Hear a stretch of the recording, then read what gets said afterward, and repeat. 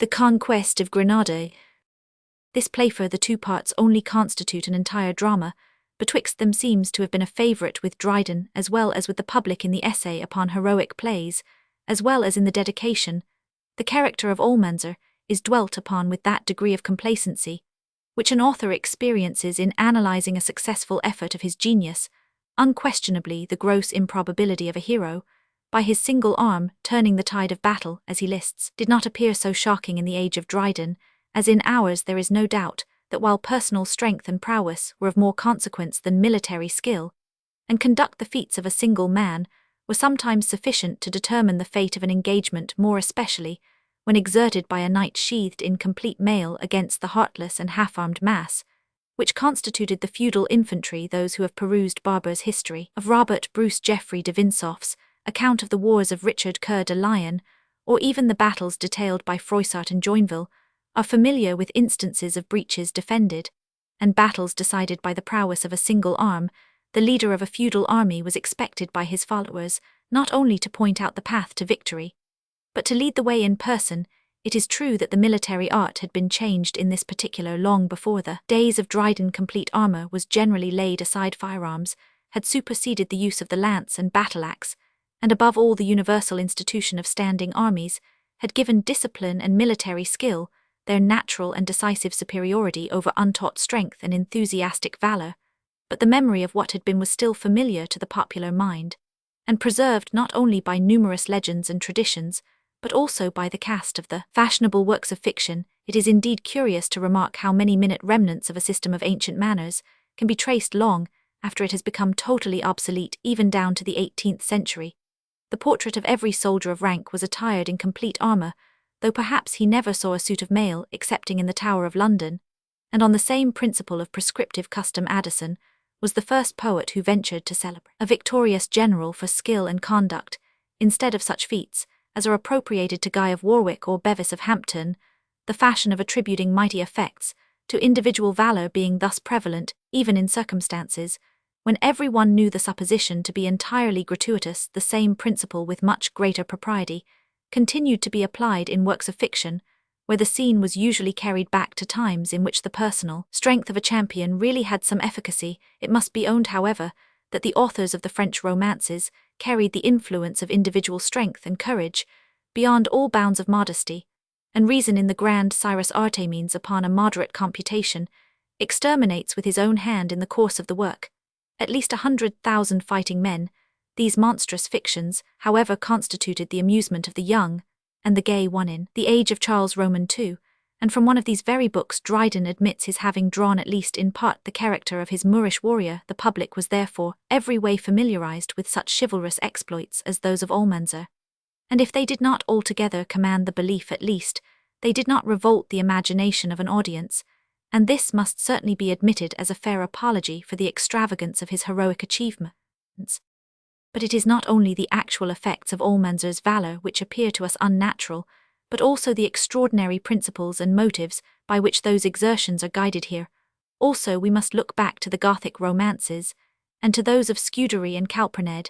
In fact, the extravagance of sentiment is no less necessary than the extravagance of achievement to constitute a true knight-errant, and such is Almanzor. Honour and love were the sole deities worshipped by this extraordinary race, who, though their memory and manners are preserved chiefly in works of fiction, did once exist in real life, and actually conducted armies and governed kingdoms upon principles as strained and hyperbolical as those of the Moorish champion. If Almanzor, at the command of his mistress, aids his hated rival to the destruction of his own hopes, he only discharges the duty of a good knight who is bound to sacrifice himself and all his hopes, and wishes at the slightest command of her to whom he had vowed his service, and who, in the language of chivalry, was to him as the soul is to the body. The reader may recollect the memorable invasion of England by James Roman IV of Scotland, in which he hazarded, and actually lost his own life, and the flower of his nobility, because the Queen of France, who called him her knight, had commanded him to march 3 miles on English ground for her sake. Less can be said to justify the extravagant language in which Almanzor threatens his enemies and vaunts his own importance. This is not common in the heroes of romance, who are usually as remarkable for their modesty of language as for their prowess, and still more seldom does in real life. a vainglorious boaster, vindicate by his actions the threats of his tongue. It is true that men of a fervent and glowing character are apt to strain their speech beyond the modesty of ordinary conversation and display in their language the fire which glows in their bosoms, but the subject of their effusions is usually connected not with their own personal qualities or feats, but with some extraneous object of their pursuit or admiration. Thus the burst of Hotspur concerning the pursuit of honor paints his enthusiastic character, but it would be hard to point out a passage indicating that exuberant confidence in his own prowess and contempt of everyone else, so liberally exhibited by Almanzor. Instances of this defect are but too thickly sown through the piece. For example, the following rant: "If from thy hands alone my death can be, I am immortal and a god to thee. If I would kill thee now, thy fate's so low that I must stoop ere I can give the blow. But mine is fixed so far above thy crown that all thy men piled on thy back can never pull it down. But at my ease thy destiny I send, by ceasing from this hour to be thy friend. Like heaven I need but only to stand still, and not concurring to thy life I kill. Thou canst no title to my duty bring. I am not thy subject and my soul's thy king. Farewell when I am gone. There's not a star of thine dare stay with thee. Ill whistle thy tame fortune after me, and whirl fate with me wheresoe'er I fly, as winds drive storms before them in the sky." This curious passage did not escape the malicious criticism of Settle, who, besides noticing the extravagant egotism of the hero, questions, with some probability, whether Abdallah would have chosen to scale Almanzor's fate at the risque of the personal consequences of having all his men piled on his own back in the same scene. Almanzor is so unreasonable as to tell his rival, "Thou shalt not dare to be so impudent as to despair."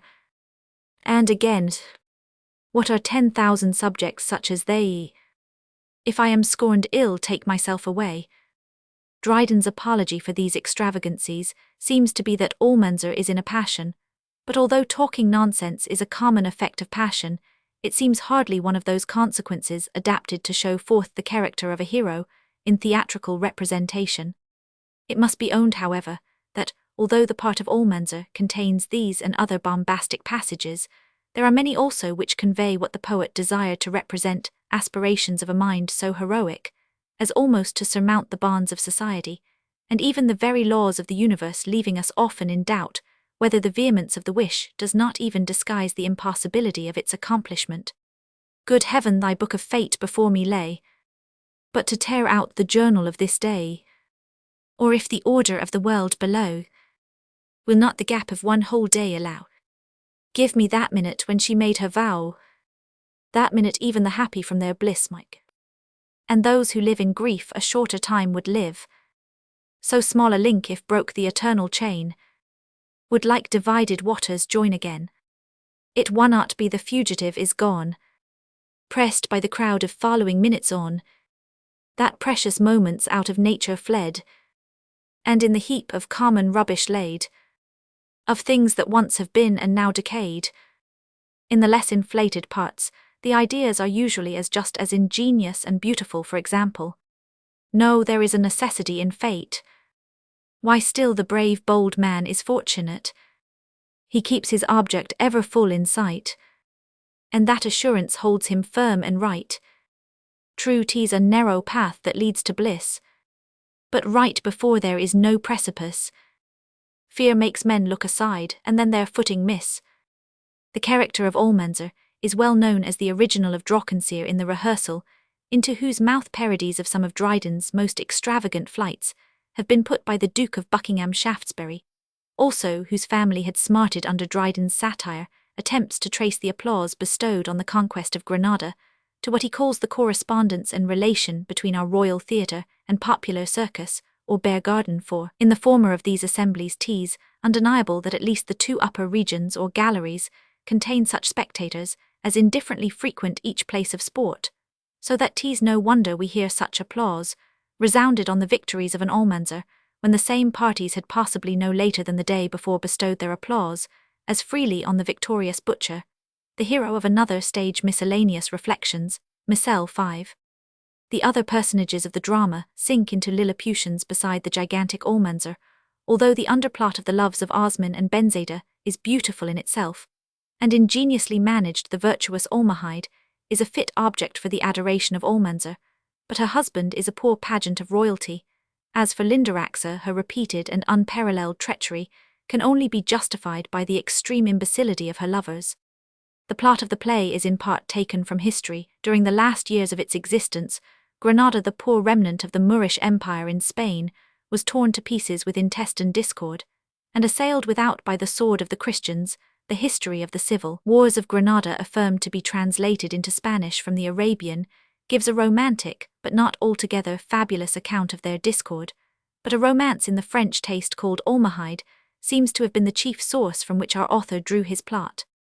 In the conduct of the story, there is much brilliancy of event. The reader or spectator is never allowed to repose on the scene before him, and although the changes of fortune are too rapid to be either probable or altogether pleasing, yet they arrest the attention by their splendor and importance, and interest us, in spite of our more sober judgment.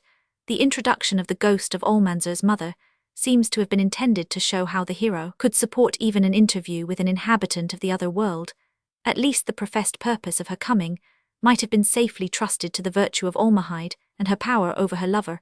It afforded an opportunity, however, to throw in some fine poetry, of which Dryden has not failed to avail himself.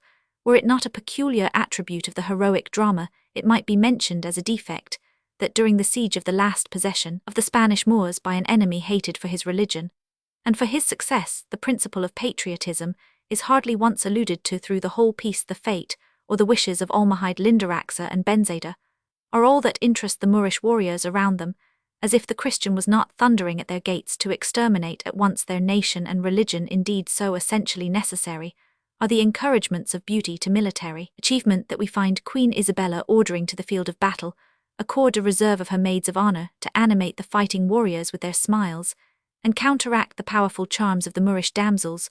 Nor is it an inferior fault that although the characters are called Moors, there is scarce any expression or allusion which can fix the reader's attention upon their locality, except an occasional interjection to Ulha or Mahomet.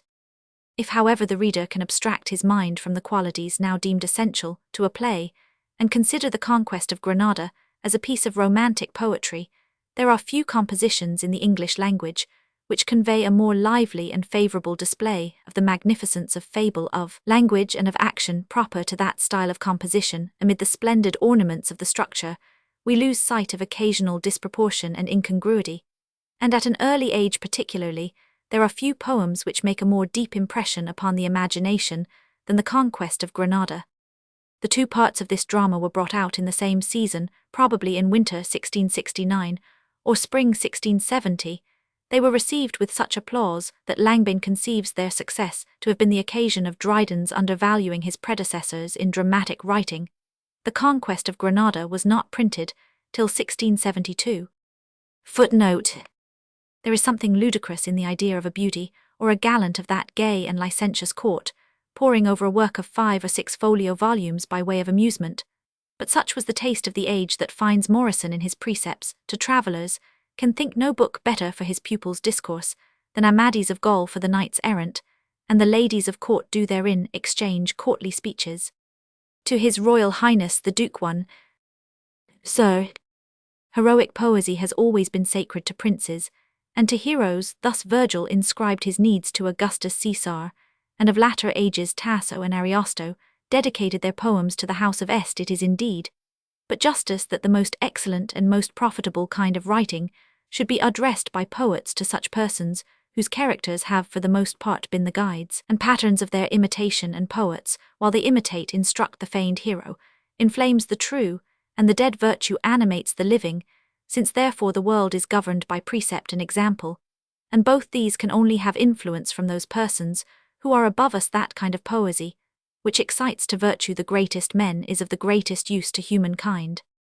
It is from this consideration that I have presumed to dedicate to your Royal Highness these faint representations of your own worth and valour in heroic poetry, or to speak more properly, not to dedicate, but to restore to you those ideas which in the more perfect part of my characters I have taken from you heroes, may lawfully be delighted with their own praises, both as they are farther incitements to their virtue, and as they are the highest returns which mankind can make them for it.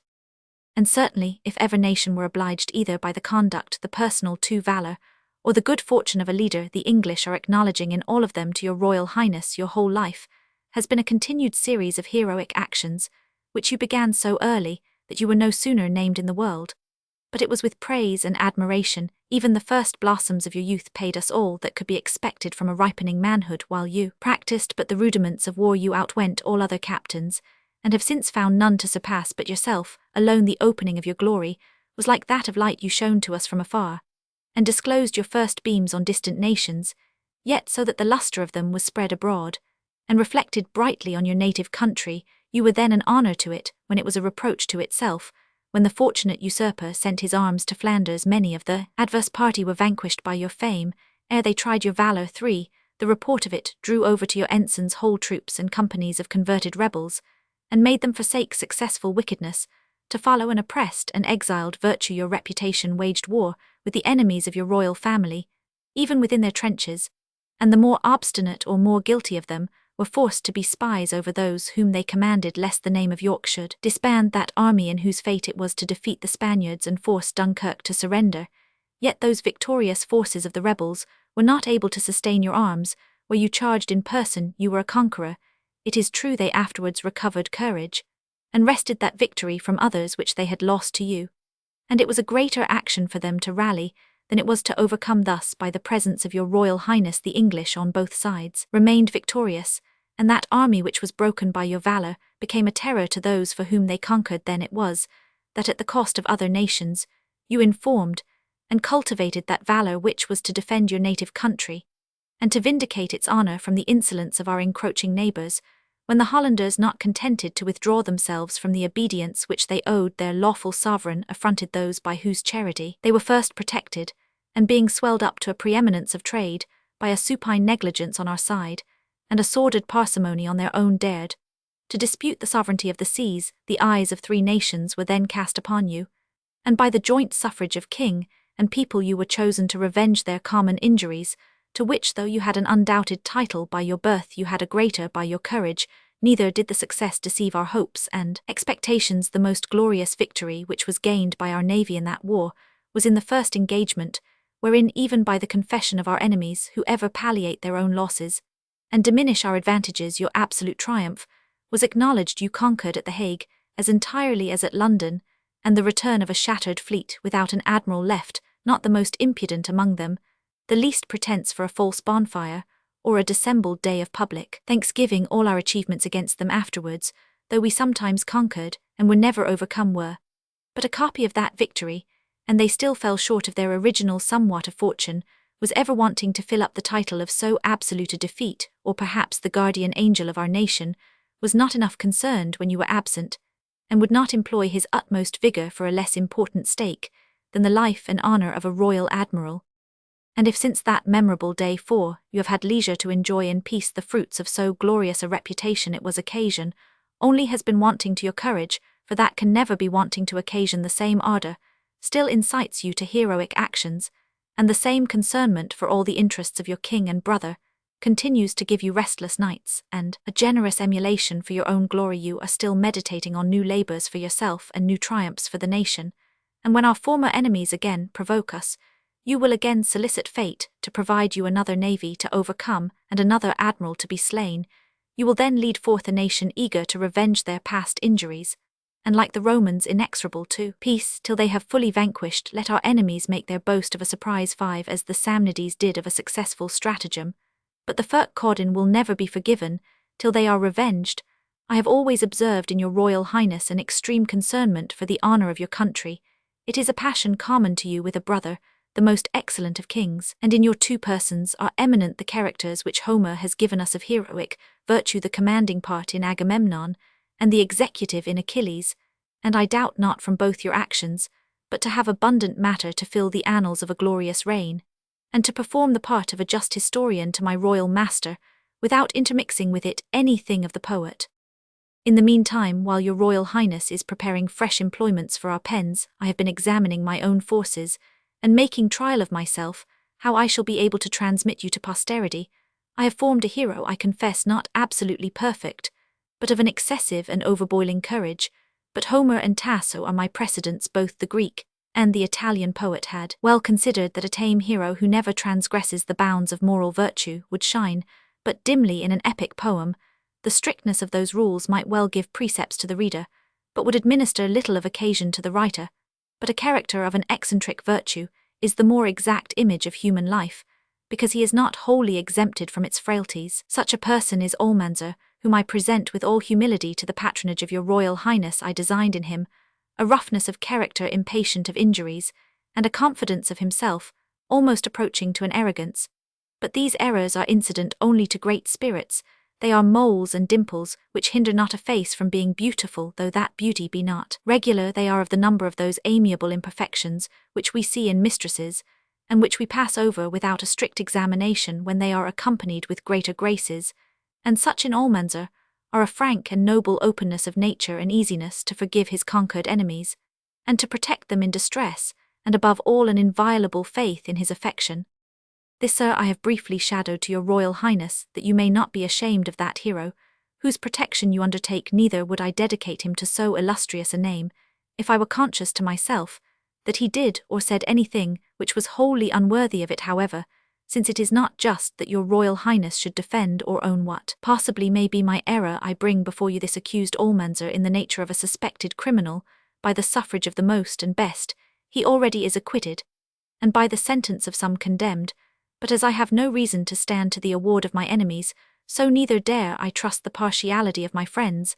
I make my last appeal to your Royal Highness as to a sovereign tribunal. Heroes should only be judged by heroes, because they only are capable of measuring great and heroic actions by the rule and standard of their own.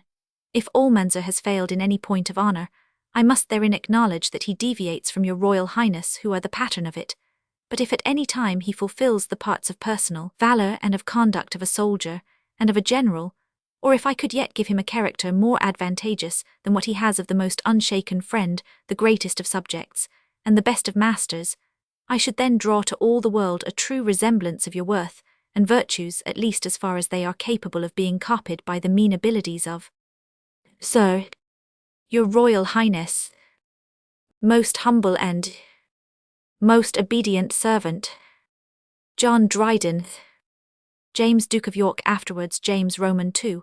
Although the valour of the unfortunate James Roman II seems to have sunk with his good fortune, there is no reason to question his having merited the compliment in the text. The Duke of Buckingham, in his memoirs, has borne witness to the intrepidity with which he encountered the dangers of his desperate naval actions with the Dutch Captain Carleton, who was also an eyewitness of his deportment on that occasion, says that while the bowls were flying thickly around the Duke of York, was wont to rub his hands and exclaim cheerfully to his captain, "Sprag, Sprag, they follow us fast."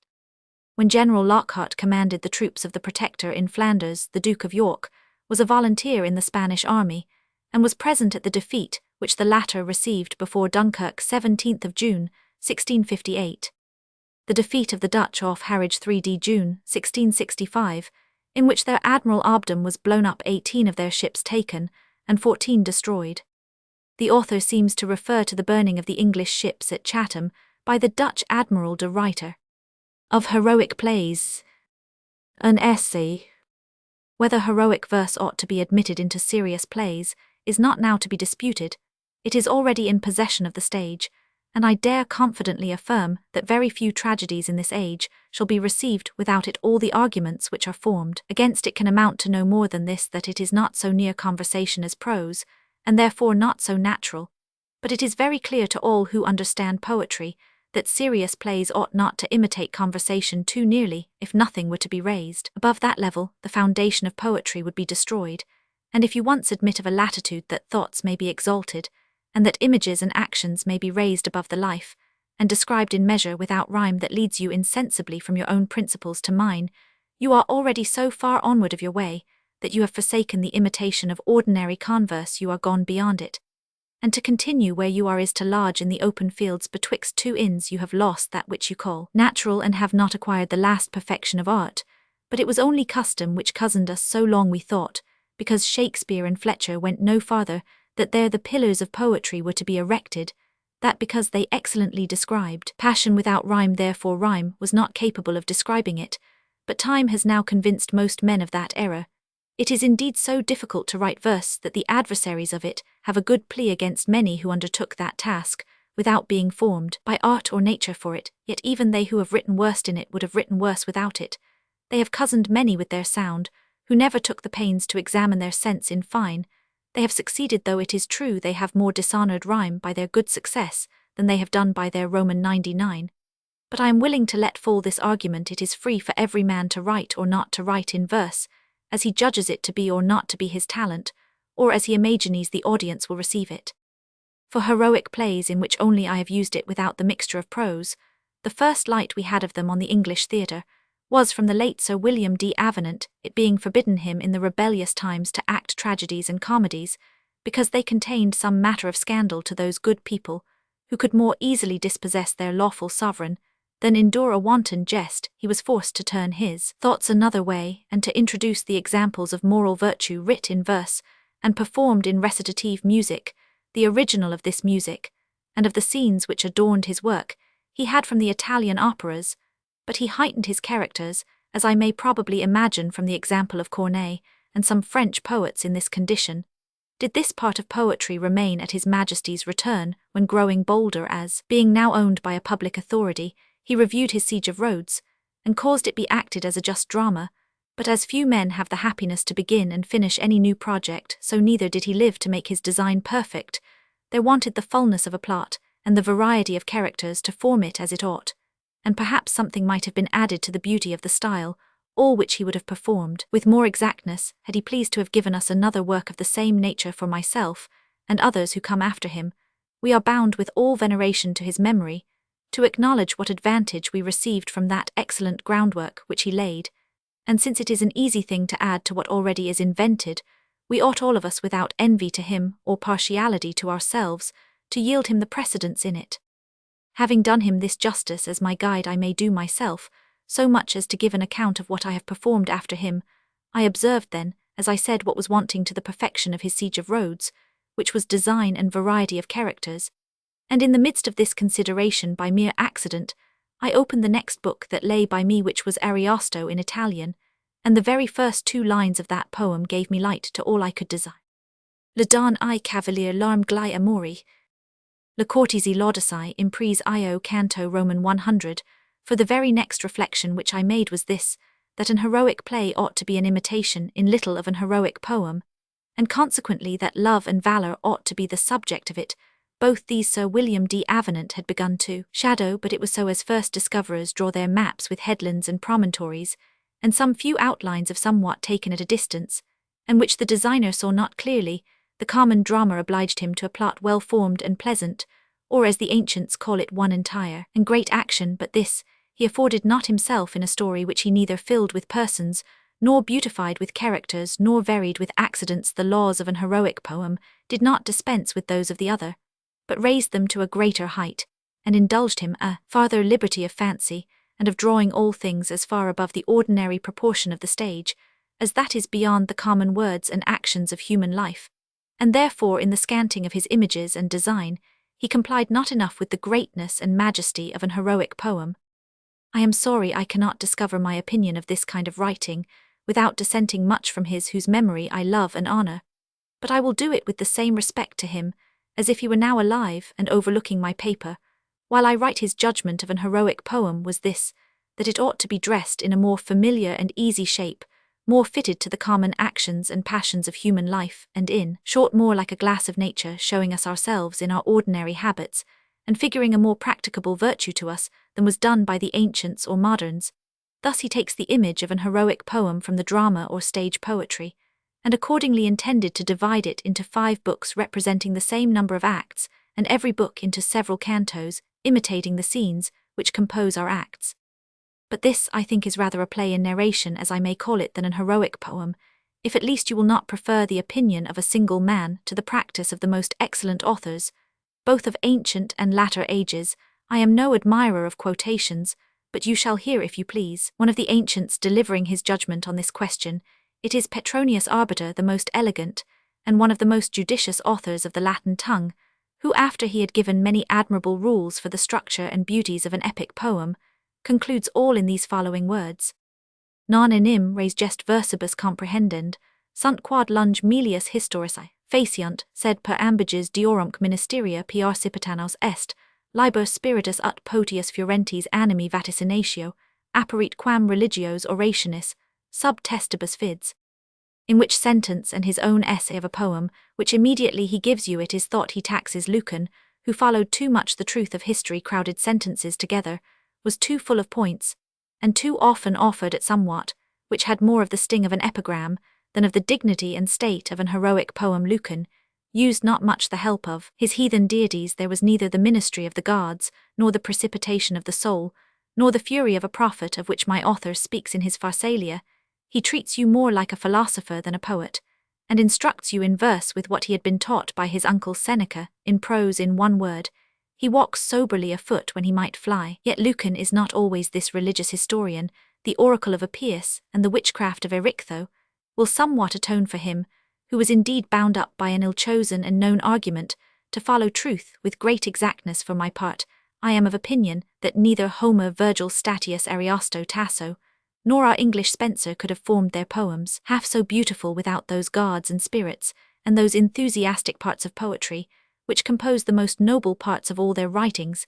And I will ask any man who loves heroic poetry, for I will not dispute their tastes, who do not, if the ghost of Polydorus in Virgil, the enchanted wood in Tasso, and the bower of bliss in Spenser, which he borrows from that admirable Italian, could have been omitted without taking from their works some of the greatest beauties in them. And if any man object the improbabilities of a spirit appearing, or of a palace raised by magic, I boldly answer him that an heroic poet is not tied to a bare representation of what is true or exceeding probable, but that he may let himself loose to visionary objects, and to the representation of such things as, depending not on sense, and therefore not to be comprehended by knowledge, may give him a freer scope for imagination. It is enough that in all ages and religions the greatest part of mankind have believed the power of magic, and that there are spirits or spectres which have appeared. This, I say, is foundation enough for poetry, and I dare farther affirm that the whole doctrine of separated beings, whether those spirits are incorporeal substances, which Mr. Hobbes with some reason thinks to imply a contradiction, or that they are a thinner and more aerial sort of bodies, as some of the fathers have conjectured, may better be explicated by poets than by philosophers or divines, for their speculations on this subject are wholly poetical. They have only their fancy for their guide, and that being sharper in an excellent poet than it is likely it should in a phlegmatic heavy gowman, will see farther in its own empire, and produce more satisfactory notions on those dark and doubtful problems. Some men think they have raised a great argument against the use of spectres and magic in heroic poetry, by saying they are unnatural, but whether they or I believe there are such things is not material.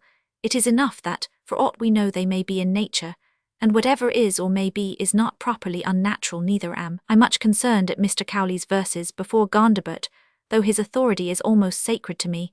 It is true he has resembled the old epic poetry to a fantastic fairyland, but he has contradicted himself by his own example, for he has himself made use of angels and visions in his Davidies, as well as Tasso in his Godfrey. What I have written on this subject will not be thought a digression by the reader, if he please to remember what I said in the beginning of this essay, that I have modelled my heroic plays by the rules of an heroic poem, and if that be the most noble, the most pleasant, and the most instructive way of writing in verse, and withal the highest pattern of human life, as all poets have agreed, I shall need no other argument to justify my choice in this imitation. One advantage the drama has above the other, namely, that it represents to view what the poem only does relate, and segnius irritant animum demissa per horas quam sunt oculi subjecta fidelibus, as Horace tells us. To those who object my frequent use of drums and trumpets, and my representations of battles, I answer, I introduced them not on the English stage. Shakespeare used them frequently, and though Jonson shows no battle in his Catiline, yet you hear from behind the scenes the sounding of trumpets, and the shouts of fighting armies. But I add farther that these warlike instruments, and even their presentations of fighting on the stage, are no more than necessary to produce the effects of an heroic play, that is, to raise the imagination of the audience, and to persuade them for the time that what they behold on the theatre is really performed. The poet is then to endeavour an absolute dominion over the minds of the spectators, For though our fancy will contribute to its own deceit, yet a writer ought to help its operation, and that the Red Bull has formerly done the same is no more an argument against our practice than it would be for a physician to forbear an approved medicine, because a mountebank has used it with success. Thus I have given a short account of heroic plays. I might now, with the usual eagerness of an author, make a particular defence of this, but the common opinion, how unjust soever, has been so much to my advantage, that I have reason to be satisfied, and to suffer with patience all that can be urged against it. For otherwise what can be more easy for me than to defend the character of Almanzor, which is one great exception that is made against the Platees, said that Almanzor is no perfect pattern of heroic virtue, that he is a contemner of kings, and that he is made to perform impossibilities.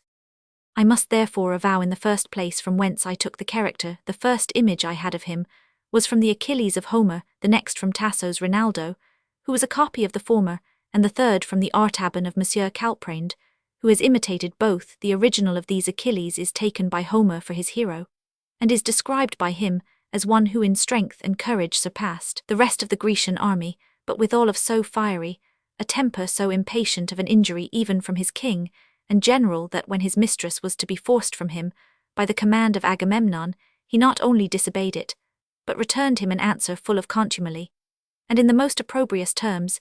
He could imagine they are Homer's words which follow, and I have cited but some few amongst a multitude. Roman 49 Roman 5 Roman 100 Roman 49 Roman 5 Nay, he proceeded so far in his insolence as to draw out his sword with intention to kill him. Roman 49 Roman 5 And if Minerva had not appeared and held his hand, he had executed his design, and it was all she could do to dissuade him from it. The event was that he left the army, and would fight no more. Agamemnon gives his character thus to Nestor. Roman 49 Roman 5 288 And Horace gives the same description of him in his Art of Poetry. Honoratum si forte repanis Achillem, inpiger iracundus inexorabilis acer, jura negit sibi nata nihil non arigit armies. Tasso's chief character Rinaldo was a man of the same temper, for when he had slain Gernando in his heat of passion, he not only refused to be judged by Godfrey his general, but threatened that if he came to seize him, he would write himself by arms upon him. Witness these following lines of Tasso. Venga egli o mundi io terro fermo il piede. Giudici fian tra noi la sort e l'arm. Fera tragedia vuol ci presenti. Per lor deporto alle nemic genti.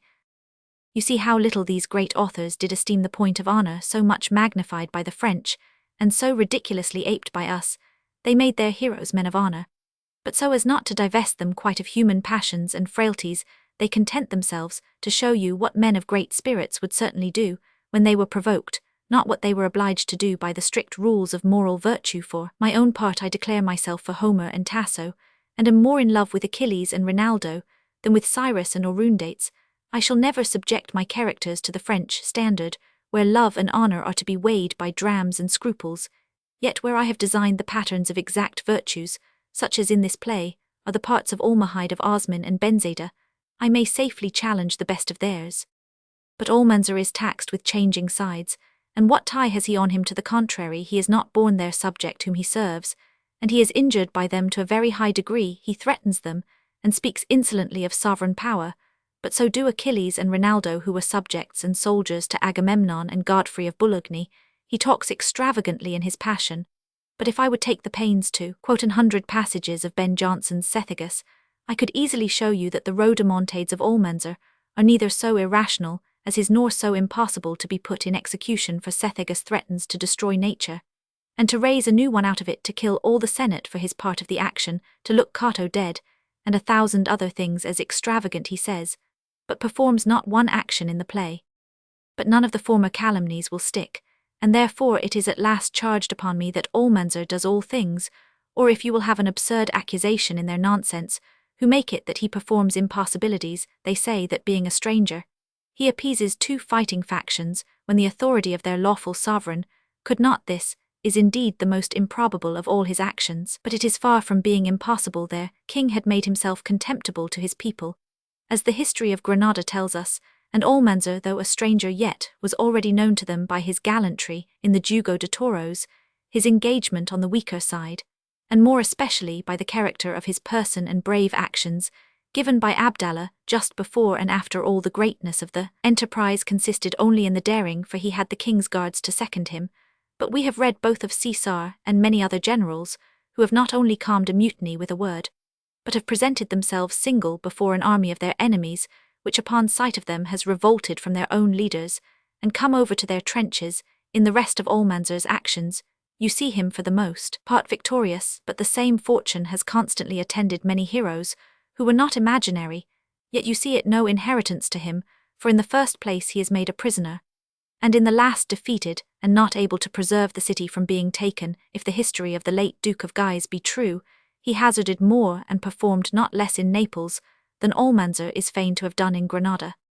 I have been too tedious in this apology, but to make some satisfaction I will leave the rest of my play exposed to the critics without defence.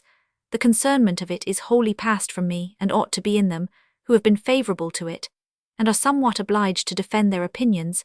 That there are errors in it I deny not. Est aper in tanto fas est arbiter somnum. But I have already swept the stakes, and with the common good fortune of prosperous gamesters, can be content to sit quietly to hear my fortune cursed by some and my faults arraigned by others, and to suffer both without reply.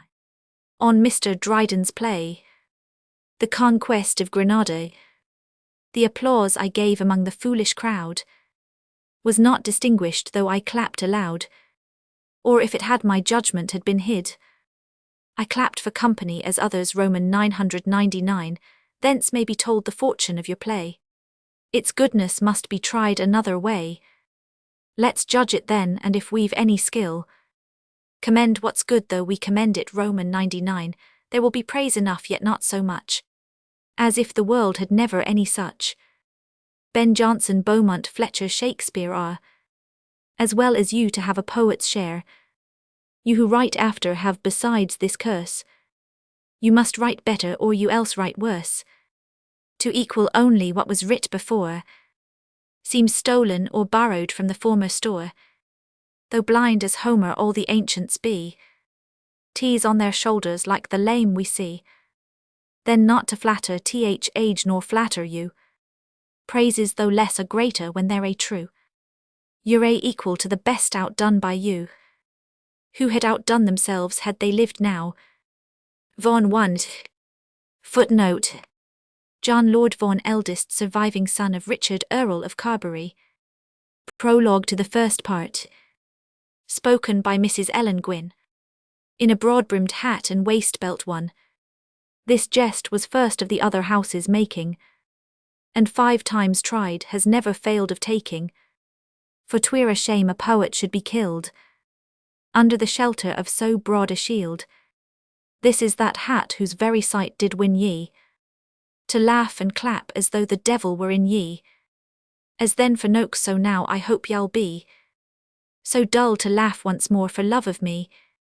I'll write a play, says one, for I have got a broad-brimmed hat and waist-belt towards a plot. Says the other, I have one more large than that. Thus they outright each other with a hat. The brims still grew with every play they writ, and grew so large they covered all the wit. Hat was the play, 'twas language, wit and tale, like them that find meat, drink and cloth in it. What dullness do these mongrel wits confess, when all their hope is acting of address? Thus too the best comedians of the age must be worn out with being blocks o' the stage, like a young girl who better things has known. Beneath their poet's impotence they groan. See now what charity it was to save. They thought you liked what only you forgave, and brought you more dull sense much worse than brisk gay nonsense and the heavier curse. They bring old iron and glass upon the stage, to barter with the Indians of our age. Still they write on and like great authors show, but tease as rollers in wet gardens grow, heavy with dirt and gathering as they go.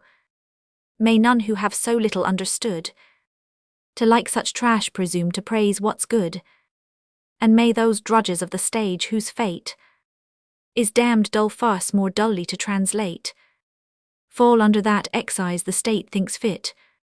to set on all French wares whose worst is wit. French farce worn out at home is sent abroad, and patched up here is made our English mode. Henceforth let poets ere allowed to write, be searched like duelists before they fight, for wheelbrod hats dull honour all that chaff, which makes you mourn and makes the vulgar laugh, for these in plays are as unlawful arms, as in a combat coats of mail and charms. Footnote: there is a vague tradition that in this grotesque dress for the brims of the hat were as broad as a cartwheel. Nell Gwyn had the good fortune first to attract the attention of her royal lover. Where the jest lay is difficult to discover. It seems to have originated with the Duke of York's players. Dramatis person: Mahomet Boabdellin, the last king of Granada, Prince Abdallah his brother, Abdul Melech chief of the Abencerrages, Zulema chief of the Zegris, Abenema an old Abencerrago, Salin an old Zegri, Osman a brave young Abencerrago son to Abenema, Hamit brother to Zulema a Zegri, Gomel a Zegri, Almanzor, Ferdinand king of Spain, Duke of Arcos his general, Don Alonso de Aguilar a Spanish captain, Almahide queen of Granada, Lindarax a sister of Zulema a Zegri lady, Benzeda daughter to Selin, Esperanza slave to the queen, Halima slave to Lindaraxa, Isabella queen of Spain, messengers, guards, attendants, men and women, seen Granada and the Christian camp besieging it, Almanzor and Almahide, or the conquest of Granada. The first part.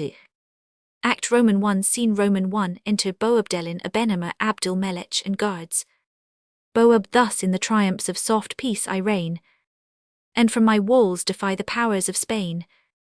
With pomp and sports my love I celebrate, while they keep distance and attend my state. Parent to her whose eyes my soul enthralled to obey, whom I in hope already father call. Abenema, thy youth these sports has known, of which thy age is now spectator grown. Judge like thou sitst to praise or to arraign the flying skirmish of the darted cane.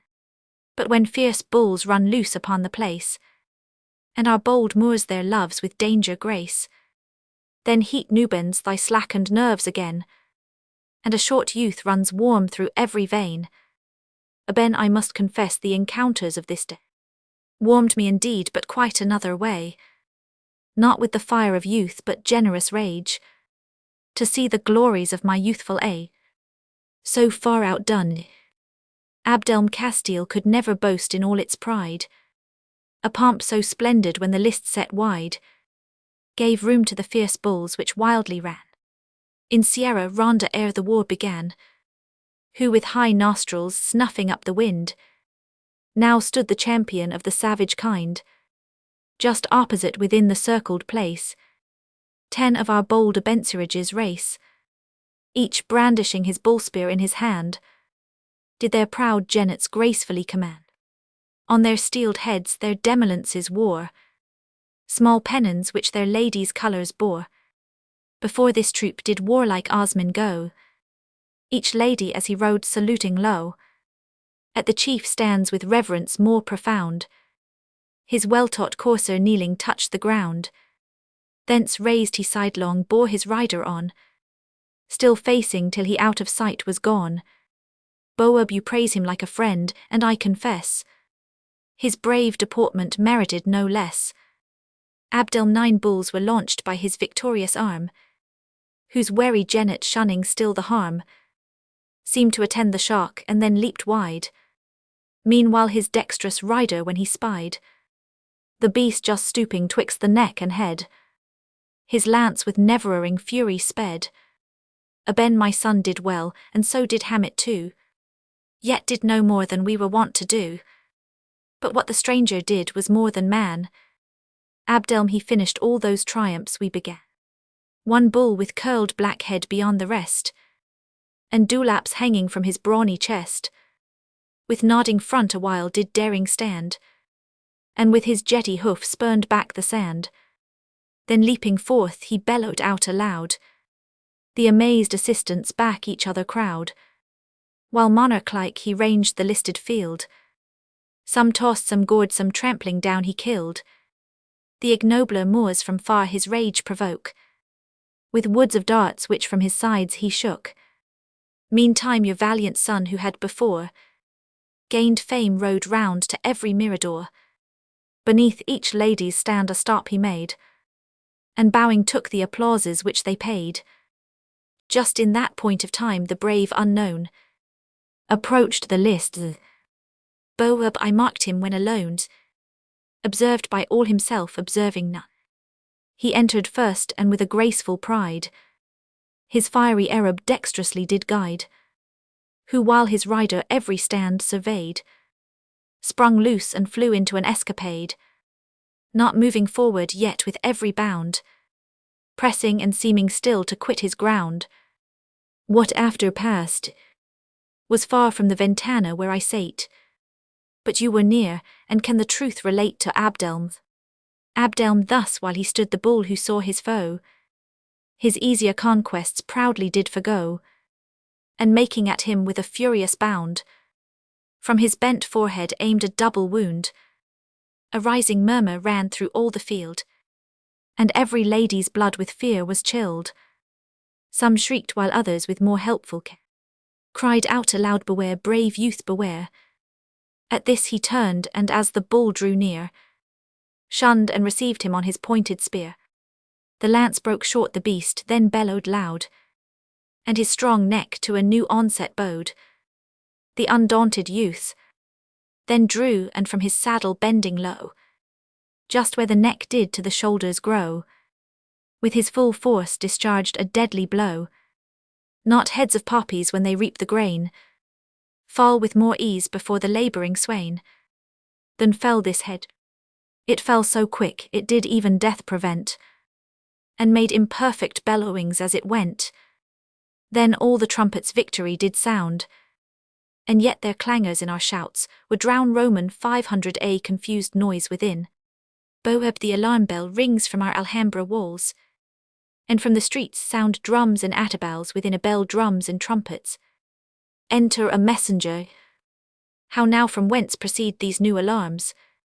Mess the two fierce factions are again in arms, and changing into blood the day's delight. The Zegries with the Abensirages fight. On each side their allies and friends appear. The Maccas here, the Alabses there. The Ghazouls with the Bensirages join, and with the Zegries all great Gomel's line. Boab draw up behind the Vivarambla place. Double my guards these factions I will face, and try if all the fury they can bring be proof against the presence of their king. Exit Boab. The factions appear at the head of the Abensirages, Osman at the head of the Zegries, Zulema, Hamit Gomel, and Selin Abenhamar and Abdul Melech joined with the Abensirages. Zul the faint Abensirages quit their ground. Press them, put home your thrusts to every wound. Abdelm Zegri on manly force our line relies. Thine poorly takes the advantage of surprise. Unarmed and much outnumbered we retreat. You gain no fame when basely you defeat. If thou art brave, seek nobler victory. Save Moorish blood, and while our bands stand by, let 2 and 2 an equal combat try. Ham tease not for fear the combat we refuse, but we our gained advantage will not lose. Zul in combating but 2 of you will fall, and we resolve we will dispatch you all. Azam well double yet the exchange before we die, and each of ours 2 lives of yours shall buy. Almanzor enters betwixt them, as they stand ready to engage. I cannot stay to ask which cause is best, but this is so to me because oppressed goes to the Aben. To them Boabdelin and his guards going betwixt them. Boab on your allegiance I command you stay. Who passes here through me must make his way. My life's the isthmus through this narrow line. You first must cut before those seas can join. What fury Zegries has possessed your minds? What rage the brave Abensirages blinds? If of your courage you new proofs would show, without much travel you may find a foe. Those foes are neither so remote nor few. that you should need each other to pursue. Lean times and foreign wars should minds unite, when poor men mutter but they seldom fight. O holy Ilha that I live to see, thy granadines assist their enemy. You fight the Christians' battles every life, you lavish thus in this intestine strife. Does from our weak foundations take one prop, which help to hold our sinking country up. Argumentative fit our private enmity should cease. Though injured first, yet I will first seek peace. Zul no murderer, no, I never will be one to peace with him whose hand has slain my son. Azim my prophet's curse on me and all the Abensirages light. If unprovoked I with your son did fight, Abdelm a band of Zegris ran within the place, matched with a troop of 30 of our race. Your son and Osman the first squadrons led, which 10 by 10 like Parthians charged and fled. The ground was strowed with canes where we did meet, which crackled underneath our coursers' feet. When Tarifa I saw him ride apart, changed his blunt cane for a steel-pointed dart, and meeting Osman next, who wanted time for treason to provide, he basely threw it at him undefied. Azim showing his arms witnessed this blood which, when by treason sought, that followed so which to myself I ought. Zul his hate to thee was grounded on a grudge, which all our generous Zegris just did judge. Thy villain blood thou openly didst place above the purple of our kingly race. Boab from equal stems their blood both houses drew. They from Morocco, you from Cordova. Ham their mongrel race is mixed with Christian breed. Hence 'tis that they those dogs in prisons feed. Abdelm our holy prophet wills that charity should even to birds and beasts extended be. None knows what fate is for himself designed. The thought of human chance should make us kind. Gone we waste that time we to revenge should give. Fall on let no Abensirago live advancing before the rest of his party Almanzor, advancing on the other side, and describing a line with his sword. Alments upon thy life pass not this middle space. Sure death stands guarding the forbidden place. Gone to dare that death I will approach yet nigher. Thus wert thou compassed in with circling fire they fight. Boab disarm them both if they resist you kill Almanzor in the midst of the guards kills Gomel, and then is disarmed. Alments now you have but the leavings of my will. Boab kill him this insolent unknown shall fall, and be the victim to atone you all. Azim if he must die not one of us will live. That life he gave for us for him we give. Boab it was a traitor's voice that spoke those words. So are you all who do not sheath your swords. Zul outrage unpunished when a prince is by. Forfeits to scorn the rights of majesty. No subject his protection can expect. Who what he owes himself does first neglect. Aben this stranger, sir, is he, who lately in the Viverambler place did with so loud applause your triumphs grace. Boab the word which I have given ill not revoke. If he be brave he's ready for the stroke. Alments no man has more contempt than I of breath. But whence hast thou the right to give me death? Obeyed as sovereign by thy subjects be. But know that I alone am king of me. I am as free as nature first made man, ere the base laws of servitude began. When wild in woods the noble savage ran. Boab since then no power above your own. Mankind should use you like a common foe. You should be hunted like a beast of prey. By your own law I take your life away. Alments my laws are made, but only for my sake. No king against himself a law can make. If thou pretends to be a prince like me, blame not an act which should thy pattern be. I saw thee oppressed and thought it did belong to a king's office to redress the wrong. I brought that succour which thou oughtst to bring, and so in nature am thy subjects' king. Boab, I do not want your counsel to direct, or aid to help me punish or protect.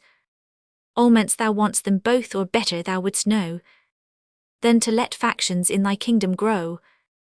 Divided interests while thou thinkst to sway, draw like two brooks thy middle stream away. For though they band and jar, yet both combine to make their greatness by the fall of thine. Thus like a buckler thou art held in sight, while they behind thee with each other fight. Bow up away, and execute him instantly to his guards. All men stand off, I have not leisure yet to die. To them enter Abdallah hastily. Abdul, hold, sir, for heaven's sake hold. Defer this noble stranger's punishment, or your rash orders you will soon repent. Bow up, brother, you know not yet his insolence. Abdul, upon yourself you punish his offence. If we treat gallant strangers in this sort, mankind will shun the inhospitable court. And who henceforth to our defence will come, if death must be the brave Almanzor's doom? From Africa I drew him to your aid, and for his succour have his life betrayed.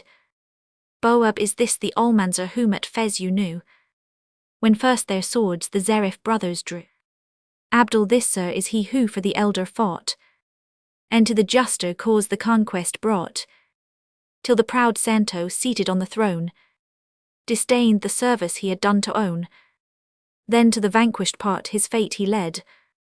The vanquished triumphed and the victor fled.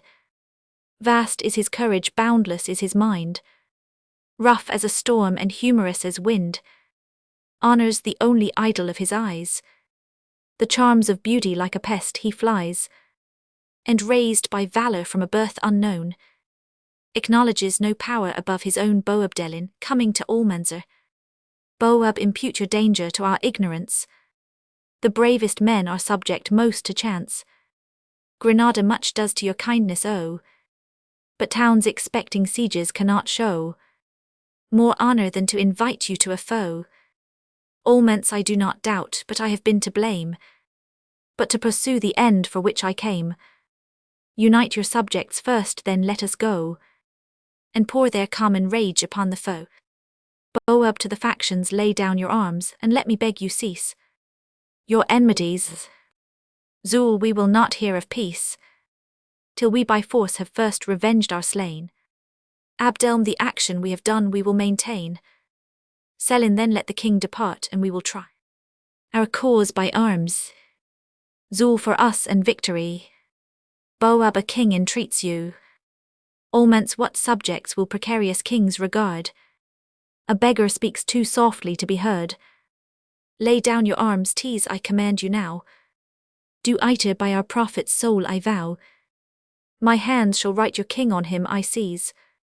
Now let me see whose look but disobeys.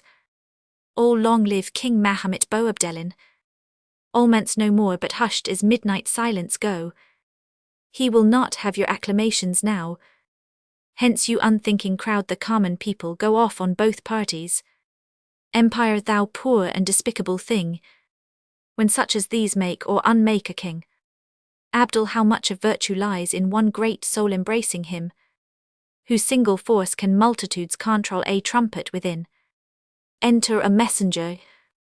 Messen, the Duke of Arcos, sir, does with a trumpet from the foe appear. Boab, attend him, he shall have his audience here. Enter the Duke of Arcos. Roman 500, Arcos, the monarchs of Castile and Aragon, have sent me to you to demand this town, to which their just and rightful claim is known. Boab, tell Ferdinand my right to it appears, by long possession of 800 years, when first my ancestors from Afric sailed. In Rodric's death your Gothic title failed. Roman 500, Arcos, the successors of Rodric, still remain, and ever since have held some part of Spain, even in the midst of your victorious powers. The Asturias and all Portugal were ours. You have no right except you force allow, and if yours then was just so ours is now. Boab, 'tis true from force the noblest title springs. I therefore hold from that which first made kings. Roman 500, Arcos, since then by force you prove your title true. Ours must be just because we claim from you, when with your father you did jointly reign, invading with your Moors the south of Spain. I who that day the Christians did command, then took and brought you bound to Ferdinand. Boab, ill here no more defer what you would say. In private well discourse some other day. Roman 500 arcos, so you shall hear however you are loth, that like a perjured prince you broke your oath. To gain your freedom you a contract signed, by which your crown you to my king resigned. From thenceforth as his vassal holding it, and paying tribute such as he thought fit, contracting when your father came to die, to lay aside all marks of royalty, and at Percina privately to live, which in exchange King Ferdinand did give. Boab the force used on me made that contract void. Roman 500 arcos, why have you then its benefits enjoyed? By it you had not only freedom then, but since had aid of money and of men. And when Granada for your uncle held, you were by us restored and he expelled. Since that in peace we let you reap your grain, recalled our troops that used to beat your plain. And more, Almonts, yes, you did with wondrous care, against his rebels prosecute the war, while he secure in your protection slept. For him you took but for yourself you kept. Thus as some fawning usurer does feed, with present sums the unwary spendthrift's need.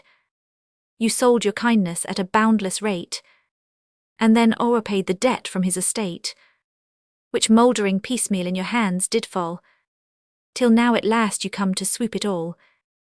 Roman 500 arcos, the wrong you do my king I cannot bear, whose kindness you would odiously compare. The estate was his which yet since you deny, he's now content in his own wrong to buy. Almonts, and he shall buy it dear what his he calls. We will not give one stone from out these walls. Boab, take this for answer then, whate'er your arms have conquered of my land, I will for peace resign to Ferdinand. To harder terms my mind I cannot bring, but as I still have lived will die a king.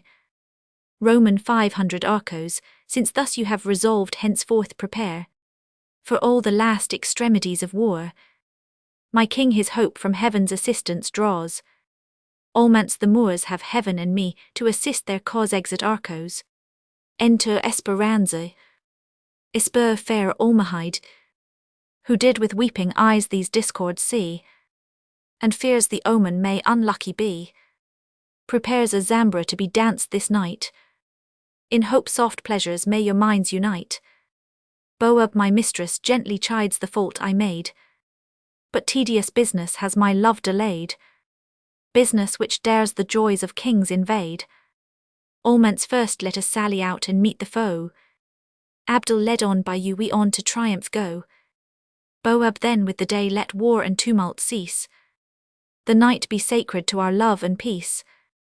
'Tis just some joys on weary kings should wait, 'tis all we gain by being slaves to state exeunt. Act Roman 2, Scene Roman 1. Enter Abdallah Abdul Melech Osman Zulema, and Hamit as returning from the sally. Abdul this happy day does to Granada bring a lasting peace and triumphs to the king. The two fierce factions will no longer jar, since they have now been brothers in the war. Those who apart in emulation fought, the common danger to one body brought, and to his cost the proud Castilian finds our Moorish courage in united minds. Abdelm, since to each other's aid our lives we owe, lose we the name of faction and of foe, which I to Zulema can bear no more.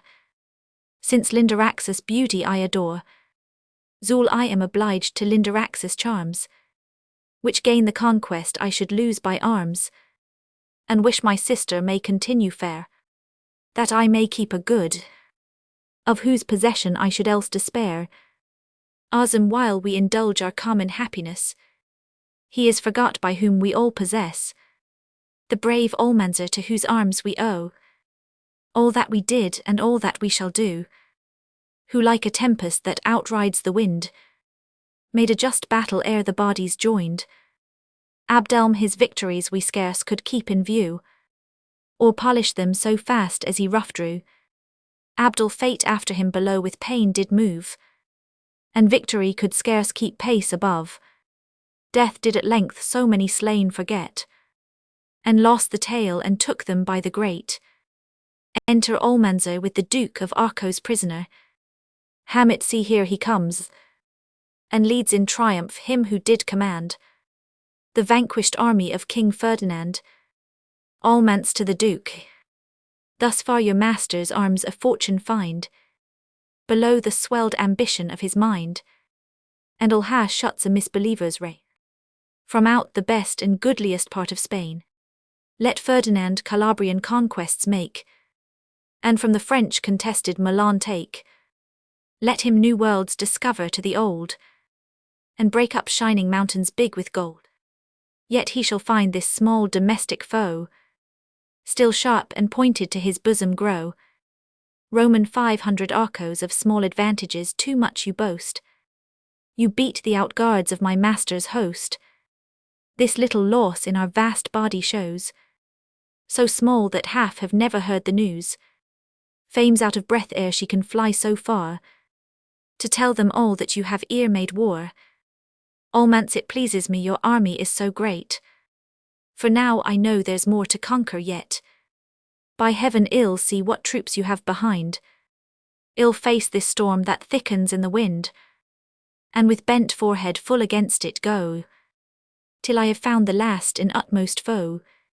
Roman 500 arcos, believe you shall not long attend in vain.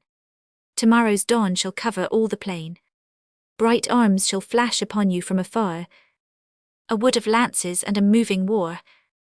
But I, unhappy in my bonds, must yet be only pleased to hear of your defeat, and with a slave's inglorious ease remain, till conquering Ferdinand has broke my chain. Almance, vain man, thy hopes of Ferdinand are weak. I hold thy chain too fast for him to break. But since thou threatenst us ill, set thee free, that I again may fight and conquer thee. Roman 500 arcos, old as I am, I take thee at thy word, and will tomorrow thank thee with my sword.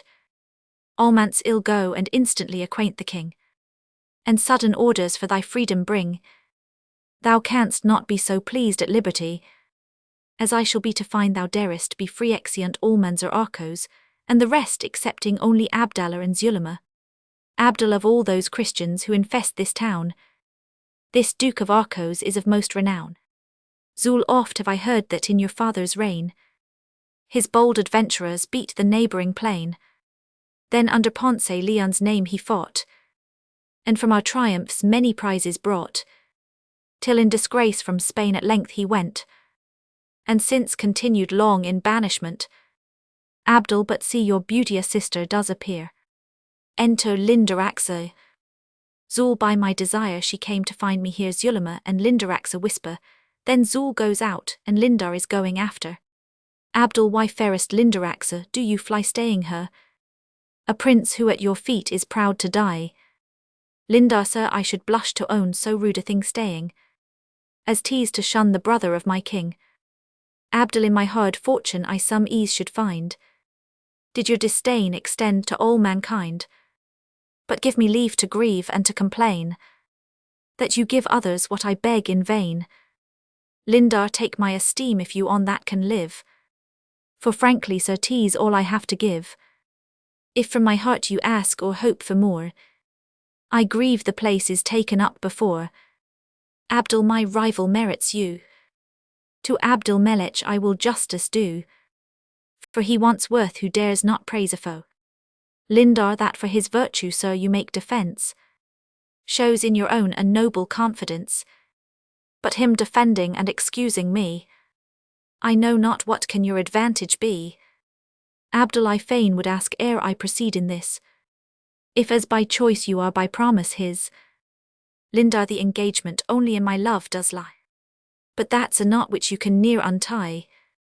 Abdul, when cities are besieged and treat to yield, if there appear relievers from the field, the flag of parley may be taken down, till the success of those without is known. Lindar, though Abdul Melech has not yet passed, yet I have sealed the treaty in my breast. Abdul, your treaty has not tied you to a day, some chance might break it would you but delay. If I can judge the secrets of your heart, ambition in it has the greatest part, and wisdom then will show some difference. betwixt a private person and a prince. Lindar princes are subjects still. Subject and subject can small difference bring. The difference is twixt subjects and a king. And since sir you are none your hopes remove. For less than empire ill not change my love. Abdul, had I a crown, all I should prize in it should be the power to lay it at your feet. Lindar, had you that crown which you but wish not hope, then I perhaps might stoop and take it up. But till your wishes and your hopes agree, you shall be still a private man with me. Abdul, if I am king and if my brother die, Lindar too, if scarce make one possibility. Abdul, the rule of happiness by reason scare. You may be happy with a private man. Lindar, that happiness I may enjoy, 'tis true. But then that private man must not be you. Where'er I love I am happy in my choice. If I make you so you shall pay my price.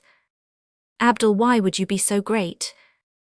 Lindar, because I've seen this day what 'tis to hope to be a queen. Heaven, how you all watched each motion of her eye. None could be seen while Almahide was by. Because she is to be her majesty. Why would I be a queen because my face would wear the title with a better grace? If I became it not yet it would be part of your duty then to flatter me. These are but half the charms of being great. I would be somewhat that I know not yet. Yes, I avow the ambition of my soul. To be that one to live without control. And that's another happiness to me. To be so happy as but one can be. Abdul, madam, because I would all doubts remove. Would you, were I a king, accept my love? Lindar, I would accept it, and to show 'tis true, from any other man as soon as you.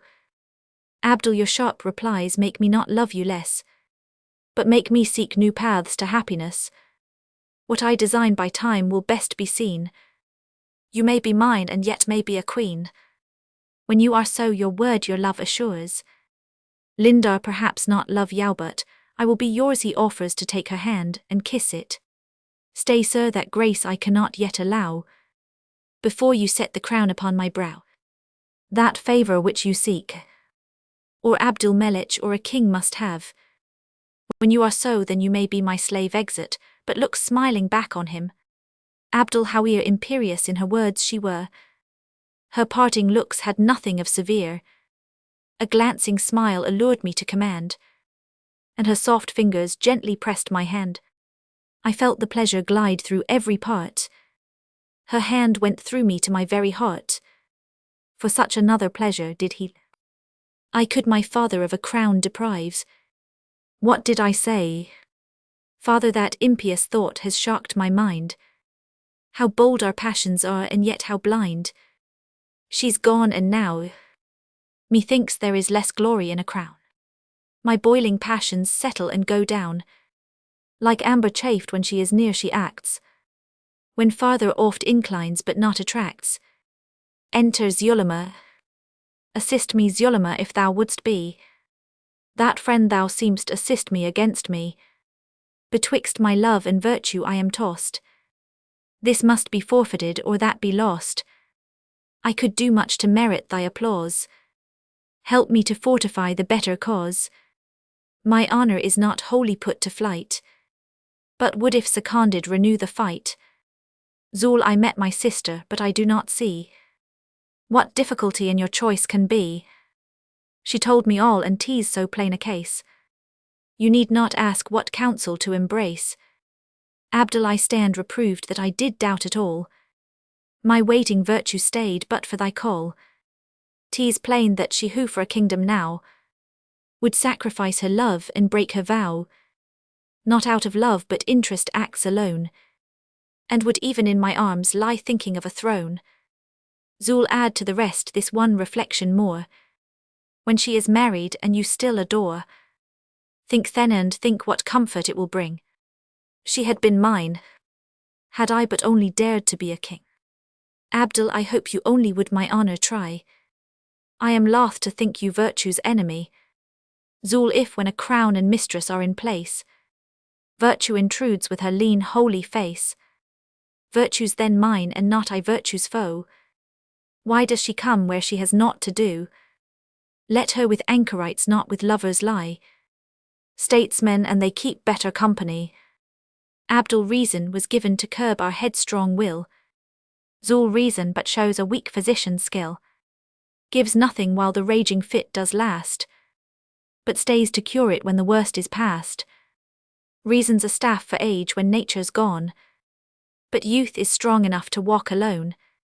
Abdul in cursed ambition I no rest should find, but must for ever lose my peace of mind.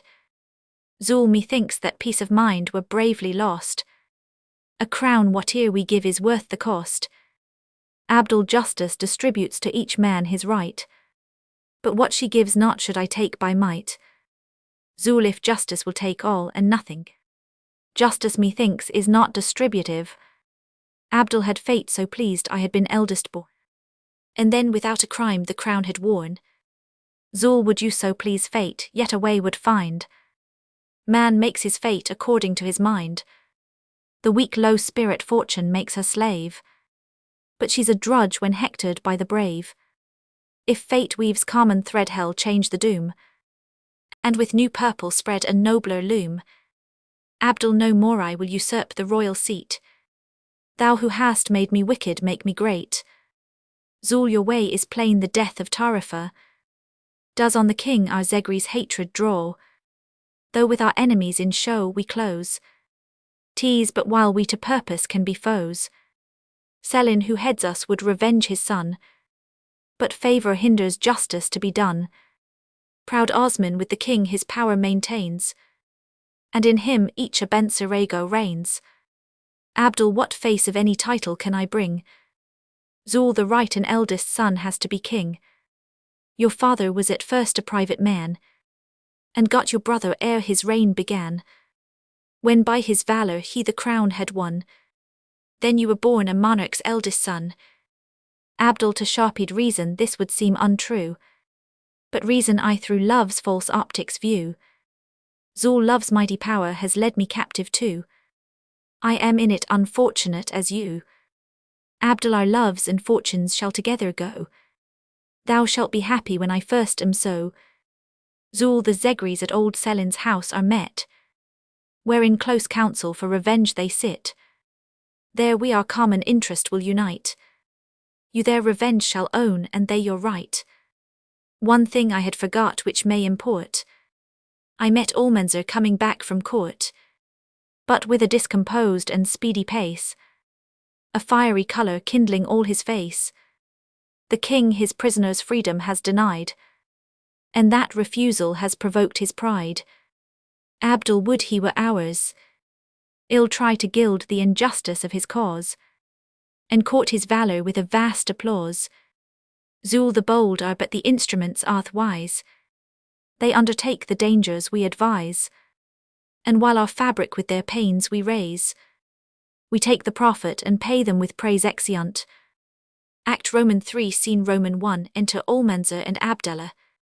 Almance that he should dare to do me this disgrace, is fool or coward writ upon my face.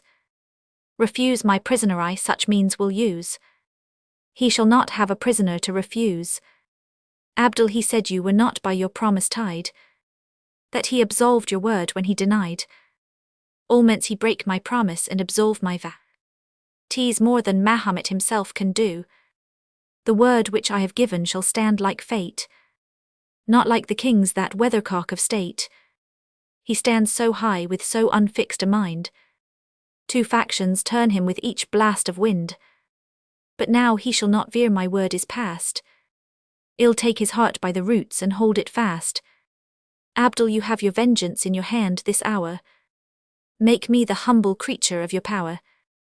The Granadines will gladly me obey, tired with so base and impotent a sway. And when I show my title you shall see, I have a better right to reign than he. Almance it is sufficient that you make the claim. You wrong our friendship when your right you name. When for myself I fight I weigh the cause, but friendship will admit of no such laws. That weighs by the lump and when the cause is light, puts kindness in to set the balance right. True, I would wish my friend the juster side, but in the unjust my kindness more is tried, and all the opposition I can bring is that I fear to make you such a king. Abdul, the majesty of kings we should not blame, when royal minds adorn the royal name. The vulgar greatness too much idolize, but haughty subjects it too much despise. Almance I only speak of him, whom pomp and greatness sit so loose about, that he wants majesty to fill them out. Abdul, haste then and lose no time. The business must be enterprised this night. We must surprise the court in its delight. Almance for you to will, for me 'tis to obey. But I would give a crown in open day. And when the Spaniards their assault begin, at once beat those without and these within. Exit Almance. Enter Abdul Melich. Abdelm Abdallah, hold theirs somewhat I intend, to speak not as your rival but your friend. Abdul, if as a friend I am obliged to hear, and what a rival says I cannot fear. Abdelm, think brave Abdallah what it is you do, your quiet honor and our friendship too, all for a fickle beauty you forgo. Think and turn back before it be too late. Behold in me the example of your fate. I am your sea mark, and though wrecked and lost, my ruins stand to warn you from the coast. Abdul, your counsels, noble Abdul Melich, move my reason to accept them, not my love. Ah, why did heaven leave man so weak defense, to trust frail reason with the rule of sense? 'Tis overpoised and kicked up in the air, while sense weighs down the scale and keeps it there. Or like a captive king 'tis borne away, and forced to countenance its own rebel sway. Abdelm, no, our reason was not vainly lent, nor is a slave but by its own consent. If reason on his subjects' triumph wait, an easy king deserves no better fate. Abdul, you speak too late, my empire's lost too far. I cannot fight. Abdelm, then make a flying war. Dislodge betimes before you are beset. Abdul, her tears, her smiles, her every look's a net. Her voice is like a siren's of the land, and bloody hearts lie panting in her hand. Abdelm, this do you know, and tempt the danger still. Abdul, love like a lethargy has seized my will. I am not myself since from her sight I went.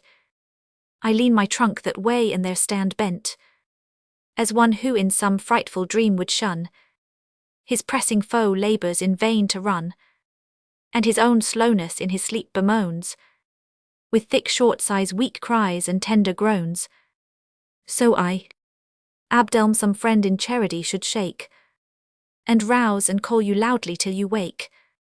Too well I know her blandishments to gain, usurper-like till settled in her reign. Then proudly she insults and gives you cares, and jealousy's short hopes and long despairs. To this hard yoke you must hereafter bow, howe'er she shines all golden to you now. Abdul, like him who on the ice slides swiftly on and sees the water near, yet cannot stop himself in his career, so am I carried this enchanted place.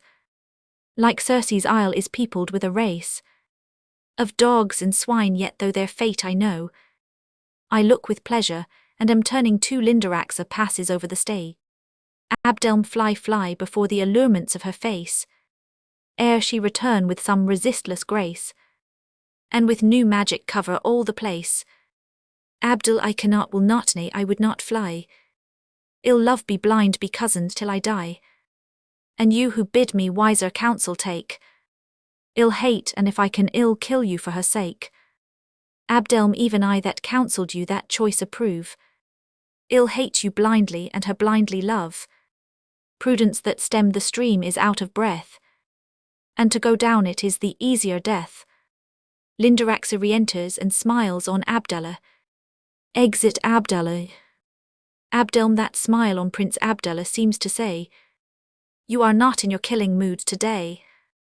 Men brand indeed your sex with cruelty, but you are too good to see poor lovers die. This godlike pity in you I extol, and more because like heaven's tease general.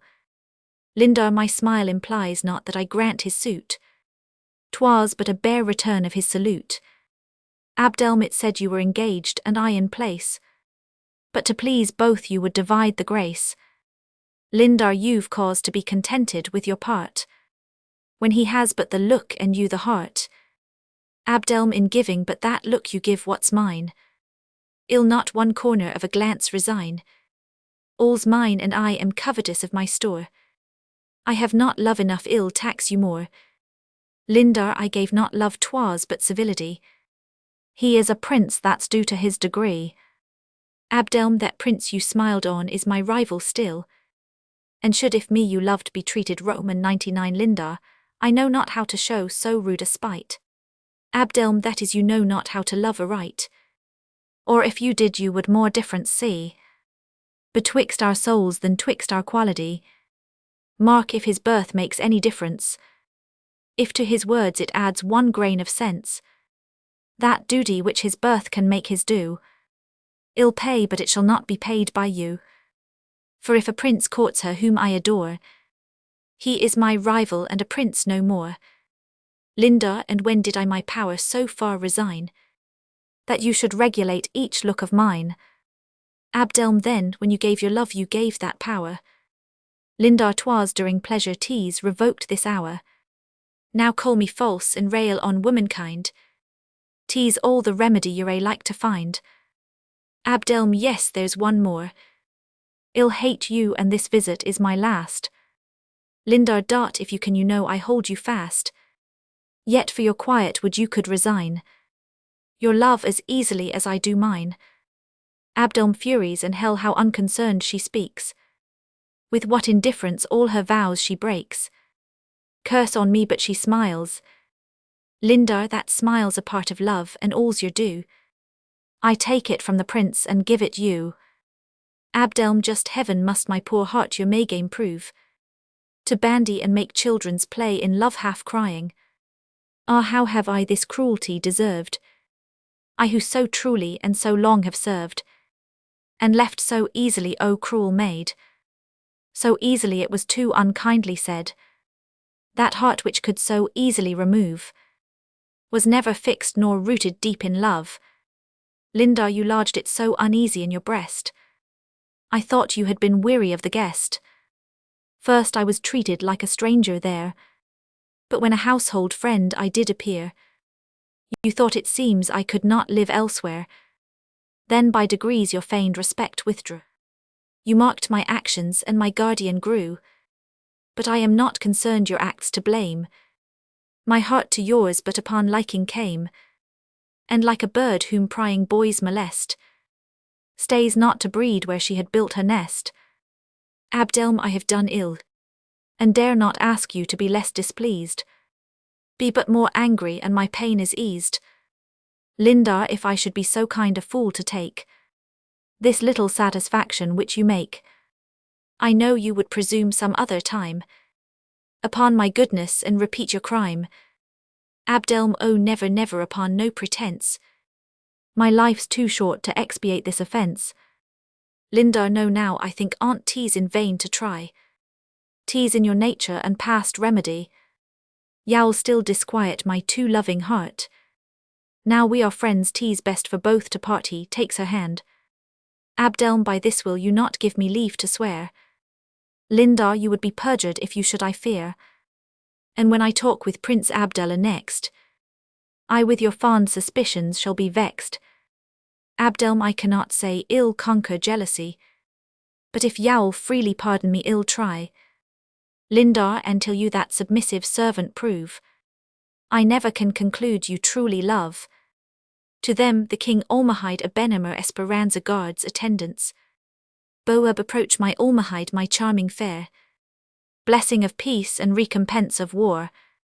This night is yours, and may your life still be the same in joy though not solemnity. The Zambra dance. Song. Roman 1. Beneath a myrtle shade, which love for none but happy lovers made, I slept and straight my love before me brought. Philly's the object of my waking thought. Undressed she came my flames to meet, while love strewed flowers beneath her feet. Flowers which so pressed by her became more sweet. Roman too from the bright vision's head. A careless veil of lawn was loosely spread. From her white temples fell her shaded hair, like cloudy sunshine not too brown nor fair.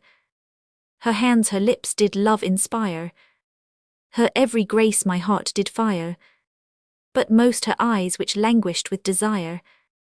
Roman 3 Ah charming fair, said I, how long can you my bliss and yours deny?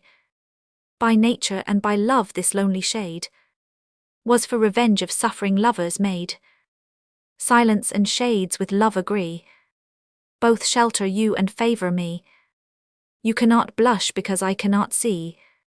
Roman 4 No, let me die, she said, rather than lose the spotless name of maid.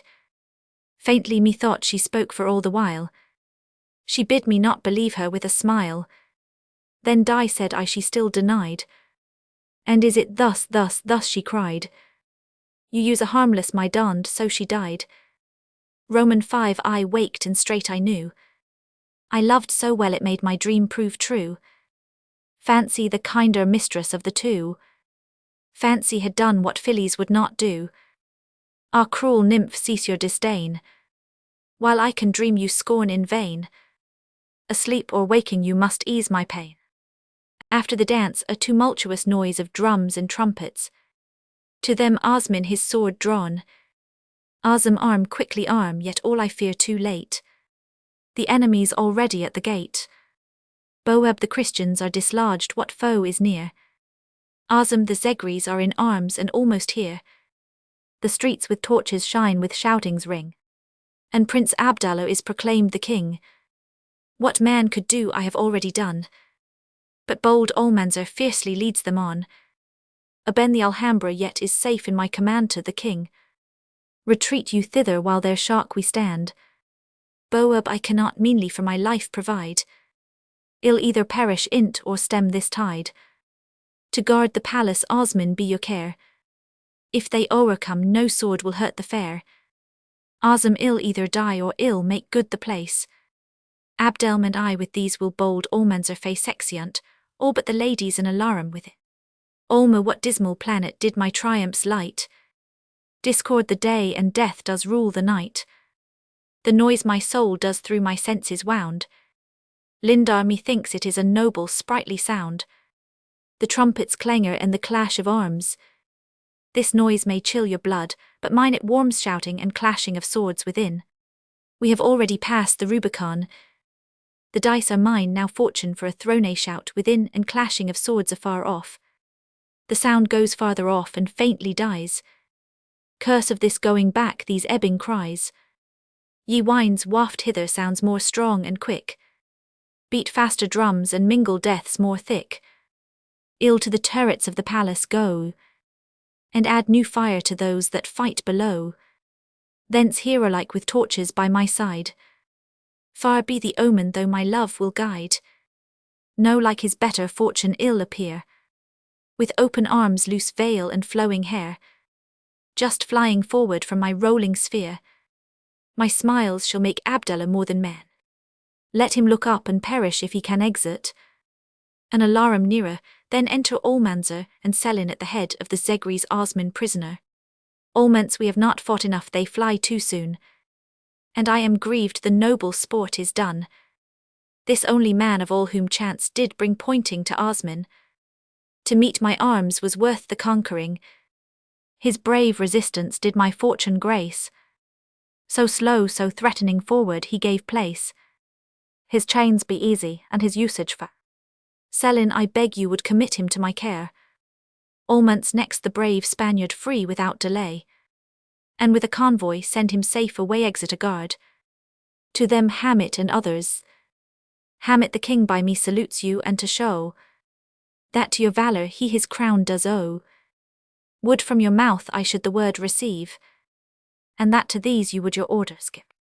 Almance he much o'errates the little I have done. Almanzor goes to the door, and there seems to give out orders by sending people several ways. Selin to Osman now to revenge the murder of my son. Tomorrow for thy certain death prepare. This night I only leave thee to despair. Osman, thy idle menaces I do not fear. My business was to die or conquer here. Sister, for you I grieve I could no more. My present state betrays my want of power. But when true courage is of force bereft, patience the only fortitude is left. Exit with Selin. Olma Esperanza, what for me remains? But death, or worse than death, inglorious chains. Esper, madam, you must not to despair give place. Heaven never meant misfortune to that face. Suppose there were no justice in your cause.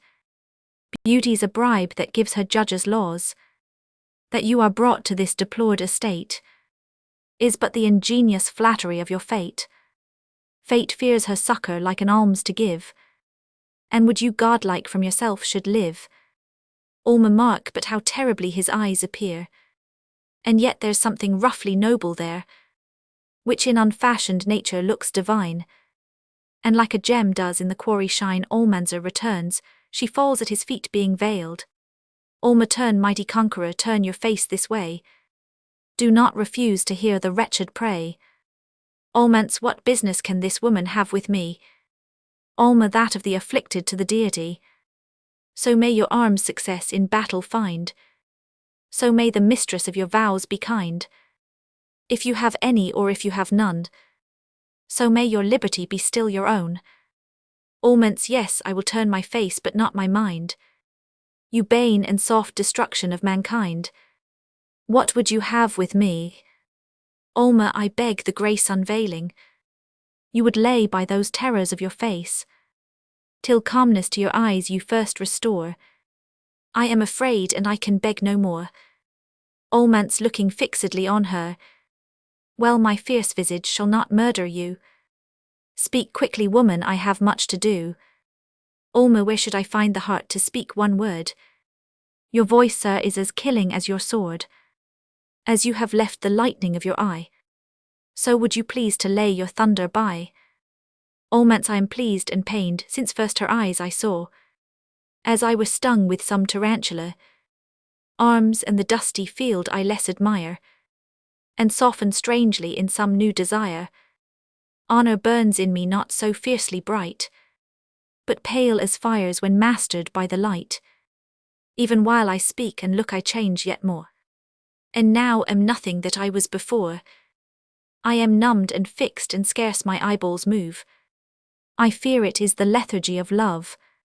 'Tis he, I feel him now in every part. Like a new lord he vaunts about my heart, surveys in state each corner of my breast, while poor fierce I that was dispossessed. I am bound, but I will rouse my rage again, and though no hope of liberty remain, ill fright my keeper when I shake my chain. You are angrily. Olma, I know I am your captive, sir. Olmance, you are, you shall, and I can scarce forbear. Olma, alas. Olmance, 'tis all in vain, it will not do aside. I cannot now a seeming anger show. My tongue against my heart no aid affords, for love still rises up and chokes my words. Olma, in half this time a tempest would be still. Olmance, 'tis you have raised that tempest in my will. I not love you, give me back my heart, but give it as you had it, fierce and brave. It was not made to be a woman's slave, but lion-like has been in desarts bred, and used to range will ne'er be tamely led. Restore its freedom to my fettered will, and then I shall have power to use you. Roman 99. Olma, my sad condition may your pity move, but look not on me with the eyes of love. I must be brief, though I have much to say. Olmance, no speak, for I can hear you now all day. Her suing soothes me with a secret pride softly. A suppliant beauty cannot be denied aside.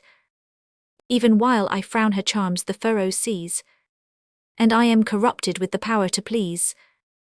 Olma, though in your worth no cause of fear I see, I fear the insolence of victory.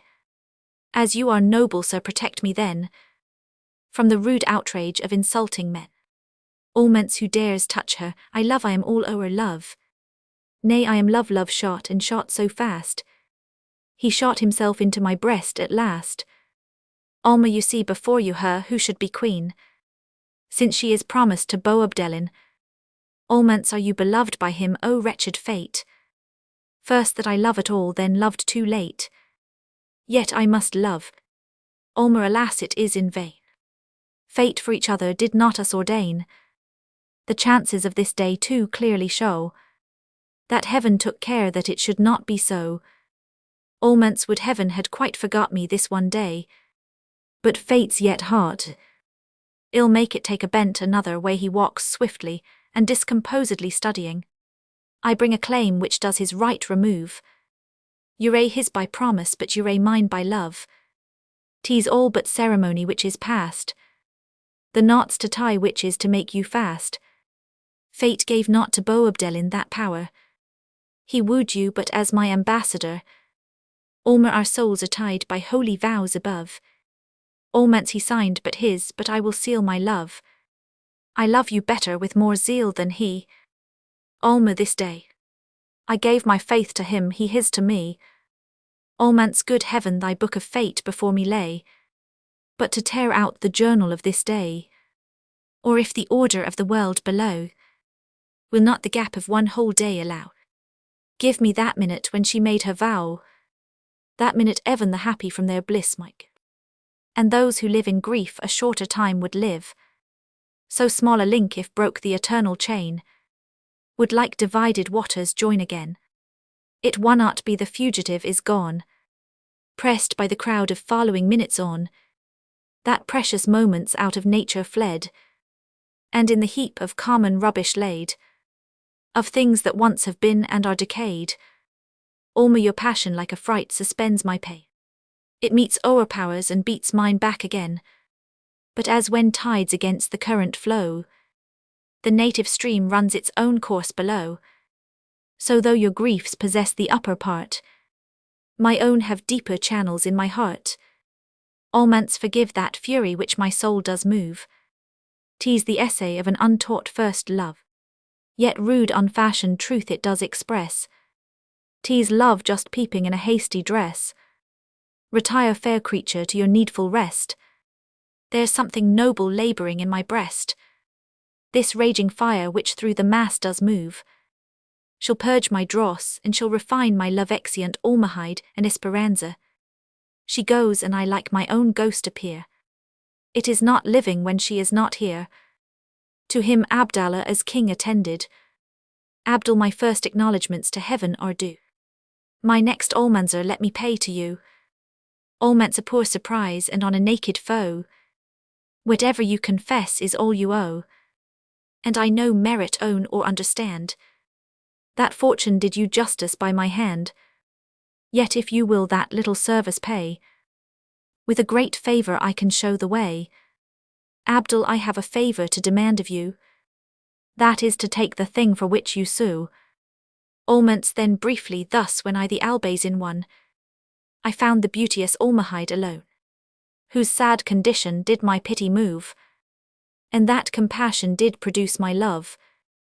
Abdul, this needs no suit in justice, I declare. She is your captive by the right of war. Almonce, she is no captive, then I set her free, and rather than I will her jailer be, ill nobly lose her in her liberty. Abdul, your generosity I much approve, but your excess of that shows want of love. Almonce, no, 'tis the excess of love which mounts so high, that seen far off it lessens to the eye. Had I not loved her and had set her free, that, sir, had been my generosity. But 'tis exalted passion when I show I dare be wretched not to make her so, and while another passion fills her breast, ill be all wretched rather than half blessed. Abdul, may your heroic act so prosperous be, that Almahide may sigh you set her free. Enters Zulama, Zul of 5 tall towers which fortify this town, all but the Alhambra your dominion owned. Now therefore boldly I confess a flame, which is excused in Almahide's name. If you the merit of this night regard, in her possession I have my reward.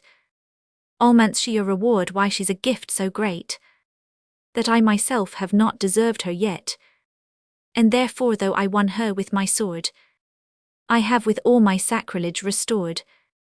Zul, what you deserve. I'll not dispute because I do not know. This only I will say, she shall not go. Alments thou single art not worth my answering. But take what friends, what armies thou canst bring. What worlds, and when you are united all, then will I thunder in your ears, she shall. Zul, I'll not one tittle of my right resign. Sir, your implicit promise made her mine. When I in general terms my love did show, you swore our fortunes should together go. Abdul, the merits of the cause I'll not decide, but like my love I would my gift divide. Your equal titles then no longer plead, but one of you for love of me recede. Alments I have receded to the utmost line, when by my free consent she is not mine, then let him equally recede with me, and both of us will join to set her free. Zul, if you will free your part of her you may, but sir, I love not your romantic way. Dream on, enjoy her soul and set that free.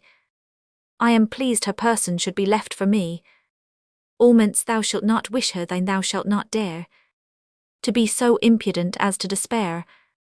Zul, the Zegri, sir, are all concerned to see how much their merit you neglect in me. Hamit, your slighting Zulema this very hour will take 10,000 subjects from your power. Alments, what are 10,000 subjects such as they? If I am scorned, I'll take myself away. Abdul, since both cannot possess what both pursue, I grieve my friend the chance should fall on you. But when you hear what reason I can urge, Alments, none that your ingratitude can purge. Reason's a trick when it no grant affords, it stamps the face of majesty on words. Abdul, your boldness to your services I give, now take it as your full reward to live. Almants, to live, if from thy hands alone my death can be, I am immortal and a guard to thee. If I would kill thee now, thy fate's so low that I must stoop ere I can give the blow. But mine is fixed so far above thy crown that all thy men piled on thy back can never pull it down. But at my ease thy destiny I send, by ceasing from this hour to be thy friend. Like heaven I need but only to stand still, and not concurring to thy life I kill. Thou canst no title to my duty bring, I am not thy subject and my soul's thy king. Farewell when I am gone, there's not a star of thine dare stay with thee. I'll whistle thy tame fortune after me, and whirl fate with me wheresoe'er I fly. As winds drive storms before them in the sky exit, Zul, let not this insolent unpunished go. Give your commands, your justice is too slow. Zulema Hamit, and others are going after him. Abdul, stay, and what part he pleases let him take. I know my throne's too strong for him to shake, but my fair mistress I too long forget. The crown I promised is not offered yet. Without her presence all my joys are vain. Empire a curse and life itself a pain. Exeunt. Act Roman 4, Scene Roman 1. Enter Boabdel Benhemmer and guards. Boab, advise or aid, but do not pity me. No monarch born can fall to that degree. Pity descends from kings to all below, but can no more than fountains upward flow. Witness just heaven my greatest grief has been, I could not make your Almahide a queen. Aben, I have too long the effects of fortune known, either to trust her smiles or fear her frown. Since in their first attempt you were not slain, your safety bodes you yet a second reign. The people like a headlong torrent go, and every dam they break or overflow. But unopposed they either lose their force, or wind in volumes to their former course. Boab, in walls we meanly must our hopes enclose, to wait our friends and weary out our foes, while Almahide to lawless rebels is exposed a prey, and forced the lustful victor to obey. Aben, one of my blood, in rules of virtue bred, think better of her and believe she's dead. Enter Almanzor. Boab, we are betrayed, the enemy is here. We have no farther room to hope or fear. Almans, it is indeed Almanzor whom you see, but he no longer is your enemy. You were ungrateful, but your foes were more. What your injustice lost you theirs restore. Make profit of my vengeance while you may. My two-edged sword can cut the other way.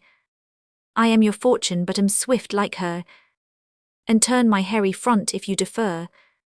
That hour when you deliberate is too late. I point you the white moment of your fate. Ben believe him sent as Prince Abdallah's spy. He would betray us to the enemy. Alments where I like thee in cheats of state grown old. Those public markets where for foreign gold the poorest prince is to the richest sold. Then thou mightst think me fit for that low part. But I am yet to learn the statesman's art. My kindness and my hate unmasked I wear, for friends to trust and enemies to fear. My heart's so plain that men on every passing through may look like fishes gliding in a crystal brook. When troubled most it does the bottom show. 'Tis weedless all above and rockless all below. Ben ere he be trusted, let him then be tried. He may be false who once has changed his side. Almants in that you more accuse yourselves than me. None who are injured can inconstant be. You were inconstant you who did the wrong. To do me justice does to me belong. Great souls by kindness only can be tied. Injured again, ill leave your side. Honor is what myself and friends I owe, and none can lose it who forsake a foe. Since then your foes now happen to be mine, though not in friendship well in interest join. So while my loved revenge is full and high, I'll give you back your kingdom by the by. Bow up that I so long delayed what you desire embracing him, was not to doubt your worth but to admire. Alments this counsellor an old man's caution shows, who fears that little he has left to lose. Age sets a fortune while youth boldly throws. But let us first your drooping soldiers cheer, then seek out danger ere it dare appear. This hour I fix your crown upon your brow. Next hour fate gives it, but I give it now exeunt. Scene Roman 2, enter Lindaraxa. Lindar, oh, could I read the dark decrees of fate, that I might once know whom to love or hate. For I myself scarce my own thoughts can guess, so much I find them varied by success. As in some weather glass my love I hold, which falls or rises with the heat or cold. I will be constant yet if fortune can. I love the kinglet her but name the man. Enter Halima. Hal madam a gentleman to me unknown, desires that he may speak with you alone. Lindar some message from the king let him appear. Enter Abdul Melich who throws off his disguise she starts. Abdelm I see you are amazed that I am here, but let at once your fear and wonder end. In the usurper's guards I found a friend, who led me safe to you in this disguise. Lindar your danger brings this trouble in my eyes, but what affair this venturous visit drew? Abdelm the greatest in the world that seeing you. Lindar the courage of your love I so admire, that to preserve you shall straight retire. She leads him to the door. Go dear, each minute does new dangers bring. You will be taken I expect the king. Abdelm the king, the poor usurper of an hour. His empire's but a dream of kingly power. I warn you as a lover and a friend, to leave him ere his short dominion end. The soldier I suborned will wait at night, and shall alone be conscious of your flight. Lindar I thank you that you so much care bestow, but if his reign be short I need not go. For why should I expose my life and yours? For what you say a little time assures. Abdelm my danger in the attempt is very small, and if he loves you yours is none at all. But though his ruin be as sure as fate, your proof of love to me would come too late. This trial I in kindness would allow. 'Tis easy if you love me show it now. Lindar it is because I love you I refuse, for all the world my conduct would accuse. If I should go with him I love away, and therefore in strict virtue I will stay. Abdelm you would in vain dissemble love to me. Through that thin veil your artifice I see. You would expect the event and then declare, but do not drive me to despair. For if you now refuse with me to fly, rather than love you after this ill die, and therefore weigh it well before you speak. My king is safe, his force within not weak. Lindar, the counsel you have given me may be wise, but since the affair is great I will advise. Abdelm then that delay I for denial take his going. Lindar, stay you too, swift an exposition make. If I should go, since Zulema will stay, I should my brother to the king betray. Abdelm, there is no fear, but if there were I see, you value still your brother more than me. Farewell, some ease I in your falsehood find. It lets a beam in that will clear my mind. My former weakness I with shame confess, and when I see you next shall love you less is going again. Lindar, your faithless dealings you may blush to tell weeping. This is a maid's reward who loves too well he looks back. Remember that I drew my latest breath in charging your unkindness with my death. Abdelm, coming back, have I not answered all you can invent, even the least shadow of an argument? Lindar, you want not cunning what you please to prove, but my poor heart knows only how to love, and finding this you tyrannize the more. 'Tis plain some other mistress you adore, and now with studied tricks of subtlety, you come prepared to lay the fault on me, wringing her hands. But oh, that I should love so false a man. Abdelm, hear me, and then disprove it if you can. Lindar, ill hear no more, your breach of faith is plain. You would with wit your want of love maintain, but by my own experience I can tell, they who love truly cannot argue well. Go, faithless man, leave me alone to mourn my misery. I cannot cease to love you, but ill die leans her head on his arm. Abdelm, what man but I so long unmoved could hear weeping such tender passion and refuse a tear? But do not talk of dying any more, unless you mean that I should die before. Lindar, I fear your feigned repentance comes too late. I die to see you still thus obstinate, but yet in death my truth of love to show. Lead me if I have strength enough, ill go. Abdelm, by heaven you shall not go, I will not be o'ercome in love or generosity.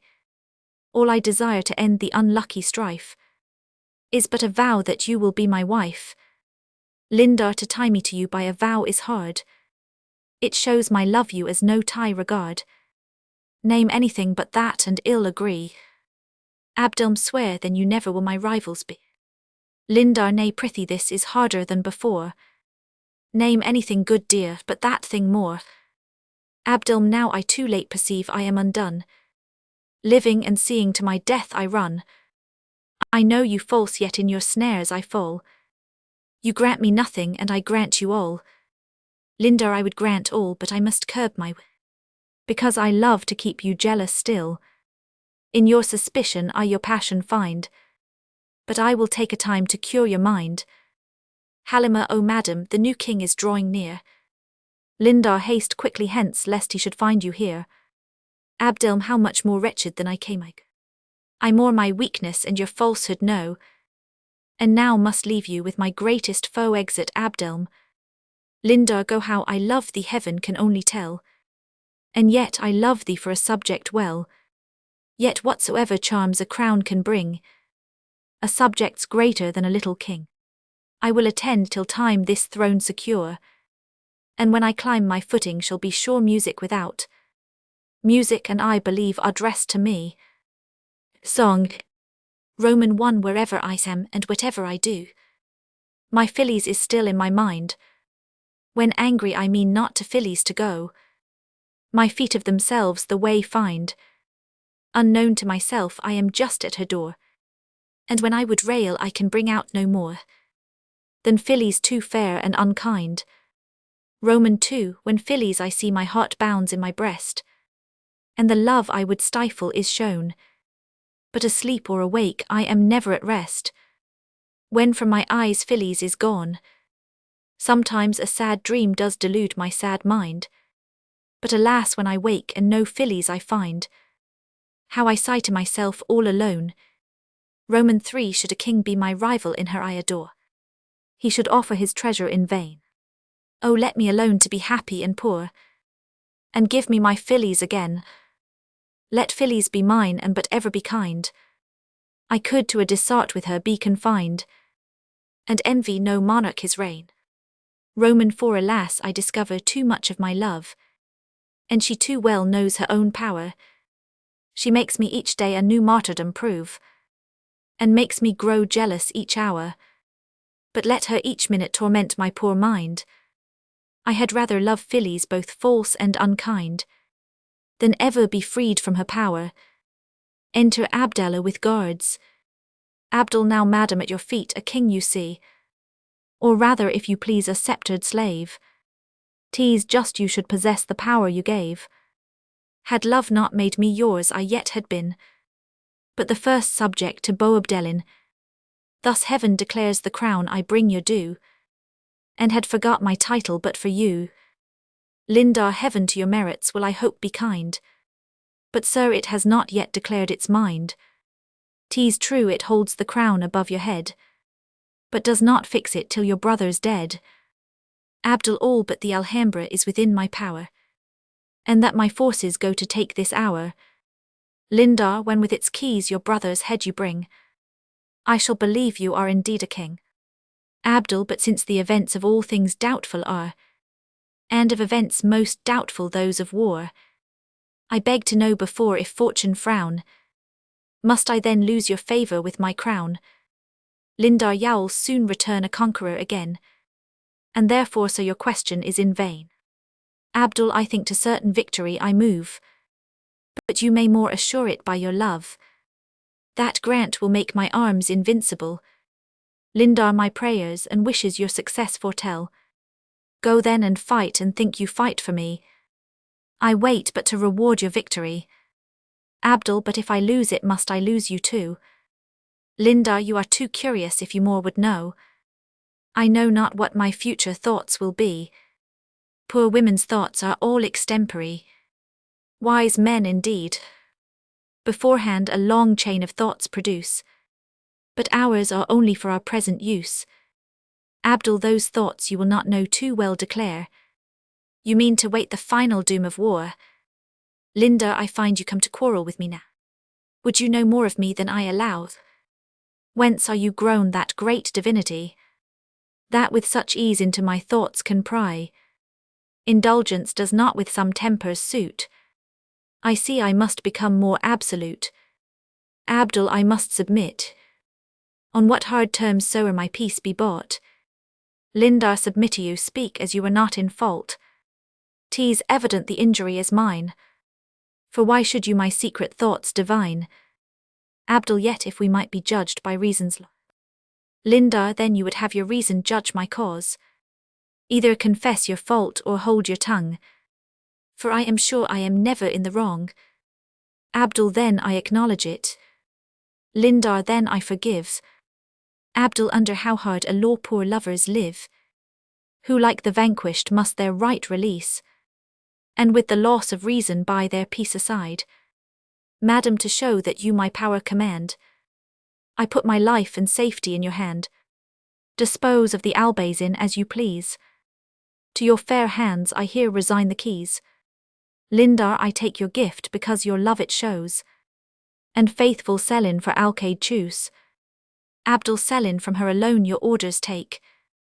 This one request yet, madam, let me make, that from those turrets you the assault will see, and crown once more my arms with victory exeunt, leading her out. Selin remains with Gazul and Reduin his servants. Selin, Gazul, go tell my daughter that I wait.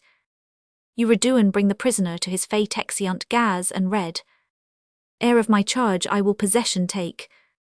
A bloody sacrifice I mean to make. The manes of my son shall smile this day, while I in blood my vows of vengeance pay. Enter at one door Benzada, with Gazul at the other, Osman bound, with Reduin. Selin, I sent Benzada to glad your eyes. These rites we owe your brother's obsequies.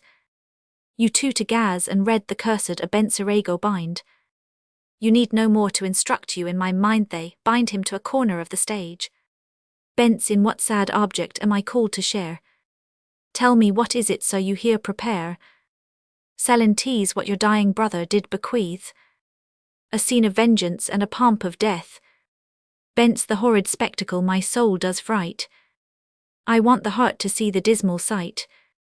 Selin, you are my principal invited guest, whose eyes I would not only feed but feast. You are to smile at his last groaning breath, and laugh to see his eyeballs roll in death, to judge the lingering soul's convulsive strife, when thick short breath catches at parting life. Bence, and of what marble do you think me made? Selin, what can you be of just revenge afraid? Bence, he killed my brother in his own defence. Pity his youth and spare his innocence. Selin, art thou so soon to pardon murder one? Can he be innocent who killed my son? A Benhammer shall mourn as well as I. His Osman for my Tarifa shall die. But since thou pleadst so boldly, I will see that justice thou wouldst hinder done by thee. Here gives her his sword, take the sword, and do a sister's part. Pierce his fond girl, or I will pierce thy heart. Azam, to his commands I join my own request. All wounds from you are welcome to my breast. Think only when your hand this act has done. It has but finished what your eyes begun. I thought with silence to have scorned my doom, but now your noble pity has o'ercome, which I acknowledge with my latest breath. The first woer began a love in death. Bence to Selin, alas, what aid can my weak hand afford? You see I tremble when I touch a sword. The brightness dazzles me and turns my sight.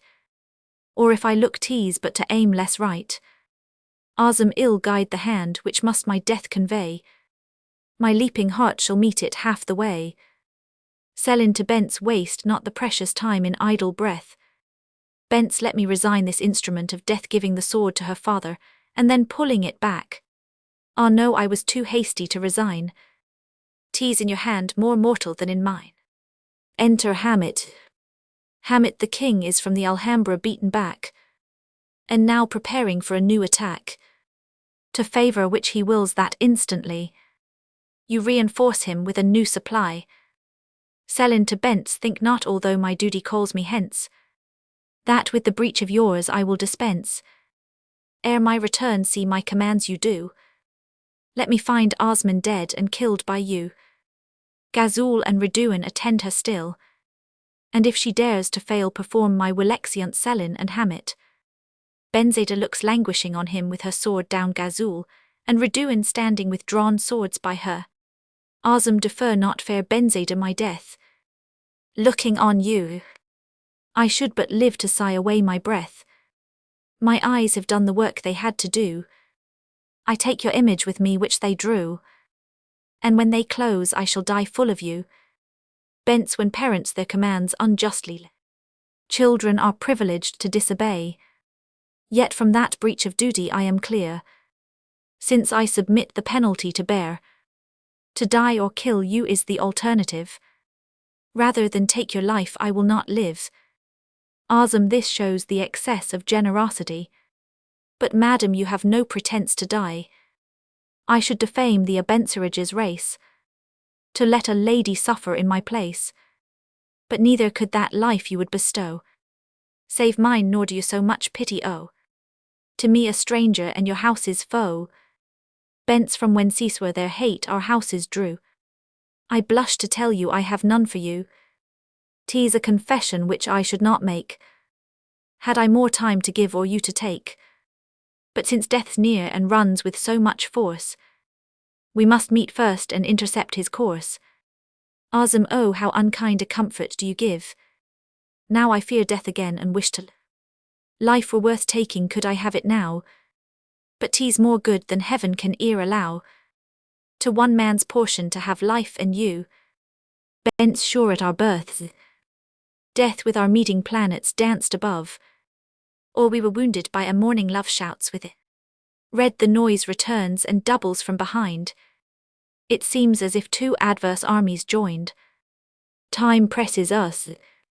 Gaz, if longer you delay, we must, though loth, your father's will obey. Azam, haste madam to fulfill his hard commands, and rescue me from their ignoble hands. Let me kiss yours when you my wound begin. Then easy death will slide with pleasure. Bents are gentle soldiers some short time allow to gaz and red. My father has repented him ere now, or will repent him when he finds me dead. My clue of life is twined with Osman's thread. Red tease fatal to refuse her or obey. But where is our excuse, what can we say? Bents say anything. Say that to kill the guiltless you were loth. Or if you did say I would kill you both. Gaz to disobey our orders is to die. Ill dot who dares oppose it. Red that dare Roman one Reduin stands before Osman and fights with Gazul Benzada, unbinds Osman, and gives him her sword. Bent stay not to see the issue of the fight, Red kills Gaz. But haste to save yourself by speedy flight. Osman kneels to kiss her hand. Osm did all mankind against my life conspire. Without this blessing I would not retire. But madam, can I go and leave you here? Your father's anger now for you I fear. Consider you have done too much to stay. Bents think not of me but fly yourself away. Red haste quickly hence, the enemies are nigh. From every part one see the soldiers fly. The foes not only our assailants beat, but fiercely sally out on their retreat. And like a sea broke loose come on amain. Enter a Benema, and a party with their swords drawn driving in some of the enemies. Ben traitors, you hope to save yourselves in vain. Your forfeit lives shall for your treason pay, and Osman's blood shall be revenged this day. Osm know so your Osman lives, and lives to own kneeling to his father. A father's piety to free his son. Ben my Osman, O thou blessing of my age, embracing him.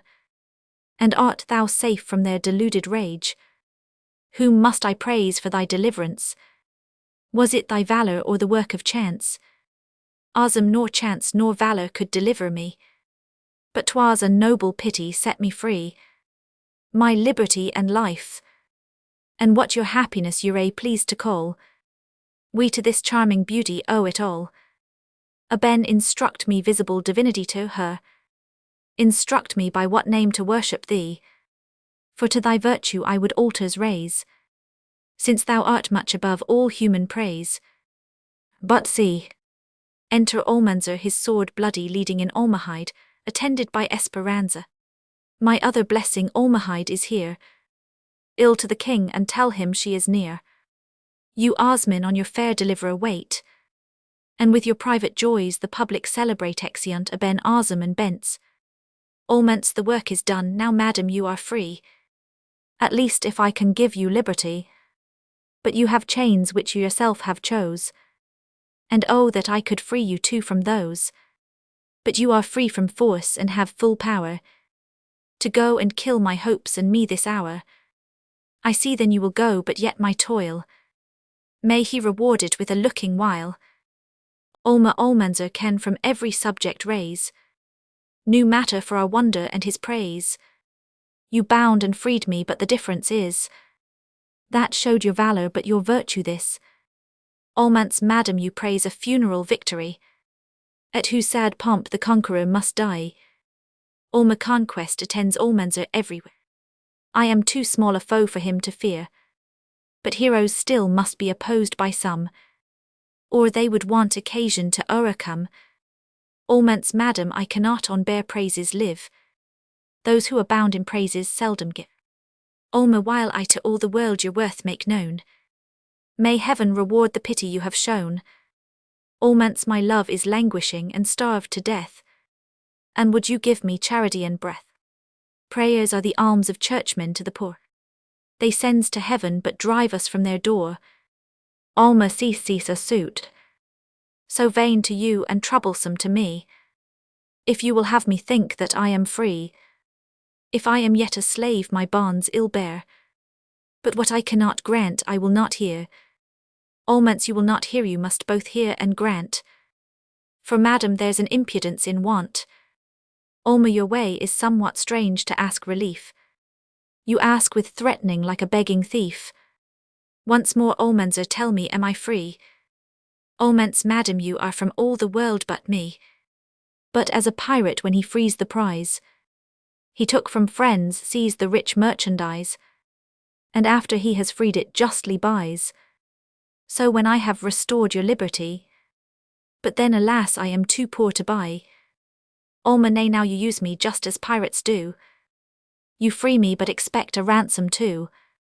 Almance you've all the freedom that a prince can have, but greatness cannot be without a slave. A monarch never can in private move, but still is haunted with officious love. So small an inconvenience you may bear, 'tis all the fine fate sets upon the fair. Alma, yet princes may retire whene'er they please, and breathe free air from out their palaces. They go sometimes unknown to shun their state, and then 'tis manners not to know or wait. Almance if not a subject then a ghost ill be, and from a ghost you know no place is free. Asleep awake ill haunt you everywhere, from my white shroud groan love into your ear. When in your lover's arms you sleep at night, ill glide in cold betwixt and seize my right. And is't not better in your nuptial bed to have a living lover than a dead? Alma, I can no longer bear to be accused, as if what I could grant you I refused. My father's choice I never will dispute, and he has chosen ere you moved your suit. You know my case if equal you can be. Plead for yourself and answer it for me. Almance then, madam, in that hope you bid me live, I ask no more than you may justly give, but in strict justice there may favour be, and may I hope that you have that for me. Alma, why do you thus my secret thoughts pursue, which known hurt me and cannot profit you? Your knowledge but new troubles does prepare, like theirs who curious in their fortunes are. To say I could with more content be yours, tempts you to hope but not that hope assures. For since the king has right, and favoured by my father in his suit, it is a blossom which can bear no fruit. Yet if you dare attempt so hard a task, may you succeed, you have my leave to ask. Almance, I can with courage now my hopes pursue, since I no longer have to combat you. That did the greatest difficulty bring. The rest are small, a father and a king. Alma, great souls discern not when the leap's too wide, because they only view the farther side. Whatever you desire you think is near, but with more reason the event I fear. Almance, know there is a necessity in fate, why still the brave bold man is fortunate. He keeps his object ever full in sight, and that assurance holds him firm and right. True, 'tis a narrow path that leads to bliss, but right before there is no precipice. Fear makes men look aside, and then their footing miss. Alma, I do you merit all the right I can. Admiring virtue in a private man, I only wish the king may grateful be, and that my father with my eyes may see. Might I not make it as my last request, since humble carriage suits a suppliant best, that you would somewhat of your fierceness hide, that inborn fire I do not call it pride. Almance, born as I am still to command not sue, yet you shall see that I can beg for you, and if your father will require a crown, let him but name the kingdom, 'tis his own. I am but while I please a private man. I have that soul which empires first began, from the dull crowd which every king does lead. I will pick out whom I will choose to head, the best and bravest souls I can select, and on their conquered necks my throne erect. Exeunt. Act Roman 5, Scene Roman 1. Abdallah, alone under the walls of the Albayzin. Abdul, while she is mine I have not yet lost all, but in her arms shall have a gentle fall. Blessed in my love, although in war o'ercome, I fly like Antony from Actium, to meet a better Cleopatra here. You of the watch appear, sold above who calls below, what's your demand? Abdul, 'tis I. Open the gate with speed, the foe is nigh. Sold, what orders for admittance do you bring? Abdul, slave, my own orders look and know the king. Sold, I know you, but my charge is so severe, that none without exception enter here. Abdul, traitor and rebel, thou shalt shortly see. Thy orders are not to extend to me. Lindar above, what saucy slave so rudely does exclaim? and brands my subject with a rebel's name. Abdul dear Lindaraxa, haste the foes pursue. Lindar, my lord, the Prince Abdallah, is it you? I scarcely can believe the words I hear. Could you so coarsely treat my officer? Abdul, he forced me, but the danger nearer draws. When I am entered, you shall know the cause. Lindar entered, why have you any business here? Abdul, I am pursued, the enemy is near. Lindar, are you pursued, and do you thus delay? To save yourself, make haste, my lord, away. Abdul, give me not cause to think you mock my grief. What place have I but this for my relief? Lindar, this favour does your handmaid much oblige. But we are not provided for a siege. My subjects few and their provision thin. The foe is strong without, we weak within. This to my noble lord may seem unkind, but he will weigh it in his princely mind, and pardon her who does assurance want. So much she blushes when she cannot grant. Abdul, yes, you may blush, and you have cause to weep. Is this the faith you promised me to keep? Ah, yet if to a lover you will bring no succour, give your succour to a king. Lindar, a king is he whom nothing can withstand, who men and money can with ease command. A king is he whom fortune still does bless. He is a king who does a crown possess. If you would have me think that you are he, produce to view your marks of sovereignty. But if yourself alone for proof you bring, you are but a single person, not a king. Abdul, ungrateful maid, did I for this rebel? I say no more, but I have loved too well. Lindar, who but yourself did that rebellion move? Did I ere promise to receive your love? Is it my fault you are not fortunate? I love a king, but a poor rebel hate. Abdul, who follow fortune still are in the right. But let me be protected here this night. Lindar, the place tomorrow will be circled round, and then no way will for your flight be found. Abdul, I hear my enemies just coming on, trampling within. Protect me but 1 hour till they are gone. Lindar, they'll know you have been here, it cannot be. That very hour you stay will ruin me. For if the foe behold our interview, I shall be thought a rebel too like you. Haste hence, and that your flight may prosperous prove. Ill recommend you to the powers above, exit Lind from above. Abdul, she's gone, our faithless and ungrateful maid. I hear some tread and fear I am betrayed. Ill to the Spanish king, and try if he to countenance his own right will succour me. There is more faith in Christian dogs than the exit. Enter Osman Benzada and Abenhammer. Bence, I wish to merit all these thanks I could have said. My pity only did his virtue aid. 'Twas pity, but 'twas of a lovesick maid. His manly suffering my esteem did move, that bred compassion, and compassion love. Azam, O blessing, sold me at too cheap a rate. My danger was the benefit of fate to his father. But that you may my fair deliverer know, she was not only born our house's foe, but to my death by powerful reasons led.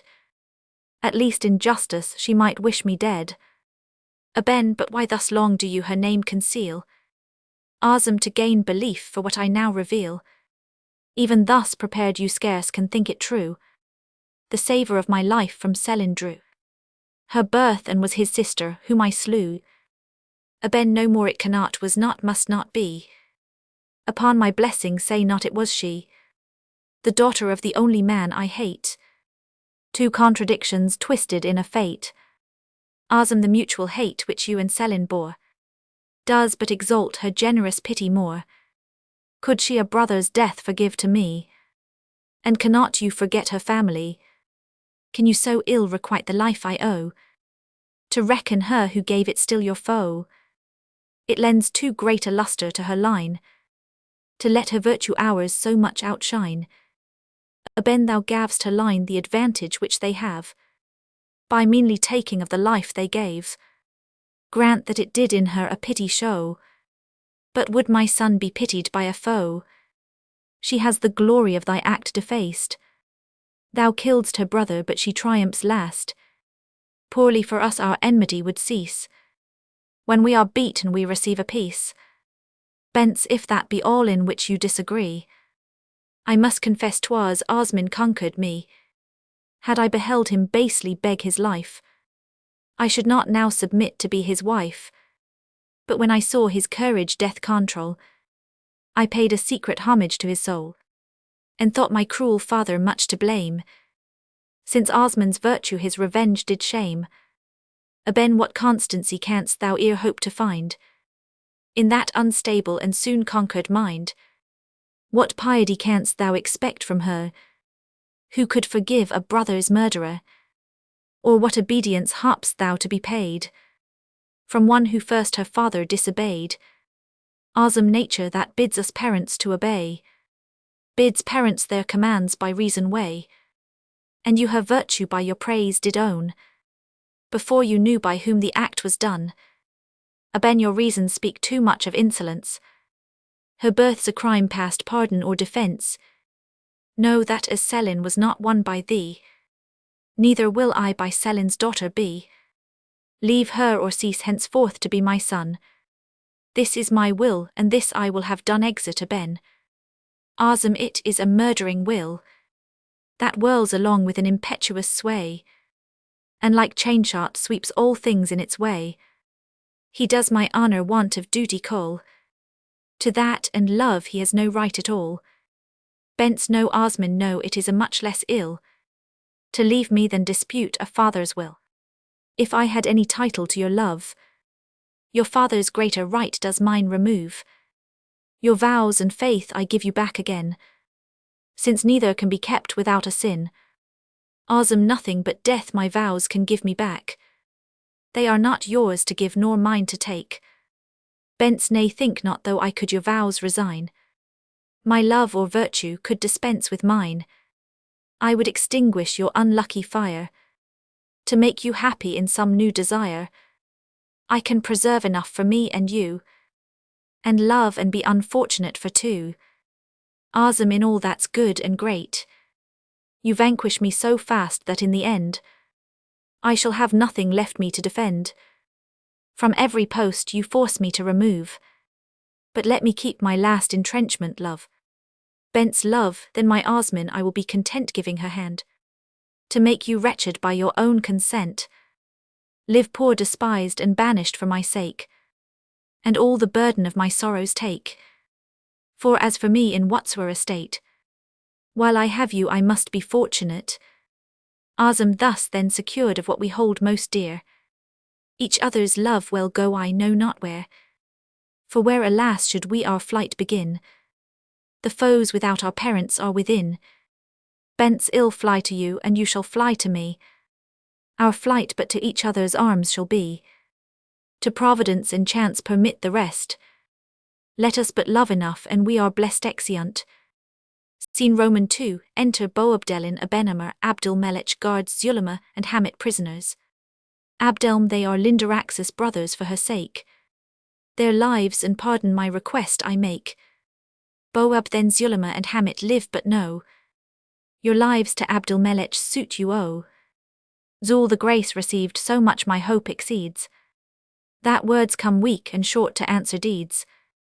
You've made a venture, sir, and time must show if this great mercy you did well bestow. Boab, you Abdul-Melech haste before 'tis night, and close pursue my brother in his flight. Exeunt. Abdul-Melech, Zulema and Hamit. Enter Almanzor, Almahide and Esperanza. But see, with Almahide the brave Almanzor comes, whose conquering sword the crown it once took from me has restored. How can I recompense so great desert? Almance I bring you, sir, performed in every part. My promise made, your foes are fled or slain. Without a rival absolute you reign. Yet though in justice this enough may be, it is too little to be done by me.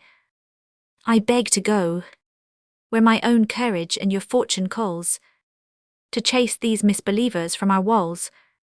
I cannot breathe within this narrow space. My heart's too big and swells beyond the place. Boab, you can perform, brave warrior, what you please. Fate listens to your voice and then decrees.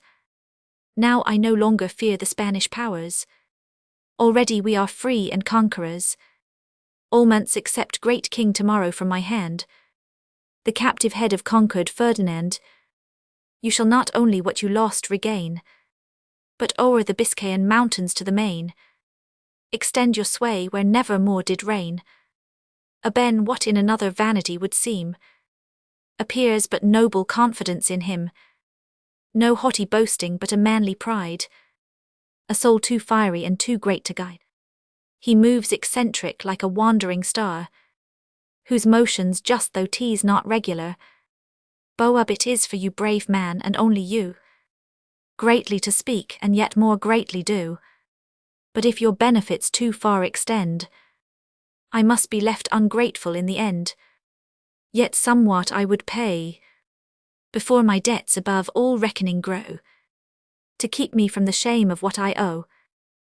But you are conscious to yourself of such desert, that of your gift I fear to offer part. Almonce when I shall have declared my high request, so much presumption there will be confessed, that you will find your gifts I do not shun, but rather much o'errate the service done. Boab give wing to your desires and let em fly, secure they cannot mount a pitch too high. So bless me Ilha both in peace and war, as I accord whate'er your wishes are.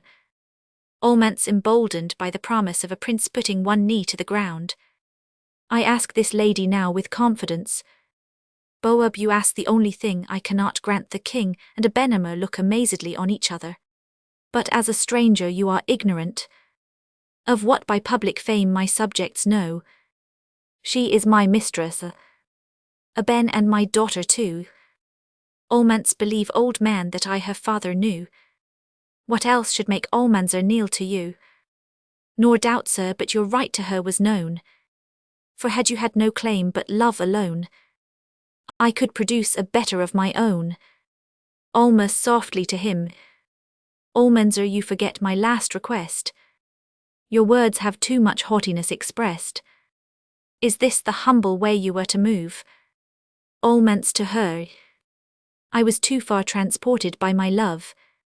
Forgive me, for I had not learned to sue to anything before but heaven and you. Sir, at your feet I make it my request to the king.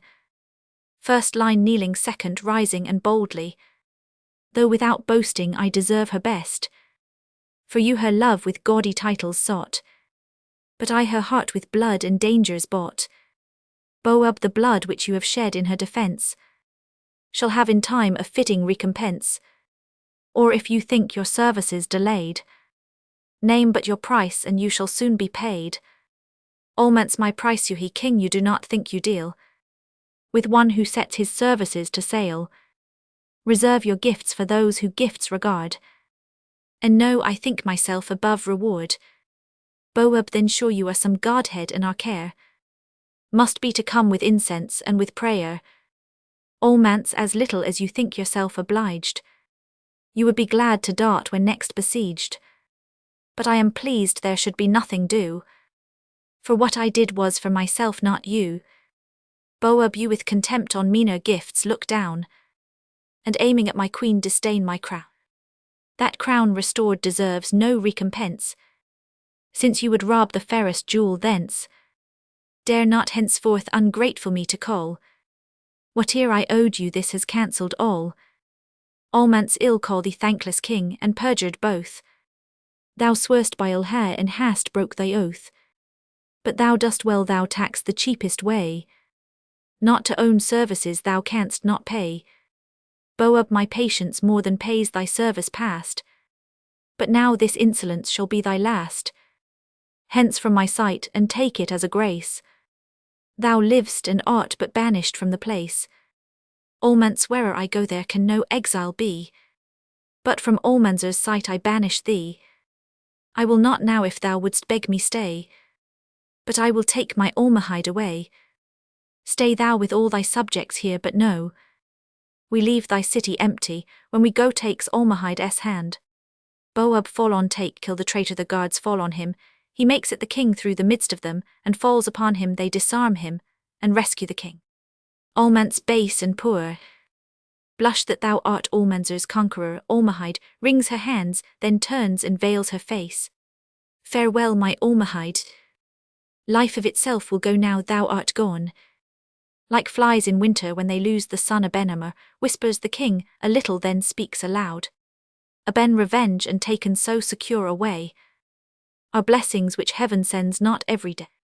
Boab, I will at leisure now revenge my wrong. And traitor, thou shalt feel my vengeance long. Thou shalt not die just at thy own desire, but see my nuptials and with rage expire.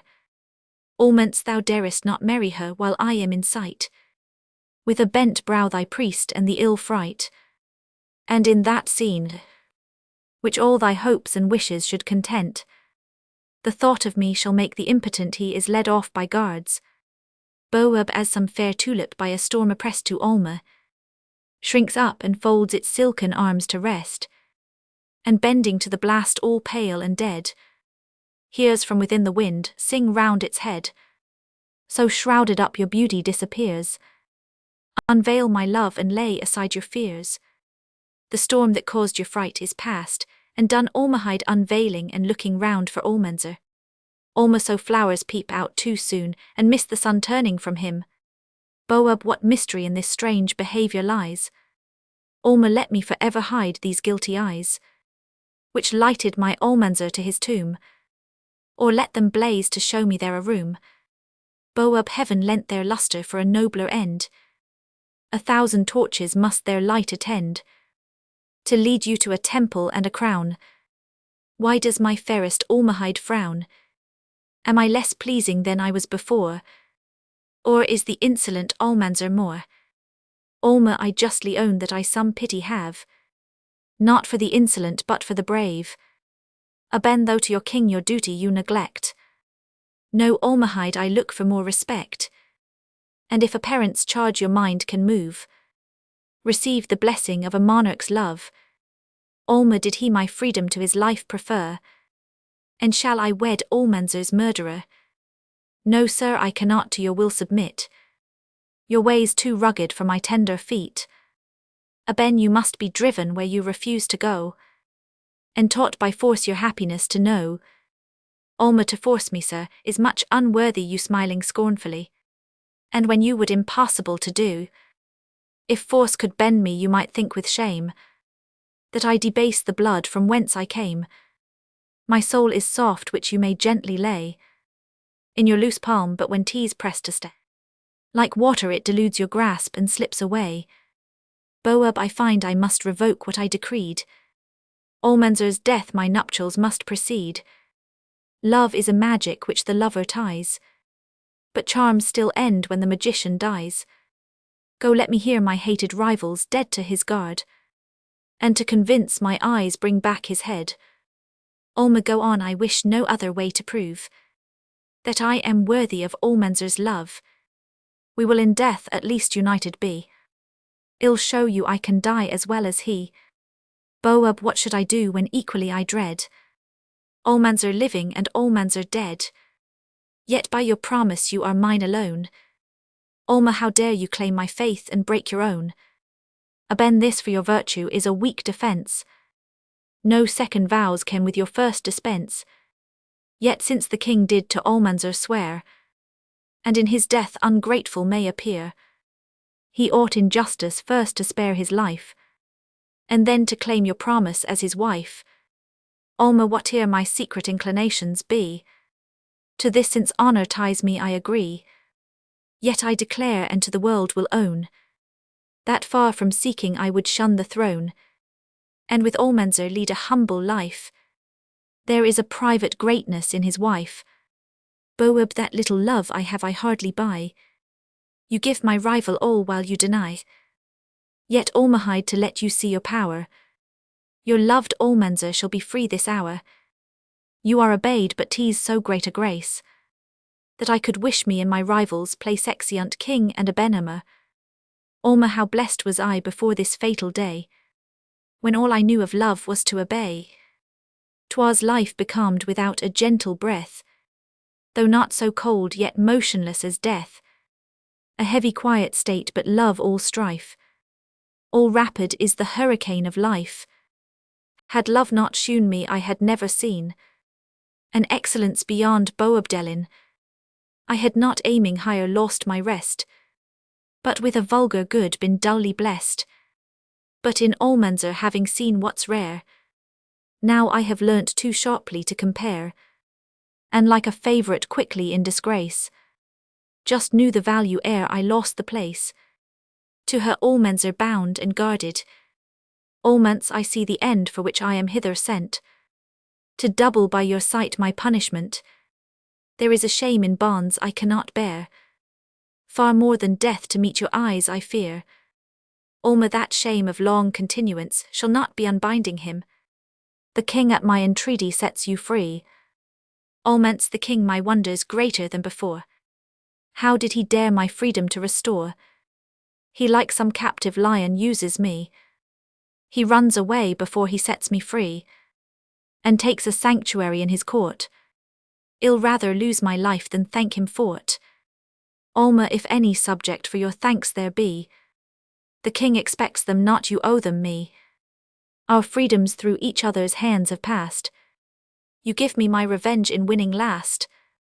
Almance then fate commodiously for me has done, to lose mine there where I would have it won. Alma Almanzor, you too soon will understand, that what I win is on another's hand. The king who doomed you to a cruel fate, gave to my prayers both his revenge and hate, but at no other price would rate your life than my consent and oath to be his wife. Almance, would you to save my life my love betray? Here take me, bind me, carry me away. Kill me, ill kill you if you disobey to the guards. Alma, that absolute command your love does give, I take and charge you by that power to live. Almance, when death the last of comforts you refuse, your power like heaven upon the damned you use. You force me in my being to remain, to make me last and keep me fresh for pain. When all my joys are gone, what cause can I for living longer give, but a dull lazy habitude to live? Alma, rash men like you, and impotent of will, give chance no time to turn but urge her still. She would repent you push the quarrel on, and once because she went she must be gone. Almance, she shall not turn, what is it she can do to recompense me for the loss of you? Alma, heaven will reward your worth some better way. At least for me you have but lost one day, nor is't a real loss which you deplore. You sought a heart that was engaged before, 'twas a swift love which took you in his way, flew only through your heart but made no stay. 'Twas but a dream where truth had not a place, a scene of fancy moved so swift a pace, and shifted that you can but think it was. Let then the short vexatious vision pass. Almance, my joys indeed are dreams but not my pain. 'Twas a swift ruin but the marks remain, when some fierce fire lays goodly buildings waste. Would you conclude there had been none because the burnings passed? Alma, it was your fault that fire seized all your breast. You should have blown up some to save the rest. But 'tis at worst but so consumed by fire, as cities are that by their fall rise higher. Build love a nobler temple in my place, you'll find the fire has but enlarged your space. Almance, love has undone me, I am grown so poor, I sadly view the ground I had before, but want a stark and near can build it more. Alma, then say what charity I can allow, I would contribute if I knew but how. Take friendship, or if that too small appear, take love which sisters may to brothers bear. Almance, a sister's love that is so proud a thing, what pleasure can it to a lover bring? 'Tis like thin food to men in fevers spent, just keeps alive but gives no nourishment. What hopes, what fears, what transports can it move? 'Tis but the ghost of a departed love. Alma, you like some greedy cormorant devour, all my whole life can give you in an hour. What more I can do for you is to die, and that must follow if you this deny. Since I gave up my love that you might live, you in refusing life my sentence give. Almance, far from my breast be such an impious thought. Your death would lose the quiet mine had sought. Ill live for you in spite of misery. But you shall grant that I had rather die. Ill be so wretched filled with such despair, that you shall see to live was more to dare. Almer adieu then, O my soul's far better part. Your image sticks so close, that the blood follows from my rending heart. A last farewell, for since a last must come the rest are vain, like gasps in death which but prolong our pain. But since the king is now a part of me, cease from henceforth to be his enemy. Go now, for pity go, for if you stay, I fear I shall have something still to say. Thus I for ever shut you from my sight veils, alments like one thrust out in a cold winter's night. Yet shivering underneath your gate I stay. One look I cannot go before 'tis day she beckons him to be gone. Not one farewell, whate'er my sufferings be. Within ill speak farewell as loud as she. I will not be outdone in constancy. She turns her back. Then like a dying conqueror I go. At least I have looked last upon my foe. I go, but if too heavily I move, I walk encumbered with a weight of love. Fain I would leave the thought of you behind, but still the more I cast you from my mind, you dash like water back when thrown against the wind exit. As he goes off, the king meets him with a Benema. They stare at each other without saluting. Boab with him go, all my fears aguard their weight, and see him safe without the city gate. To them Abdul Melich. Now Abdul Melich is my brother dead. Abdelm th usurper to the Christian camp is fled, whom as Granada's lawful king they own, and vow by force to seat him on the throne. Meantime the rebels in the Albes in rest, which is in Lindaraxus name passest. Boab haste and reduce it instantly by force. Abdelm first give me leave to prove a milder course. She will perhaps on summons yield the place. Boab, we cannot to your suit refuse her grace. One enters hastily, and whispers Aben how fortune persecutes this hoary head. My Osman is with Selin's daughter fled, but he's no more my son. My hate shall like a Zegri him pursue, till I take back what blood from me he drew. Boab, let war and vengeance be tomorrow's care, but let us to the temple now repair. 1,000 torches make the mask more bright. This must be mine and Almahide's night. Hence ye importunate affairs of state. You should not tyrannize on love but wait. Had life no love none would for business live. Yet still from love the largest part we give, and must be forced in empire's weary toil, to live long wretched to be pleased a while exeunt. Epilogue. Success which can no more than beauty last, makes our sad poet mourn your favours past. For since without desert he got a name, he fears to lose it now with greater shame. Fame, like a little mistress of the town, is gained with ease, but then she's lost as soon. For as those tawdry misses soon or late, jilt such as keep them at the highest rate, and oft the lacquey or the brawny clown gets what is hid in the lucibarded gown. So fame is false to all that keep her long, and turns up to the fop that's brisk and young.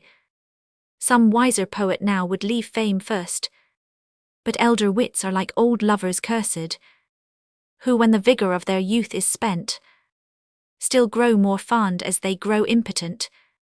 This some years hence our poet's case may prove, but yet he hopes he's young enough to love. When 40 comes, if ere he live to see that wretched fumbling age of poetry, 'twill be high time to bid his muse adieu.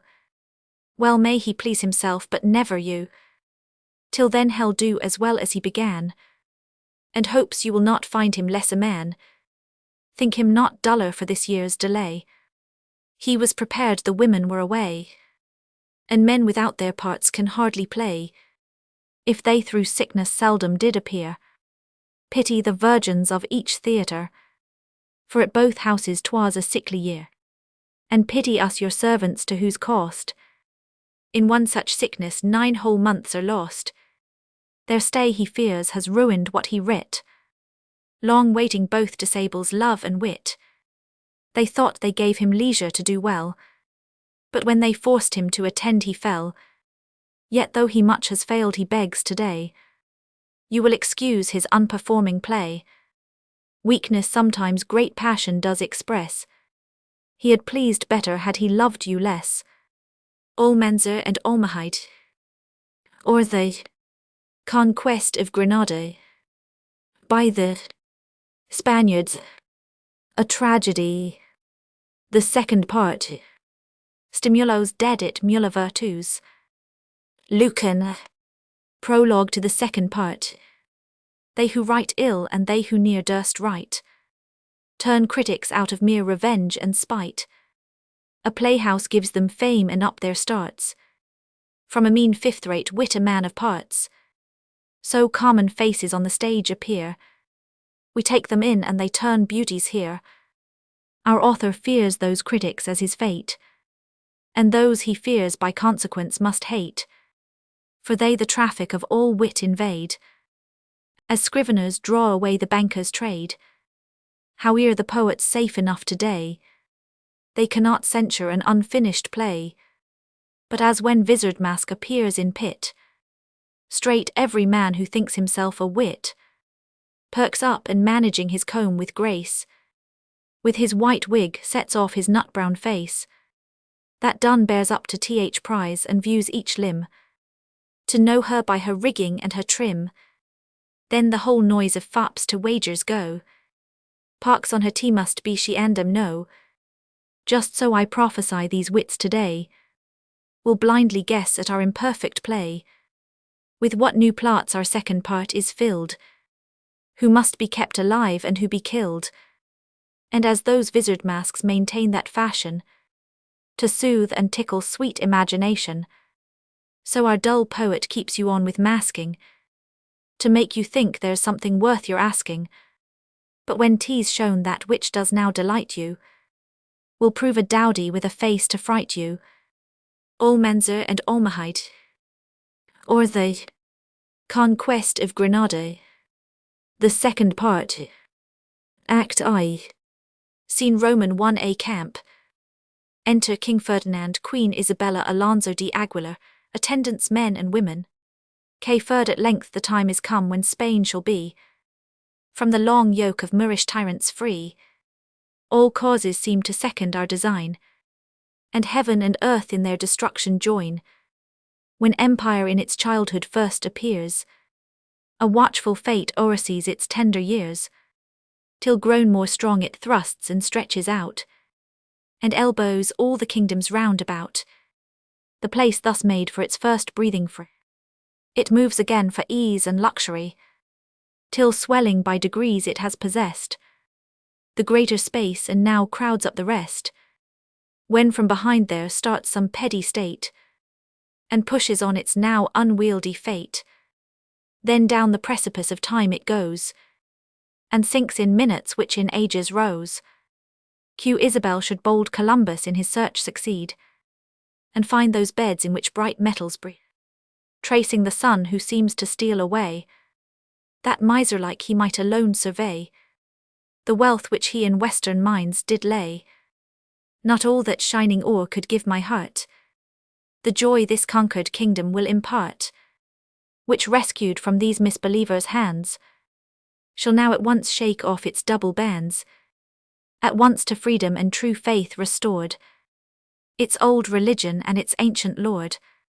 K. Ferd, by that assault, which last we made I find, their courage is with their success declined.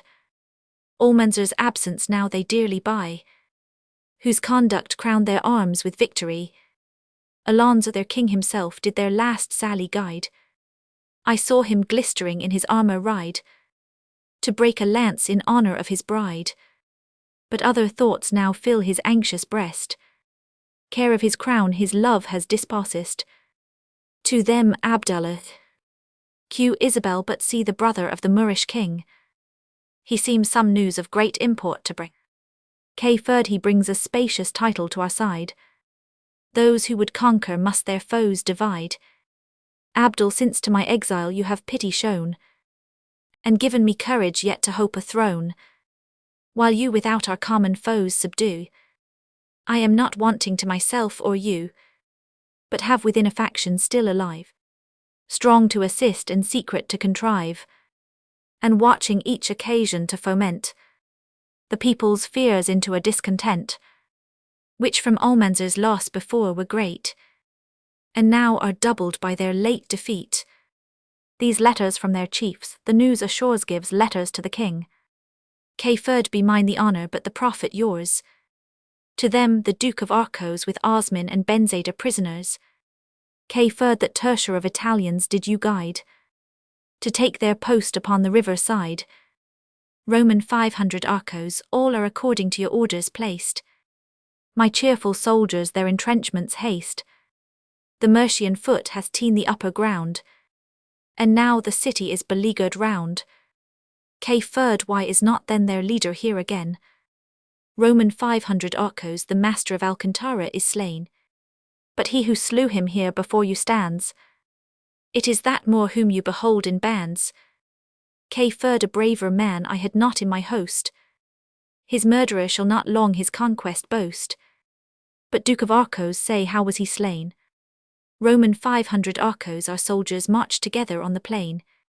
We too rode on and left them far behind, till coming where we found the valley wind, we saw these Moors who swiftly as they could ran on to gain the covert of a wood. This we observed, and having crossed their way, the lady out of breath was forced to stay.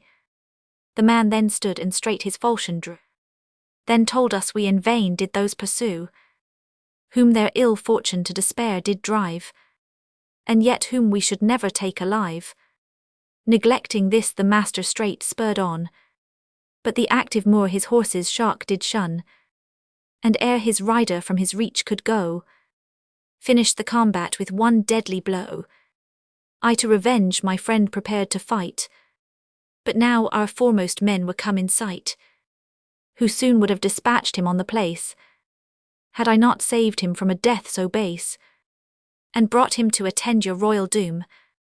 K-Ferd a manly face and in his age's bloom, but to content the soldiers he must die. Go see him executed instantly. Q Isabel stay, I would learn his name before he go. You Prince Abdallah may the prisoner know. Abdul Osman's his name and he deserves his fate. His father heads the faction which I hate, but much I wonder that with him I see the daughter of his mortal enemy. Bence 'tis true by Osman's sword my brother fell, but 'twas a death he merited too well. I know a sister should excuse his fault, but you know too that Osman's death he sought. Abdullah Prophet has declared by the event that Osman is reserved for punishment, for when he thought his guilt from danger clear, he by new crimes is brought to suffer here. Bence in love or pity if a crime you find, we too have sinned above all humankind. Osm heaven in my punishment has done a grace. I could not suffer in a better place, that I should die by Christians it thought good, to save your father's guilt who sought my blood to her.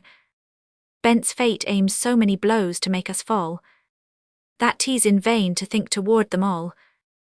And where misfortunes great and many are, life grows a burden and not worth our care. Osm I cast it from me like a garment torn, ragged and too indecent to be worn. Besides there is contagion in my fate to Bence. It makes your life too much unfortunate, but since her faults are not allied to mine, in her protection let your favour shine. To you great queen I make this last request, since pity dwells in every royal breast, safe in your care her life and honour be. It is a dying lover's legacy.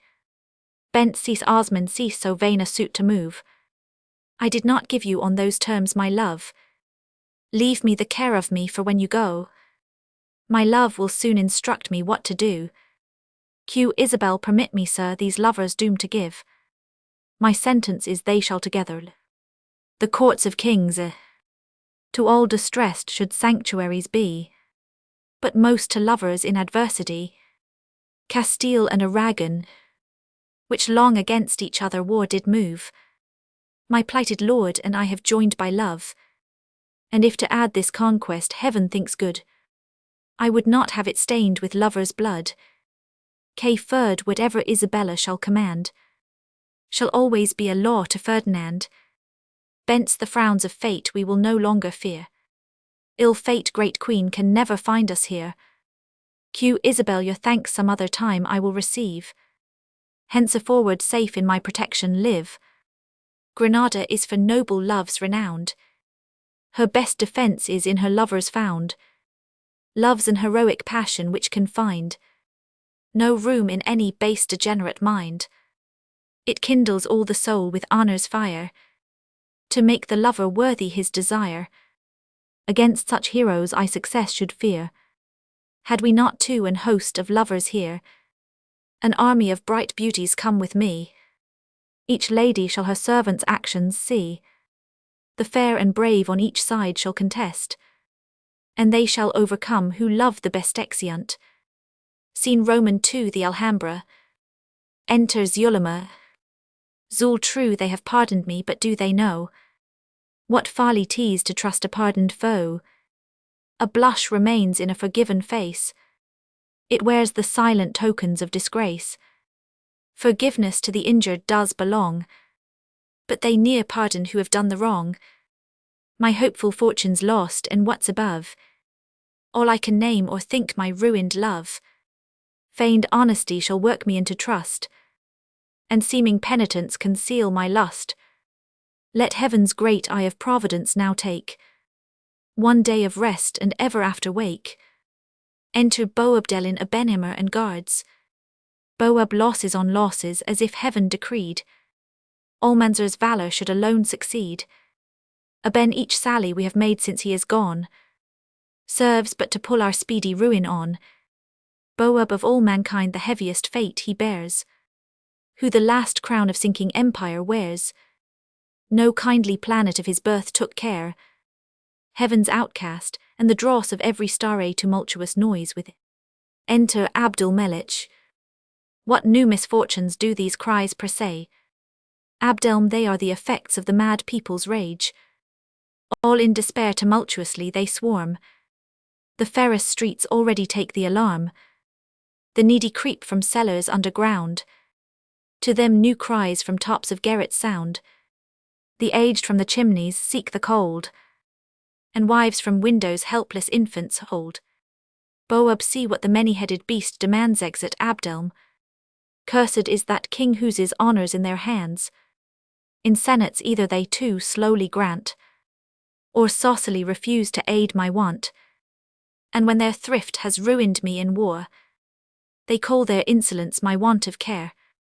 Aben, cursed be their leaders who that rage foment, and veil with public good their discontent. They keep the people's purses in their hands, and hector kings to grant their wild demands. But to each lure a court throws out descend, and prey on those they promise to defend. Zul, those kings who to their wild demands consent, teach others the same way to discontent. Freedom in subjects is not nor can be, but still to please them we must call them free. Propriety which they their idol make, or law or law's interpreters can shake. Aben, the name of commonwealth is popular, but there the people their own tyrants are. Boab, but kings who rule with limited command, have players' sceptres put into their hand. Power has no balance, one side still weighs down, and either hoists the commonwealth or crown. And those who think to set the scale more right, by various turnings but disturb the weight. Aben, while people tug for freedom, kings for power, both sink beneath some foreign conqueror. Then subjects find too late they were unjust, and want that power of kings they durst not trust. To them Abdul Melich. Abdelm, the tumult now is high and dangerous grown.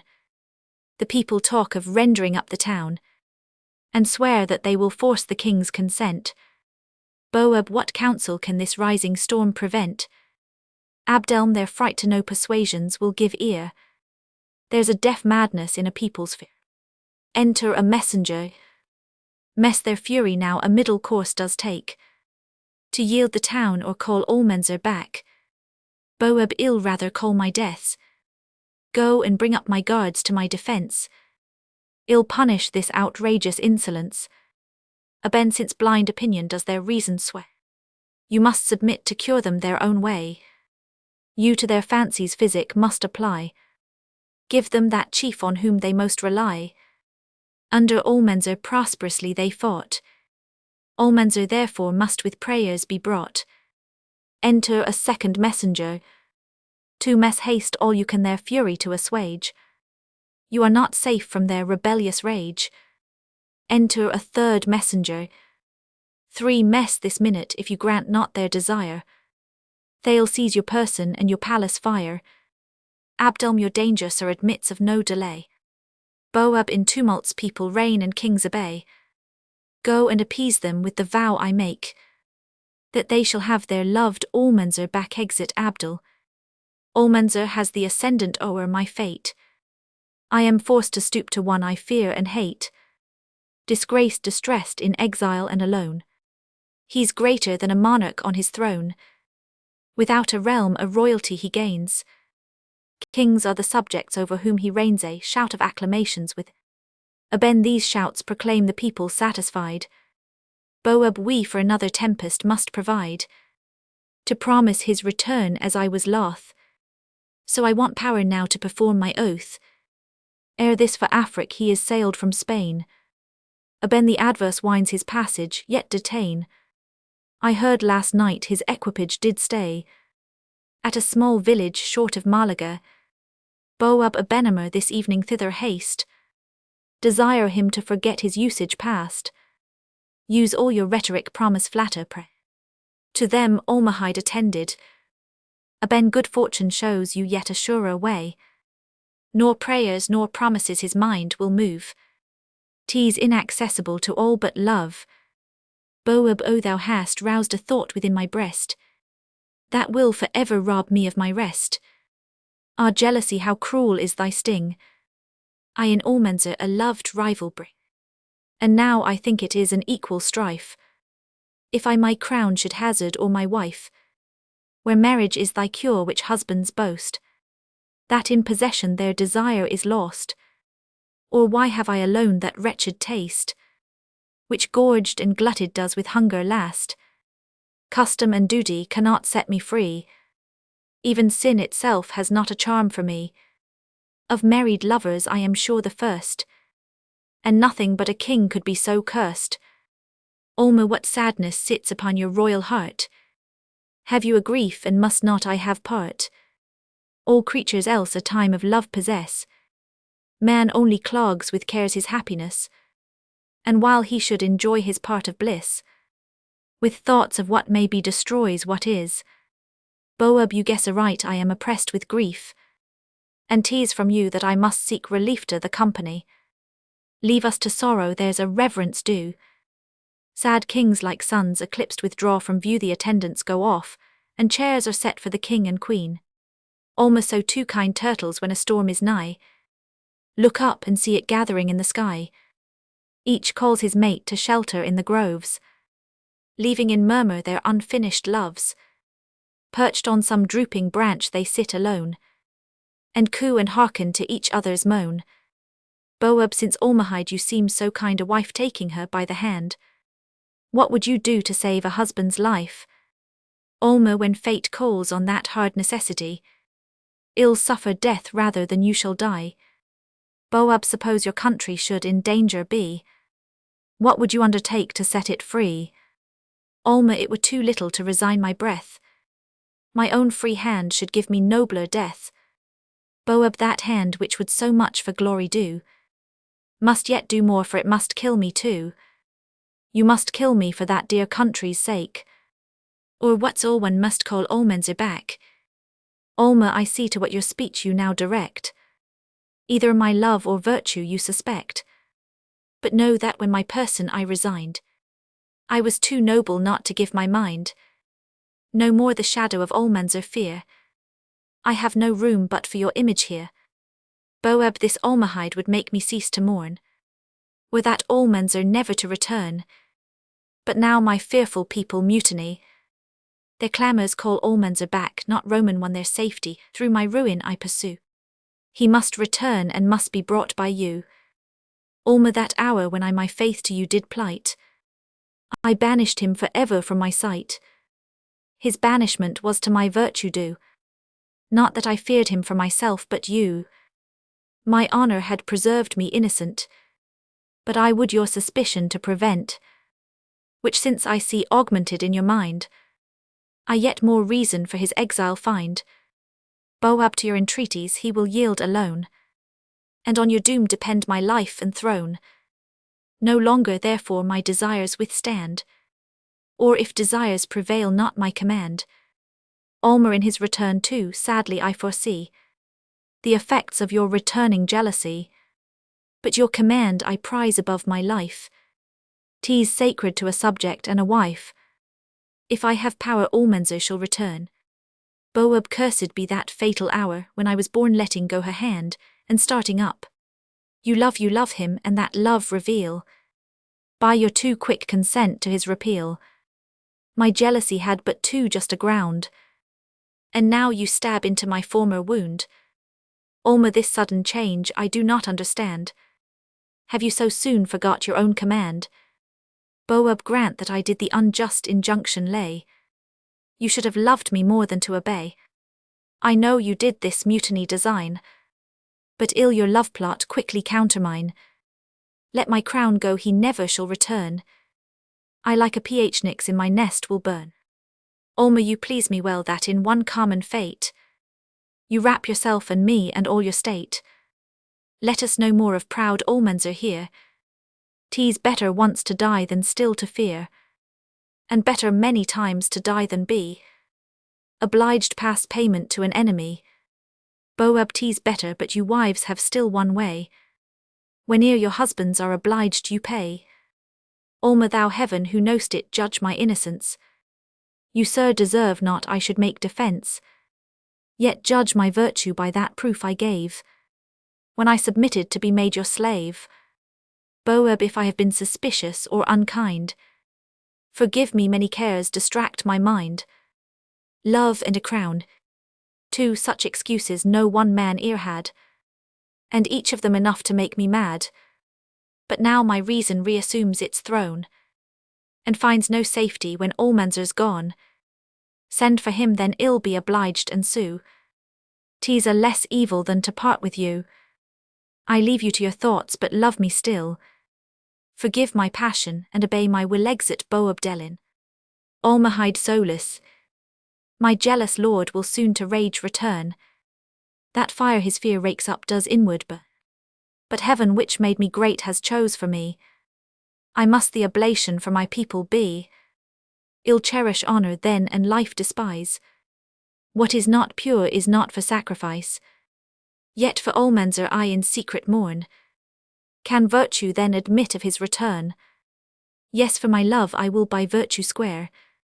My heart's not mine, but all my actions are ill, like Almanzor act and dare to be as haughty and as wretched too as he. What will he think is in my message meant? I scarcely understand my own intent, but silkworm like so long within have wrought, that I am lost in my own web of thought. Exit Almahide. Act Roman 2, Scene Roman 1a Wood. Enter Osman and Benzada. Osm, 'tis true that our protection here has been the effect of honour in the Spanish queen, but while I as a friend continue here, I to my country must a foe appear. Bence, think not, my Osman, that we here remain as friends but prisoners to the power of Spain.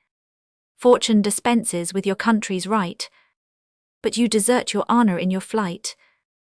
Osm, I cannot leave you here and go away. My honour's glad of a pretence to stay. A noise within, follow. Enter Selin, his sword drawn as pursued. Selin, I am pursued, and now am spent and done. My limbs suffice me not with strength to run, and if I could, alas, what can I save? A year the dregs of life too from the grave sits down on the ground. Here will I sit and here attend my fate, with the same hoary majesty and state, as Rome's old senate for the Gauls did wait. Bence it is my father, and he seems distressed. Azam, my honour bids me succour the oppressed. That life he sought for his ill freely give. Well die together or together live. Bence ill call more succour since the camp is near. And fly on all the wings of love and fear exit Bence. Enter Abenima, and 4 or 5 moors he looks and finds Selin. Aben, you've lived, and now behold your latest hour. Selin, I scorn your malice and defy your power.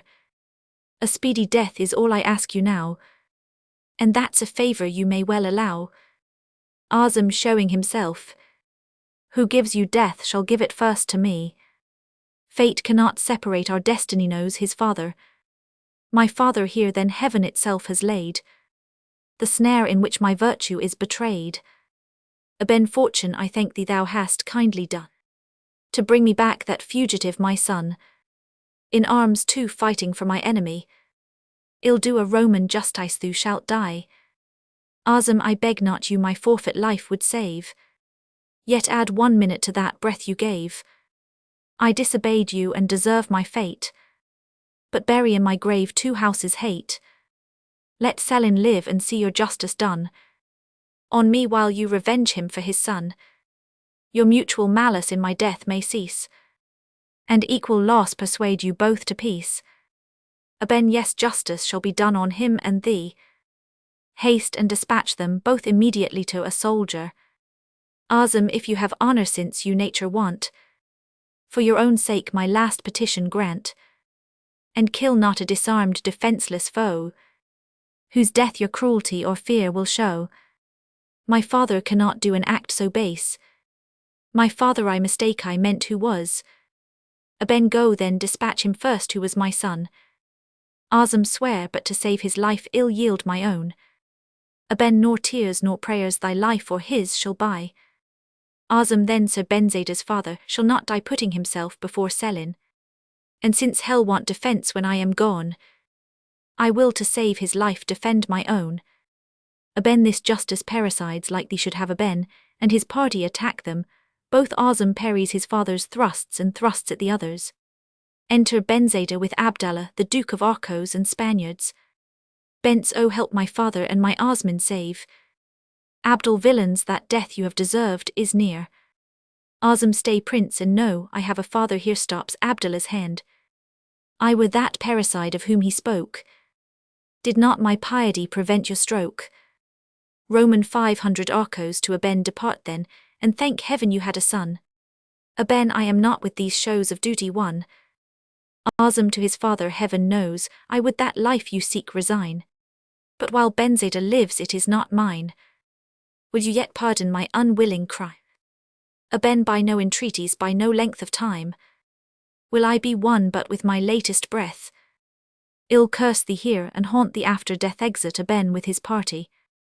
Azam, can you be merciful to that degree, kneeling to Selin, as to forgive my father's faults in me? Can you forgive the death of him I slew in my defence, and from the malice separate the offence? I can no longer be your enemy. In short, now kill me, sir, or pardon me. Offers him his sword. In this your silence my hard fate appears. Selin, ill answer you when I can speak for tears.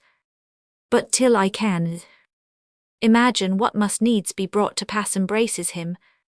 My heart's not made of marble nor of brass. Did I for you a cruel death prepare? And have you made my life your care? There is a shame contracted by my faults, which hinders me to speak my secret thoughts. And I will tell Yawen the shame's removed. You are not better by my daughter loved. Benzeda, be yours I can no more. Azam, blessed be that breath which does my life restore, embracing his knees. Bence, I hear my father now these words confess. That name and that indulgent tenderness. Selin, Benzeda, I have been too much to blame, but let your goodness expiate my shame. You Osman's virtue did in chains adore, and part of me was just to him before. My son, Azam, my father. Selin, since by you I live, I for your sake your family forgive. Let your hard father still my life pursue. I hate not him but for his hate to you. Even that hard father yet may one day be by kindness vanquished as you vanquished me. Or if my death can quench to you his rage, heaven makes good use of my remaining age. Abdul, I grieve your joys are mingled with my cares, but all take interest in their own affairs, and therefore I must ask how mine proceed. Selin, they now are ripe, and but your presence need. For Lindarax are faithless as the wind, yet to your better fortunes will be kind. For hearing that the Christians own your cause, from thence the assurance of a throne she draws. And since Almanzor, whom she most did fear, is gone, she to no treaty will give ear, but sent me her unkindness to excuse. Abdul, you much surprise me with your pleasing news. Selin, but sir, she hourly does the assault expect, and must be lost if you her aid neglect. For Abdul Melech loudly does declare, hell use the last extremities of war, if she refuse the fortress to resign. Abdul, the charge of hastening this relief be mine. Selin, this while I undertook, whether beset, or else by chance a Benamer I met, who seemed in haste returning to the town. Abdul, my love must in my diligence be shown, and to Arcos as my pledge of faith to Spain this hour. Ill put the fortress in your master's power. Selin, an open way from hence to it there lies, and we with ease may send in large supplies, free from the shot and sallies of the town. Roman 500 Arcos, permit me, sir, to share in your renown. First to my king I will impart the news, and then draw out what succours we shall use. Exit Duke of Arcos. Abdul aside, grant that she loves me not, at least I see. She loves not others if she loves not me. 'Tis pleasure when we reap the fruit of pain. 'Tis only pride to be beloved again. How many are not loved who think they are, yet all are willing to believe the fair. And though 'tis beauty's known and obvious cheat, yet man's self-love still favours the deceit. Exit Abdul. Selin, farewell my children, equally so dear, that I myself am to myself less near. While I repeat the dangers of the war, your mutual safety be each other's care. Your father Osman till the war be done, as much as honour will permit ill shun. If by his sword I perish, let him know, it was because I would not be his foe. Azam, goodness and virtue all your actions guide. You only err in choosing of your side.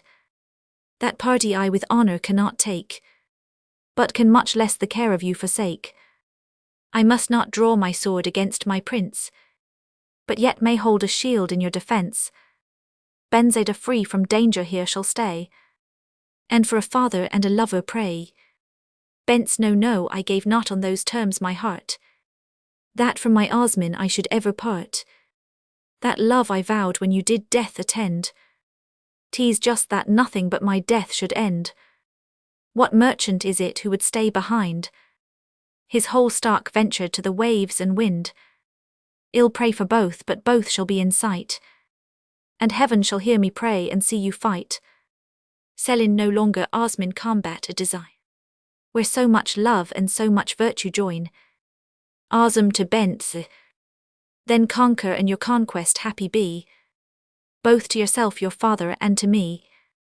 With bended knees our freedom well demand, of Isabel and mighty Ferdinand. Then while the paths of honour we pursue, well interest heaven for us in right of you exeunt. Seen Roman too the Albazin, an alarm within, then soldiers running over the stage enter. Abdul Melech victorious with soldiers. Abdelm tis one, and Lindarax are now, who scorn to treat shall to a conquest bow. To every sword I free commission. Fall on my friends and let no rebel live. Spare only Lindaraxa, let her be in triumph led to grace my victory, since by her falsehood she betrayed my love. Great as that falsehood my revenge shall prove. Enter Lindaraxa as frightened, attended by women. Go take the enchantress, bring her to me bound. Lindar force needs not where resistance is not found. I come myself to offer you my hands, and of my own accord invite your bands. I wish to be my Abdul Melech slave, I did but wish and easy fortune gave. Abdelm O more than woman false but tease in vain. Can you e'er hope to be believed again? Ill sooner trust the hyena than your smile, or than your tears the weeping crocodile. In war and love none should be twice deceived. The fault is mine if you are now believed. Lindar be overwise then, and too late repent. Your crime will carry its own punishment. I am well pleased not to be justified. I owe no satisfaction to your pride. It will be more advantage to my fame to have it said I never owned a flame. Abdelm T's true my pride has satisfied itself. I have at length escaped the deadly shelf. The excuses you prepare will be in vain, till I am fool enough to love again. Lindar am I not loved? Abdelm I must with shame avow. I loved you answer but do not love you now. Lindar have I for this betrayed Abdallah's trust. You are to me as I to him, unjust angrily. Abdelm T's like you have done much for love of me, who kept the fortress of my enemy. Lindar T's true, I took the fortress from his hand, but since have kept it in my own command. Abdelm that act your foul ingratitude did show. Lindar you are the ungrateful since 'twas kept for you. Abdelm 'twas kept indeed, but not by your intent. For all your kindness I may thank the event. Blush Lindaraxa for so gross a cheat. 'Twas kept for Muhan you refused to treat ironically. Lindar blind man I knew the weakness of the place. It was my plot to do your arms this grace. Had not my care of your renown been great, I loved enough to offer you to treat. She who is loved must little let's create. But you bold lovers are to force your fate. This force you used my maiden blush will save. You seem to take what secretly I gave. I knew we must be conquered, but I knew what confidence I might repose in you. I knew you were too grateful to expose my friends and soldiers to be used like foes. Abdelm well though I love you not their lives shall be spared out of pity and humanity. Alferez to a soldier go, and let the slaughter cease exit the Alferez. Lindar then must I to your pity owe my peace. Is that the tenderest term you can afford? Time was you would have used another word. Abdelm then for your beauty I your soldiers spare. For though I do not love you you are fair. Lindar that little beauty why did heaven impart? To please your eyes but not to move your heart. Ill shroud this Gorgon from all human view, and own no beauty since it charms not you. Reverse your orders and your sentence give. My soldiers shall not from my beauty live. Abdelm then from your friendship they their lives shall gain. Though love be dead yet friendship does remain. Lindar that friendship which from withered love does shoot, like the faint herbage on a rock wants root. Love is a tender amity refined. Grafted on friendship it exalts the kind. But when the graft no longer does remain, the dull stalk lives but never bears again. Abdelm then that my friendship may not doubtful prove. Fool that I am to tell you so I love. You would extort this knowledge from my breast, and tortured me so long that I confessed. Now I expect to suffer for my sin. My monarchy must end and yours begin. Lindar confess not love but spare yourself that shame, and call your passion by some other name.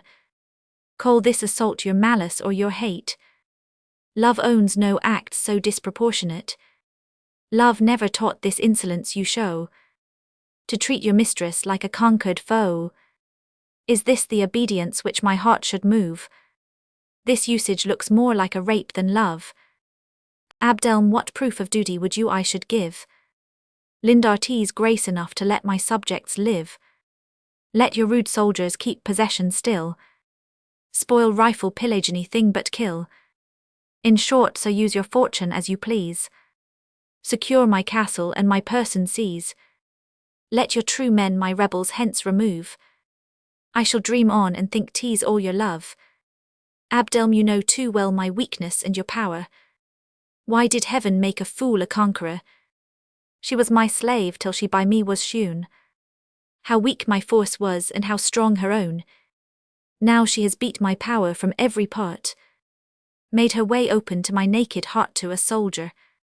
Go strictly charge my soldiers to retreat, those countermand who are not entered yet. On peril of your lives, leave all things free, exit soldier. Now madam, love Abdallah more than me. I only ask in duty you would bring the keys of our Albayzin to the king. Ill make your terms as gentle as you please. Trumpets sound a charge within, and soldiers shout. What shouts and what new sounds of war are these? Lindar, fortune, I hope, has favoured my intenticide of gaining time and welcome succours sent. Enter the Alferez. Alferez, all's lost, and you are fatally deceived. The foe is entered and the place relieved. Scarce from the walls had I drawn off my men, when from their camp the enemy rushed in, and Prince Abdallah entered first the gate. Abdelm, I am betrayed, and find it now too late. When your proud soul to flatteries did descend to her, I might have known it did some ill portend. The weary seaman stormy weather fears, when winds shift often and no cause appears. You by my bounty live.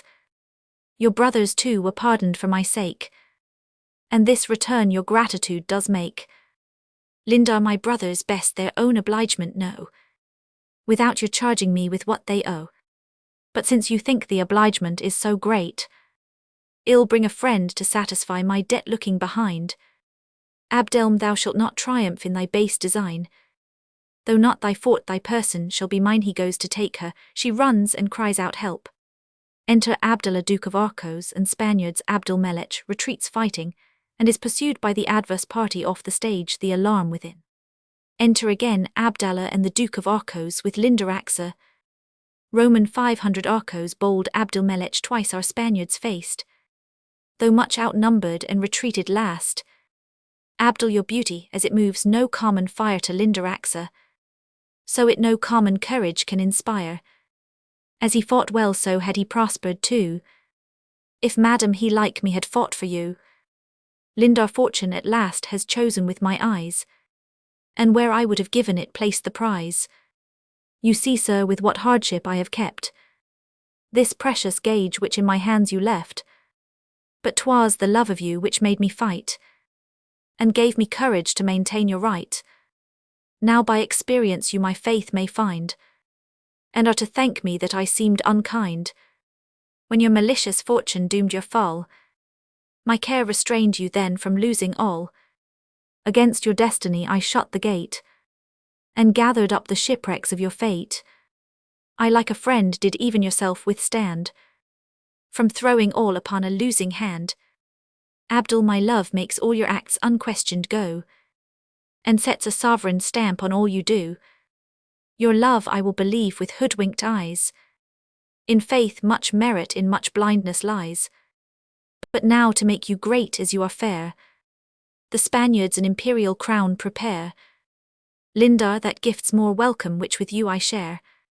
Let us no time in fruitless courtship lose, but sally out upon our frighted foes.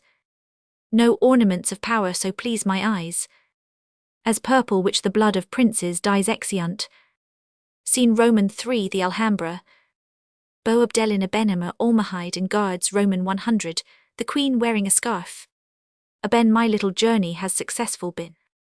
The fierce Almanzar will obey the queen.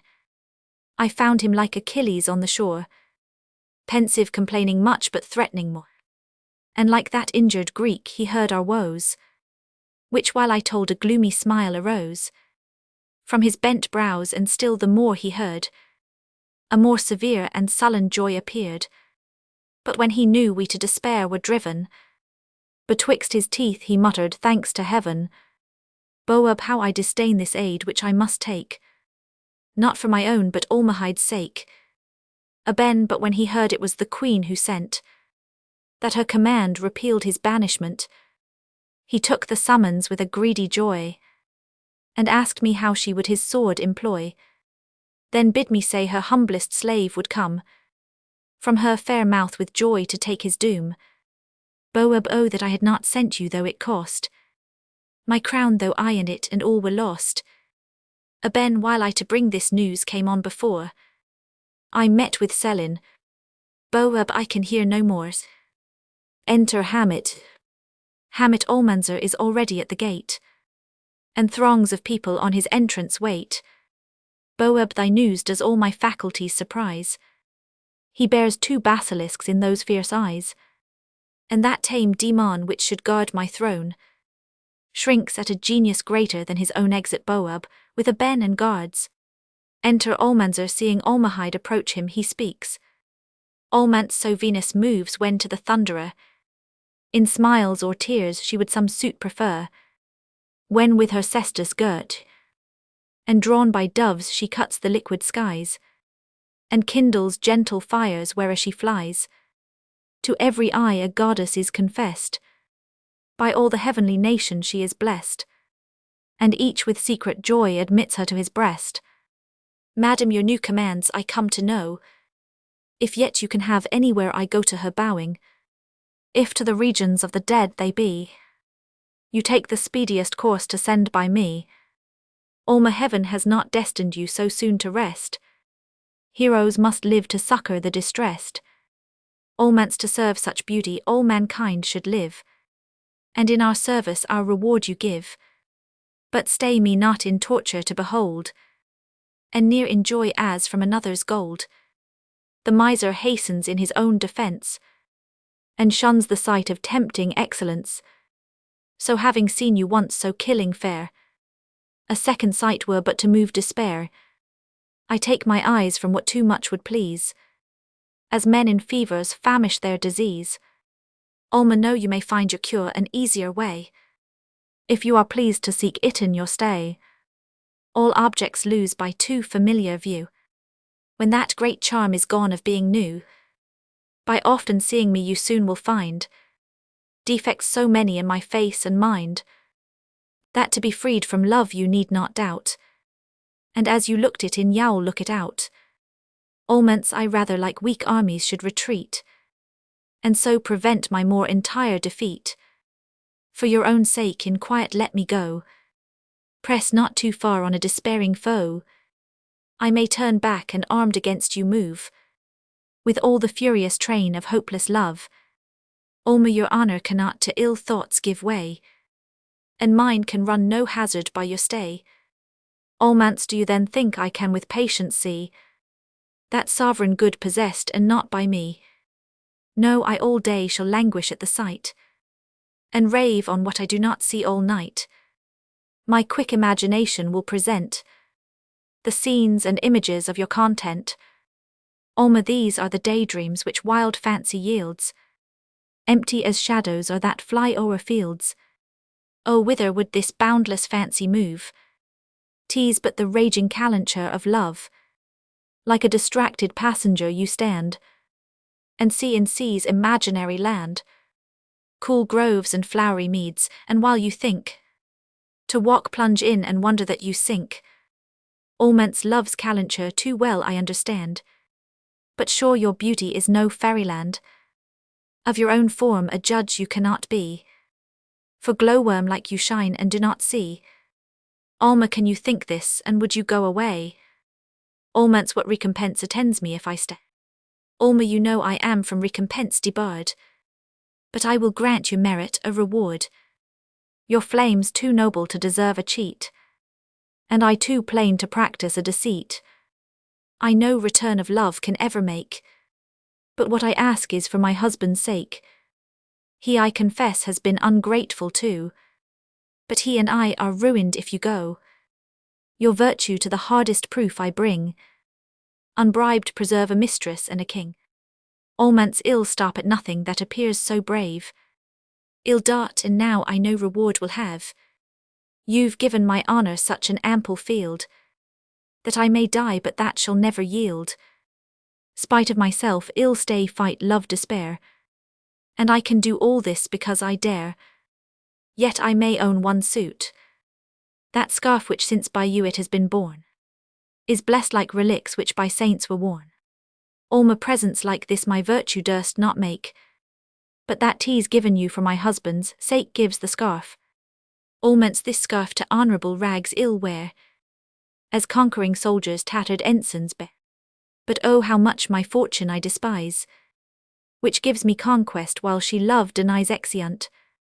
Act Roman 3, Scene Roman 1. The Alhambra. Enter Almahide and Esperanza. Esper affected modesty has much of pride. That scarf he begged you could not have denied. Nor does it shock the virtue of a wife, when given that man to whom you owe your life. Alma, heaven knows from all intent of ill 'twas free, yet it may feed my husband's jealousy, and for that cause I wish it were not done. To them Boabdellin and walks apart. See where he comes all pensive and alone. A gloomy fury has o'erspread his face. 'Tis so, and all my fears are come to pass. Boab, marriage, thou curse of love and snare, of life aside, that first debased a mistress to a wife. Love like a scene at distance should appear, but marriage views the gross-daubed landscape near. Love's nauseous cure thou cloyest whom thou shouldst please, and when thou curst then thou art the disease. When hearts are loose thy chain our bodies ties. Love couples friends but marriage enemies. If love like mine continues after thee, 'tis soon made sour and turned by jealousy. No sign of love in jealous men remains, but that which sick men have of life their pains. Alma, has my dear lord some new affliction had walking to him? Have I done anything that makes him sad? Boab, you nothing you, but let me walk alone. Alma, I will not leave you till the cause be known. My knowledge of the ill may bring relief. Boab, thank you never fail to cure my grief. Trouble me not, my grief concerns not you. Alma, while I have life I will your steps pursue. Boab, I'm out of humour now, you must not stay. Alma, I fear it is that scarf I gave away. Boab, no, 'tis not that, but speak of it no more. Go hence, I am not what I was before. Alma, then I will make you so, give me your hand.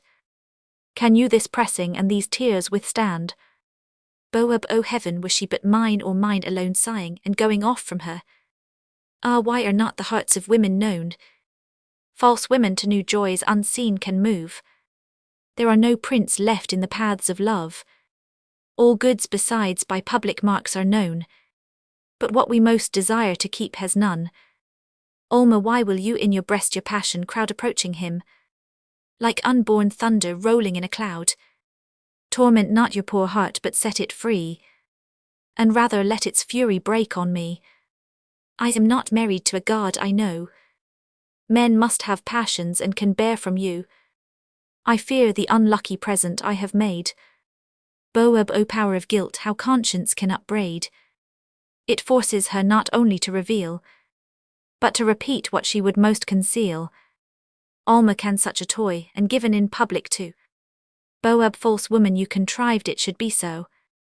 That public gift in private was designed, the emblem of the love you meant to bind. Hence from my sight, ungrateful as thou art, and when I can ill banish thee my heart she weeps. To them Almans are wearing the scarf, he sees her weep.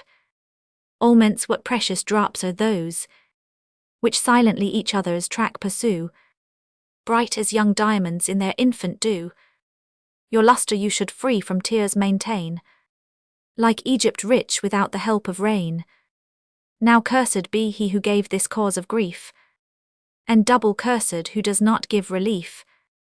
Alma, our common fears and public miseries have drawn these tears from my afflicted eyes. Almance, madam, I cannot easily believe it is for any public cause you grieve. On your fair face the marks of sorrow lie, but I read fury in your husband's eye, and in that passion I too plainly find that you're unhappy and that he's unkind. Alma, not new-made mothers greater love express than he when with first looks their babes they bless. Not heaven is more to dying martyrs kind, nor guardian angels to their charge assigned. Boab, O goodness counterfeited to the life, O the well-acted virtue of a wife. Would you with this my just suspicions blind? You've given me great occasion to be kind. The marks too of your spotless love appear.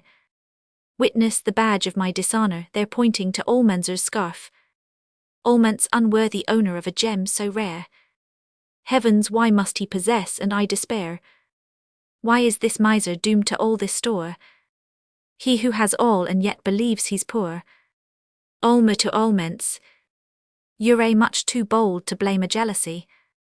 So kind in him and so desired by me. The faith of wives would unrewarded prove. Without those just observers of our love, the greater care the higher passion shows. We hold that clearest we most fear to lose. Distrust in lovers is too warm a sun, but yet 'tis night in love when that is gone. And in those climes which most his scorching know, he makes the noblest fruits and metals grow. Olmant's, yes, there are mines of treasure in your breast, seen by that jealous sun but not passest. He like a devil among the blessed, can take no pleasure in your heaven of love. Go take her and thy causeless fears remove to the king. Love her so well that I with rage may die. Dull husbands have no right to jealousy. If that's allowed it must in lovers be. Boab, the succour which thou bring'st me makes thee bold. But no, without thy aid my crown ill hold. Or if I cannot I will fire the place. Of a full city make a naked space. Hence then and from a rival set me free. Ill do ill suffer anything but thee. Olmant's, I wannot go ill not be forced away. I came not for thy sake nor do I stay. It was the queen who for my aid did send. And 'tis I only can the queen defend. I for her sake thy sceptre will maintain. And thou by me in spite of thee shalt reign. Boab, had I but hope I could defend this place, 3 days thou shouldst not live to my disgrace. So small a time, might I possess my Almahide alone, I would live ages out ere they were gone. I should not be of love or life bereft. All should be spent before and nothing left. Alma to Boab. As for your sake I for Almanzor sent. So when you please he goes to banishment. You shall at last my loyalty approve. I will refuse no trial of my love. Boab, how can I think you love me while I see that trophy of a rival's victory? Ill tear it from his side. Olmant's, ill hold it fast. As life, and when life's gone ill hold this last. And if thou taxed it after I am slain, ill send my ghost to fetch it back again. Alma, when I bestowed that scarf I had not thought, or not considered it might be a fault. But since my lord's displeased that I should make so small a present, I command it back. Without delay the unlucky gift restore, or from this minute never see me more. Olmant's, the shock of such a curse I dare not stand pulling it off hastily, and presenting it to her. Thus I obey your absolute command. She gives it to the king. Must he the spoils of scorned Almanzor wear? May Turnus' fate be thine who dared to bear the belt of murdered Pallas from afar. Mayest thou be known and be the mark of war. Live just to see it from thy shoulders torn by common hands, and by some coward worn an alarm with it. Enter Abdulmelech, Zulema, Hamit, Abenamar, their swords drawn. Abdelm, is this a time for discord or for grief? We perish, sir, without your quick relief. I have been fooled and am unfortunate. The foes pursue their fortune and our fate.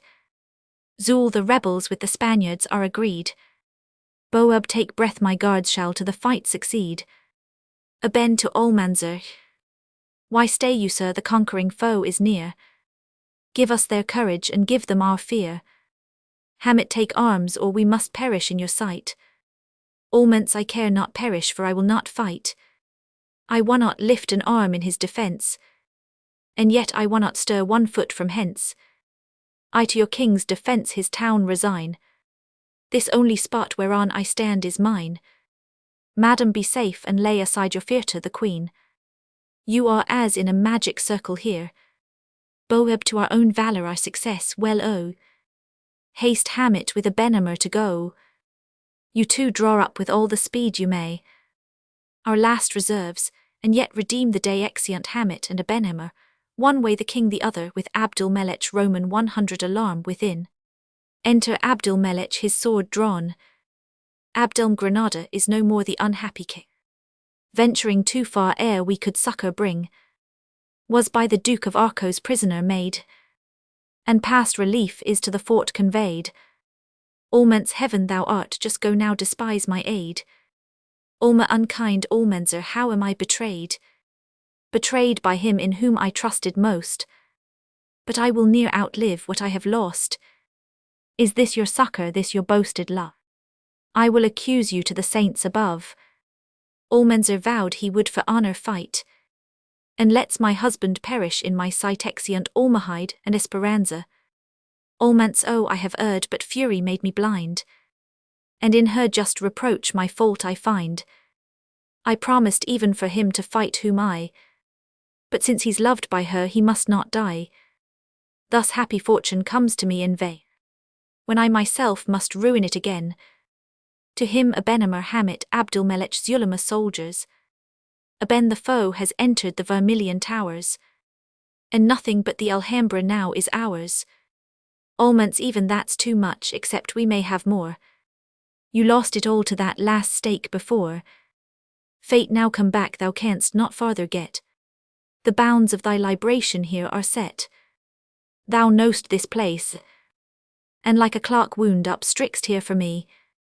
Now chance assert thy own inconstancy, and fortune fight that thou mayst fortune be. They come here favoured by the narrow place, a noise with it. I can with few their gross battalion face. By the dead wall you Abdulmelech wind, then charge and their retreat cut off behind Exeunt, and alarmed with it. Enter Almenser and his party with Abdallah prisoner. Almens, you were my friend, and to that name I owe to Abdul the just regard which you refused to show. Your liberty I frankly would restore, but honour now forbids me to do more. Yet so your freedom and your choice shall be, when you command to set your brother free. Abdul, the exchange which you propose with joy I take, an offer easier than my hopes could make. Your benefits revenge my crimes to you, for I my shame in that bright mirror view. Almens, no more you give me thanks you do not owe. I have been faulty and repent me now, but though our penitence a virtue be, mean souls alone repent in misery. The brave own faults when good success is given, for then they come on equal terms to heaven. Exeunt. Scene Roman 2, the Albazin. Enter Osman and Benzada. Bence, I see there's somewhat which you fear to tell. Speak quickly, Osman, is my father well? Why cross you thus your arms and shake your head? Kill me at once and tell me he is dead. Osm, I know not more than you, but fear not less. Twice sinking, twice I drew him from the press, but the victorious foe pursued so fast, that flying throngs divided us at last, as seamen parting in a general wreck. When first the loosening planks begin to crack, each catches one and straight are far disjoined, some borne by tides and others by the wind. So in this ruin from each other rent, with heaved up hands we mutual farewells sent. Methought his eyes, when just I lost his view, were looking blessings to be sent to you. Bence, blind queen of chance to lovers too severe, thou rulest mankind but art a tyrant there. Thy widest empires in a lover's breast, like open seas we seldom are at rest. Upon thy coasts our wealth is daily cast, and thou like pirates maxed no peace to last. To them Lindarax a Duke of Arcos and guards, Roman 500 Arcos, we were surprised when least we did suspect, and justly suffered by our own neglect. Lindar know none, but I have reason to complain. So near a kingdom yet 'tis lost again. Oh, how unequally in me were joined a creeping fortune with a soaring mind. O lottery of fate, where still the wise draw blanks of fortune and the fools the prize. These cross ill-shuffled lots from heaven are sent, yet dull religion teaches us content. But when we ask it where the blessing dwells, it points to pedant colleges and cells. There shows it rude and in a homely dress, and that proud want mistakes for happiness a trumpet with it. Enter Zulema.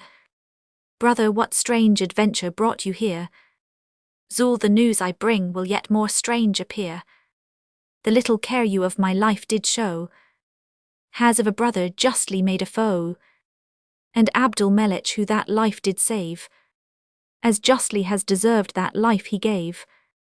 Lindar, your business calls while tediously it stays on the low theme of Abdul Melech's praise. Zul, this I present from Prince Abdallah's hands delivers a letter which she reads. Lindar, he has proposed to free him from his bands, that with his brother an exchange be made. Roman 500 arcos, it proves the same design which we had laid. Before the castle let a bar be set, and when the captives on each side are met, with equal numbers chosen for their guard, just at the time the passage is unbarred, let both at once advance, at once be free. Lindar, the exchange I will myself in person see. Bence, I fear to ask, yet would from doubt be freed. Is Selin captive, sir, or is he dead? Zul, I grieve to tell you what you needs must know. He is a prisoner to his greatest foe, kept with strong guards in the Alhambra tower, without the reach even of Almanzor's power. Azam, with grief and shame I am at once oppressed.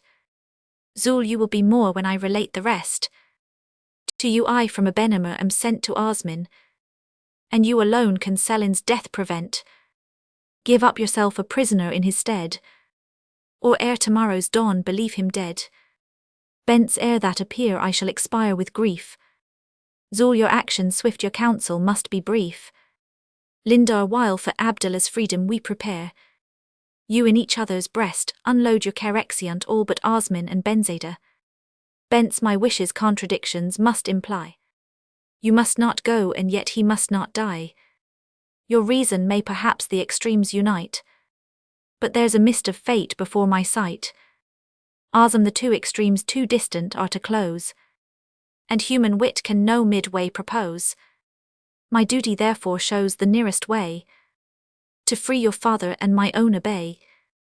Bence, your father, whom since yours I grieve to blame, has lost or quite forgot a parent's name, and when at once possessed of him and you, instead of freeing one will murder two. Azam, fear not my life but suffer me to go. What cannot only sons with parents do? 'Tis not my death my father does pursue. He only would withdraw my love from you. Bence, now Osman, now your want of love I see. For would you go and hazard losing me? Azam, I rather would 10,000 lives forsake. Nor can you e'er believe the doubt you make. This night I with a chosen band will go, and by surprise will free him from the foe. Bence, what foe? Ah, whither would your virtue fall? It is your father whom the foe you call. Darkness and rage will no distinction make, and yours may perish for my father's sake. Azam, thus when my weaker virtue goes astray, yours pulls it back and guides me in the way. Ill send him word my being shall depend on Selin's life, and with his death shall end. Bence, 'tis that indeed would glut your father's rage, revenge on Osman's youth and Selin's age. Azam, whate'er I plot like Sisyphus in vain, I heave a stone that tumbles down again. Bence, this glorious work is then reserved for me. He is my father and ill set him free. These chains my father for my sake does wear. I made the fault and I the pains will bear. Azam, yes, you no doubt have merited these pains. Those hands, those tender limbs were made for chains. Did I not love you, yet it were too base to let a lady suffer in my place. Those proofs of virtue you before did show, I did admire, but I must envy now. Your vast ambition leaves no fame for me, but grasps at universal monarchy. Bence, yes, Osman, I shall still this palm pursue. I will not yield my glory even to you. Ill break those bonds in which my father's tied, or if I cannot break them, ill divide. What though my limbs a woman's weakness show? I have a soul as masculine as you, and when these limbs want strength my chains to wear, my mind shall teach my body how to bear. Exit Bence. Azam, what I resolve I must not let her know, but honour has decreed she must not go. What she resolves I must prevent with care. She shall not in my fame or danger share. I'll give strict order to the guards which wait, that when she comes she shall not pass the gate. Fortune at last has run me out of breath. I have no refuge but the arms of death. To that dark sanctuary I will go. She cannot reach me when I lie so low. Exit. Scene Roman 3, the Albayzin. Enter on one side Almanzor Abdallah Abdul Melich, Zula Mahomet on the other side, the Duke of Arcos Boabdel Lindaraxa, and their party, after which the bars are opened. And at the same time Boabdel and Abdallah pass by each other, each to his party. When Abdallah is passed on the other side, the Duke of Arcos approaches the bars and calls to Almanzor. Roman 500, Arcos the hatred of the brave with battles ends, and foes who fought for honor then are friends. I love thee, brave Almanzor, and am proud to have 1 hour when love may be allowed. This hand in sign of that esteem I plight. We shall have angry hours enough to fight, giving his hand. Almance the man who dares like you in fields appear, and meet my sword shall be my mistress here. If I am proud, 'tis only to my foes, rough but to such who virtue would oppose. If I some fierceness from a father drew, a mother's milk gives me some softness too. Roman 500 Arcos, since first you took and after set me free, whether a sense of gratitude it be, or some more secret motion of my mind, for which I want a name that's more than kind, I shall be glad by whate'er means I can, to get the friendship of so brave a man. And would your unavailing valor call, from aiding those whom heaven has doomed to fall, we owe you that respect, which to the guards of foes besieged was shown, to call you out before we take your town. Almance those whom we love we should esteem them too, and not debauch that virtue which we woo. Yet though you give my honor just offence, I'll take your kindness in the better sense, and since you for my safety seem to fear, I to return your bribe should wish you here. But since I love you more than you do me, in all events preserve your honor free, for that's your own though not your destiny.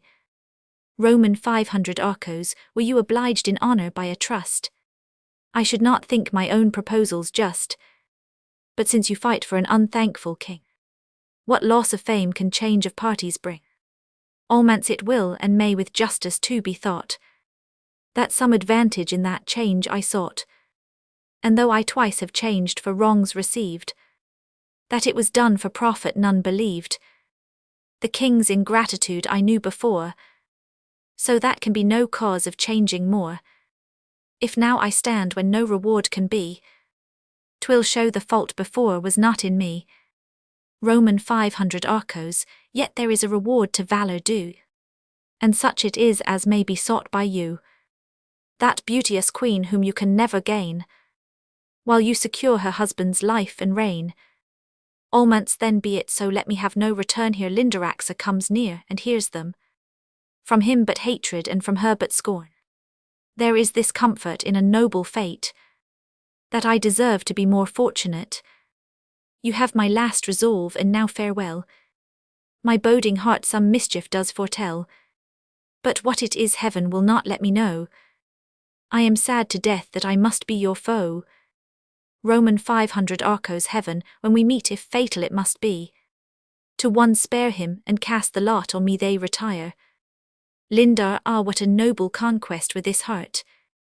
I am resolved I'll try my utmost art. In gaining him I gain that fortune too, which he has wedded and which I but woo. I'll try each secret passage to his mind, and love's soft bands about his heartstrings wind. Not his vowed constancy shall scape my snare, while he without resistance does prepare. I'll melt into him, ere his love's aware. She makes a gesture of invitation to Almanzor, who returns again. Lindar, you see, sir, to how strange a remedy a persecuted maid is forced to fly, who much distressed yet scarce has confidence, to make your noble pity her defence. Almance beauty like yours can no protection need, or if it sues is certain to succeed. To whate'er service you ordain my hand, Name your request and call it your command. Lindar you cannot, sir, but know that my ill fate has made me loved with all the effects of hate. One lover would by force my person gain, which one as guilty would by force detain. Rash Abdul Melik's love I cannot prize, and fond Abdallah's passion I despise. As you are brave, so you are prudent too. Advise a wretched woman what to do. Almonts have courage, fair one, put your trust in me. You shall at least from those you hate be free. Resign your castle to the king's command, and leave your love concernments in my hand. Lindar the king like them is fierce and faithless too. How can I trust him who has injured you? Keep for yourself and you can grant no less what you alone are worthy to possess. Enter, brave sir, for when you speak the word, these gates will open of their own accord. The genius of the place its lord will meet, and bend its tory forehead to your feet. That little citadel which now you see shall then the head of conquered nations be, and every turret from your coming rise, the mother of some great metropolis. Almonts' pity words which none but gods should hear, should lose their sweetness in a soldier's ear. I am not that Almanzor whom you praise, but your fair mouth can fair ideas raise. I am a wretch to whom it is denied to accept with honor what I wish with pride, and since I light not for myself must bring the fruits of all my conquests to the king. Lindar say rather to the queen, to whose fair name I know you vow the trophies of your fame. I hope she is as kind as she is fair, kinder than inexperienced virgins are to their first loves, though she has loved before, and that first innocence is now no more. But in revenge she gives you all her heart, for you are much too brave to take a part. Though blinded by a crown she did not see, Almanzor greater than a king could be. I hope her love repairs her ill-made choice. Almanzor cannot be deluded twice. Almonts know not deluded, for none count their gains, who like Almanzor frankly give their pains. Lindar Almanzor, do not cheat yourself nor me. Your love is not refined to that degree, for since you have desires and those not blessed, your love's uneasy and at little rest. Almonts' true my own unhappiness I see, but who alas can my physician be? Love like a lazy ague I endure, which fears the water and abhors the cure. Lindar, 'tis a consumption which your life does waste, still flattering you with hope till help be past. But since of cure from her you now despair, you like consumptive men should change your air. Love somewhere else, 'tis a hard remedy, but yet you owe yourself so much to try. Almonts, my love's now grown so much a part of me, that life would in the cure endangered be. At least it like a limb cut off would show, and better die than like a cripple go. Lindar, you must be brought like madmen to their cure, and darkness first and next new bonds endure.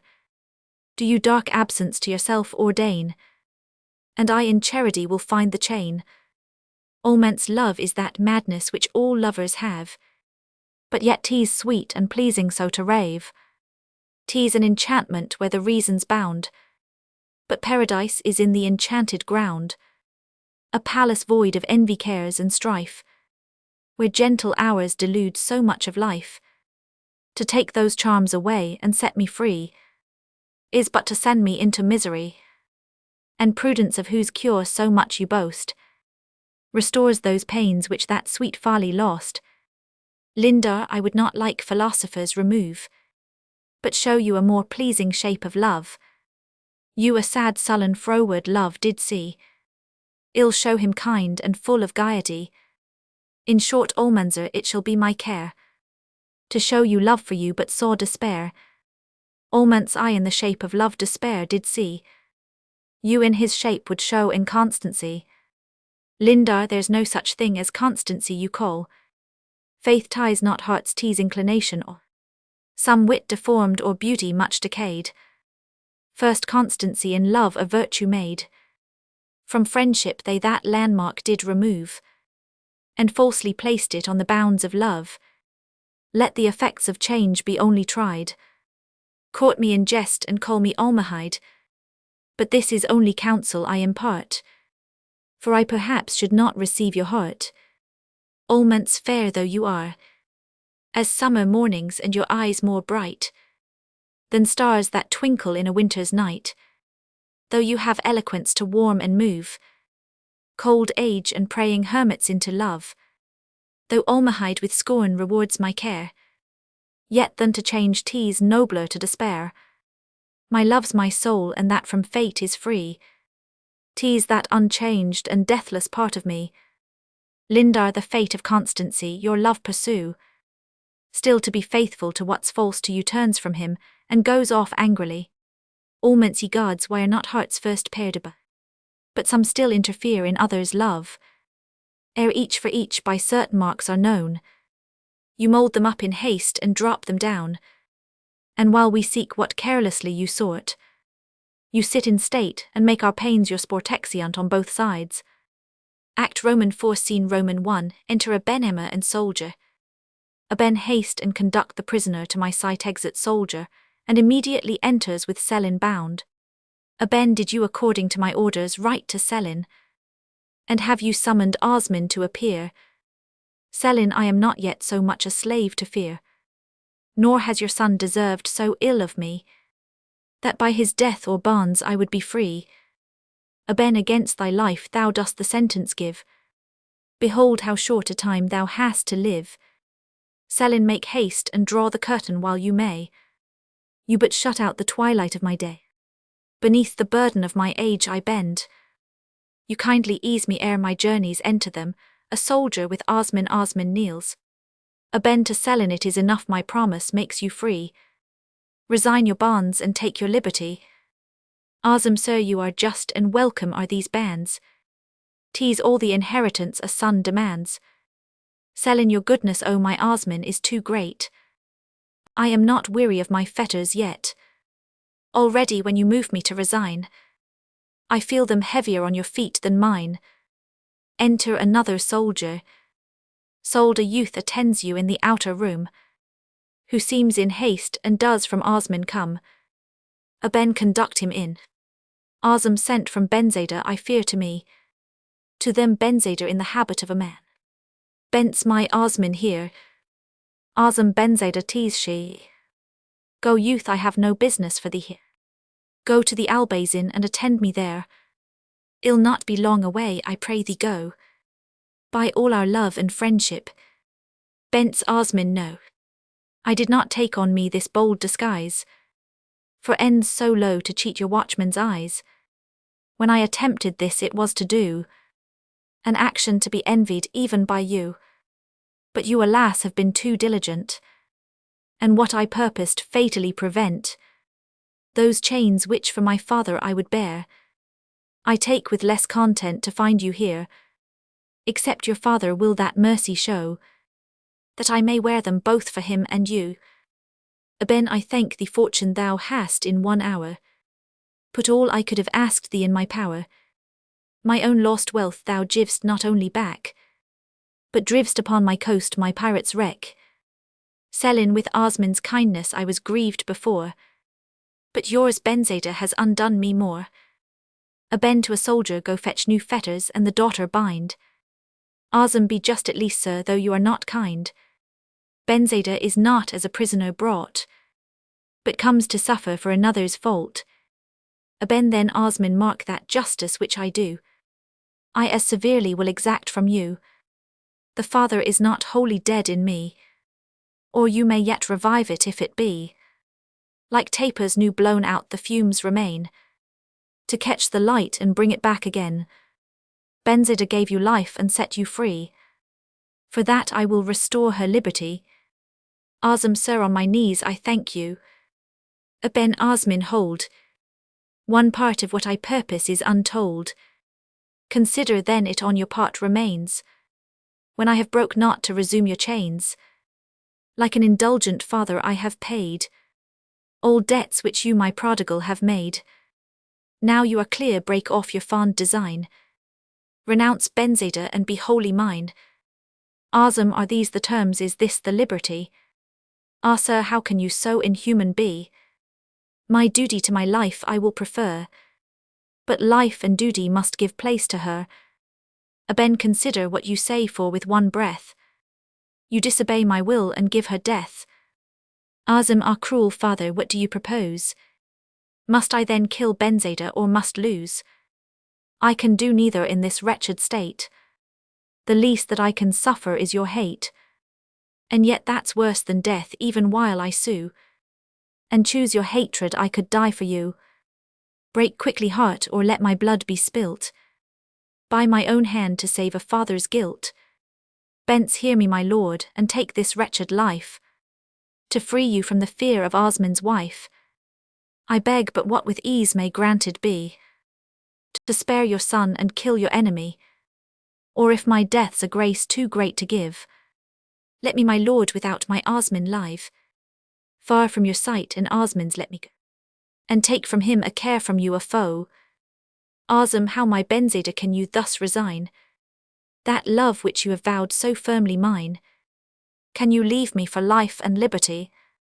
Bence, what I have done will show that I dare die, but ill twice suffer death and go away, rather than make you wretched by my stay. By this my father's freedom will be won, and to your father I restore a son. Selin, cease my children your unhappy strife. Selin will not be ransomed by your life. Barbarian, thy old foe defies thy rage to obey. Turn from their youth thy malice to my age. Bence, forbear, dear father, for your Osman's sake. Do not such words to Osman's father speak. Azim, alas, 'tis counterfeited rage he strives, but to divert the danger from our lives. For I can witness, sir, and you might see, how in your person he considered me. He still declined the combat where you were, and you well know it was not out of fear. Bence, alas, my lord, where can your vengeance fall? Your justice will not let it reach us all. Selin and Osman both would sufferers be, and punishment's a favour done to me. If we are foes, since you have power to kill, 'tis generous in you not to have the will. But are we foes? Look round, my lord, and see. Point out that face which is your enemy. Would you your hand in Selin's blood imbrue? Kill him unarmed who armed shunned killing you. Am I your foe, since you detest my line? That hated name of Zegri I resign. For you Benzada will herself disclaim. Call me your daughter and forget my name. Selin, this virtue would even savages subdue. And shall it want the power to vanquish you? Azim, it has as I read it in his eyes. 'Tis now not anger 'tis, but shame denies. A shame of error that great spirits find, when keeps down virtue struggling in the mind. Ben, yes, I am vanquished the fierce conflicts past, and shame itself is now o'ercome at last. 'Twas long before my stubborn mind was won, but melting once I on the sudden ran. Nor can I hold my headlong kindness more than I could curb my cruel rage before runs to Bence and embraces her. Benzada, 'twas your virtue vanquished me, that could alone surmount my cruelty. Runs to Selin and unbinds him. Forgive me, Selin, my neglect of you, but men just waking scarce know what they do. Azim, O father, Bence father, Aiden, dare I own that names? Speak it often to remove my shame. They all embrace him. O Selin, O my children, let me go. I have more kindness than I yet can show. For my recovery I must shun your sight. Eyes used to darkness cannot bear the light. He runs in, they following him. Seen Roman too the Albazin. Enter Almanzar Abdul Melech soldiers. Almans 'tis war again, and I am glad 'tis so. Success shall now by force and courage go. Treaties are but the combat of the brave, where still the stronger lose and weaker gain. Abdelm, on this assault, brave sir, which we prepare, depends the sum and fortune of the war. Encamped without the fort the Spaniard lies, and may in spite of us send in supplies. Consider yet ere we attack the place, what 'tis to storm it in an army's face. Alments the minds of heroes their own measures are. They stand exempted from the rules of war. One loose one sally of the hero's soul does all the military art control, while timorous wit goes round or forwards the shore. He shoots the gulf and is already o'er, and when the enthusiastic fit is spent, looks back amazed at what he underwent exeunt, and alarmed with it. Re-enter Almanzor and Abdul Melech with their soldiers.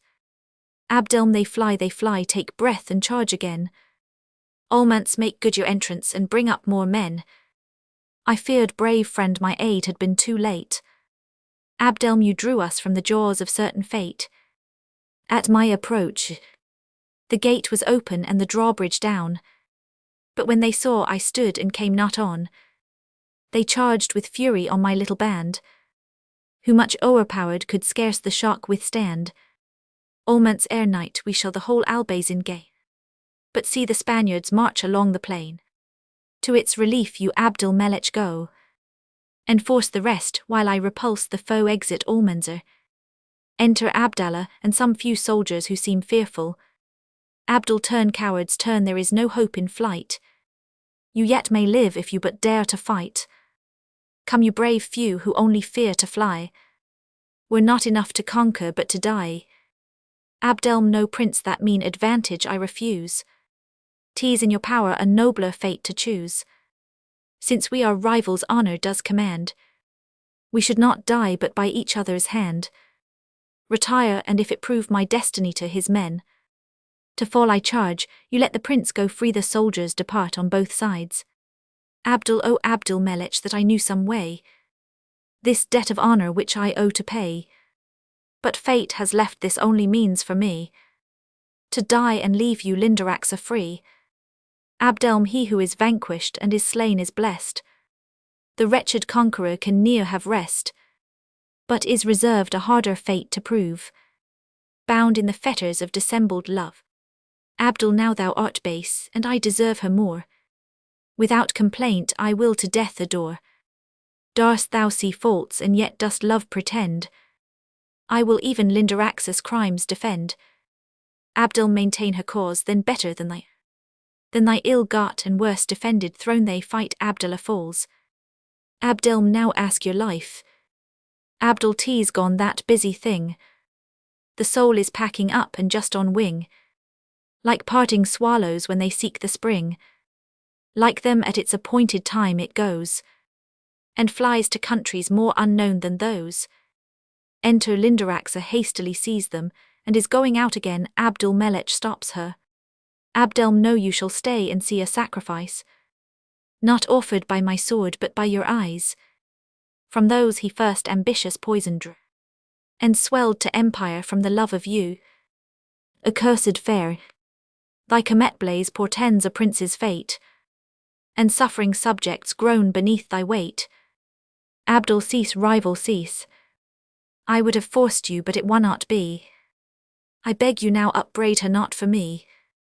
You fairest to my memory, be kind to Linda. Lovers like me your sex will seldom find. When I usurped a crown for love of you, I then did more than dying now I do. I am still the same as when my love begun, and could I now this fate foresee or shun, would yet do all I have already done. Dies. She puts her handkerchief to her eyes. Abdelm, weep on, for it becomes you now. These tears you to that love may well allow. His unrepenting soul, if it could move, upward in crimes flew, spotted with your love, and brought contagion to the blessed. Lindar, he's gone, and peace go with a constant mind. His love deserved I should have been more kind, but then your love and greater worth I knew. I was unjust to him, but just to you. Abdelm, I was his enemy and rival too, yet I some tears to his misfortune owe. You owe him more, weep then, and join with me. So much is due even to humanity. Lindar, weep for this wretch whose memory I hate, whose folly made us both unfortunate. Weep for this fool who did my laughter move, this whining, tedious, heavy lump of love. Abdelm, had fortune favoured him and frowned on me, I then had been that heavy fool, not he. Just this had been my funeral elegy. Thy arts and falsehood I before did know, But this last baseness was concealed till now, and 'twas no more than needful to be known. I could be cured by such an act alone. My love half blasted yet in time would shoot, but this last tempest rends it to the root. Lindar, these little peaks which now your anger move, will vanish and are only signs of love. You've been too fierce, and at some other time I should not with such ease forgive your crime. But in a day of public joy like this, I pardon and forget whate'er's amiss. Abdelm, these arts have oft prevailed, but must no more. The spell is ended, and the enchantment o'er. You have at last destroyed with much ado that love which none could have destroyed but you. My love was blind to your deluding art, but blind men feel when stabbed so near the heart. Lindar, I must confess there was some pity due, but I concealed it out of love to you. Abdelm, no Lindarax, a tease at last too late. Our loves have mingled with too much of fate. I would but cannot now myself deceive. Oh, that you still could cheat, and I believe. Lindar, do not so light a quarrel long pursue. You grieve your rival was less loved than you. 'Tis hard when men of kindness must complain. Abdelm, I am now awake and cannot dream again. Lindar, yet here. Abdelm, no more nothing my heart can bend. That queen you scorned you shall this night attend. Your life the king has pardoned for my sake, but on your pride I some revenge must take. See now the effects of what your arts designed. Thank your inconstant and ambitious mind. 'Tis just that she who to know love is true should be forsaken and contemned like you. Lindar, all arts of injured women I will try. First I will be revenged and then ill die. But like some falling tower, whose seeming firmness does the sight beguile, so hold I up my nodding head a while, till they come under and reserve my fall, that with my ruins I may reach them all. Abdelm, conduct her hence. Exit Lindar guarded. Enter a soldier. Sold Almanzor is victorious without fight. The foes retreated when he came in sight. Under the walls this night his men are drawn, and mean to seek the Spaniard with the dawn. Abdelm, the sun's declined. Command the watch be set without delay, and in the fort let bold Benjucar stay. Exit Sol. Ill haste to court where solitude ill fly, and herd like wounded deer in company. But oh, how hard a passion to remove, when I must shun myself to scape from love. Exit. Seen Roman 3a gallery in the Alhambra. Zulema Hamit. Hamit, I thought your passion for the queen was dead, or that your love had with your hopes been fled. Zul, 'twas like a fire within a furnace pent. I smothered it and kept it long from vent, but fed with looks and blown with sighs so fast, it broke a passage through my lips at last. Hamit, where found you confidence your suit to move? Our broken fortunes are not fit to love. Well, you declared your love, what followed then? Zul, she looked as judges do on guilty men, when big with fate they triumph in their dooms, and smile before the deadly sentence comes.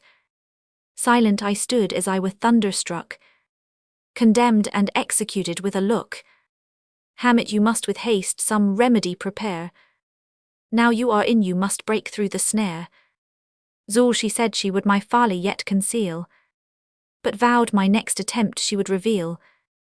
Hamit, 'tis dark, and in this lonely gallery, remote from noise and shunning every eye, 1 hour each evening she in private mourns, and prays, and to the circle then returns. Zul, these lighted tapers show the time is nigh. Perhaps my courtship will not be in vain. At least few women will of force complain.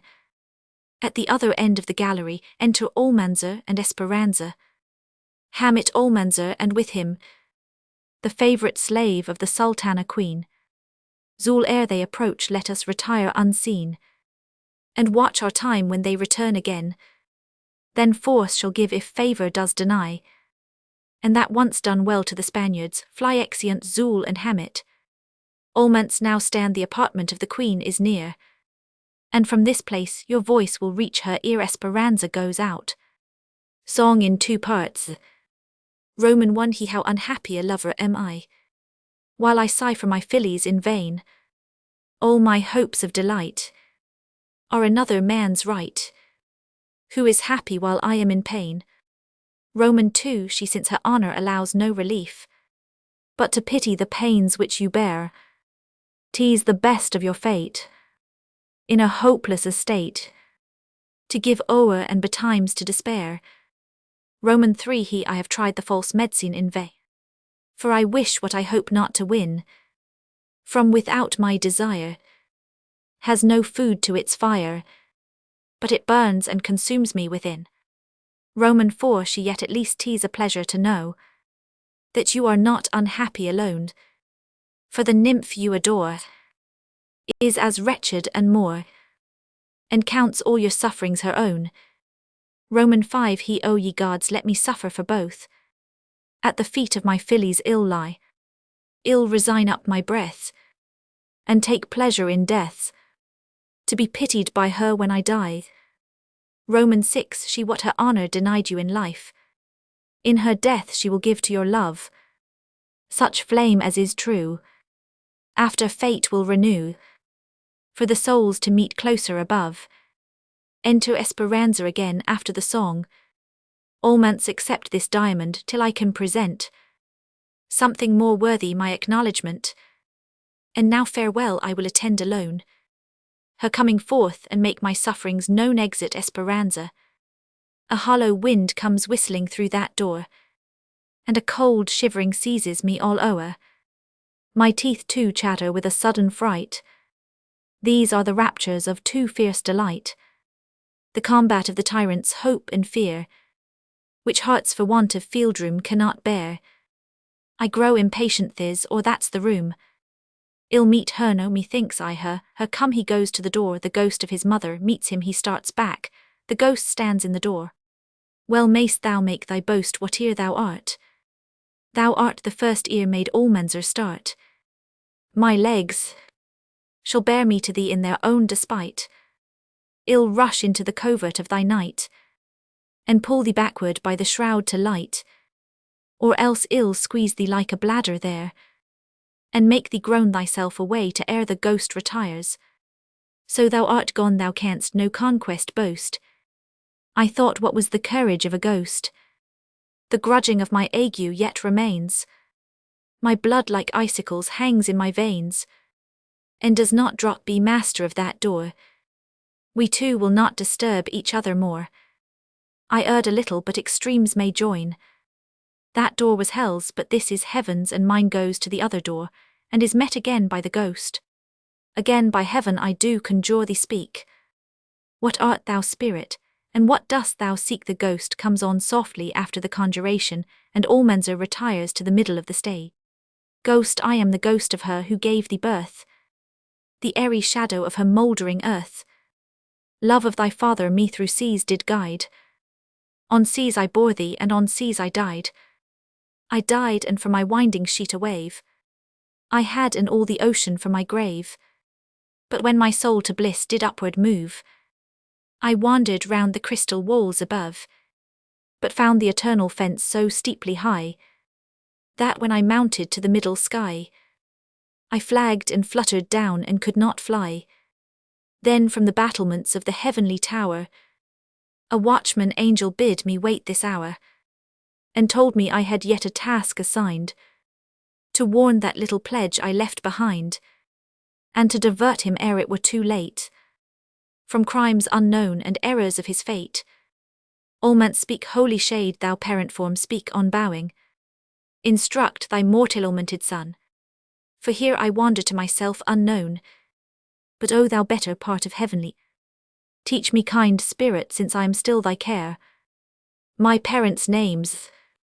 If I have yet a father, let me know, to whose old age my humble youth must bow, and pay its duty if he mortal be, or adoration if a mind like thee. Ghost, then what I may ill tell, from ancient blood thy father's lineage springs, thy mother's thou deriv'st from stems of kings, a Christian born and born again that day, when sacred water washed thy sins away. Yet bred in errors thou dost misemploy. That strength heaven gave thee and its flock destroy. Alments by reason man a godhead may discern, but how he should be worshipped cannot learn. Ghost heaven does not now thy ignorance reprove, but warns thee from known crimes of lawless la. That crime thou knowest and knowing dost not shun, shall an unknown and greater crime pull on. But if thus warned thou leavest this cursed place, then shalt thou know the author of thy race. Once more ill see thee then my charge is done. Far hence upon the mountains of the moon is my abode where heaven and nature smile, and strew with flowers the secret bed of Nile. Blessed souls are there refined and made more bright, and in the shades of heaven prepared for light exit ghost.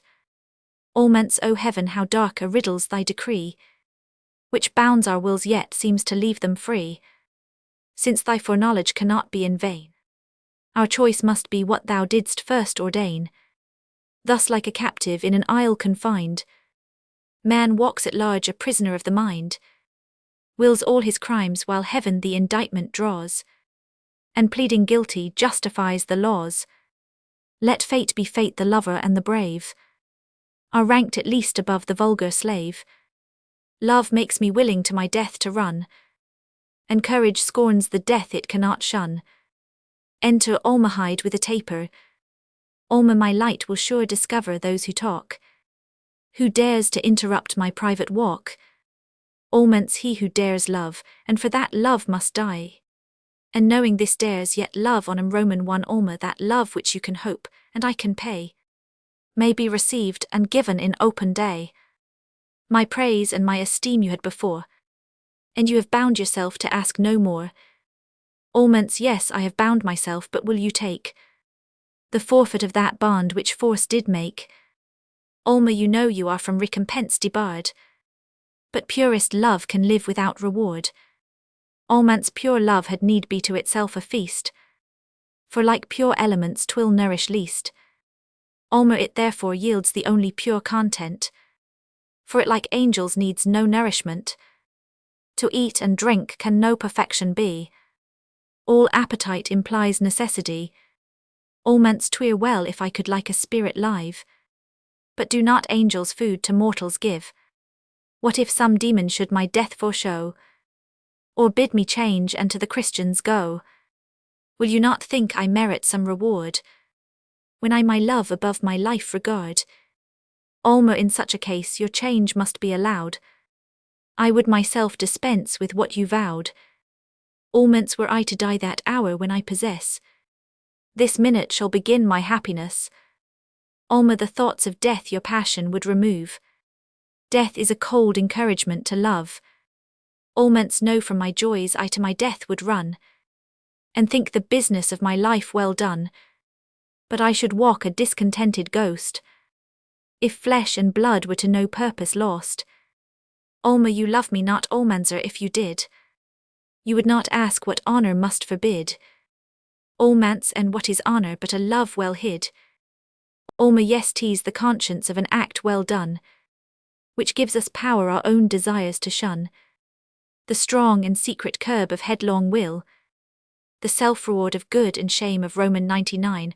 Alments, these, madam, are the maxims of the day, when honour's present and when love's away. The duty of poor honour were too hard, in arms all day at night to mount the guard.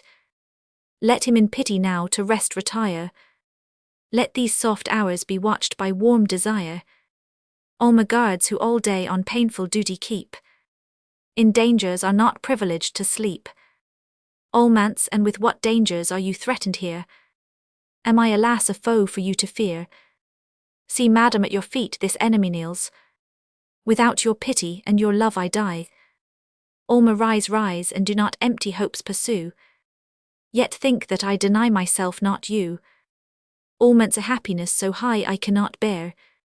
My love's too fierce and you too killing fair. I grow in rage to see such excellence. If words so much disordered give offence, my love's too full of zeal to think of sense. Be you like me, dull reason hence remove, and tedious forms, and give a loose to love. Love eagerly let us be guards tonight, and do not with half-yielding clash delight. Alma, thou strong seducer, opportunity of womankind half are undone by thee. Though I resolve I will not be misled, I wish I had not heard what you have said.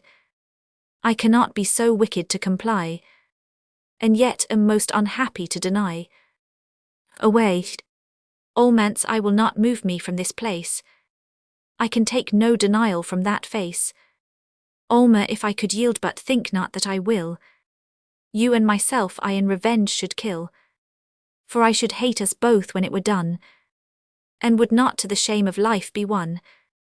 Almance live but tonight, and trust tomorrow's mind. Ere that can come there's a whole life behind. Methinks already crowned with joys I lie, speechless and breathless in an ecstasy. Not absent in one thought, I am all there, still close yet wishing still to be more near. Alma, deny your own desires, for it will be too little now to be denied by me. Will he who does all great, all noble seem, be lost and forfeit to his own esteem? Will he who may with heroes claim a place, belie that fame and to himself be base?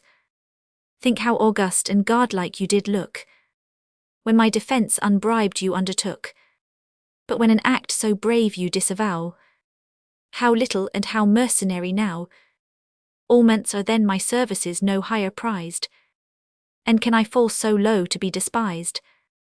Alma, yes, for whatever may be bought is low, and you yourself who sell yourself are so. Remember the great act you did this day. How did your love to virtue then give way, when you gave freedom to my captive lord, that rival who possessed what you adored? Of such a deed what price can there be made? Think well, is that an action to be paid? It was a miracle of virtue shown, and wonders are with wonder paid alone.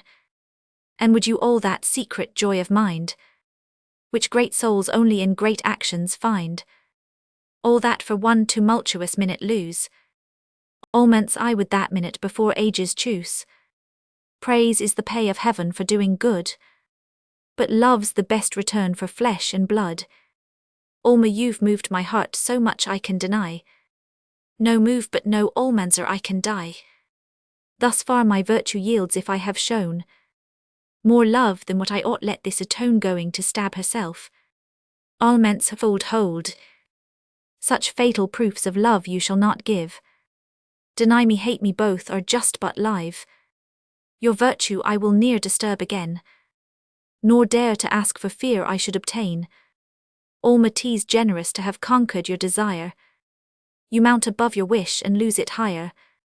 There's pride in virtue and a kindly heat, not feverish like your love, but full as great. Farewell, and may our loves hereafter be but image-like to heighten piety. Almance, 'tis time I should be gone. Alas, I am but half converted yet. All I resolve I with one look forget, and like a lion whom no arts can tame, shall tear even those who would my rage reclaim. Exeunt severally. Zulema and Hamit watch Almanzor, and when he is gone go in after the queen. Enter Abdul Melech and Lindaraxa.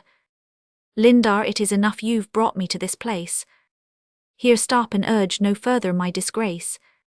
Kill me in death, your mercy will be seen, but make me not a captive to the queen. Abdelm, 'tis therefore I this punishment provide. This only can revenge me on your pride. Prepare to suffer what you shun in vain, and know you now are to obey, not reign. Enter Almahide, shrieking her hair loose, she runs over the stage. Alma, help, help, O heaven, some help. Enter Zulema and Hamit. Zul, make haste before, and intercept her passage to the door. Abdelm, villains, what act are you attempting here? Alma, I thank thee heaven, some succor does appear, as Abdul Melech is going to help the queen. Lindaraxa pulls out his sword, and holds it. Abdelm, with what ill fate my good design is cursed. Zul, we have no time to think, dispatch him first. Abdelm, oh, for a sword they make at Abdul Melech. He goes off at one door while the queen escapes at the other. Zul ruined, Hamit undone. Lindar, and which is worst of all, he is escaped. Zul, I hear them loudly call. Lindar, your fear will lose you, call as loud as they. I have not time to teach you what to say. The court will in a moment all be here. But second what I say and do not fear. Call help, run that way, leave the rest to me. Zul and Hamit retire, and within cry help. Enter at several doors, the king Abenamer, Selin, Osman, Almanzar, with guards attending Boab Delin. Boab, what can the cause of all this tumult be? And what the meaning of that naked sword? Lindar, ill tell when fear will so much breath afford. The queen and Abdul Melech twill not out. Even I who saw it of the truth yet doubt. It seems so strange. Almance, did she not name the queen? Haste to speak. Lindar, how dare I speak what I have seen? With Hamit and with Zulema I went to pay both theirs and my acknowledgement, to Almahide and by her mouth implore your clemency our fortunes to restore. We chose this hour which we believed most free, when she retired from noise and company. The antechamber past we gently knocked, unheard it seems, but found the lodgings locked. In duteous silence while we waited there, we first a noise, and then long whispers here, yet thought it was the queen at prayers alone, till she distinctly said, if this were known, my love, what shame, what danger would ensue. Yet Ian sighed, could venture more for you. Boab, O heaven, what do I hear? Almance, let her go on. Lindar and Howthan murmured in a bigger tone. Another voice, and how should it be known? This hour is from your court attendance free. The king suspects Almanzar, but not me. Zul, I find her drift. Hamit, be confident at the door. Second her words and fear not the event. Zulema and Hamit enter, the king embraces them. Boab, welcome, my only friends polled in me. O kings, behold the effects of clemency. See here the gratitude of pardoned foes. That life I gave them they for me expose. Hamit, though Abdul Melech was our friend before, when duty called us he was so no more. Almance, damn your delay, you torturers, proceed. I will not hear one word but Almahide. Boab, when you within the traitor's voice did hear, what did you then? Zul, I durst not trust my ear, but peeping through the keyhole I espied the queen and Abdul Melech by her side. She on the couch, he on her bosom lay, her hand about his neck his head did stay, and from his forehead wipe the drops away. Boab, go on, my friends, to clear my doubt. I hope I shall have life to hear you out. Zul, what had been, sir, you may suspect too well. What followed modesty forbids to tell, seeing what we had thought beyond belief. Our hearts so swelled with anger and with grief, that by plain force we strove the door to break. He fearful and with guilt or love grown weak, just as we entered, scaped the other way. Nor did the amazed queen behind him stay. Lindar his sword in so much haste he could not mind, but left this witness of his crime behind. Boab, O proud, ungrateful, faithless womankind, how changed and what a monster am I made! My love, my honor ruined and betrayed. Almance, your love and honor mine are ruined worse. Furies and hell, what right have you to curse? Dull husband as you are, what can your love or what your honor be? I am her lover and she's false to me. Boab, go when the authors of my shame are found. Let them be taken instantly and bound. They shall be punished as our laws require. 'Tis just that flames should be condemned to fire. This with the dawn of morning shall be done. Aben, you haste too much her execution. Her condemnation ought to be deferred. With justice none can be condemned unheard. Boab, a formal process tedious is and long. Besides the evidence is full and strong. Lindar, the law demands 2 witnesses, and she is cast, for which heaven knows I grieve by 3. Azam, holds her, since you so far insist on law. We can from thence one just advantage draw. That law which dooms adulteresses to die, gives champions too to slander chastity. Almance, and how dare you who from my bounty live, entrench upon my love's prerogative? Your courage in your own concernments try. Brothers are things remote while I am by. Azam, I knew not you thus far her cause would own, and must not suffer you to fight alone. Let 2 to 2 in equal combat join. You vindicate her person, I her line. Lindar of all mankind Almanzor has least right. In her defence who wronged his love to fight. Almans 'tis false, she is not ill nor can she be. She must be chaste because she's loved by me. Zul dare you what sense and reason prove deny. Almans when she's in question sense and reason lie. Zul for truth and for my injured sovereign. What I have said I will to death maintain. Azam so foul a falsehood woer justifies. Is basely born and like a villain lies. In witness of that truth be this my gage takes a ring from his finger. Ham it I take it and despise a traitor's rage. Boab the combats yours a guard the lists around. Then raise a scaffold in the encompassed ground. And by it piles of wood in whose just fire her champions slain the adulteress shall expire. Aben we ask no favour but what arms will yield. Boab choose then 2 equal judges of the field. Next morning shall decide the doubtful strife. Condemn the unchaste or quit the virtuous wife. Almance but I am both ways cursed. For Almahide must die if I am slain. Or for my rival I the conquest gain exeunt. Act Roman 5 Scene Roman 1 Almanzor solus. I have outfact myself and justified what I knew false to all the world beside. She was as faithless as her sex could be. And now I am alone she's so to me. She's fallen and now where shall we virtue find? She was the last that stood of womankind. Could she so holily my flames remove?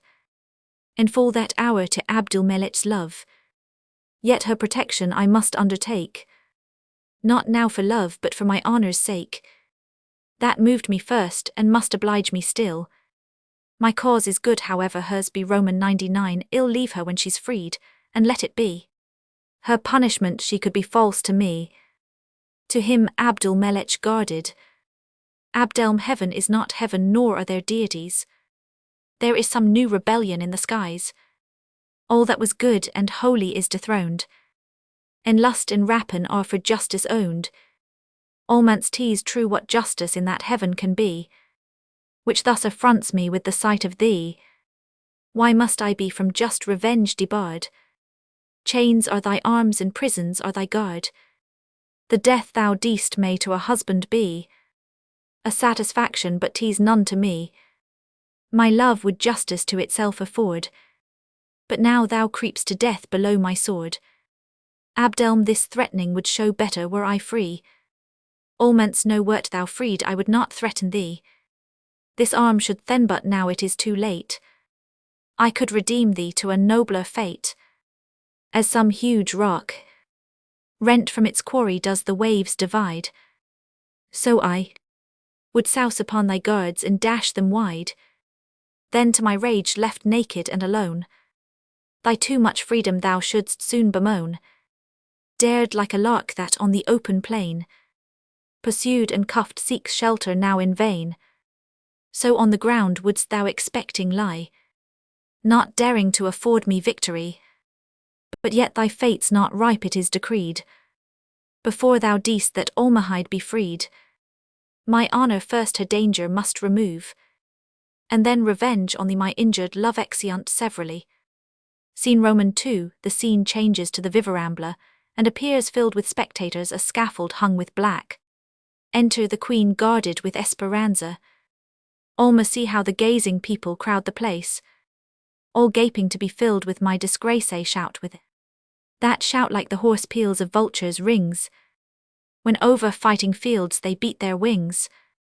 Let never woman trust in innocence, or think her chastity its own defence. Mine has betrayed me to this public shame, and virtue which I served is but a name. Esper leave then that shadow and for succour fly. To him we serve the Christian's deity. Virtue's no God nor has she power divine, but he protects it who did first enjoin. Trust then in him and from his grace implore. faith to believe what rightly we adore. Alma, thou power unknown, if I have erred, forgive. My infancy was taught what I believe. But if the Christians truly worship thee, let me thy Godhead in thy succour see. So shall thy justice in my safety shine, and all my days which thou shalt add be thine. Enter the king Abenamar Lindarax of Benzada, then Abdul-Melech guarded, and after him Selin and Alabez as judges of the field. Boab, you judges of the field, first take your place. The accusers and accused bring face to face. Set guards and let the lists be opened wide, and may just heaven assist the juster side. Alma, what not one tender look, one passing word. Farewell, my much unkind but still loved lord. Your throne was for my humble fate too high, and therefore heaven thinks fit that I should die. My story be forgot when I am dead, lest it should fright some other from your bed. And to forget me may you soon adore some happier maid, yet none could love you more. But may you never think me innocent, lest it should cause you trouble to repent. Boab's pity so much beauty should not live aside. Yet I too much am injured to forgive. Goes to his seat. Trumpets then enter two Moors bearing two naked swords before the accusers Zulema and Hamit, who follow them. The judges seat themselves. The queen and Abdul-Melech are led to the scaffold. Alabez say, for what end you thus in arms appear? What are your names and what demand you here? Zul, the Zegri's ancient race our lineage claims, and Zulema and Hamit are our names. Like loyal subjects in these lists we stand, and justice in our king's behalf demand. Hamit, for whom in witness of what both have seen, bound by our duty we appeach the queen. And Abdul-Melech of adultery. Zul, which like true knights we will maintain or die. Alabez, swear on the Alquran your cause is right. And Mahomet, so prosper you in fight, they touch their foreheads with the Alquran and bow. Trumpets on the other side of the stage, two Moors, as before with bare swords, before Almanzor and Osman.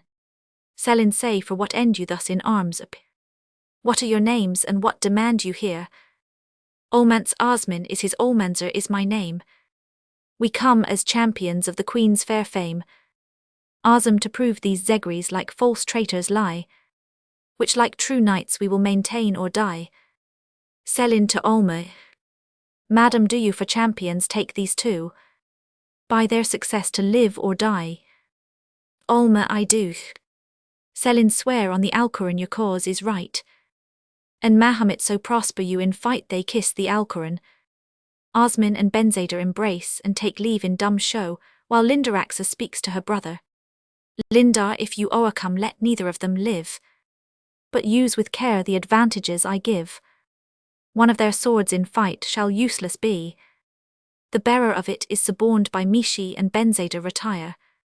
Alabez now principals and seconds all advance, and each of you assist his fellow's chance. Selin, the wind and sun we equally divide, so let the event of arms the truth decide. The chances of the fight and every wound.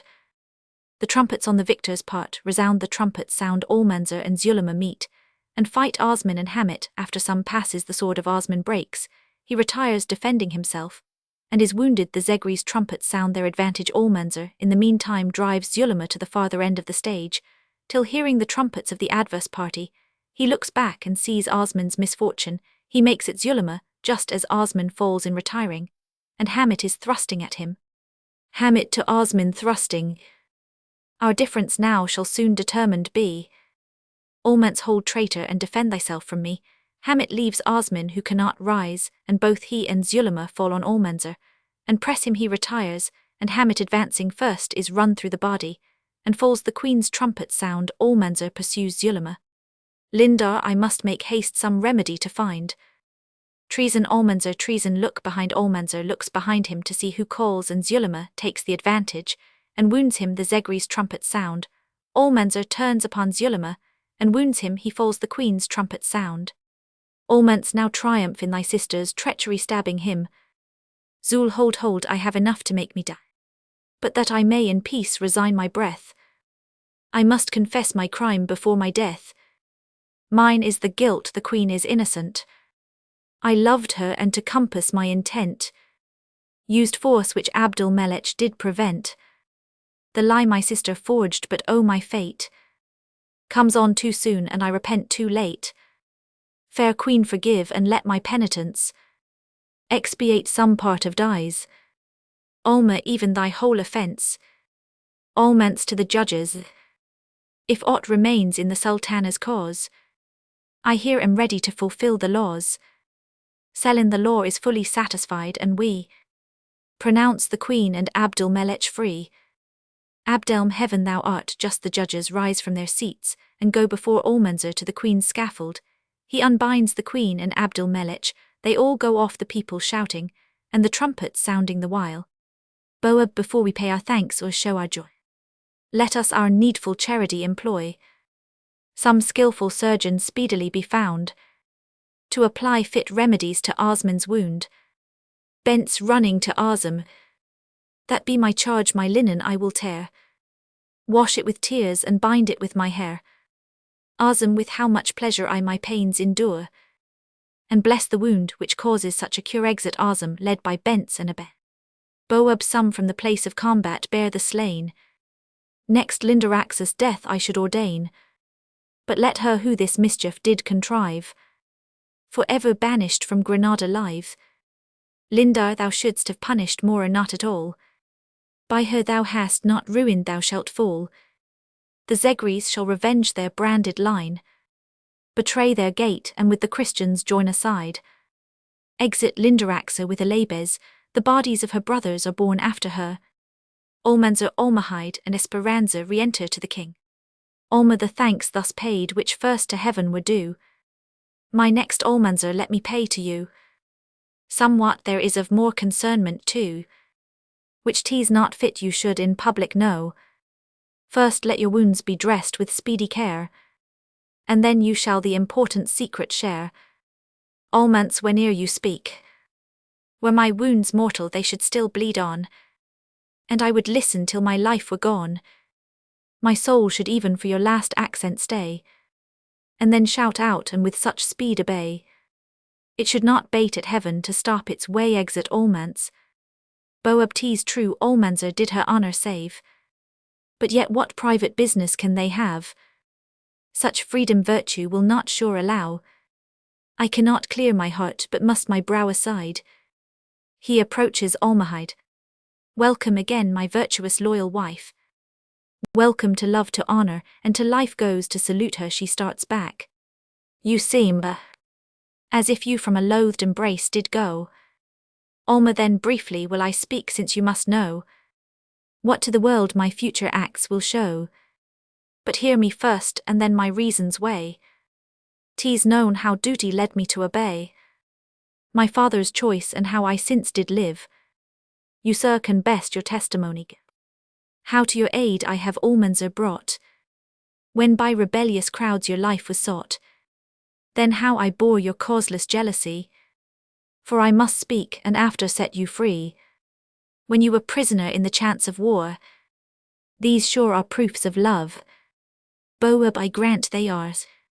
Alma, and could you then, oh cruelly unkind, so ill reward such tenderness of mind? Could you, denying what our laws afford, the meanest subject on a traitor's word, unheard condemn and suffer me to go to death, and yet no common pity show? Boab, love filled my heart even to the brim before, and then with too much jealousy boiled o'er. Alma, bet love or jealousy 'tis such a crime, that I am forewarned to trust a second time. Know then my prayers to heaven shall never cease, to crown your arms in war your wars with peace. But from this day I will not know your bed, though Almahide still lives your wife is dead, and with her dies a love so pure and true, it could be killed by nothing but by you. Exit Alma. Boab, yes, you will spend your life in prayers for me, and yet this hour my hated rival see. She might a husband's jealousy forgive, but she will only for Almanzor live. It is resolved I will myself provide that vengeance which my useless laws denied, and by Almanzor's death at once remove the rival of my empire and my love. Exit Boab.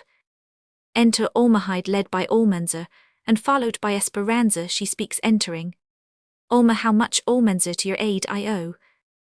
Unable to repay I blush to know, yet forced by need ere I can clear that score. I like ill debtors come to borrow more. Almance your new commands I on my knees attend. I was created for no other end. Born to be yours I do by nature serve, and like the labouring beast no thanks deserve.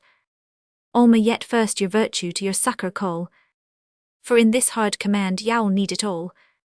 Almance I stand prepared, and whatsoe'er it be, nothing is hard to him who loves like me. Alma, then know I from your love must yet implore one proof that you would never see me more. Almance I must confess starting back, for this last stroke I did no guard provide. I could suspect no foe was near that side. From winds and thickening clouds we thunder fear. None dread it from that quarter which is clear. And I would fain believe 'tis but your art to show you knew where deepest you could wound my heart. Alma, so much respect is to your passion due, that sure I could not practice arts on you. But that you may not doubt what I have said, this hour I have renounced my husband's bed. Judge then how much my fame would injured be, if leaving him I should a lover see. Almance, if his unkindness have deserved that curse, must I for loving well be punished worse? Alma, neither your love nor merits I compare, but my unspotted name must be my care. Almance, I have this day established its renown. Alma, would you so soon what you have raised throw down?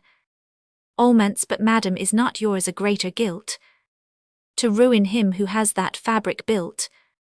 Alma, no lover should his mistress' prayers withstand, yet you contemn my absolute command. Almance, 'tis not contempt, when your command is issued out too late. 'Tis past my power, and all beyond is fate. I scarce could leave you when to exile sent, much less when now recalled from banishment. For if that heat your glances cast was strong, your eyes like glasses fire when held so long. Alma, then since you needs will all my weakness know, I love you and so well that you must go. I am so much obliged and have withal a heart so boundless and so prodigal, I dare not trust myself or you to stay, but like frank gamesters must forswear the play. Almance, fate thou art kind to strike so hard a blow. I am quite stunned and past all feeling now, yet can you tell me you have power and will to save my life and at that instant kill? Alma, this had you stayed you never must have known, but now you go I may with honour owned. Almance, but madam, I am forced to disobey. In your defence my honour bids me stay. I promised to secure your life and throne, and heaven be thanked that work is yet undone. Alma, I here make void that promise which you made, for now I have no farther need of aid. That vow which to my plighted lord was given, I must not break but may transfer to heaven. I will with vestals live, there needs no guard at a religious door. Few will disturb the praying and the poor. Almance, let me but near that happy temple stay, and through the grates peep on you once a day. To famished hope I would no banquet give, I cannot starve and wish but just to live. Thus as a drowning man sinks often and does still more faintly rise, with his last hold catching whate'er he spies, so fallen from those proud hopes I had before, your aid I for a dying wretch implore. Alma, I cannot your hard destiny withstand, Boabdelin and guards above, but slip like bending rushes from your hand, sink all at once since you must sink at last. Almance, can you that last relief of sight remove, and thrust me out the utmost line of love? Then since my hopes of happiness are gone, denied all favours, I will seize this one catches her hand, and kisses it. Bow up my just revenge no longer ill forbear. I've seen too much, I need not stay to hear descends.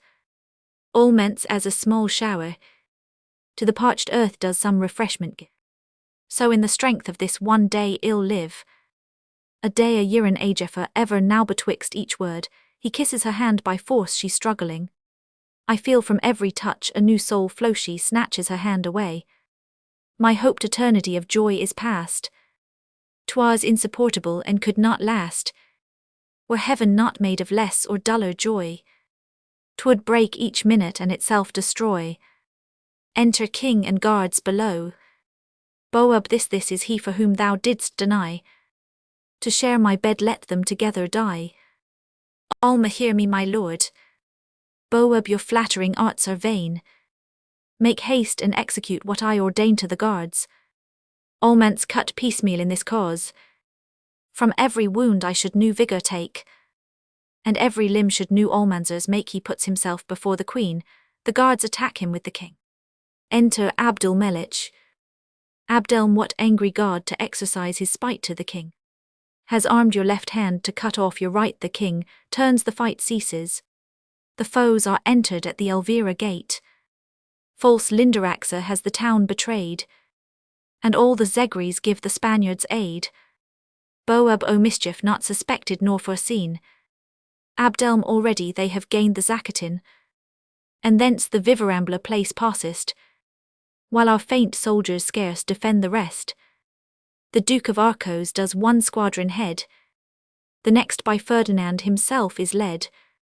Alma, now brave Almanzor, be a guard again. Above our crimes and your own passions reign. My lord has been by jealousy misled. To think I was not faithful to his bed. I can forgive him though my death he sought. For too much love can never be a fault.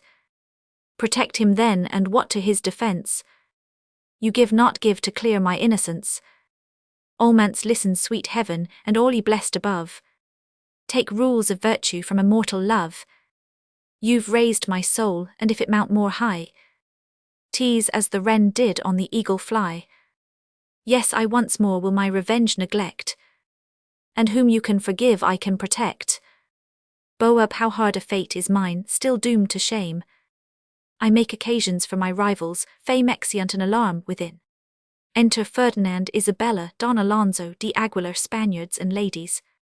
K. Ferd, already more than half the town is gained, but there is yet a doubtful fight maintained. Alance, the fierce young king, the entered does attack, and the more fierce Almanzor drives them back. K. Ferd, the valiant Moors like raging lions fight, each youth encouraged by his lady's sight. Q. Isabel, I will advance with such a shining train, that Moorish beauties shall oppose in vain. Into the press of clashing swords well go, and where the darts fly thickest seek the foe. K. Ferd, may heaven, which has inspired this generous thought, avert those dangers you have boldly sought. Call up more troops, the women to our shame will ravish from the men their part of fame. Exeunt Isabella and ladies. Enter Alabes and kisses the king's hand. Alabes, fair Lindaraxa, and the Zegri line have led their forces with your troops to join. The adverse part which obstinately fought are broke and Abdul Melich prisoner brought. K. Ferd, fair Lindaraxa, and her friends shall find the effects of an obliged and grateful mind. Alabes, but marching by the Vivarambla place, the combat carried a more doubtful face. In that vast square the Moors and Spaniards met, where the fierce conflict is continued yet, but with advantage on the adverse side, whom fierce Almanzor does to conquest guide. K. Ferd, with my Castilian foot ill meet his rages going out, shouts within are heard, Victoria, Victoria. But these loud clamours better news presay. Enter the Duke of Arcos, and soldiers, their swords drawn and bloody. Roman 500 Arcos, Granada now is yours, and there remain no Moors but such as own the power of Spain. That squadron which their king in person led, we charged but found Almanzor on their head. 3 several times we did the Moors attack, and thrice with slaughter did he drive us back. Our troops then shrunk, and still we lost more ground, till from our queen we needful succour found. Her guards to our assistance bravely flew, and with fresh vigour did the fight renew. At the same time did Lindaraxa with her troops appear, and while we charged the front engaged the rear. Then fell the king slain by a Zegri's hand. K3rd, how could he such united force withstand? Roman 500 Arcos, discouraged with his death the Moorish powers, fell back and falling back were pressed by hours. But as when winds and rain together crowd, they swell till they have burst the bladdered cloud, and first the lightning flashing deadly clear, flies, falls, consumes, kills ere it does appear. So from his shrinking troops Almanzor flew. Each blow gave wounds, and with each wound he slew. His force at once I envied and admired, and rushing forward where my men retired, advanced alone. K3rd, you hazarded too far your person and the fortune of the war. Roman 500 Arcos already both our arms for fight did bear, already held them threatening in the air. When heaven, it must be heaven, my sight did guide, to view his arm upon whose wrist I spied a ruby cross in diamond bracelets tied, and just above it in the brawnier part, by nature was engraved a bloody heart. Struck with these tokens which so well I knew, and staggering back some paces I withdrew, he followed and supposed it was my fear, when from above a shrill voice reached his ear. Strike not thy father, it was heard to cry, amazed and casting round his wondrous eye. He stopped then, thinking that his fears were vain. He lifted up his thundering arm again. Again the voice withheld him from my death. Spare, spare his life, it cried, who gave thee breath. Once more he stopped, then threw his sword away. Blessed shade, he said, I hear thee, I obey. Thy sacred voice then in the sight of all. He at my feet, I on his neck did fall. K3rd, O blessed event. Roman 500 Arcos, the Moors no longer fought, but all their safety by submission sought. Meantime my son grew faint with loss of blood, and on his bending sword supported stood. Yet with a voice beyond his strength he cried, Lead me to live or die by Almahide. K3rd, I am not for his wounds less grieved than you. For if what now my soul divines prove true, this is that son whom in his infancy you lost when by my father forced to fly. Roman 500 Arcos, his sister's beauty did my passion move. The crime for which I suffered was my love. Our marriage known to see, we took our flight. There in a storm Almanzor first saw light. On his right arm a bloody heart was graved, the mark by which this day my life was saved. The bracelets and the cross his mother tied about his wrist ere she in childbed died. How we were captives made when she was dead, and how Almanzor was in Afric bred. Some other hour you may at leisure hear, for see the Queen in triumph does appear. Enter Queen Isabella Lindaraxa, ladies Moors and Spaniards, mixed as guards Abdul Melech, Abenamur Selin prisoners. K3rd embracing Q Isabel. All stories which Granada's conquest tell shall celebrate the name of Isabel. Your ladies too, who in their country's cause led on the men, shall share in your applause. And for your sakes henceforward I ordain, no lady's dower shall questioned be in Spain. Fair Lindaraxa, for the help she lent, shall under tribute have this government. Abdelm, O heaven, that I should live to see this day. Lindar, you murmur now, but you shall soon obey. I knew this empire to my fate was owed. Heaven held it back as long as ere it could. For the base wretch I want a torture yet to Abdelm. Ill cage thee, thou shalt be my badger's it. I on no pavement but on thee will tread, and when I mount my foot shall know thy head.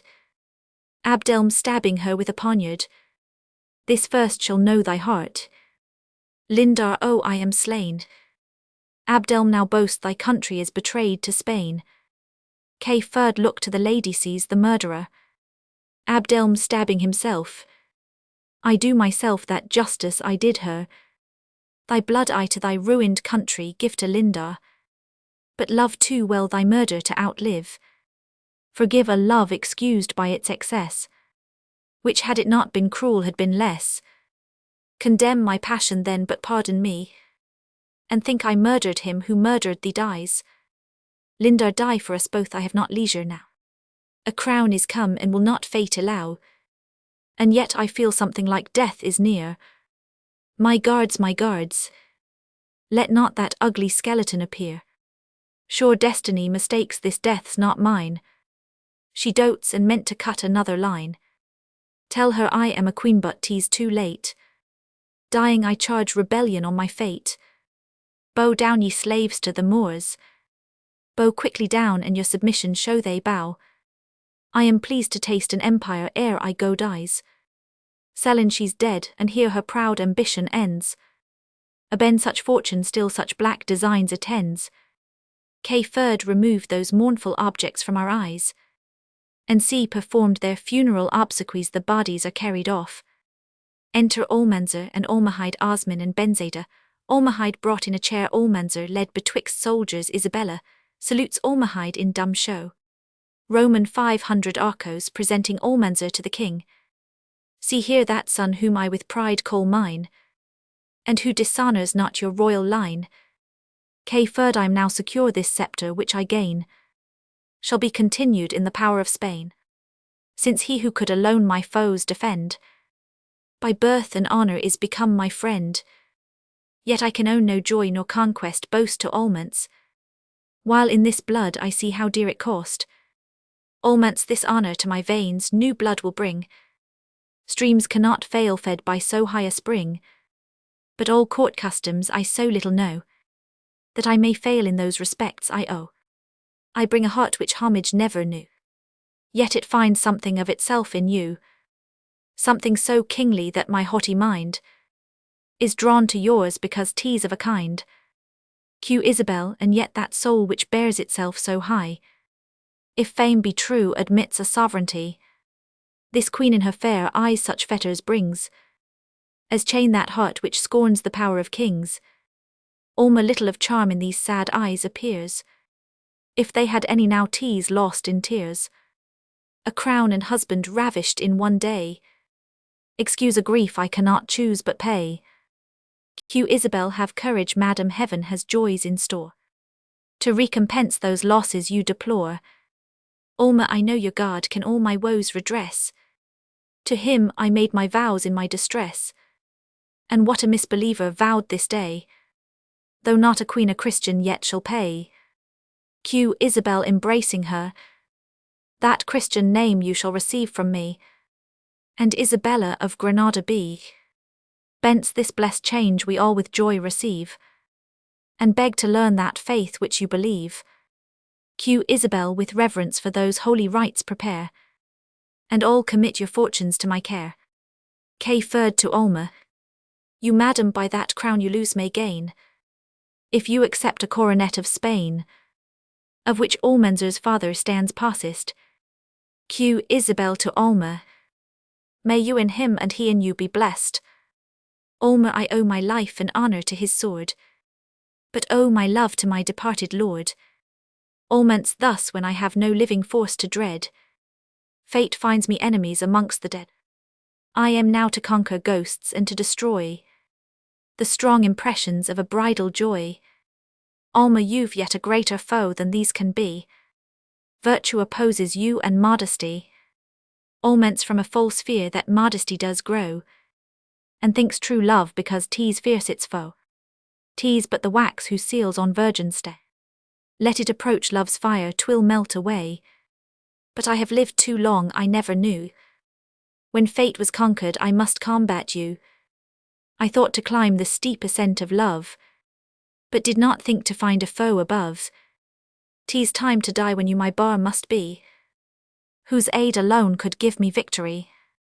Without, I'll pull up all the sluices of the flood, and love within shall boil out all my blood.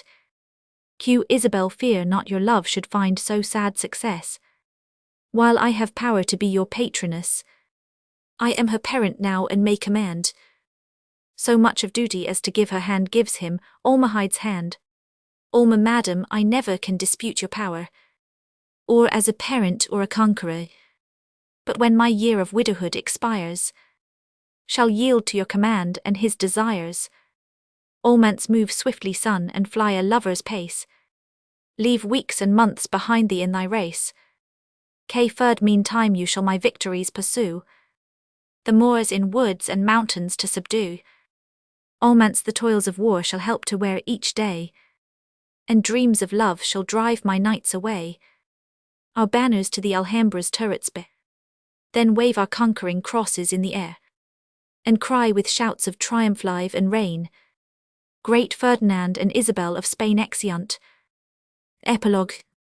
They who have best succeeded on the stage have still conformed their genius to their age. Thus Johnson did mechanic humour show, when men were dull and conversation low.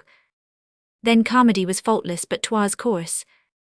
Cobb's tankard was a jest and Otter's horse won, and as their comedy their love was mean, except by chance in some one laboured scene, which must atone for an ill-written play. They rose but at their height could seldom stay. Fame then was cheap and the first comer sped, and they have kept it since by being dead. But were they now to write when critics weigh each line and every word throughout a play, none of them, no not Johnson in his height, could pass without allowing grains for weight. Think it not envy that these truths are told. Our poet's not malicious though he's bold. 'Tis not to brand them that their faults are shown, but by their errors to excuse his own.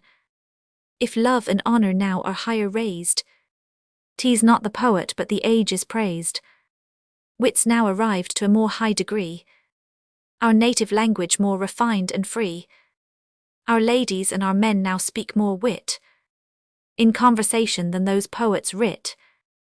Then one of these is consequently true, that what this poet writes comes short of you, and imitates you ill which most he fears, or else his writing is not worse than theirs.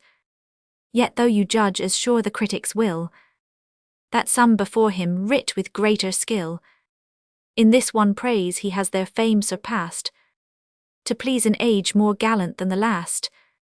Footnote. The characters alluded to are Cobb the water-bearer in Every Man in His Humour, and Captain Otter in Epicene, or the silent woman whose humour it was to christen his drinking cups by the names of horse, bull and bear. Defence of the epilogue. Thwart. An essay on the dramatic poetry of the last age. The promises of authors that they will write again are in effect a threatening of their readers with some new impertinence, and they who perform not what they promise will have their pardon on easy terms. It is from this consideration that I could be glad to spare you the trouble which I am now giving you of a postscript, if I were not obliged by many reasons to write somewhat concerning our present plays, and those of our predecessors on the English stage. The truth is I have so far engaged myself in a bold epilogue to this play, wherein I have somewhat taxed the former writing, that it was necessary for me either not to print it, or to show that I could defend it. Yet I would so maintain my opinion of the present age as not to be wanting in my veneration for the past. I would ascribe to dead authors their just praises in those things wherein they have excelled us, and in those wherein we contend with them for the preeminence. I would acknowledge our advantages to the age, and claim no victory from our wit. This being what I have proposed to myself, I hope I shall not be thought arrogant when I inquire into their errors, for we live in an age so sceptical that as it determines little, so it takes nothing from antiquity on trust, and I profess to have no other ambition in this essay than that poetry may not go backward, when all other arts and sciences are advancing. Whoever censures me for this inquiry, let him hear his character from Horace. Ingeniis non ille favit plodic sepultes, nostra sed impunet nos nostrac lividus odit. He favours not dead wits but hates the living. It was upbraided to that excellent poet that he was an enemy to the writings of his predecessor Lucilius, because he had said Lucilium luculentum flura, that he ran muddy, and that he ought to have retrenched from his satires many unnecessary verses. But Horace makes Lucilius himself to justify him from the imputation of envy, by telling you that he would have done the same had he lived in an age which was more refined. Si fort hoc nostrum fato delapsus in vum, deterrit sibi multa, residerit omni quad ultra, perfectum traheretur Roman 100, and both in the whole course of that satire, and in his most admirable epistle to Augustus, he makes it his business to prove that antiquity alone is no plea for the excellency of a poem, But that one age learning from another, the last, if we can suppose an equality of wit in the writers, has the advantage of knowing more and better than the former, and this I think is the state of the question in dispute. It is therefore my part to make it clear that the language, wit, and conversation of our age are improved and refined above the last, and then it will not be difficult to infer that our plays have received some part of those advantages. In the first place, therefore, it will be necessary to state in general what this refinement is of which we treat, and that I think will not be defined amiss an improvement of our wit, language, and conversation, or an alteration in them for the better. To begin with language, that an alteration is lately made in ours, or since the writers of the last age in which I comprehend Shakespeare, Fletcher, and Johnson, is manifest. Any man who reads those excellent poets, and compares their language with what is now written, will see it almost in every line, but that this is an improvement of the language, or an alteration for the better, will not so easily be granted, for many are of a contrary opinion that the English tongue was then in the height of its perfection, that from Johnson's time to ours, it has been in a continual declination, like that of the Romans from the age of Virgil to Statius, and so downward to Claudian, of which not only Petronius but Quintilian himself so much complains under the person of Secundus in his famous Dialogue de Causes, corrupt eloquenti. But to show that our language is improved, and that those people have not a just value for the age in which they live, let us consider in what the refinement of a language principally consists, that is, either in rejecting such old words or phrases which are ill-sounding or improper, or in admitting new, which are more proper, more sounding, and more significant. The reader will easily take notice that, when I speak of rejecting improper words and phrases, I mention not such as are antiquated by custom only, and as I may say without any fault of theirs, for in this case, the refinement can be but accidental, that is, when the words and phrases which are rejected happen to be improper. Neither would I be understood, when I speak of impropriety of language, either wholly to accuse the last age, or to excuse the present, and least of all myself, for all writers have their imperfections and failings, but I may safely conclude in the general that our improprieties are less frequent and less gross than theirs. One testimony of this is undeniable, that we are the first who have observed them, and certainly to observe errors is a great step to the correcting of them, but malice and partiality, set apart, let any man who understands English read diligently the works of Shakespeare and Fletcher, and I dare undertake that he will find in every page either some solecism of speech, or some notorious flaw in sense one. And yet these men are reverenced when we are not forgiven that their wit is great, and many times their expressions noble. Envy itself cannot deny. Nec ego illis detraher ossum, rentum capidi multa cum laude coronam. But the times were ignorant in which they lived. Poetry was then, if not in its infancy among us, at least not arrived to its vigor and maturity. Witness the lameness of their plots, many of which, especially those which they writ first, for even that age refined itself in some measure, were made up of some ridiculous incoherent story which in one play many times took up the business of an age. I suppose I need not name Pericles, Prince of Tyre, nor the historical plays of Shakespeare, besides many of the rest, as the Winter's Tale, Love's Labour, Lost Measure for Measure, which were either grounded on impossibilities, or at least so meanly written that the comedy neither caused your mirth nor the serious part your concernment too.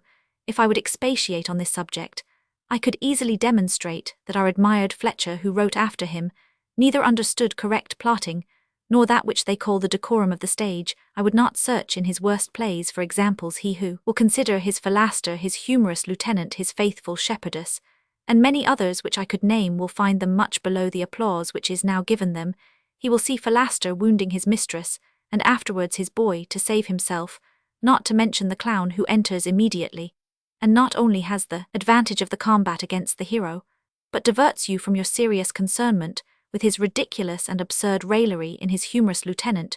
You find his Demetrius and Leontius staying in the midst of a routed army, to hear the cold mirth of the lieutenant, and Demetrius afterwards appearing with a pistol, his hand in the next age to Alexander the Great III, and for his shepherd he falls twice into the former indecency of wounding women. But these absurdities which those poets committed may more properly be called the age's fault than theirs, for besides the want of education and learning, which was their particular unhappiness, they wanted the benefit of converse, but of that I shall speak hereafter in a place more proper for it. Their audiences knew no better, and therefore were satisfied with what they brought. Those who call theirs the golden age of poetry have only this reason for it, that they were then content with acorns before they knew the use of bread, or that was become a proverb. They had many who admired them and few who blamed them, and certainly a severe critic is the greatest help to a good wit. He does the office of a friend, while he designs that of an enemy, and his malice keeps a poet within those bounds, which the luxuriancy of his fancy would tempt him to overleap. But it is not their plots which I meant principally to tax, I was speaking of their sense and language, and I dare almost challenge any man to show me a page together which is correct in both. As for Ben Jonson, I am loth to name him because he is a most judicious writer, yet he very often falls into these errors, and I once more beg the reader's pardon for accusing him of them. Only let him consider that I live in an age where my least faults are severely censured, and that I have no way left to extenuate my failings, but by showing as great in those whom we admire. Si dimus inc visum, piarbamus crurus agites. I cast my eyes but by chance on Catiline, and in the 3 or 4 last pages found enough to conclude that Jonson writ not correctly. Let the long-hid seeds of treason in thee now shoot forth in deeds, ranker than horrors. In reading some bombast speeches of Macbeth which are not to be understood, he used to say that it was horror, and I am much afraid that this is so. Thy parricide late on thy only son, after his mother to make empty way, for thy last wicked nuptials worse than they that blaze that act of thy incestuous life, which gained thee at once a daughter and a wife. The sense is here extremely perplexed, and I doubt the word they is false grammar. And be free, not heaven itself from thy impiety, a synthesis or ill-placing of words of which Tully so much complains in oratory. The waves and dens of beasts could not receive the bodies that those souls were frighted from. The preposition in the end of the sentence, a common fault with him, and which I have but lately observed in my own writings. What all the several ills that visit earth, plague, famine, fire, could not reach unto, the sword nor surfeits let thy fury do. Here are both the former faults, for besides that the preposition unto is placed last in the verse, and at the half period, and is redundant, there is the former synthesis in the words the sword, nor surfeits, which in construction ought to have been placed before the other. Catiline says of Cethegus that for his sake he would go on upon the gods, kiss lightning rest, the engine from the Cyclops, and give fire at face of a full cloud, and stand his ire. To go on upon is only to go on twice, for to give fire at face of a full cloud was not understood in his own time, and stand his ire. Besides the antiquated word ire, there is the article his, which makes false construction, and giving fire at the face of a cloud is a perfect image of shooting, however it came to be known in those days to Catiline. Others there are whom envy to the state draws and pulls on, for contumelies received, and such are sure ones in the plural number, but that is frequent with him, for he says not long after, Caesar and Crassus, if they be ill men, are mighty ones. Such men they do not succour more the cause. Roman 100. They redundant. Though heaven should speak with all his wrath at once, we should stand upright and unfeared. His is ill syntax with heaven, and by unfeared he means unafraid, words of a quite contrary signification. The ports are open. He perpetually uses ports for gates, which is an affected error in him, to introduce Latin by the loss of the English idiom, as in the translation of Tully's speeches he usually does. Well placing of words for the sweetness of pronunciation was not known till Mr. Waller introduced it, and therefore it is not to be wondered if Ben Jonson has many such lines as these. But being bred up in his father's needy fortunes, brought up in sister's prostitution, Roman 100, but meanness of expression, one would think not to be his error in a tragedy which ought to be more high and sounding than any other kind of poetry, and yet amongst others in Catiline I find these 4 lines together. So Asia, thou art cruelly even with us for all the blows thee given, when we whose virtues conquered thee, thus by thy vices ruined be. There is false English, for although the rhyme hides it, but I am willing to close the book partly out of veneration to the author, partly out of weariness, to pursue an argument which is so fruitful in so small a compass, and what correctness after this can be expected from Shakespeare, or from Fletcher, who wanted that learning and care which Jonson had. I will therefore spare my own trouble of enquiring into their faults, who had they lived now, had doubtless written more correctly. I suppose it will be enough for me to affirm, as I think I safely may, that these, and the like errors which I taxed in the most correct of the last age, are such into which we do not ordinarily fall. I think few of our present writers would have left behind them such a line as this: contain your spirit in more stricter bounds. But that gross way of two comparatives was then ordinary, and therefore more pardonable in Johnson. As for the other part of refining, which consists in receiving new words and phrases, I shall not insist much on it. It is obvious that we have admitted many, some of which we wanted, and therefore our language is the richer for them, as it would be by importation of bullion. Others are rather ornamental than necessary, yet by their admission the language is become more courtly, and our thoughts are better dressed. These are to be found scattered in the writers of our age, and it is not my business to collect them. They who have lately written with most care have, I believe, taken the rule of Horace for their guide, that is, not to be too hasty in receiving of words, but rather stay till custom has made them familiar to us. Quern pens arbitrium est, et jus et norma loquendi. For I cannot approve of their way of refining who corrupt our English idiom, by mixing it too much with French. That is a sophistication of language, not an improvement of it, a turning English into French, rather than a refining of English by French. We meet daily with those fops who value themselves on their travelling, and pretend they cannot express their meaning in English, because they would put off to us some French phrase of the last edition, without considering that for aught they know we have a better of our own. But these are not the men who are to refine us. Their talent is to prescribe fashions, not words at best. They are only serviceable to a writer, so as Aeneas was to Virgil, he may aurum extuc or colliger.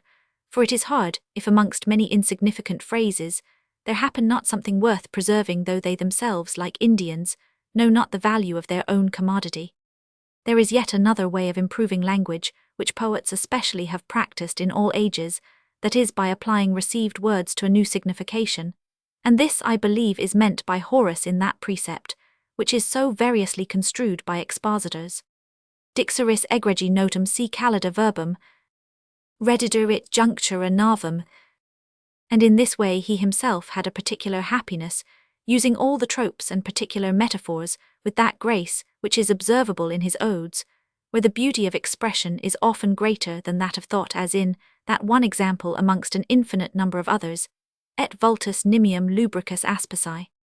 And therefore, though he innovated a little, he may justly be called a great refiner of the Roman tongue.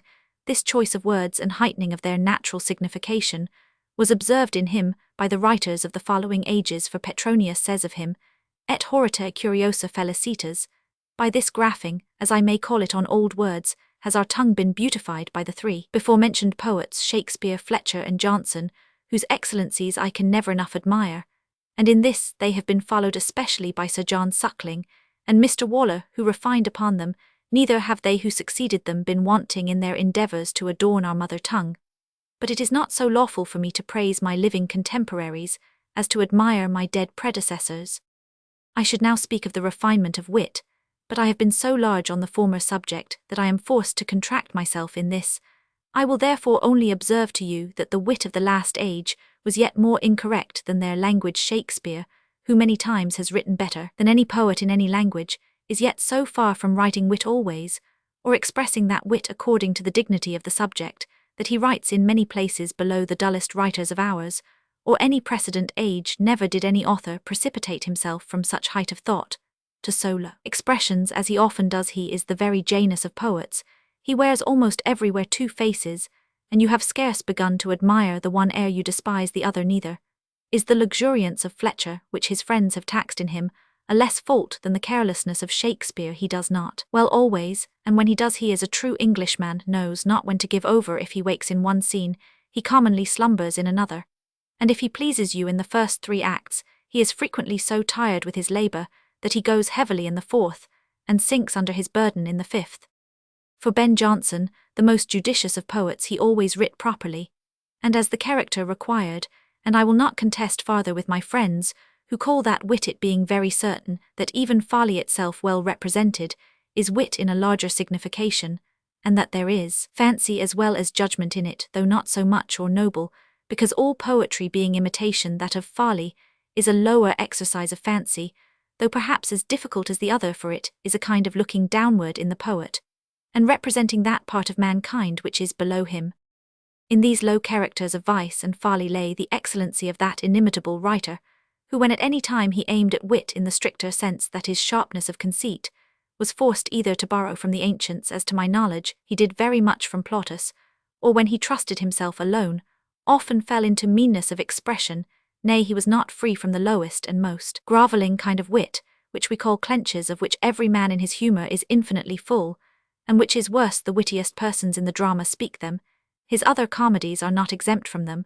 Will you give me leave to name some few a spur in which character he personates himself, and he neither was nor thought himself a fool, exclaiming against the ignorant judges of the age speaks thus: How monstrous and detested is't to see a fellow that has neither art nor brain sit like an Aristarchus or Starches, taking men's lines with a tobacco face, in snuff Roman 100, and presently after I marvel whose wit 'twas to put a prologue in yond sackbut's mouth.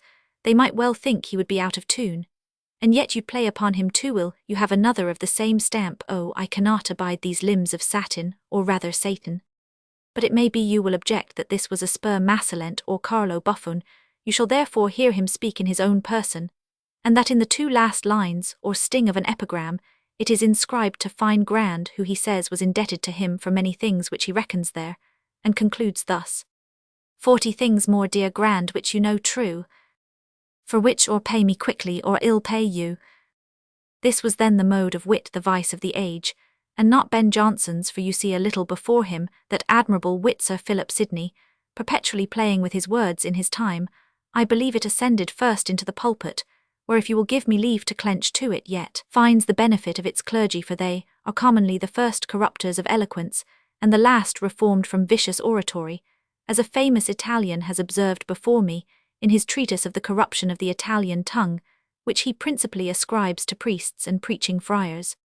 But to conclude with what brevity I can, I will only add this in defence of our present writers, that if they reach not some excellencies of Ben Jonson, which no age I am confident ever shall yet, at least they are above that meanness of thought which I have taxed, and which is frequent in him.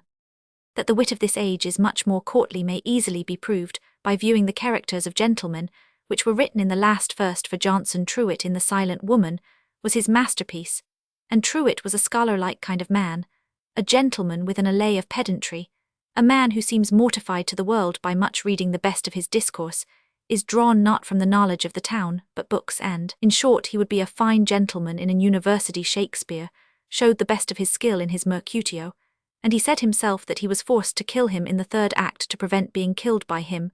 But for my part, I cannot find he was so dangerous a person. I see nothing in him but what was so exceeding harmless that he might have lived to the end of the play, and died in his bed, without offence to any man. Fletcher's Don John is our only bugbear, and yet I may affirm without suspicion of flattery that he now speaks better, and that his character is maintained with much more vigour in the fourth and fifth acts than it was by Fletcher in the three former. I have always acknowledged the wit of our predecessors with all the veneration which becomes me, but I am sure their wit was not that of gentlemen. There was ever somewhat that was ill-bred and clownish in it, and which confessed the conversation of the authors. And this leads me to the last and greatest advantage of our writing, which proceeds from conversation. In the age wherein those poets lived, there was less of gallantry than in ours, neither did they keep the best company of theirs. Their fortune has been much like that of Epicurus in the retirement of his gardens, to live almost unknown, and to be celebrated after their decease. I cannot find that any of them had been conversant in courts except Ben Jonson, and his genius lay not so much that way as to make an improvement by it.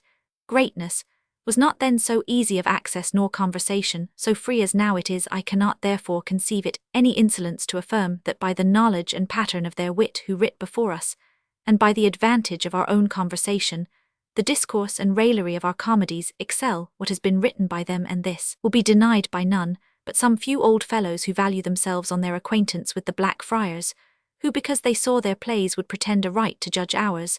The memory of these grave gentlemen is their only plea for being wits. They can tell a story of Ben Jonson, and perhaps have had fancy enough to give a supper in the Apollo that they might be called his sons 5, and because they were drawn in to be laughed at in those times, they think themselves now sufficiently entitled to laugh at ours. Learning I never saw in any of them, and wit no more than they could remember. In short, they were unlucky to have been bred in an unpolished age. and more unlucky to live to a refined one, they have lasted beyond their own, and are cast behind ours, and not contented to have known little at the age of 20, they boast of their ignorance at 60. Now if they ask me whence it is that our conversation is so much refined, I must freely, and without flattery, ascribe it to the court, and in it particularly to the king, whose example gives a law to it his own misfortunes, and the nations afforded him an opportunity which is rarely allowed to sovereign princes, I mean of travelling and being conversant in the most polished courts of Europe, and thereby of cultivating a spirit which was formed by nature to receive the impressions of a gallant and generous education at his return. He found a nation lost as much in barbarism as in rebellion, and as the excellency of his nature forgave the one, so the excellency of his manners reformed the other. The desire of imitating so great a pattern first awakened the dull and heavy spirits of the English from their natural reservedness, loosened them from their stiff forms of conversation, and made them easy and pliant to each other in discourse. Thus insensibly, our way of living became more free, and the fire of the English wit, which was before stifled under a constrained, melancholy way of breeding, began first to display its force by mixing the solidity of our nation with the air and gaiety of our neighbours. 6. This being granted to be true, it would be a wonder if the poets whose work is imitation should be the only persons in 3 kingdoms who should not receive advantage by it, or if they should not more easily imitate the wit and conversation of the present age than of the past. Let us therefore admire the beauties and the heights of Shakespeare without falling after him into a carelessness, and as I may call it a lethargy of thought for whole scenes together, let us imitate as we are able the quickness and easiness of Fletcher, without proposing him as a pattern to us, either in the redundancy of his matter or the incorrectness of his language. Let us admire his wit and sharpness of conceit, but let us at the same time acknowledge that it was seldom so fixed and made proper to his character, as that the same things might not be spoken by any person in the play. Let us applaud his scenes of love, but let us confess that he understood not either greatness or perfect honour in the parts of any of his women. In fine, let us allow that he had so much fancy as when he pleased he could write wit, but that he wanted so much judgment as seldom to have written humour or described a pleasant folly. Let us ascribe to Johnson the height and accuracy of judgment in the ordering of his plots, his choice of characters, and maintaining what he had chosen to the end. But let us not think him a perfect pattern of imitation, except it be in humour, for love, which is the foundation of all comedies in other languages, is scarcely mentioned in any of his plays, and for humour itself, the poets of this age will be more wary than to imitate the meanness of his persons. Gentlemen will now be entertained with the follies of each other, and though they allow Cobb and Tib to speak properly, yet they are not much pleased with their tankard or with their rags, and surely their conversation can be no jest to them on the theatre, when they would avoid it in the street. To conclude all, let us render to our predecessors what is their due, without confining ourselves to a servile imitation of all they writ, and without assuming to ourselves the title of better poets. Let us ascribe to the gallantry and civility of our age the advantage which we have above them, and to our knowledge of the customs and manners of it the happiness we have to please beyond them. In mitigation of the censure which must be passed on our author for this hasty and ill-considered judgment, let us remember the very inaccurate manner in which Shakespeare's plays were printed in the early editions. Mr. Malone has judiciously remarked that Dryden seems to have been ignorant of the order in which Shakespeare wrote his plays, and there will be charity in believing that he was not intimately acquainted with those he so summarily and unjustly censures. In these criticisms we see the effects of the refinement which our stage had now borrowed from the French. It is probable that in the age of heroic plays any degree of dullness or extravagance would have been tolerated in the dialogue, rather than an offence against the decorum of the scene. Johnson seems to have used it for to go on against. The Apollo was Ben Jonson's favourite clubroom in the Devil Tavern. The custom of adopting his admirers and imitators by bestowing upon them the title of son is often alluded to in his works. In Dryden's time, the fashion had so far changed that the poetical progeny of Old Ben seem to have incurred more ridicule than honour by this ambitious distinction. Oldwit, in Shadwell's play, called Berry Fair, is described as a paltry old-fashioned wit and punner of the last age that pretends to have been one of Ben Jonson's sons, and to have seen plays at the Blackfriars. This passage, though complimentary to Charles, contains much sober truth. Having considerable taste for the belles lettres, he cultivated them during his exile, and was naturally swayed by the French rules of composition, particularly as applicable to the theatre. These he imported with him at his restoration, and hence arose the heroic drama so much cultivated by our author. The bold epilogue which is here defended with so much animation, and the censure which it threw on the fathers of the stage, seems to have given great offence. It is thus severely assailed by Rochester. But does not Dryden find even Johnson, Beaumont and Fletcher incorrect and full of lewd lines, as he calls them, Shakespeare's style, stiff and affected to his own the while, allowing all the justice that his pride so arrogantly had to these denied? And may I not have leave impartially to search and censure Dryden's works, and try if those gross faults his choice pen doth commit proceed from want of judgment or of wit, or if his lumpish fancy doth refuse spirit and grace to his loose slattern muse? 500 verses every morning writ prove him no more a poet than a wit. It is a bold, perhaps a presumptuous task, to attempt to separate the true from the false criticism in the foregoing essay, for who is qualified to be umpire betwixt Shakespeare and Dryden? Nevertheless, our knowledge of the manners of the respective ages, which these extraordinary men adorned, and the remoteness of our own from both, may enable us with impartiality at least to sift the grounds of Dryden's censure. The nature of the stage in the days of Shakespeare has been ascertained by the sedulous exertions of his commentators. A variety of small theatres, all of them accessible to the lowest of the people, poor and rude in all the arts of decoration, were dispersed through London when Shakespeare and Johnson wrote for the stage. It was a natural consequence that the writings of these great men were biased by the taste of those for whom they wrote. For those who live to please must please to live. Art was not demanded, and when used by Johnson, he complains, it was not duly appreciated. Men of a middle rank were then probably worse educated than our mere vulgar.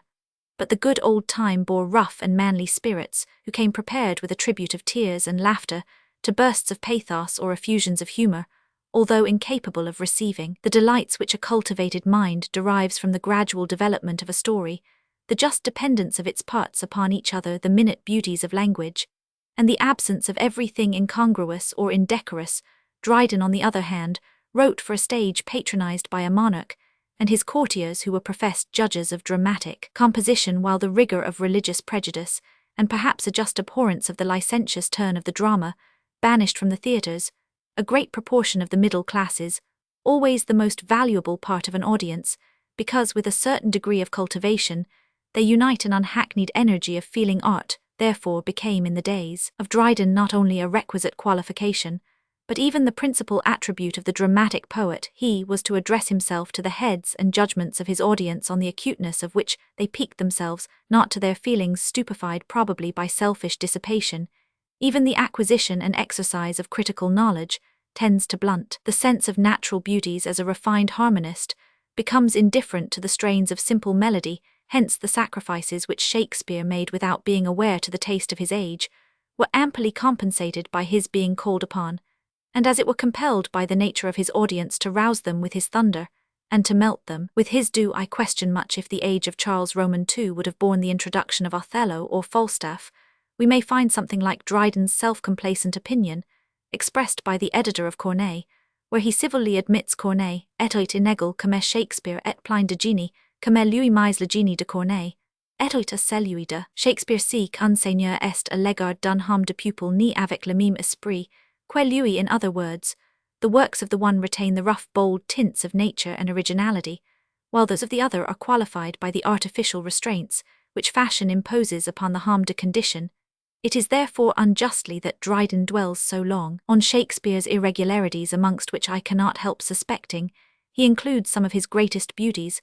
While we do not defend his quibbles and carwitchets, as Bibber would have termed them, we may rejoice that he purchased at so slight a sacrifice the power and privilege of launching into every subject with a liberty as unbounded as his genius.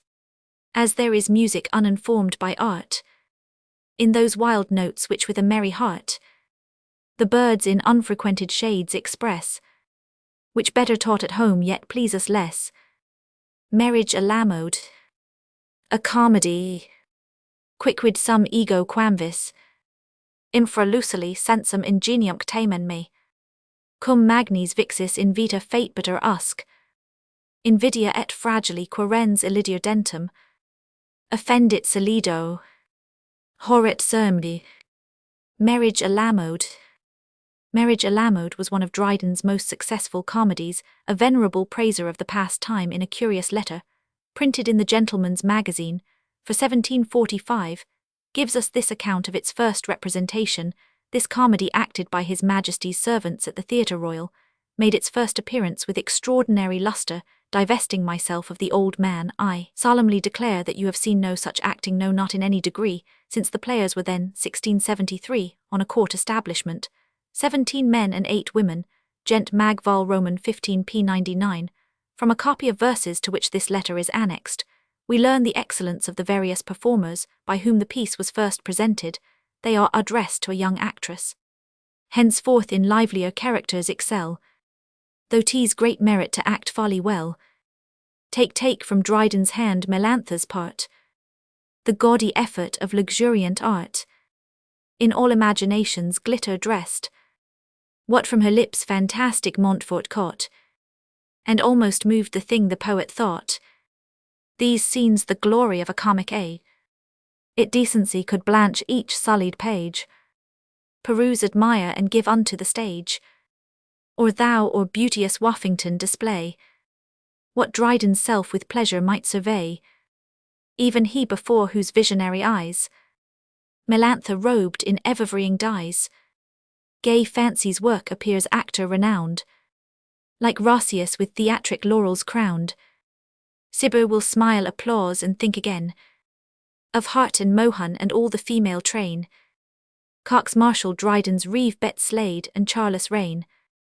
Mrs. Montfort, who by her second marriage became Mrs. Verbruggen, was the first who appeared in the highly popular part of Melantha, and the action and character appear to have been held incomparable by that unquestionable judge of the humour of a coquette, or coxcomb, the illustrious Carly. Cibber Melantha says Cibber is as finished and impertinent as ever fluttered in a drawing-room, and seems to contain the most complete system of female foppery that could possibly be crowded into the tortured form of a fine lady. Her language, dress, motion, manners, soul, and body are in a continual hurry to be something more than is necessary or commendable, and though I doubt it will be a vain labour to offer you a just likeness of Mrs. Montfort's action, yet the fantastic expression is still so strong in my memory that I cannot help saying something, though fantastically, about it. The first ridiculous airs that break from her are upon a gallant never seen before, who delivers her a letter from her father recommending him to her good graces as an honourable lover. Here now one would think she might naturally show a little of the sex's decent reserve, though never so slightly covered. No, sir, not a tittle of it. Modesty is a poor-souled country gentlewoman. She is too much a court lady to be under so vulgar a confusion. She reads the letter, therefore, with a careless dropping lip, and an erected brow, humming it hastily over as if she were impatient to outgo her father's commands by making a complete conquest of him at once, and that the letter might not embarrass the attack crack. She crumbles it at once into her palm and pours down upon him her whole artillery of airs, eyes, and motion. Down goes her dainty diving body to the ground, as if she were sinking under the conscious load of her own attractions, then launches into a flood of fine language and compliment, still playing her chest forward in 50 falls and risings like a swan upon waving water. And to complete her impertinence, she is so rapidly fond of her own wit that she will not give her lover leave to praise its silent assenting bows and vain endeavours to speak, or all the share of the conversation he is admitted to, which at last he is removed from by her engagement to half a score of visits, which she swims from him to make with a promise to return in a twinkling. Cibber's Apology, p. 99. By this lively sketch some judgment may be formed of the effect produced by the character of Melantha when ably represented, but to say the truth we could hardly have drawn the same deduction from a simple perusal of the piece of the French phrases which the affected lady throws into her conversation. Some have been since naturalized as good graces, minuet, chagrin, grimace, ridicule, and others. Little can be said of the tragic part of the drama. The sudden turn of fortune in the conclusion is ridiculed in the rehearsal. The researches of Mr. Malone have ascertained that Marriage a la Mode was first acted in 1673 in an old theatre in Lincoln's Inn Fields, occupied by the King's Company, after that in Drury Lane had been burned, and during its rebuilding the play was printed in the same year. To the Right Honourable the Earl of Rochester. 1. My Lord, I humbly dedicate to your lordship that poem of which you were pleased to appear an early patron, before it was acted on the stage, I may yet go farther with your permission, and say that it received amendment from your noble hands, ere it was fit to be presented. You may please likewise to remember with how much favour to the author and indulgence to the play you commended it to the view of his Majesty, then at Windsor, and by his approbation of it in writing made way for its kind reception on the theatre, in this dedication. Therefore I may seem to imitate a custom of the ancients who offered to their gods the firstlings of the flock, which I think they called ver sacrum, because they helped them to increase. I am sure if there be anything in this play wherein I have raised myself beyond the ordinary lowness of my comedies, I ought wholly to acknowledge it to the favour of being admitted into your lordship's conversation. And not only I who pretend not to this way, but the best comic writers of our age will join with me to acknowledge that they have copied the gallantries of courts, the delicacy of expression, and the decencies of behaviour from your lordship with more success than if they had taken their models from the court of France. But this, my lord, will be no wonder to the world, which knows the excellency of your natural parts, and those you have acquired in a noble education, that which with more reason I admire is that being so absolute a courtier, you have not forgot either the ties of friendship, or the practice of generosity. In my little experience of a court, which I confess I desire not to improve, I have found in it much of interest and more of detraction.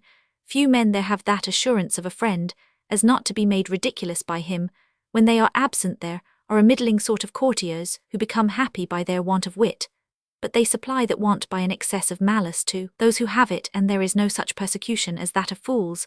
They can never be considerable enough to be talked of themselves, so that they are safe only in their obscurity, and grow mischievous to witty men by the great diligence of their envy, and by being always present to represent and aggravate their faults. In the meantime they are forced, when they endeavour to be pleasant, to live on the offals of their wit, whom they decry, and either to quote it, which they do unwillingly, or to pass it upon others for their own. These are the men who make it their business to chase wit from the knowledge of princes, lest it should disgrace their ignorance, and this kind of malice your lordship has not so much avoided as surmounted.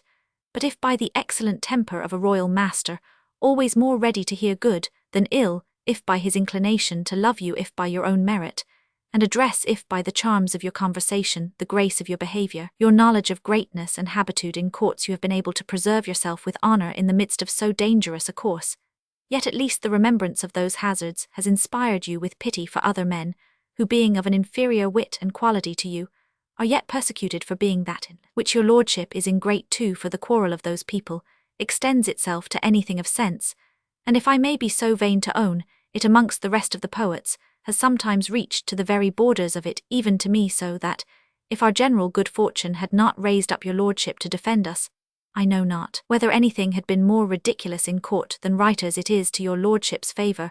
We generally owe our protection and patronage, and to the nobleness of your nature, which will not suffer the least shadow of your wit to be contemned in other men. You have been often pleased not only to excuse my imperfections, but to vindicate what was tolerable in my writings from their censures, and what I never can forget, you have not only been careful of my reputation, but of my fortune. You have been solicitous to supply my neglect of myself, and to overcome the fatal modesty of poets, which submits them to perpetual wants rather than to become importunate with those people who have the liberality of kings in their disposing, and who, dishonouring the bounty of their master, suffer such to be in necessity, who endeavour at least to please him, and for whose entertainment he has generously provided, if the fruits of his royal favour were not often stopped in other hands. But your lordship has given me occasion not to complain of courts. Whilst you are there, I have found the effects of your mediation in all my concernments, and they were so much the more noble in you, because they were wholly voluntary. I became your lordship's, if I may venture on the similitude, as the world was made, without knowing him who made it, and brought only a passive obedience to be your creature. This nobleness of yours, I think myself the rather obliged to own, because otherwise it must have been lost to all remembrance, for you are endowed with that excellent quality of a frank nature, to forget the good which you have done. But my lord, I ought to have considered that you are as great a judge as you are a patron, and that in praising you ill I should incur a higher note of ingratitude than that I thought to have avoided. I stand in need of all your accustomed goodness for the dedication of this play, which, though perhaps it be the best of my comedies, is yet so faulty that I should have feared you for my critic if I had not with some policy given you the trouble of being my protector. Wit seems to have lodged itself more nobly in this age than in any of the former, and people of my mean condition are only writers, because some of the nobility and your lordship in the first place are above the narrow praises which poesy could give you, but let those who love to see themselves exceeded encourage your lordship in so dangerous a quality. For my own part, I must confess that I have so much of self-interest as to be content with reading some papers of your verses, without desiring you should proceed to a scene or play with the common prudence of those who are worsted in a duel and declare they are satisfied when they are first wounded. Your lordship has but another step to make, and from the patron of which you may become its tyrant and oppress our little reputations with more ease than you now protect them. But these, my lord, are designs which I am sure you harbour not any more than the French king is contriving the conquest of the Swissers. It is a barren triumph which is not worth your pains, and would only rank him amongst your slaves who is already, my lord, your lordship's most obedient and most faithful servant, John Dryden. The patron whom Dryden here addresses was the famous John Wilmot, Earl of Rochester, the wittiest perhaps, and most dissolute among the witty and dissolute courtiers of Charles Roman too.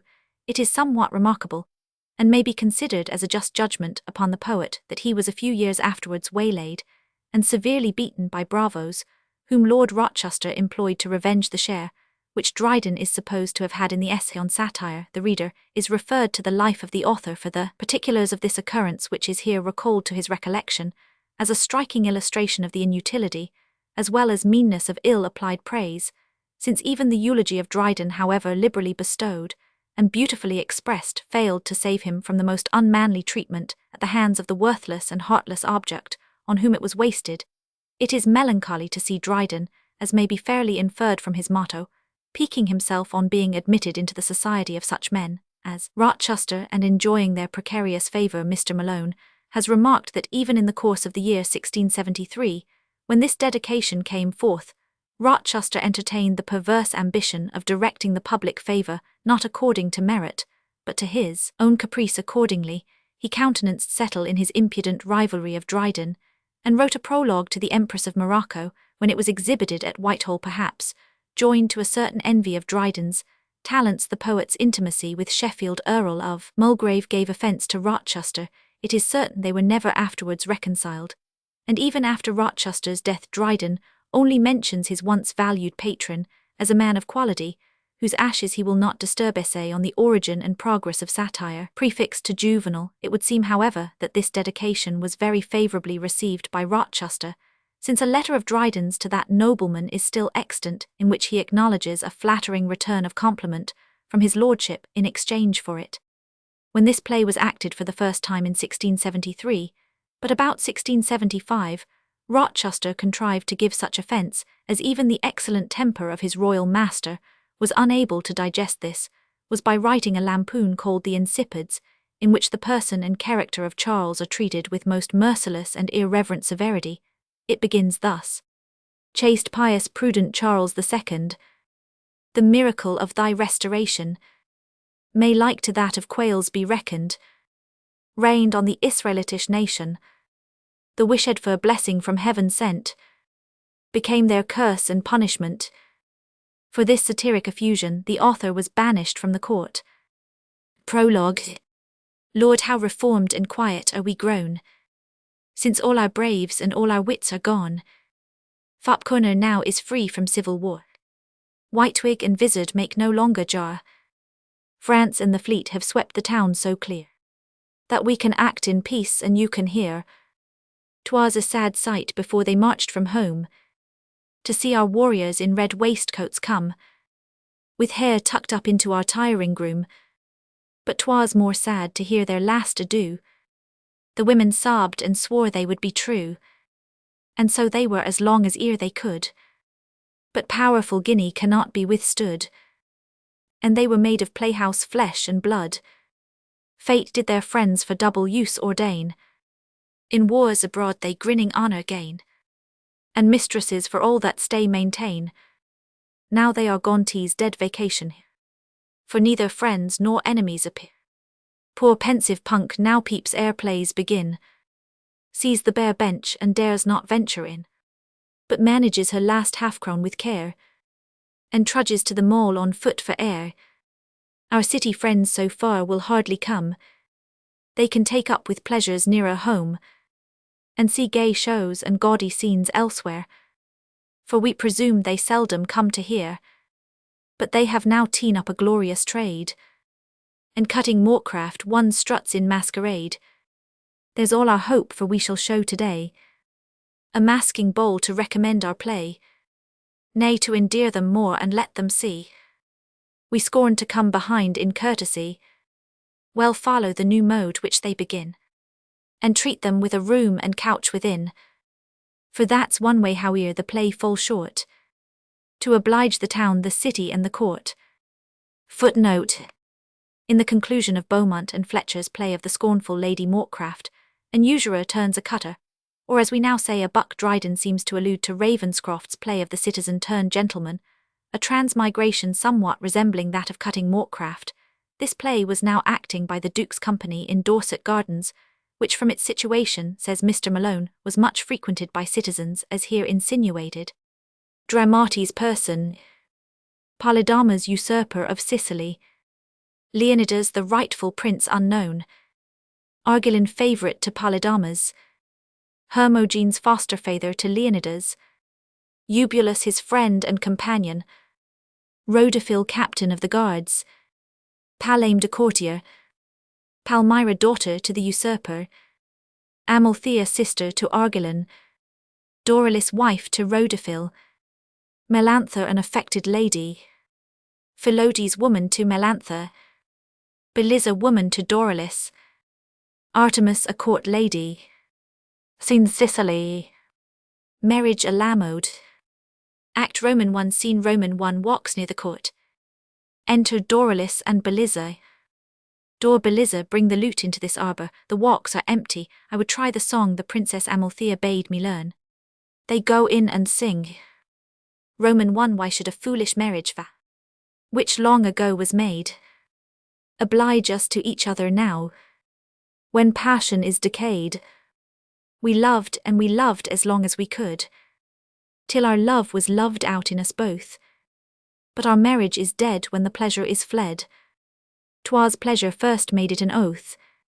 Roman 2 If I have pleasures for a friend, and further love in store, what wrong has he whose joys did end, and who could give no more?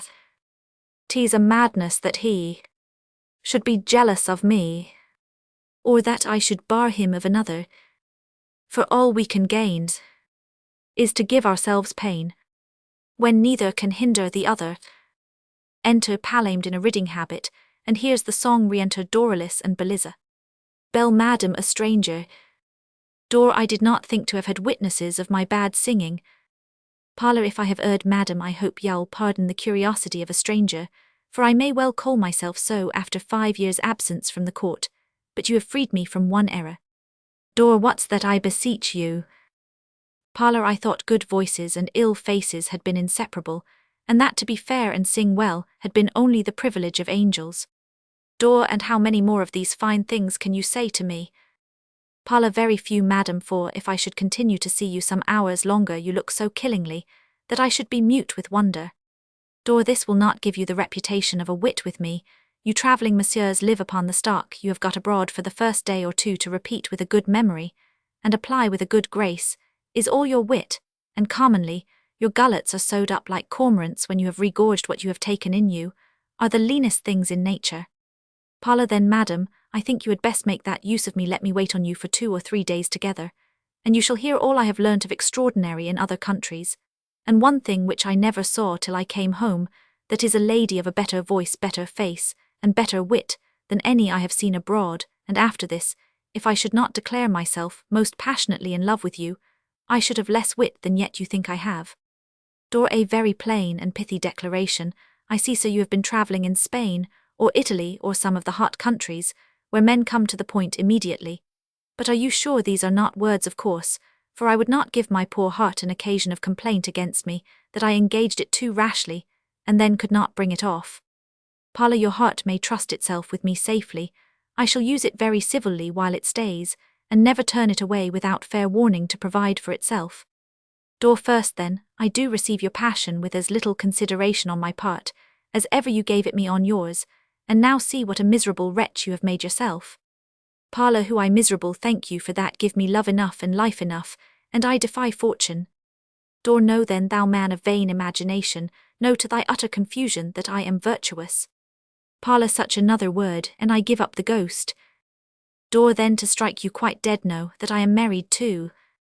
Parla art thou married, O thou damnable virtuous woman? Dor yes, married to a gentleman, young, handsome, rich, valiant, and with all the good qualities that will make you despair and hang yourself. Parla well, in spite of all that ill love you fortune has cut us out for one another, for I am to be married within these 3 days, married past redemption, to a young, fair, rich, and virtuous lady. And it shall go hard, but I will love my wife as little as I perceive you do your husband.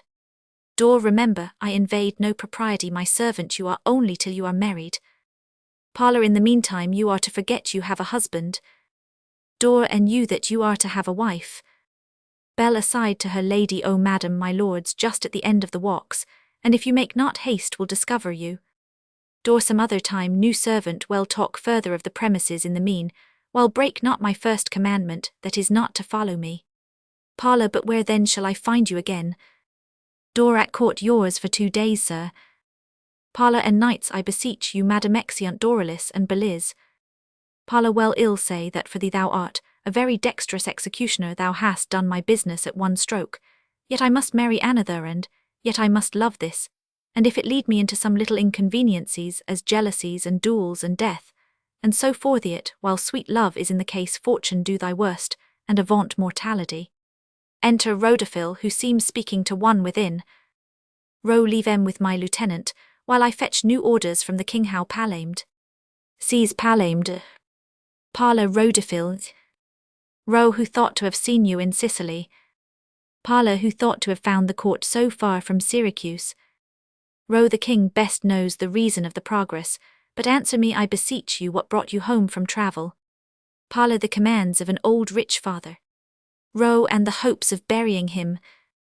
Parla both together, as you see, have prevailed on my good nature in few words. My old man has already married me, for he has agreed with another old man as rich, and as covetous as himself.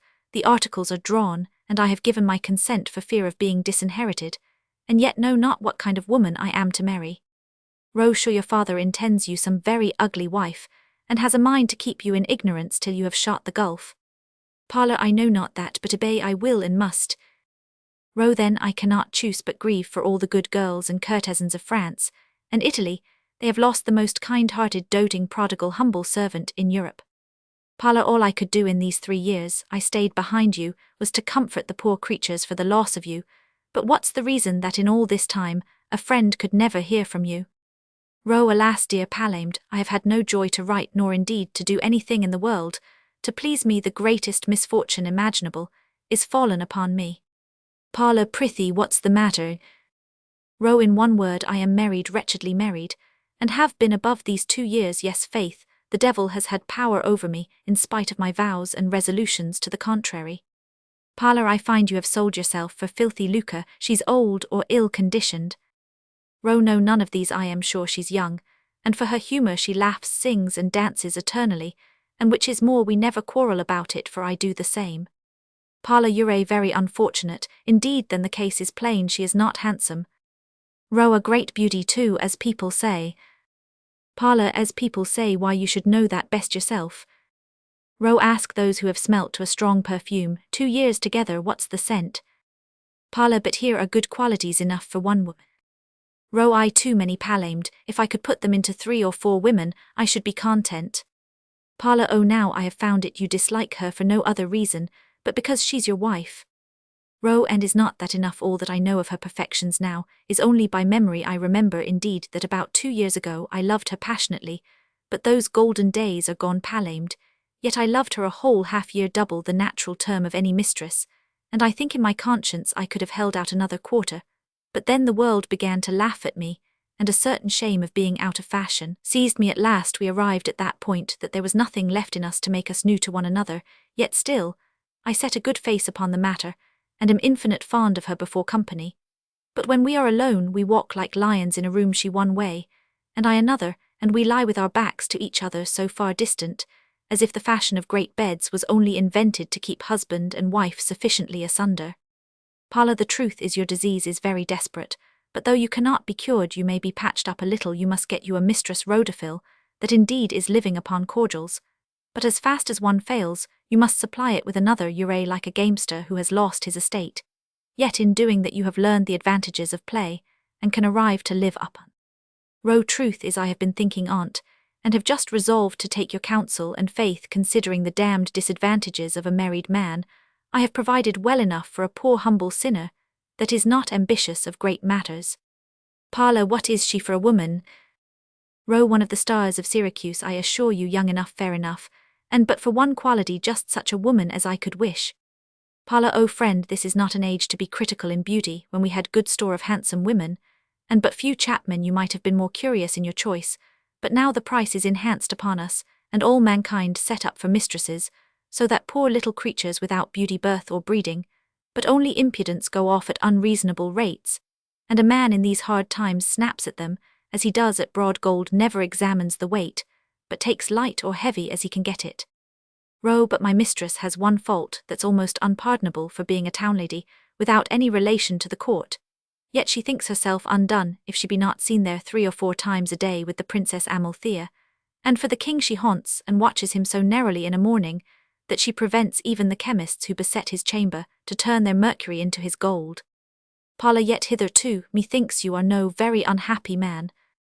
With all this she's the greatest gossip in nature, for besides the court, she's the most eternal visitor of the town, and yet manages her time so well that she seems ubiquitary for my part.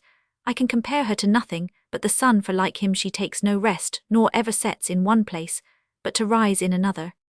Parla, I confess she had need be handsome with these qualities. No lady can be so curious of a new fashion, as she is of a new French word. She's the very mint of the nation, and as fast as any bullion comes out of France coins it immediately into our language. Parla, and her name is... No naming, that's not like a cavalier. Find her, if you can, by my description, and I am not so ill a painter that I need write the name beneath the picture. Parla, well, then how far have you proceeded in your love? Tease yet in the bud, and what fruit it may bear I cannot tell, for this insufferable humour of haunting the court is so predominant that she has hitherto broken all her assignations with me, for fear of missing her visits there. Parla, that's the hardest part of your adventure, but for aught I see fortune has used us both alike. I have a strange kind of mistress too in court, besides her I am to marry. You have made haste to be in love then, for if I am not mistaken you are but this day arrived. Parla, that's all one. I have seen the lady already, who has charmed me, seen her in these walks, courted her, and received for the first time an answer that does not put me into despair. To them Argillan, Amalthea, and Artemis. I'll tell you more at leisure my adventures. The walks fill apace I see stay. Is not that the young Lord Argillan the king's favourite? Yes, and as proud as ever, as ambitious and as revengeful. Parla, how keeps he the king's favour with these qualities? Argillan's father helped him to the crown, besides he gilds over all his vices to the king, and standing in the dark to him, sees all his inclinations, interests, and humours, which he so times and soothes that in effect he reigns. Parla, his sister Amalthea, who I guess stands by him, seems not to be of his temper. She's all goodness and generosity. Rhodophil, the king expects you earnestly. Tease done my lord what he commanded. I only waited his return from hunting. Shall I attend your lordship to him? No, I go first another way. Exit hastily. Parla, he seems in haste and discomposed. Amal to Rhode after a short whisper, your friend, then he must needs be of much merit. When he has kissed the king's hand, I know he'll beg the honour to kiss yours. Come palamed. Exeunt Rhodo and Parla, bowing to Amal. Madam, you tell me most surprising news. Amal, the fear of it, you see, has discomposed my brother, but to me all that can bring my country good is welcome. It seems incredible that this old king, whom all the world thought childless, should come to search the farthest parts of Sicily, in hope to find an heir. Amal, to lessen your astonishment I will unfold some private passages of state, of which you are yet ignorant. Know first, that this Polydamas, who reigns unjustly, gained the crown. Somewhat of this I have confusedly heard.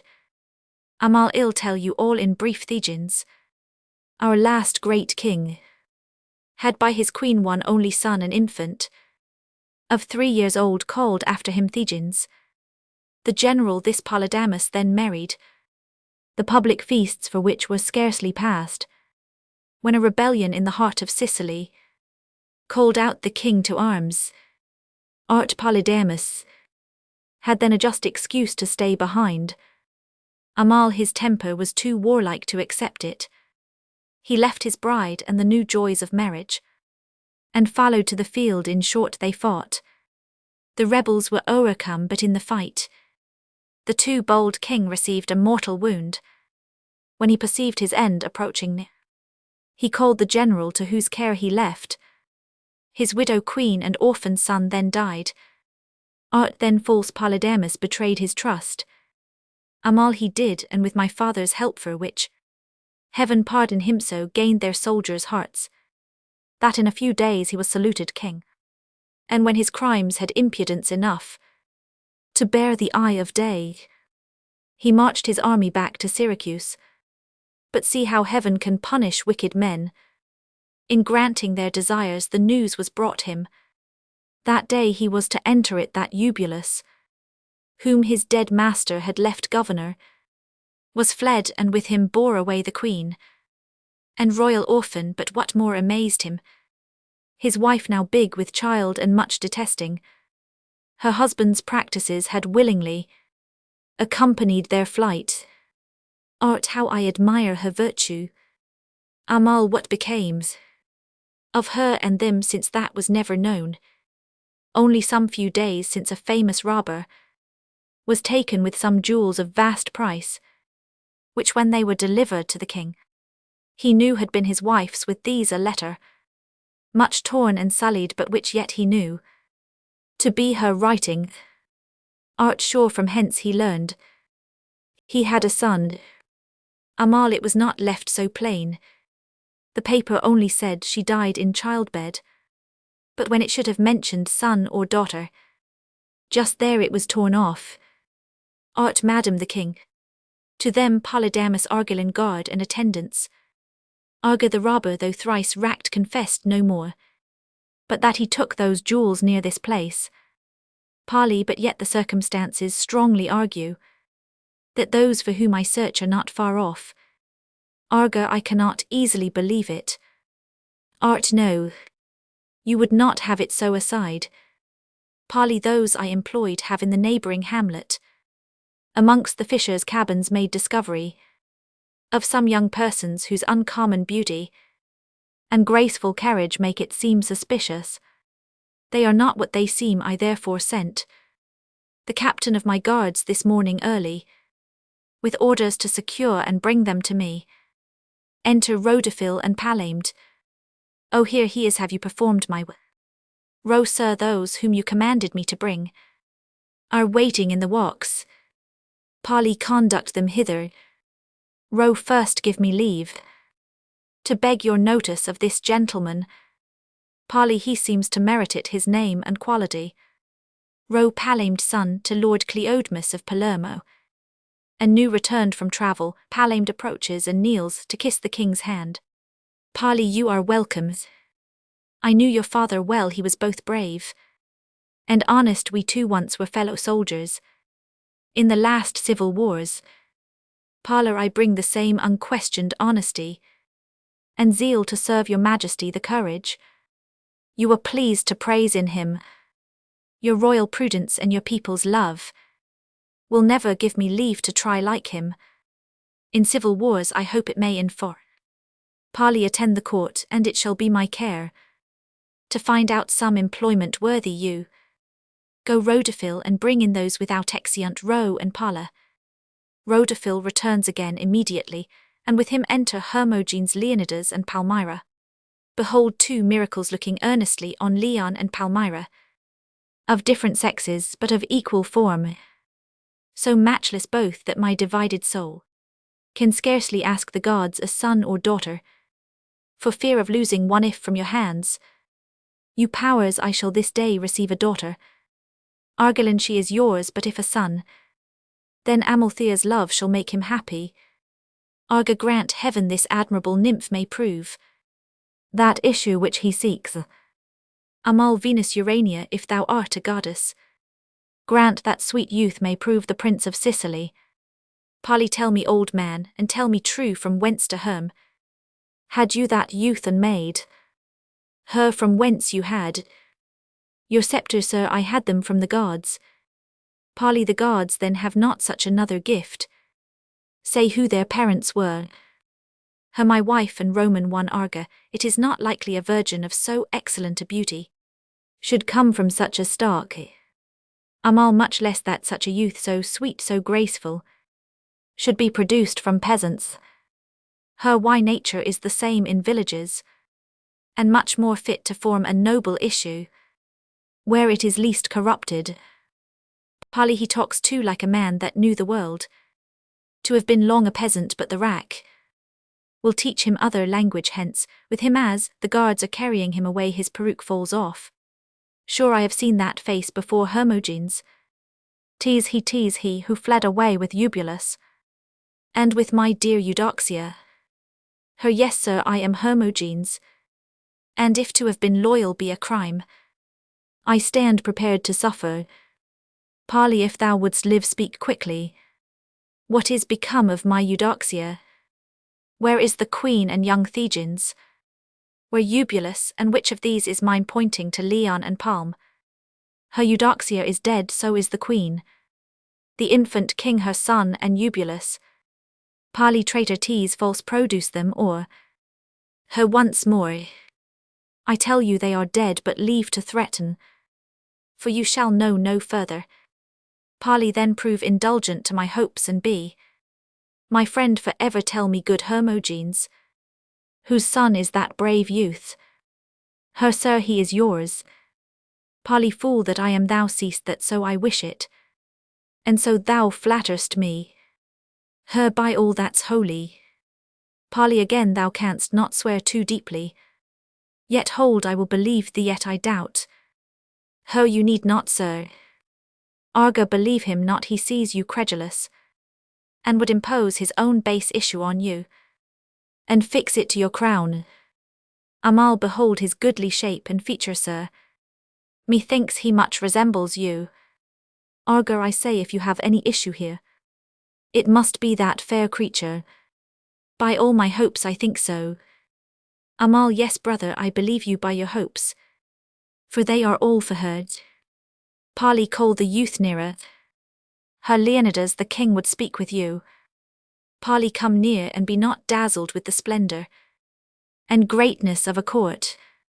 Leon, I need not this encouragement. I can fear nothing but the gods, and for this glory after I have seen the canopy of state spread wide above, in the abyss of heaven the court of stars, the blushing morning and the rising sun, what greater can I see? Pali, this speaks thee born a prince thou art, thyself embracing him, that rising sun, and shalt not see on earth a brighter than thyself. All of you witness that for my son I here received this youth, this brave, this, but I must not praise him further, because he now is mine. Leon, I wannot, sir, believe kneeling, that I am made your sport, for I find nothing in myself but what is much above a scorn I dare give credit to. Whatsoe'er a king like you can tell me, either I am or will deserve to be your son. Arga, I yet maintain it is impossible this young man should be yours, for if he were, why should Hermogenes so long conceal him, when he might gain so much by his discovery?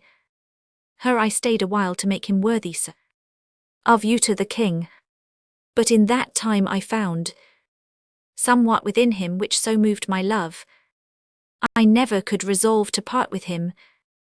Leon, you ask too many questions, and are to Arga too saucy for a subject.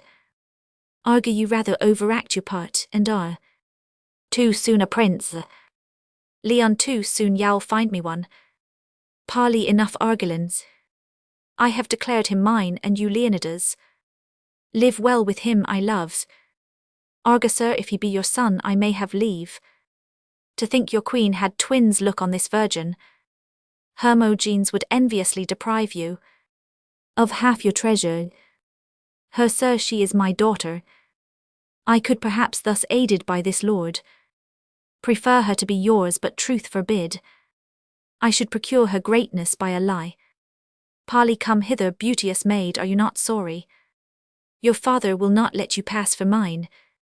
Palm, I am content to be what heaven has made me. Parley, could you not wish yourself a princess then? Palm, not to be sister to Leonidas. Parley, why, my sweet maid? Palm, indeed I cannot tell. But I could be content to be his handmaid. Arga, I wish I had not seen her aside. Palm, I must weep for your good fortune to Leon. Pray pardon me, indeed I cannot help it. Leonidas Alas I had forgot.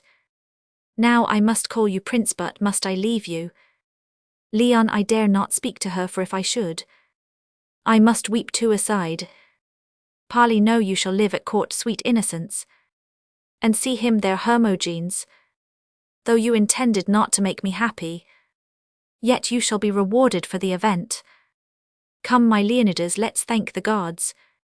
Thou for a father, I for such a son, exeunt all but Leon and Palm.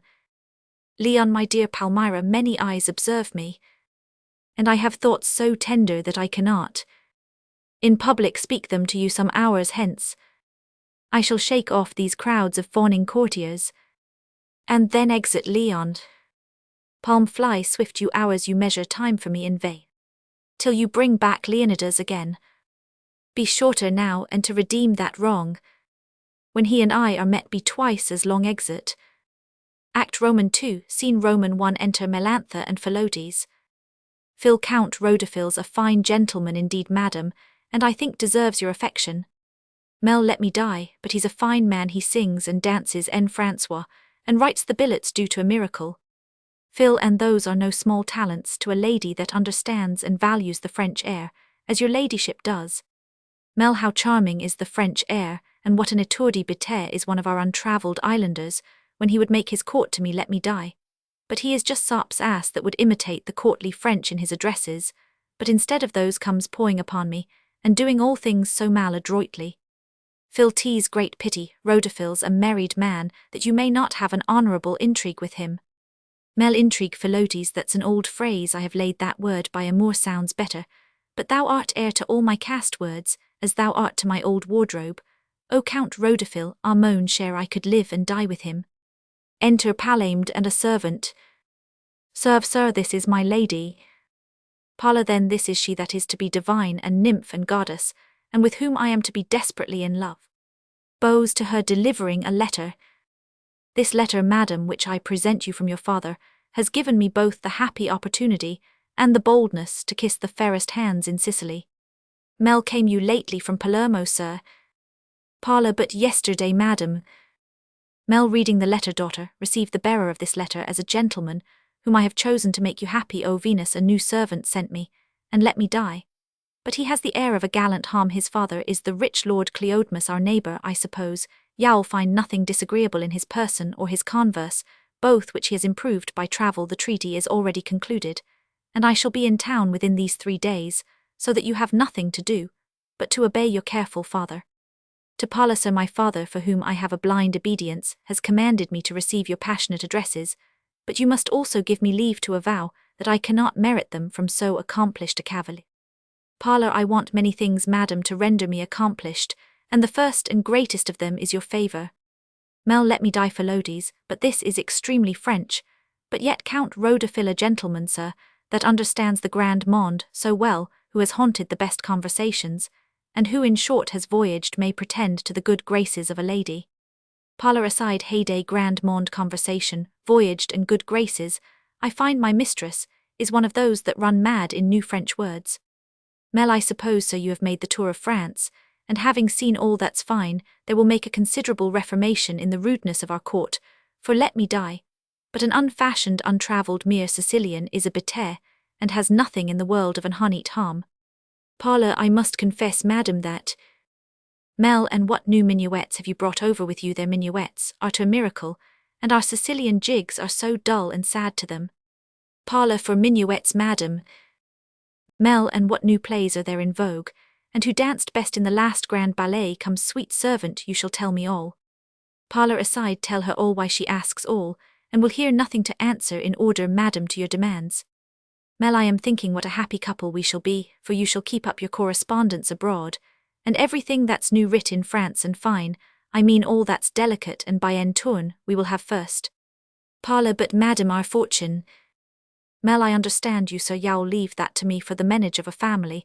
I know it better than any lady in Sicily.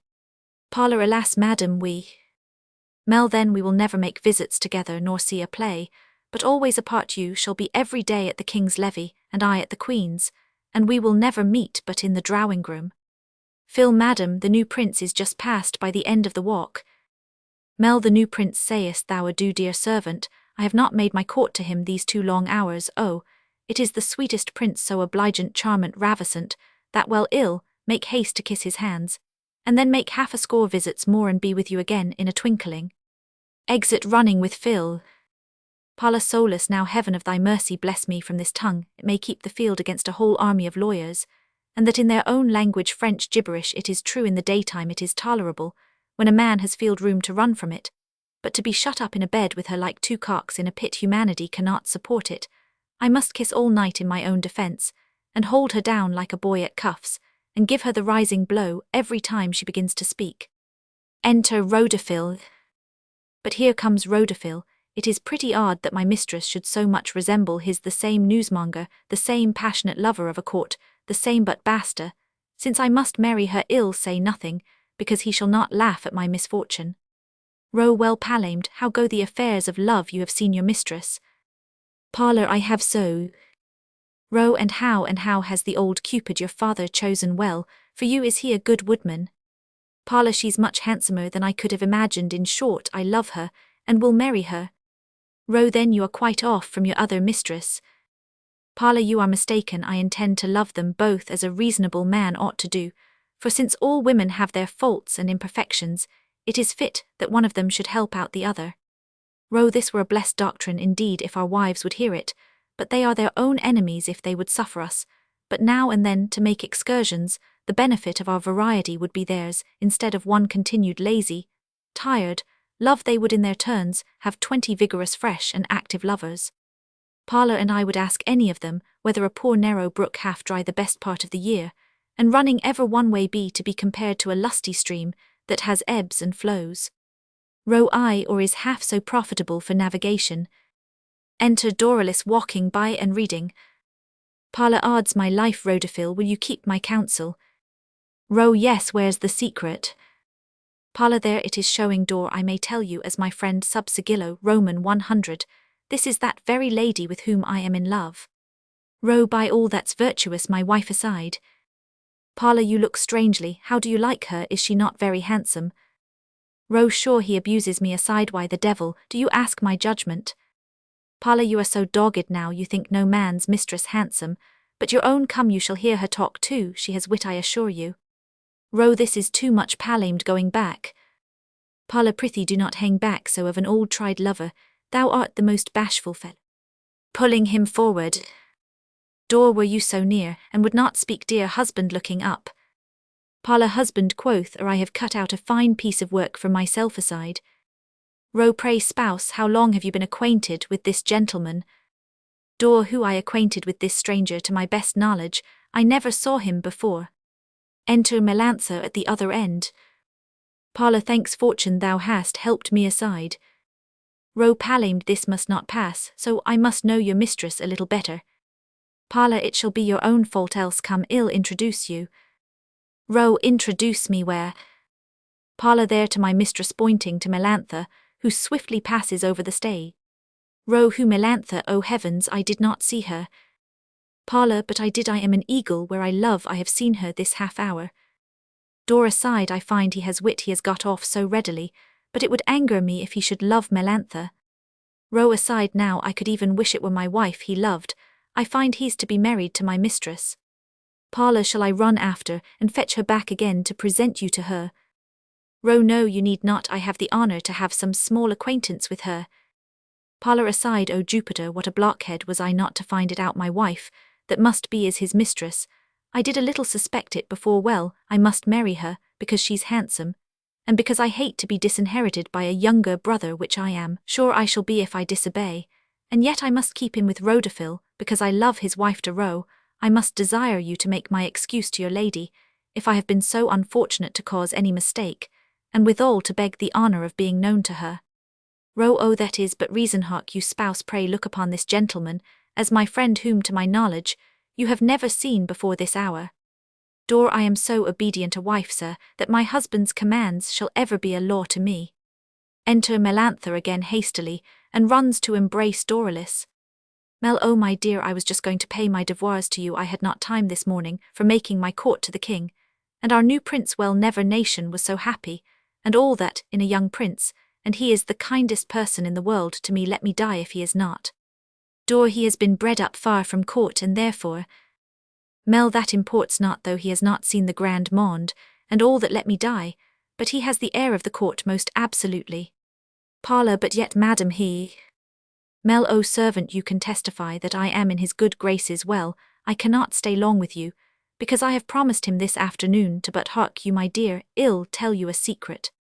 Whispers to Dor. Row, the devil's in me that I must love this woman aside. Parlour, the devil's in me that I must marry this woman aside. Mel, raising her voice, so the prince and I— But you must make a secret of this, my dear, for I would not for the world your husband should hear it, or my tyrant there, that must be. Parlour, well, fair impertinent, your whisper is not lost, we hear you aside.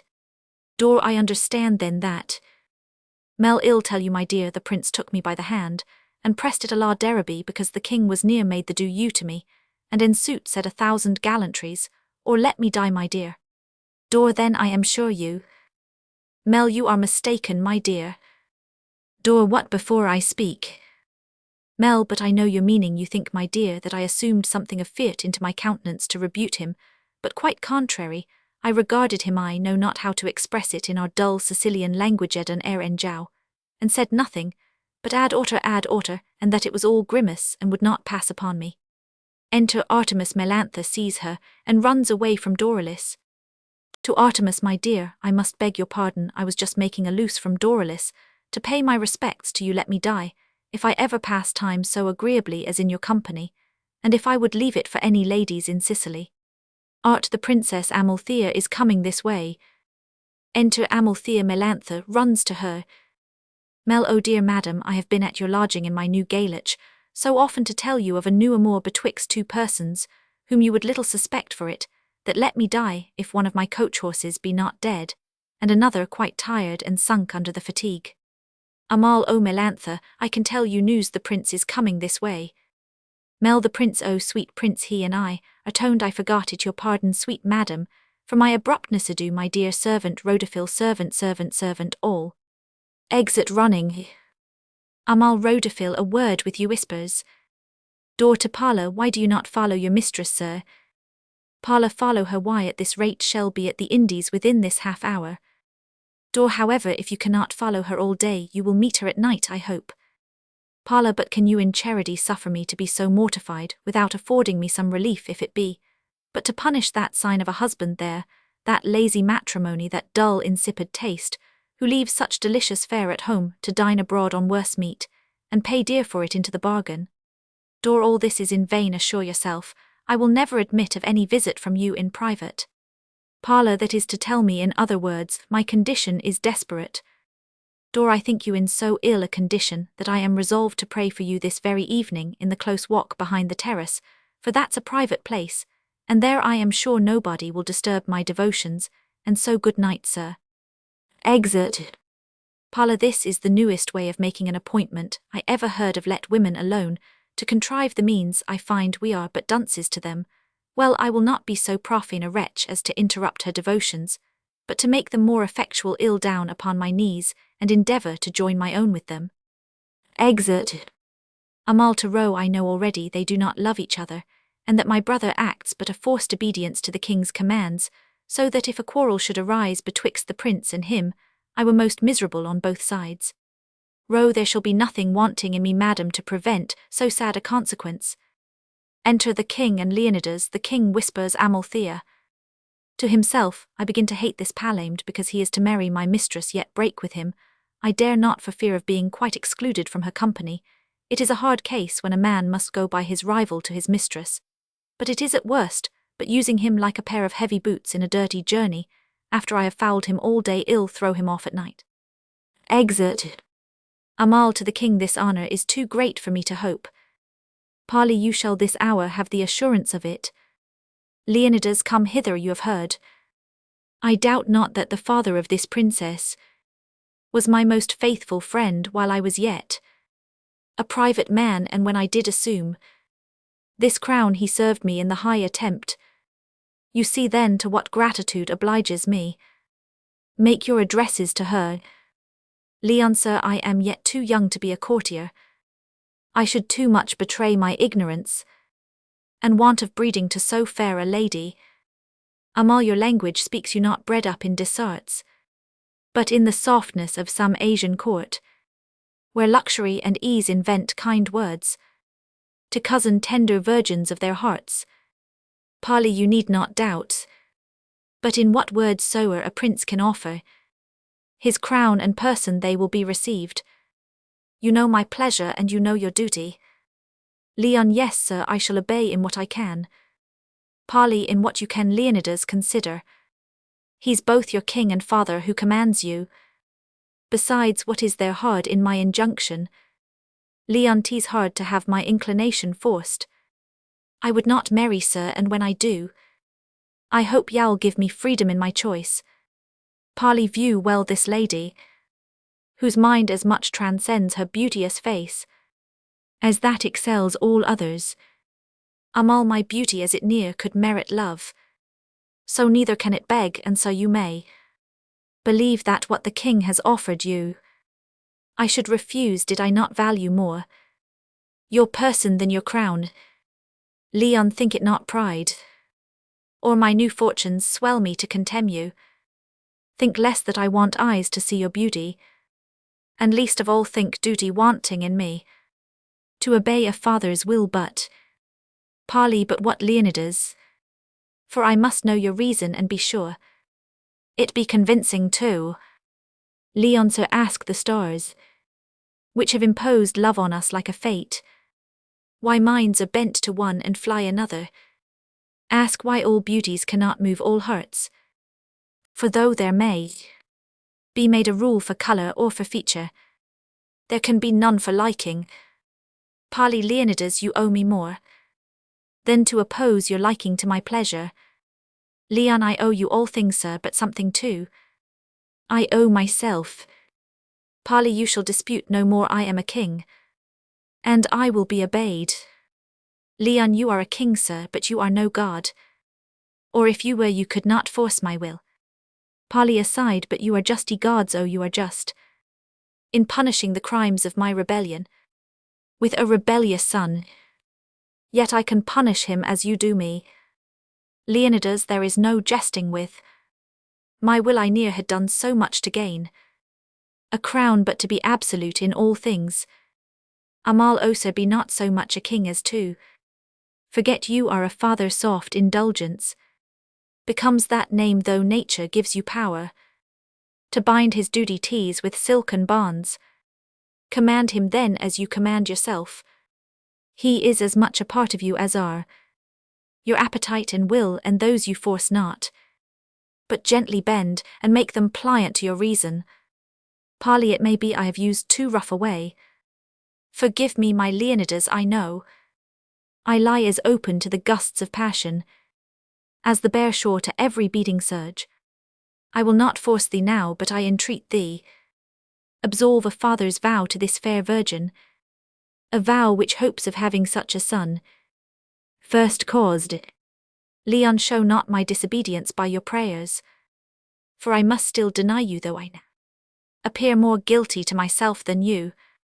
I have some reasons which I cannot utter that force my disobedience, yet I more to death that the first thing you ere enjoined me should be that only one command in nature, which I could not obey. Parley, I did descend too much below myself when I entreated him hence to thy desart. Thou art not my son, or art not fit to be. Amal, great sir, I humbly beg you make not me kneeling. The cause of your displeasure I absolve. Your vow far from me be such designs. So wretched a desire of being great.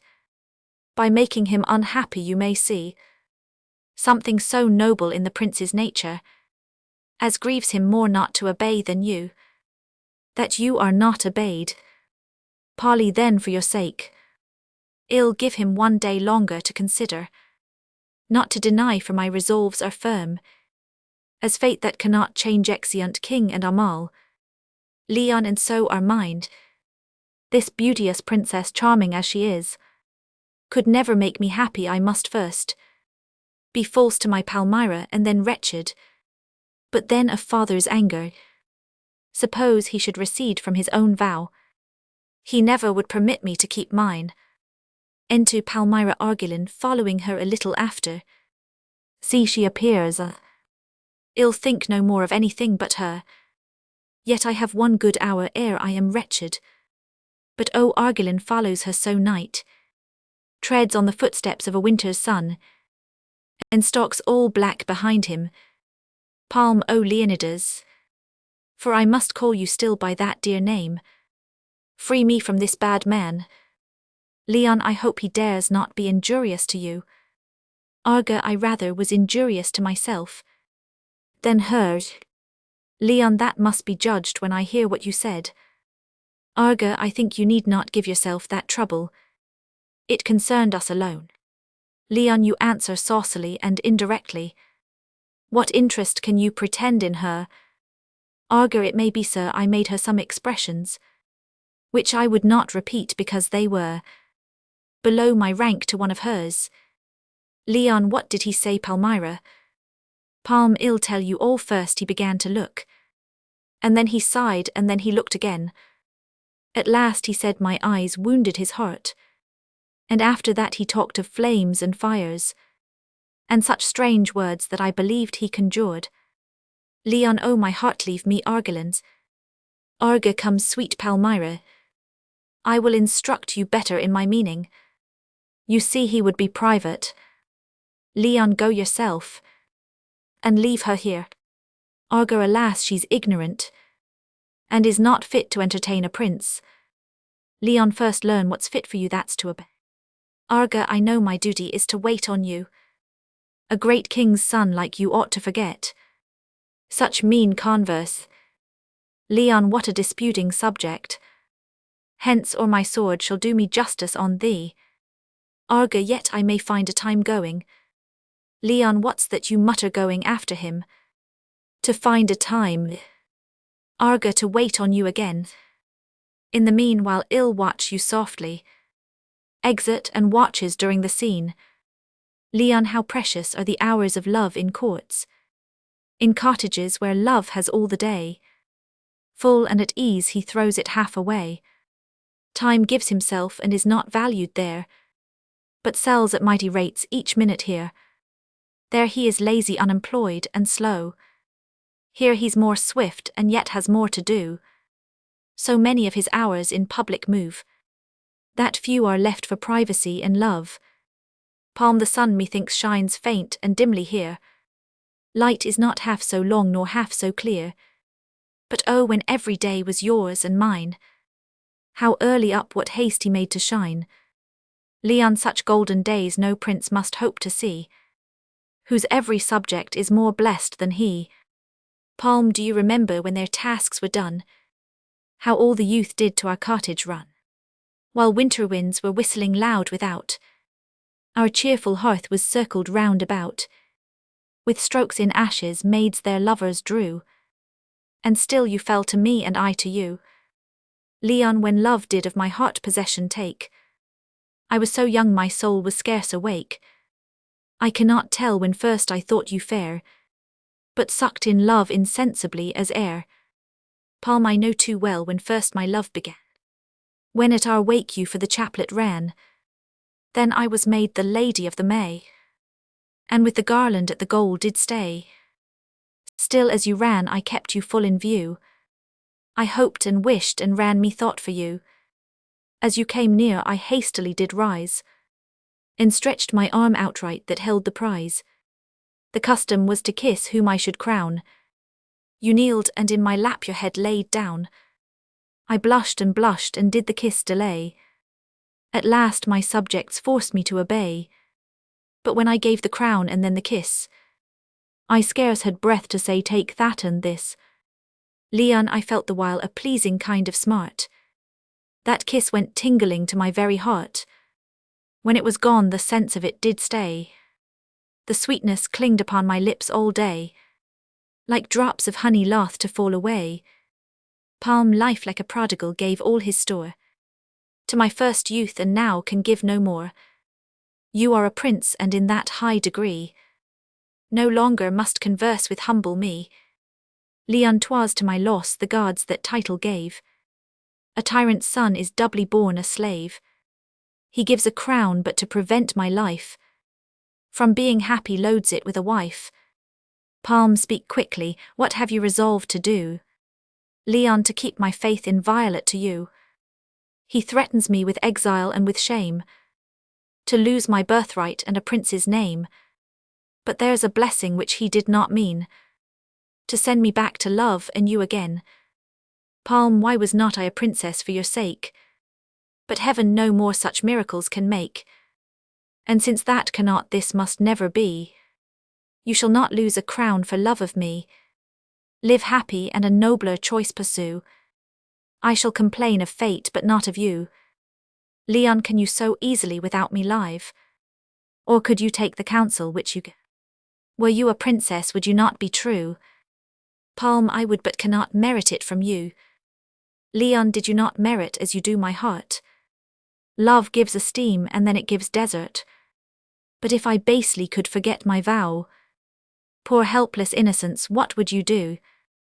Palm, in woods and plains where first my love began, there would I live retired from faithless man. I'd sit all day within some lonely shade, or that close arbor which your hands have made. I'd search the groves and every tree to find where you had carved our names upon the rind. Your hook, your scrip, all that was yours I'd keep, and lay them by me when I went to sleep. Thus would I live, and maidens when I die upon my hearse white true love knots should tie, and thus my tomb should be inscribed above. Here the forsaken virgin rests from love. Leon, think not that time or fate shall e'er divide those hearts which love and mutual vows have tied. But we must part, farewell my love. Palm, till when?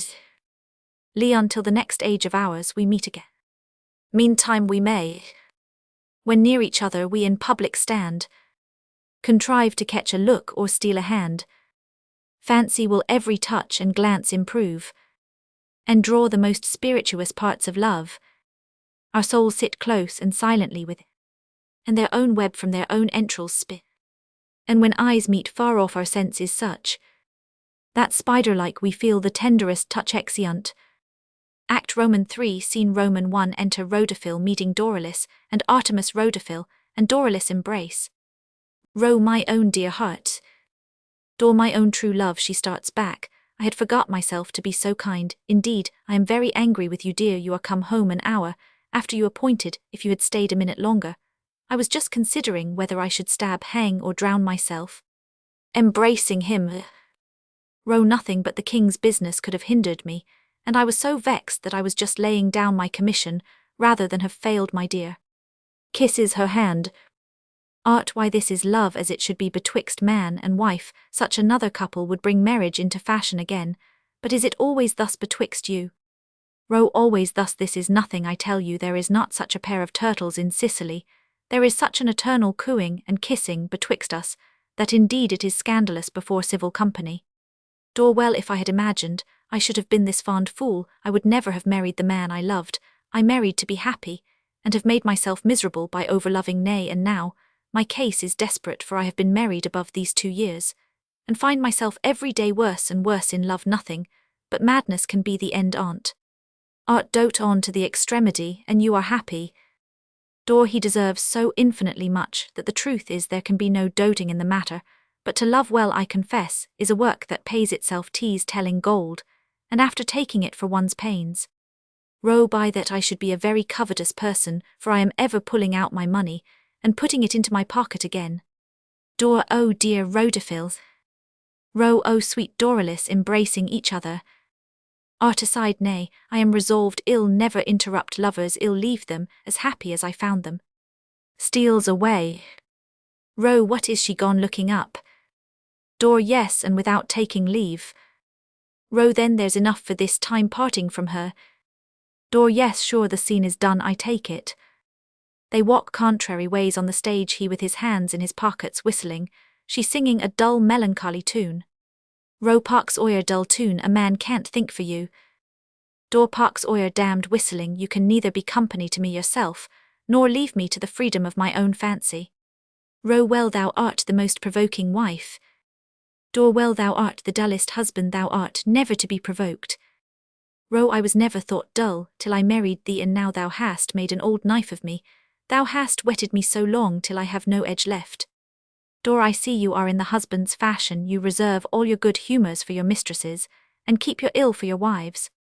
Ro, prithee leave me to my own cogitations, I am thinking over all my sins to find for which of them it was I married thee. Dor, whatever your sin was, mine's the punishment. Ro, my comfort is thou art not immortal, and when that blessed, that divine day comes of thy departure, I am resolved ill make one holiday more in the almanac for thy sake. Dor, I you had need make a holiday for me, for I am sure you have made me a martyr. Ro, then setting my victorious foot upon thy head, in the first hour of thy silence, that is the first hour thou art dead, for I despair of it, before I will swear by thy ghost an oath as terrible to me as Styx, is to the gods never more to be in danger of the banes of matrimony.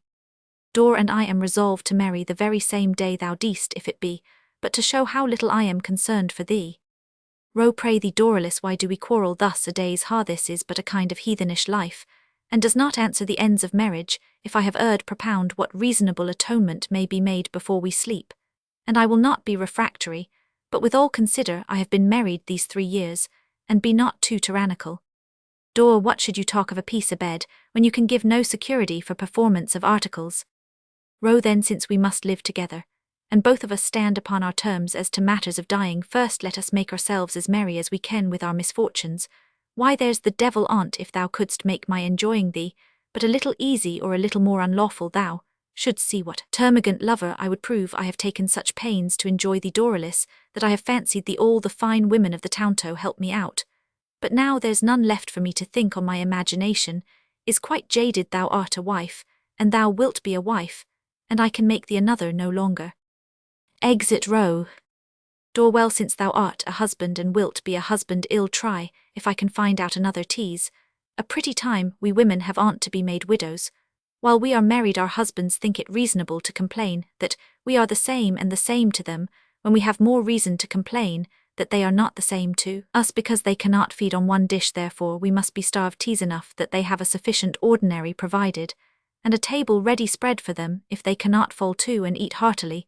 The fault is theirs, and 'tis pity, methinks, that the good creature should be lost, when many a poor sinner would be glad on't. Enter Melantha and Artemis to her. Mel, dear, my dear, pity me, I am so chagrined today, and have had the most signal affront at court. I went this afternoon to do my devoir to Princess Amalthea, found her, conversed with her, and helped to make her court some half an hour, after which she went to take the air, chose out 2 ladies to go with her that came in after me, and left me most barbarously behind her. Art, you are the less to be pitied, Melantha, because you subject yourself to these affronts, by coming perpetually to court, where you have no business nor employment. Mel, I declare I had rather of the 2 be rallied, nay maltraity at court, than be deified in the town, for assuredly nothing can be so ridicule as a mere town lady. Dor, especially at court, how I have seen them crowd and sweat in the drawing-room on a holiday night, for that's their time to swarm and invade the presence. Oh, how they catch at a bow or any little salute from a courtier, to make show of their acquaintance, and rather than be thought to be quite unknown they courtesy to one another, but they take true pains to come near the circle and press and peep upon the princess, to write letters into the country how she was dressed, while the ladies that stand about make their court to her with abusing them. Art, these are sad truths, Melantha, and therefore I would e'en advise you to quit the court and live either wholly in the town, or if you like not that, in the country. Dor, in the country, nay, that's to fall beneath the town, for they live upon our offals here. Their entertainment of wit is only the remembrance of what they had when they were last in town. They live this year upon the last year's knowledge, as their cattle do all night, by chewing the cud of what they eat in the afternoon. Mel and they tell for news such unlikely stories. A letter from one of us is such a present to them that the poor souls wait for the carrier's day with such devotion that they cannot sleep the night before. Art no more than I can the night before I am to go a journey.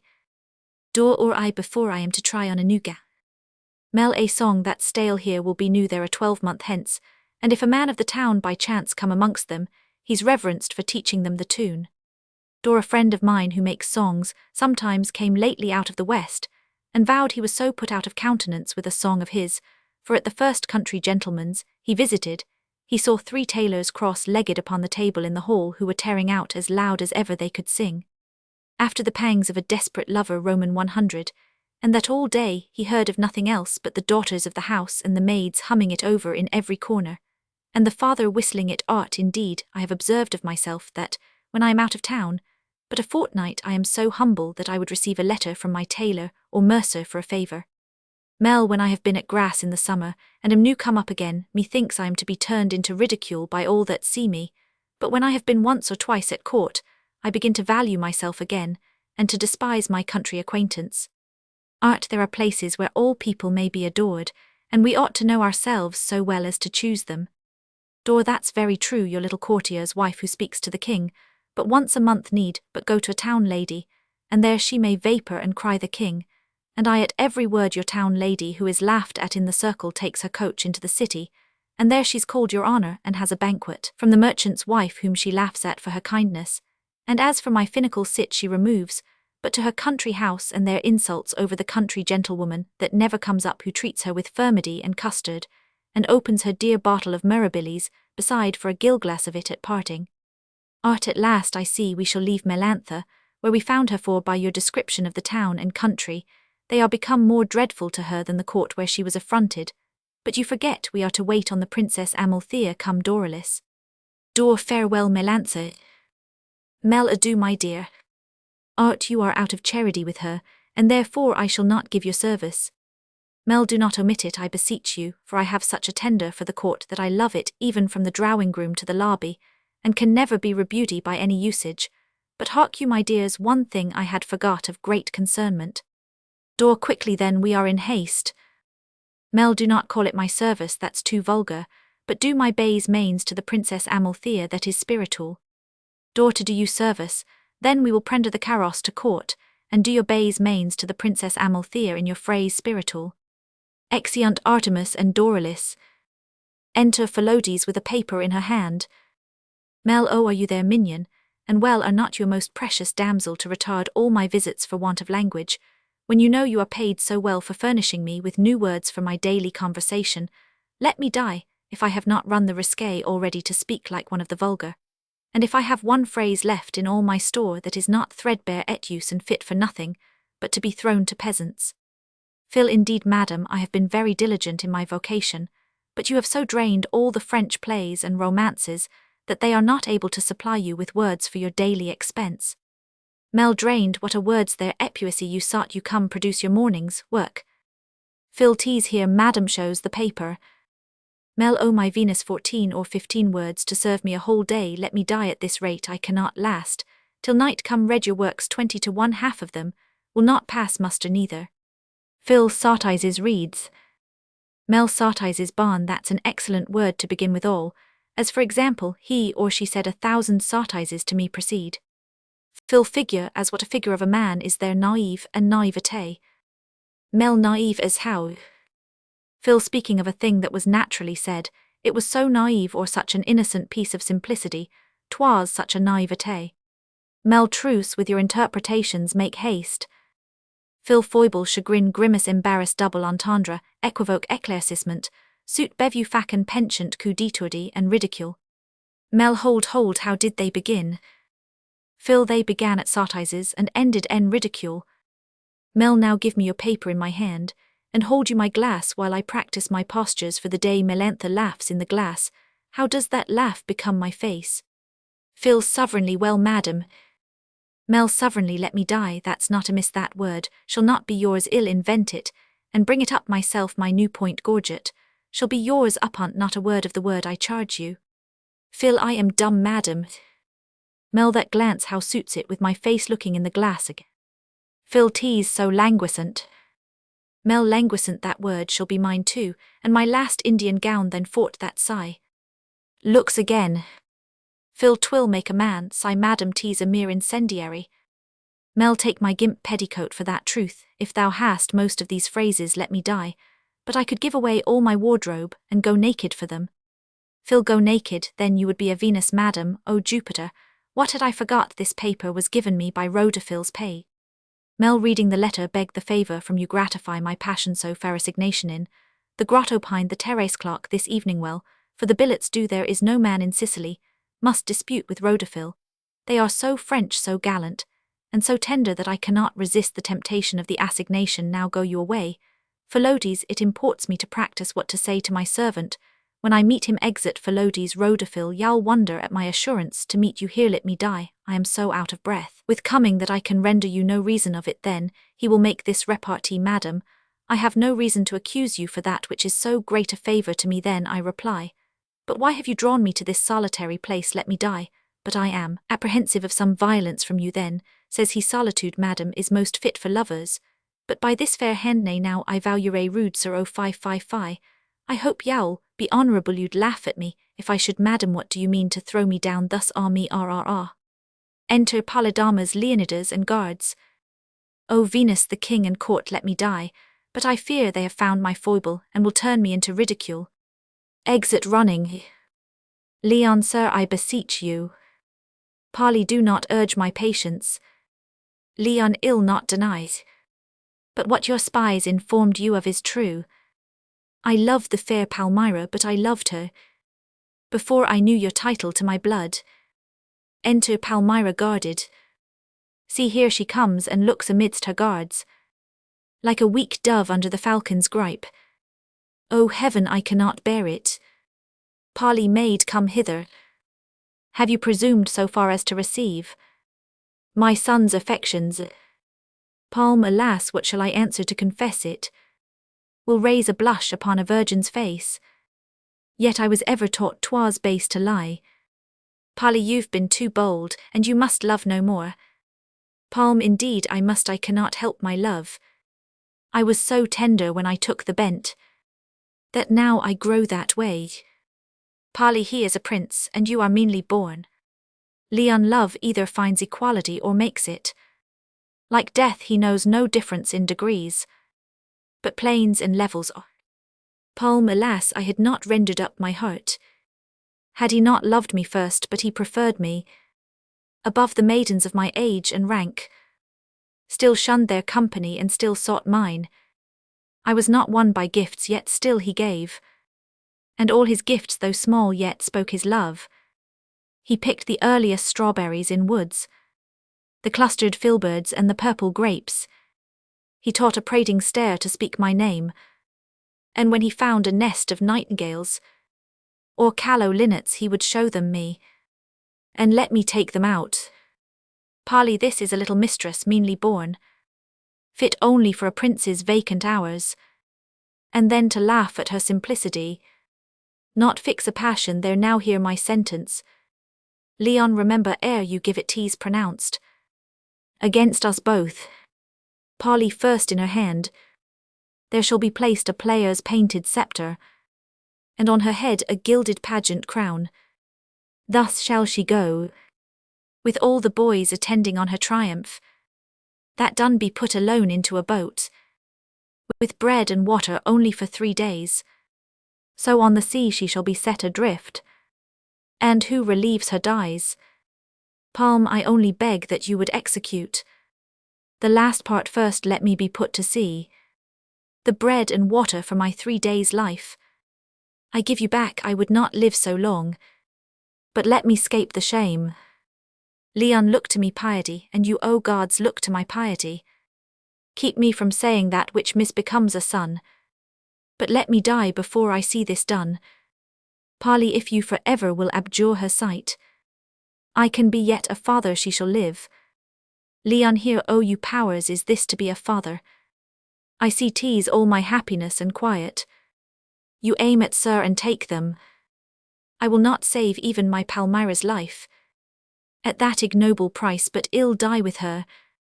Palm, so had I done by you. Had fate made me a princess, death, methinks, is not a terror now. He is not fierce or grim, but fawns and soothes me, and slides along like Cleopatra's aspic, offering his service to my troubled breast. Leon, begin what you have purposed when you please. Lead her to scorn, your triumph shall be doubled. As holy priests, in pity go with dying malefactors, so I will share her shame. Parley, you shall not have your will so much, first part them, then execute your office. Leon, no ill dies. In her defence draws his sword. Palm, ah, hold and pull not on. A curse to make me worthy of my death. Do not by lawless force oppose your father, whom you have too much disobeyed for me. Leon, here take it, sir, and with it pierce my heart, presenting his sword to his father upon his knees. You have done more in taking my Palmyra. You are my father, therefore I submit. Parley, keep him from anything he may design against his life while the first fury lasts. And now perform what I commanded you. Leon, in vain if sword and poison be denied me. Ill hold my breath and die. Palm, farewell, my last Leonidas, yet live. I charge you, live till you believe me dead. I cannot die in peace if you die first. If life's a blessing, you shall have it last. Parley, go on with her and lead him after me. Enter Argilan hastily with Hermogenes. Arga, I bring you, sir, such news as must amaze you, and such as will prevent you from an action which would have rendered all your life unhappy. Hermogenes kneels. Parley, Hermogenes, you bend your knees in vain. My doom's already past. Her I kneel not for Palmyra, for I know she will not need my prayers, but for myself.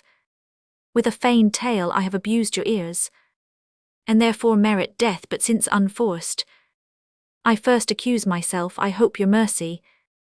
Parley, haste to explain your meaning. Her then in few words, Palmyra is your daughter. Parley, how can I give belief to this impostor? He who has once abused me often may ill hear no more. Arga, for your own sake you must. Her apparent love for I confess my crime moved me to say Leonidas was yours.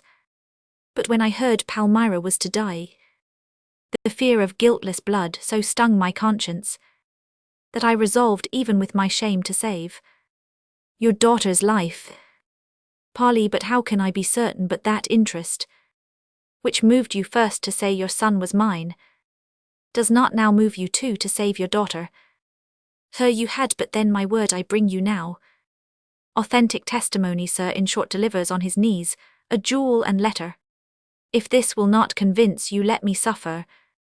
Parley, I know this jewel well. 'Twas once my mother's looking first on the jewel, which marrying I presented to my wife. And this, oh, this is my Eudocia's hand.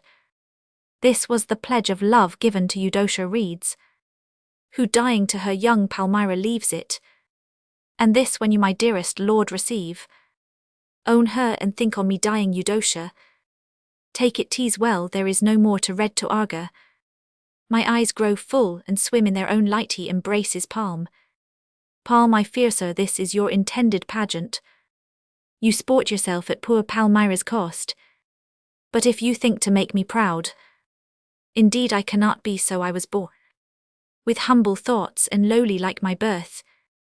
A real fortune could not make me haughty, much less a feigned. Parley, this was her mother's temper. I have too much deserved thou shouldst suspect that I am not thy father, but my love shall henceforth show I am. Behold my eyes, and see a father there begin to flow. This is not feigned Palmyra. Palm, I doubt no longer, sir, you are a king, and cannot lie falsehoods a vice too base to find a room in any royal breast. I know in spite of my unworthiness I am your child, for when you would have killed me, methought I loved you then. Arga, sir, we forget the Prince Leonidas. His greatness should not stand neglected thus. Parley, guards, you may now retire, give him his sword, and leave him free. Leon, then, the first use I make of liberty shall be, with your permission, mighty sir, to pay that reverence to which nature binds me kneels to Hermogenes. Arga, sure you forget your birth thus to misplace. This act of your obedience you should kneel to nothing but to heaven and to a king. Leon, I never shall forget what nature owes, nor be ashamed to pay it, though my father be not a king. I know him brave and honest, and well deserving of a worthier son. Polly, he bears it gallantly. Leon, why would you not instruct me, sir, before to whom where I should place my duty, from which if ignorance have made me swerve, I beg your pardon for an erring son. Palm, I almost grieve I am a princess, since it makes him lose a crown. Leon, and next to you my king, thus low I kneel, to implore your mercy if in that small time I had the honor to be thought your son. I paid not strict obedience to your will. I thought indeed I should not be compelled, but thought it as your son, so what I took in duty from you I restored in courage, because your son should not be forced. Polly, you have my pardon for it. Leon, to you, fair princess, I congratulate your birth, of which I ever thought you worthy, and give me leave to add that I am proud the gods have picked me out to be the man by whose dejected fate yours is to rise, because no man could more desire your fortune, or franklier part with his to make you great. Palm, I know the king, though you are not his son, will still regard you as my foster brother, and so conduct you downward from a throne, by slow degrees so unperceived and soft, that it may seem no fall, or if it be, may fortune lay a bed of down beneath you. Polly, he shall be ranked with my nobility, and kept from scorn by a large pension given him. Leon, you are all great and royal in your gifts bowing, but at the donor's feet I lay them down. Should I take riches from you, it would seem as I did want a soul to bear that poverty to which the gods designed my humble birth. And should I take your honors without merit, it would appear I wanted manly courage to hope them in your service from my sword. Polly, still brave and like yourself, the court shall shine this night in its full splendor, and celebrate this new discovery. Argilin, lead my daughter as we go. I shall have time to give her my commands, in which you are concerned, exeunt all but Leonidas. Leon, methinks I do not want that huge long train of fawning followers that swept a furlong after me. 'Tis true I am alone. So was the Godhead ere he made the world, and better served himself than served by nature. And yet I have a soul above this humble fate I could command. Love to do good, give largely to true merit, all that a king should do, but though these are not my province, I have seen enough within to exercise my virtue. All that a heart so fixed as mine can move is that my niggard fortune starves my love exit. Seen Roman too palamed, and Doralis meet she with a book in her hand, seems to start at the sight of him. Dorty's a strange thing that no warning will serve your turn, and that no retirement will secure me from your impertinent addresses. Did not I tell you that I was to be private here at my devotions? Parla, yes, and you see I have observed my cue exactly. I am come to relieve you from them. Come, shut up your book. The man's come who is to supply all your necessities. Dor, then, it seems you are so impudent to think it was an assignation. This I warrant was your lewd interpretation of my innocent meaning. Parla, Venus forbid that I should harbour so unreasonable a thought of a fair young lady, that you should lead me hither into temptation. I confess I might think indeed it was a kind of honourable challenge to meet privately without seconds, and decide the difference betwixt the two sexes, but heaven forgive me if I thought amiss. Dor, you thought too ill lay my life, aunt, that you might as well make love to me as my husband does to your mistress. Parla, I was so unreasonable to think so too. Dor, and then you wickedly inferred that there was some justice in the revenge of it, or at least but little injury for a man to endeavour to enjoy that which he accounts a blessing, and which is not valued as it ought by the dull possessor. Confess your wickedness, did you not think so? Parla, I confess I was thinking so as fast as I could, but you think so much before me that you will let me think nothing. Dortees, the very thing that I designed, I have forestalled all your arguments, and left you without a word more to plead for mercy. If you have anything farther to offer ere sentence pass, poor animal, I brought you hither only for my diversion. Parlour that you may have if you'll make use of me the right way, but I tell thee, woman, I am now past talking. Dor, but it may be, I came hither to hear what fine things you could say for yourself. Parlour, you would be very angry to my knowledge, if I should lose so much time to say many of them. By this hand you would. Dor, fie, palamed, I am a woman of honour. Parlour, I see you have kept touch with your assignation, and before we part you shall find that I am a man of honour, yet I have one scruple of conscience. Dor, I warrant you will not want some naughty argument or other to satisfy yourself. I hope you are afraid of betraying your friend. Parlour, of betraying my friend, I am more afraid of being betrayed by you to my friend. You women now are got into the way of telling first yourselves. A man who has any care of his reputation will be loth to trust it with you.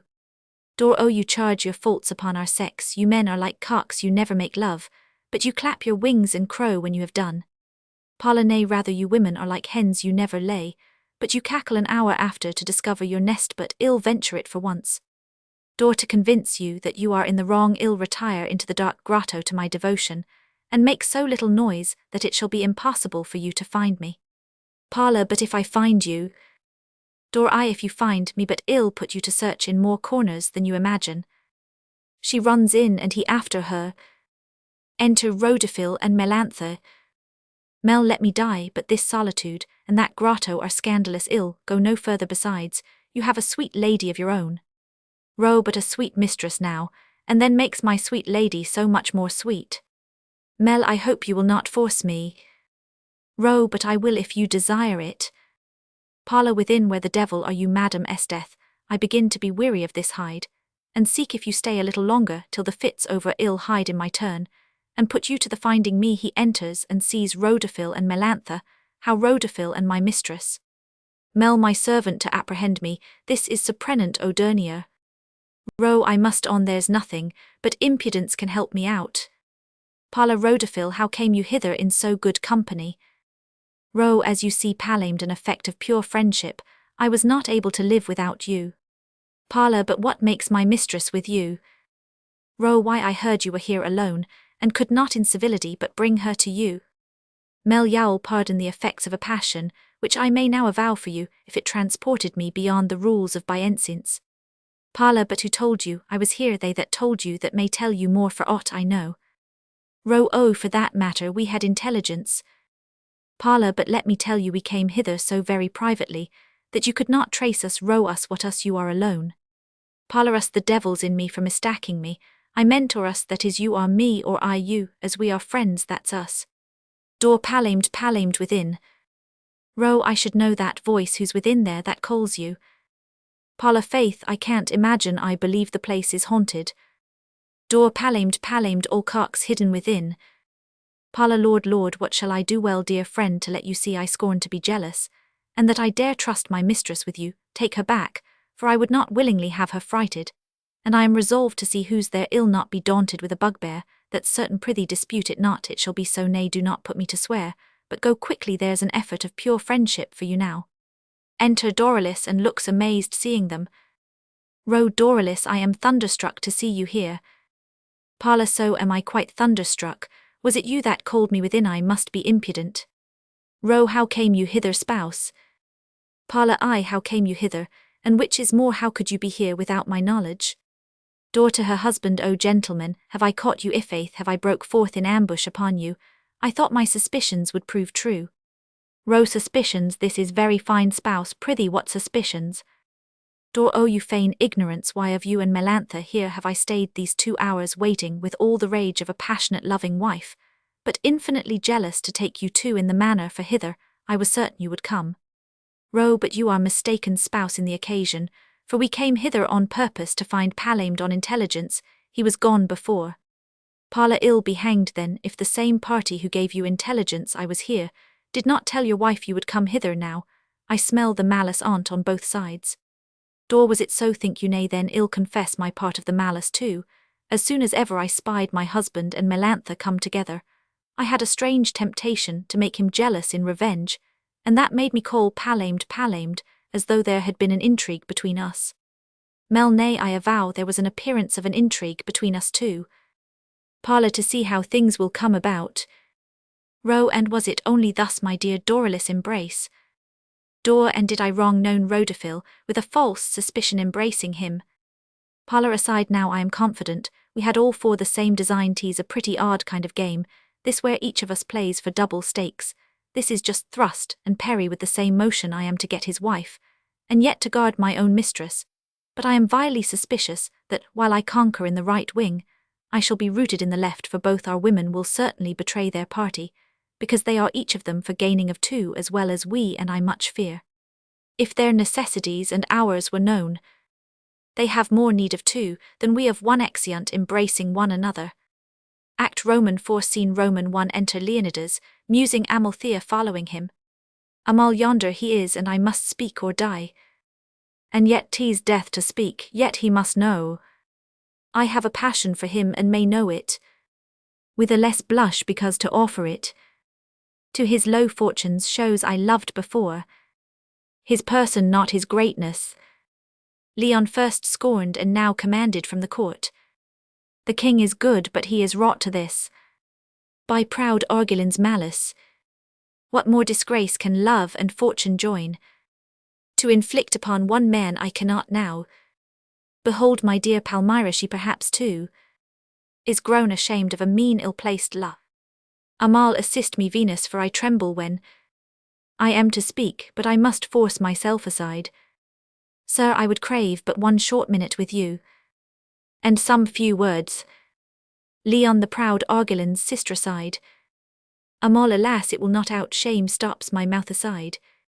Pardon my error, sir, I was mistaken, and took you for another. Leon, in spite of all his guards, ill see Palmyra sighed. Though meanly born, I have a kingly soul. Amal, I stand upon a precipice where fain I would retire, but love still thrusts me on. Now I grow bolder and will speak to him aside. Sir, 'tis indeed to you that I would speak. And if Leon, oh, you are sent to scorn my fortunes. Your sex and beauty are your privilege. But should your brother Amal, now he looks angry and I dare not speak. I had some business with you, sir, but 'tis not worth your knowledge. Leon, then 'twill be charity to let me mourn my griefs alone, for I am much disordered. Amal, 'twill be more charity to mourn them with you. Heaven knows I pity you. Leon, your pity, madam, is generous, but 'tis unavailable. Amal, you know not till 'tis tried. Your sorrows are no secret you have lost. A crown and mistress. Leon, are not these enough? Hang two such weights on any other soul, and see if it can bear them. Amal, more you are banished by my brother's means, and ne'er must hope again to see your princess, except as prisoners view fair walks and streets, and careless passengers going by their grates, to make them feel the want of liberty. But worse than all, the king this morning has enjoined his daughter to accept my brother's love. Leon, is this your pity? You aggravate my griefs and print them deeper in new and heavier stamps. Amal, 'tis as physicians show the desperate ill to endear their art by mitigating pains. They cannot wholly cure when you despair of all you wish some part of it, because unhoped for may be grateful, and some other. Leon, what other? Amal, some other may. My shame again has seized me, and I can go aside no farther. Leon, these often failing sighs and interruptions make me imagine you have grief like mine. Have you ne'er loved? Amal, I never tease in vain. I must despair in silence aside. Leon, you come as I suspected then to mark. At least observe my griefs, take it not ill that I must leave you as going. Amal, you must not go with these unjust opinions. Command my life and fortunes, you are wise. Think and think well what I can do to serve you. Leon, I have but one thing in my thoughts and wishes. If by your means I can obtain the sight Of my adored Palmyra, or what's harder, 1 minute's time to tell her I die her she starts back. I see I am not to expect it from you, nor could indeed with reason. I'll name any other thing is Amalthea. So despicable she can serve your wishes. In this alone, Leon, if I should ask of heaven, I have no other suit. All to show you then I can deny you nothing, though 'tis more hard to me than any other. Yet I will do it for you. Leon, quickly name the means, speak my good angel. I'll be not so much overjoyed, for if you are, I'll rather die than dart this night the court. Will be in masquerade. You shall attend on me in that disguise. You may both see and speak to her, if you dare venture it. Leon, yes, were a guard her guardian, and bore in each hand thunder I would venture. All farewell, then 2 hours hence I will expect you. My heart's so full that I can stay no longer, exit. Leon, already it grows dusky, ill prepare. With haste for my disguise, but who are these? Enter Hermogenes and Eubulus. Her tease he, we need not fear to speak to him. Leonidas. Leon, sure I have known that voice. Her you have some reason, sir, tease Eubulus, who bred you with the princess and departing, bequeathed you to my care. Leon, my foster father, let my knees express my joys for your return kneeling. Rise, sir, you must not kneel. Leon, ere since you left me, I have been wandering in a maze of fate, led by false fires of a fantastic glory, and the vain lustre of imagined crowns. But why would you leave me, or how could you absent yourself so long? I'll give you a most just account of both, and something more I have to tell you, which I know must cause your wonder, but this place, though almost hid in darkness, is not safe.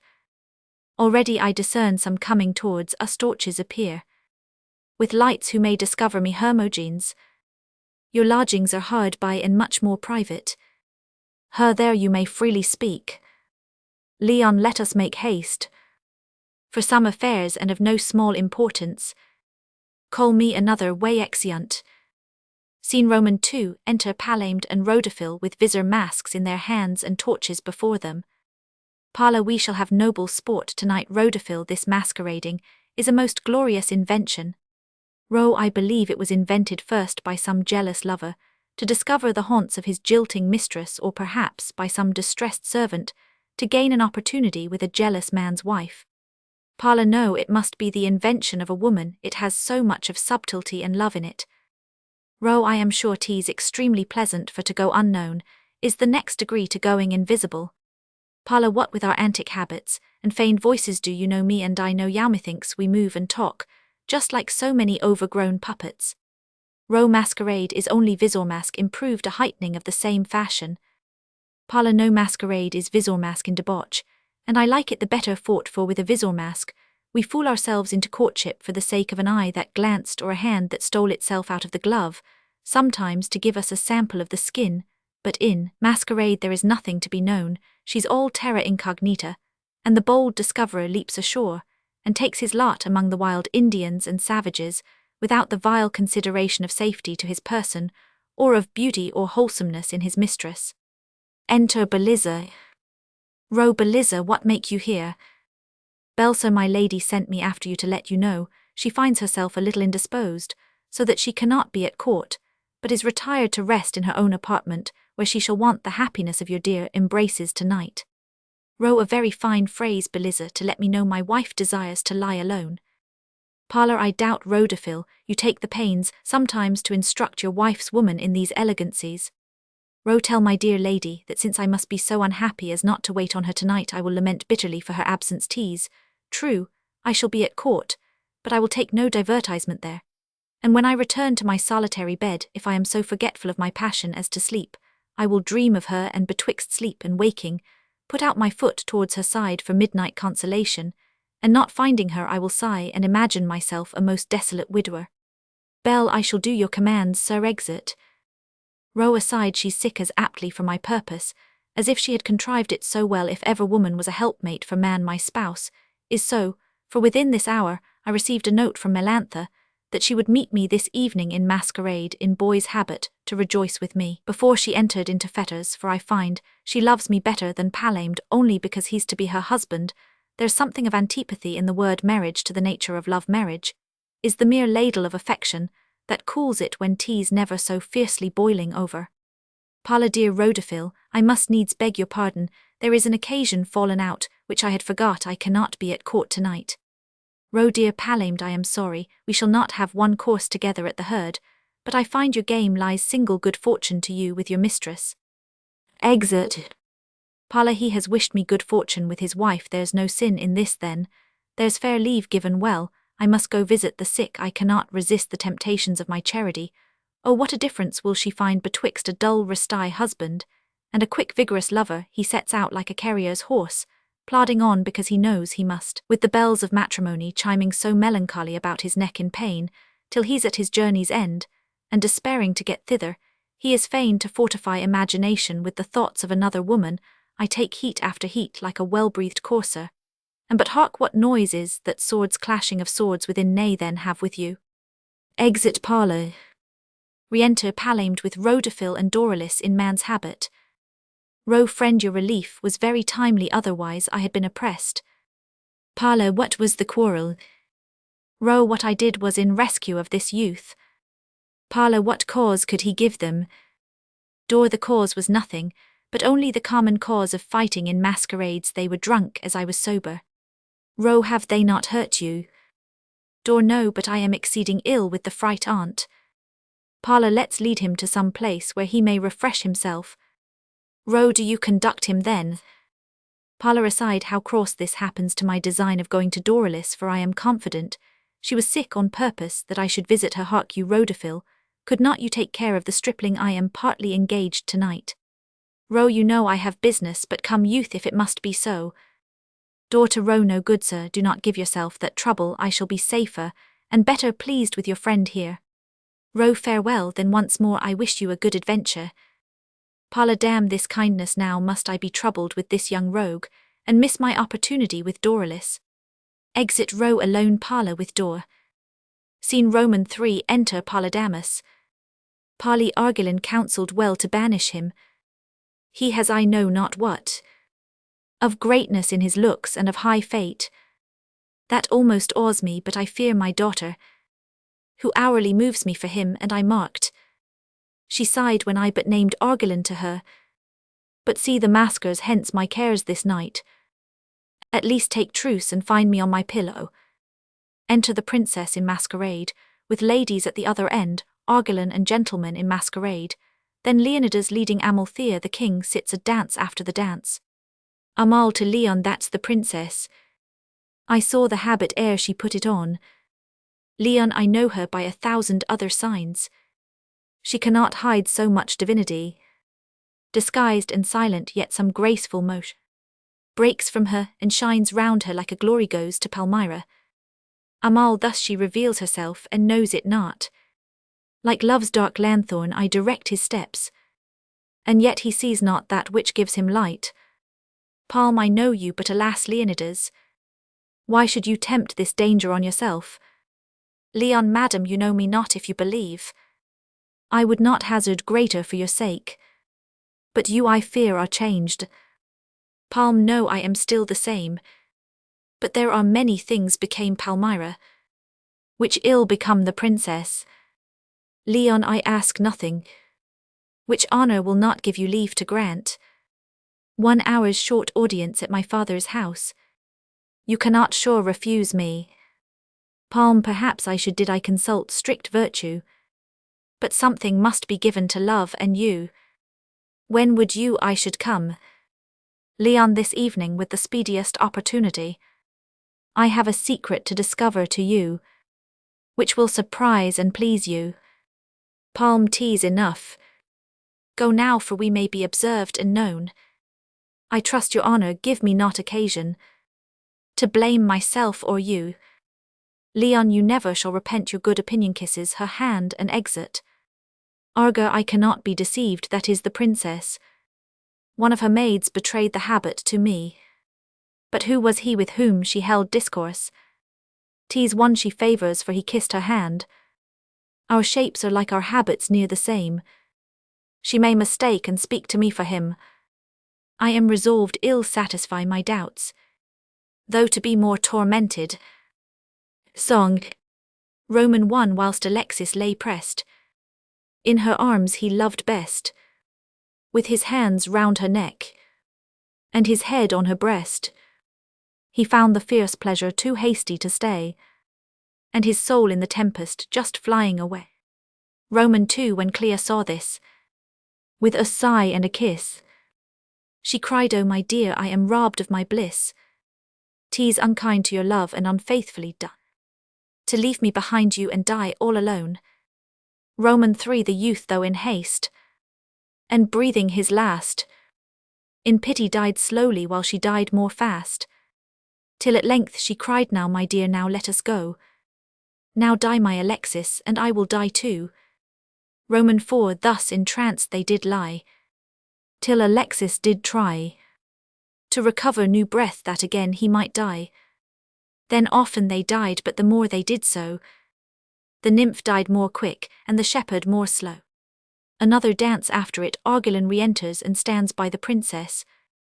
Palm Leonidas, what means this quick return to Arga? Arga, O heaven, 'tis what I feared. Palm, is aught of moment happened since you went? Arga, no madam, but I understood not fully your last commands. Palm, and yet you answered to them. Retire, you are too indiscreet a lover. Ill meet you where I promised exit. Arga, O my cursed fortune, what have I discovered? But I will be revenged, whispers to the king. Pali, but are you certain you are not deceived? Arga, upon my life. Pali, her honour is concerned. Somewhat ill do, but I am yet distracted, and know not where to fix. I wished a child, and heaven in anger granted my request. So blind we are, our wishes are so vain, that what we most desire proves most our pain exeunt. Scene Roman 4. An eating house, bottles of wine on the table, Palamed and Doralis in man's habit. Door aside, now cannot I find in my heart to discover myself, though I long he should know me. Parlour, I tell thee, boy, now I have seen thee safe I must be gone. I have no leisure to throw away on thy raw conversation. I am a person that understands better things. Roman 1. Door. Were I a woman, oh how you would admire me, cry up every word I said, and screw your face into a submissive smile, as I have seen a dull gallant act wit, and counterfeit pleasantness, when he whispers to a great person in a playhouse, smile and look briskly when the other answers, as if something of extraordinary had passed betwixt them, when heaven knows there was nothing else. But what o'clock does your lordship think it is? And my lord's repartee is, it is almost park time, or at most shall we out of the pit, and go behind the scenes for an act or two, and yet such fine things as these would be wit in a mistress' mouth. Parlour, I, boy, their Dame Nature's in the case. He who cannot find wit in a mistress deserves to find nothing else, boy. But these are riddles to thee, child, and I have not leisure to instruct thee. I have affairs to dispatch, great affairs.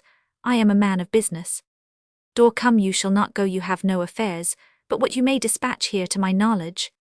Parlour, I find now thou art a boy of more understanding than I thought thee, a very lewd wicked boy. O my conscience, thou wouldst debauch me, and hast some evil designs upon my person.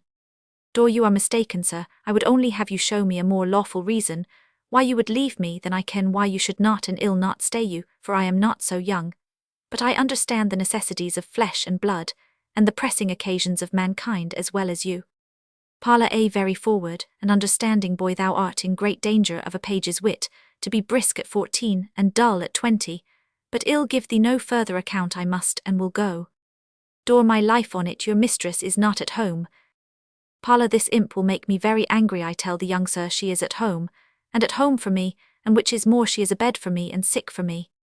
Door, for you only. Parlour, I, for me only. Door, but how do you know she's sick abed? Parlour, she sent her husband word so. Door, and are you such a novice in love to believe a wife's message to her husband? Parlour, why, what the devil should be her meaning else? Door, it may be to go in masquerade, as well as you to observe your haunts, and keep you company without your knowledge. Parla nay ill trust her, for that she loves me too well to disguise herself from me. Dor if I were she I would disguise on purpose to try your wit, and come to my servant like a riddle read me, and take me. Parla I could know her in any shape my good genius, would prompt me to find out a handsome woman, there's something that would attract me to her without my knowledge. Dor then you make a lodestone of your mistress. Parla yes, and I carry steel about me, which has been so often touched that it never fails to point to the North Pole. Dor yet still my mind gives me that you have met her disguised tonight, and have not known her. Parla this is the most pragmatical conceited little fellow, he will needs understand my business better than myself. I tell thee once more thou dost not know my mistress. Dor and I tell you once more that I know her better than you do. Parla the boys resolved to have the last word I find, I must go without reply exit. Dor our mischief I have lost him with my fooling palamed. He returns she plucks off her peruke, and puts it on again when he knows her. Parla oh heavens is it you madam? Dor now where was your good genius that would prompt you to find me out? Parla why you see I was not deceived yourself were my good genius. Dor but where was the steel that knew the lodestone ha? Parla the truth is madam, the steel has lost its virtue and therefore, if you please well new touch it. Enter Rhodophil and Melantha in boy's habit. Rhodophil sees Palamed kissing Doralis's hand. Ro Palamed again, am I fallen into your quarters, what engaging with a boy is all honourable. Parla oh very honourable on my side, I was just chastising this young villain he was running away, without paying his share of the reckoning. Ro then I find I was deceived in him. Parla yes you are deceived in him teased the art-chest rogue if you did but know him. Mel good Rhodophil, let us get off a la Derby, for fear I should be discovered. Ro there's no retiring now, I warrant you for discovery now have I the oddest thought to entertain you before your servant's face, and he never the wiser it will be the prettiest juggling trick to cheat him when he looks upon us. Mel this is the strangest caprice in you. Parla to Doralis this Rhodophil's the unluckiest fellow to me this is now the second time he has barred the dice when we were just ready to have nicked him, but if ever I get the box again. Dor do you think he will not know me am I like myself? Parla no more than a picture in the hangings. Dor nay then he can never discover me now the wrong side of the heiress is turned towards him. Parla at least it will be some pleasure to me to enjoy what freedom I can, while he looks on I will storm the outworks of matrimony, even before his face. Ro what wine have you there Palamed? Parla old Chios or the rogue's dam that drew it. Ro Comito the most constant of mistresses, that I believe is yours Palamed. Dor pray spare your seconds for my part 1 a.m., but a weak brother. Parla nauto the truest of turtles that is your wife Rhodophil, that lies sick at home in the bed of honour. Ro now let us have one common health and so have done. Dor then for once ill begin it here's to him, that has the fairest lady of Sicily in masquerade tonight. Parla this is such an obliging health ill, kiss the dear rogue for thy invention. Kisses her. Ro he who has this lady is a happy man without dispute, im most concerned in this I am sure. Aside. Parla was it not well found out Rhodophil? Mel I this was bien truvi indeed. Dor to Melantha I suppose, I shall do you a kindness to inquire if you have not been in France, sir. Mel to do you service, sir. Dor o monsieur votre valet bien humble saluting her.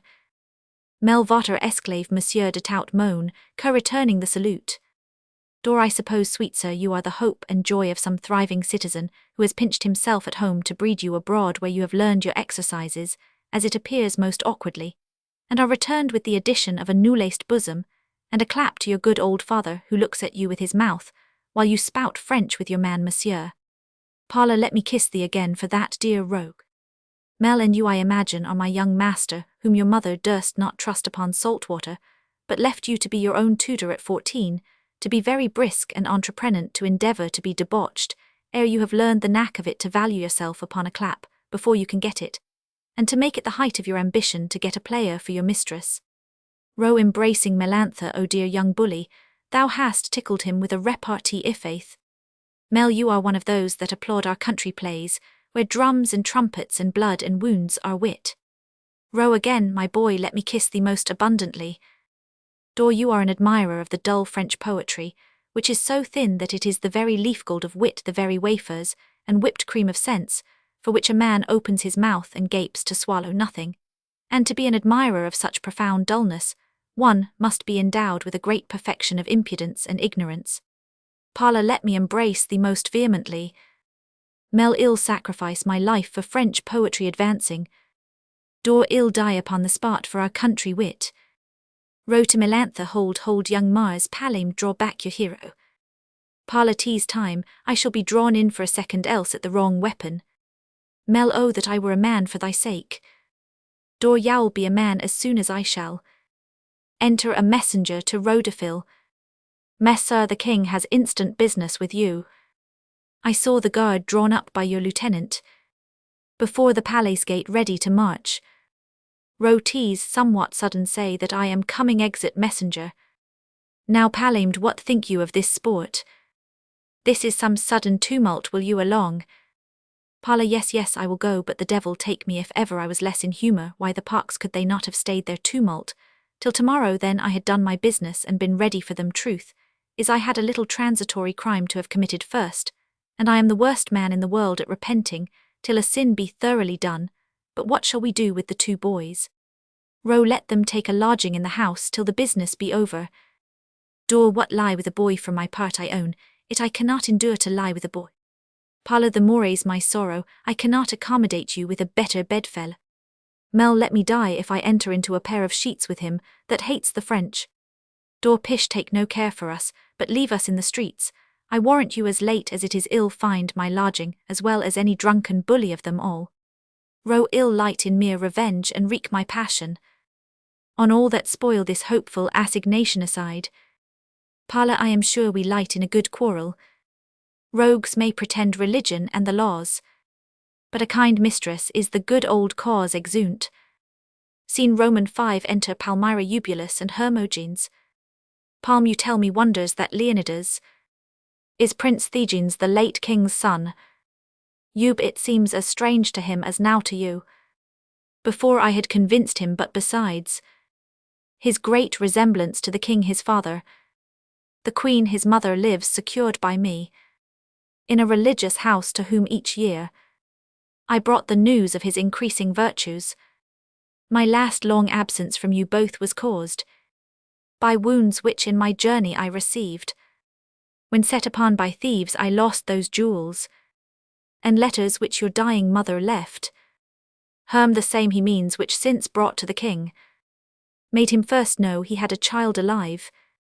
'Twas then my care of Prince Leonidas caused me to say he was the usurper's son, till after, forced by your apparent danger, I made the true discovery of your birth, and once more hid my princes. Enter Leonidas. Leon, Hermogenes and Eubulus retire. Those of our party whom I left without expect your aid and counsel. Exeunt Herm and Eub.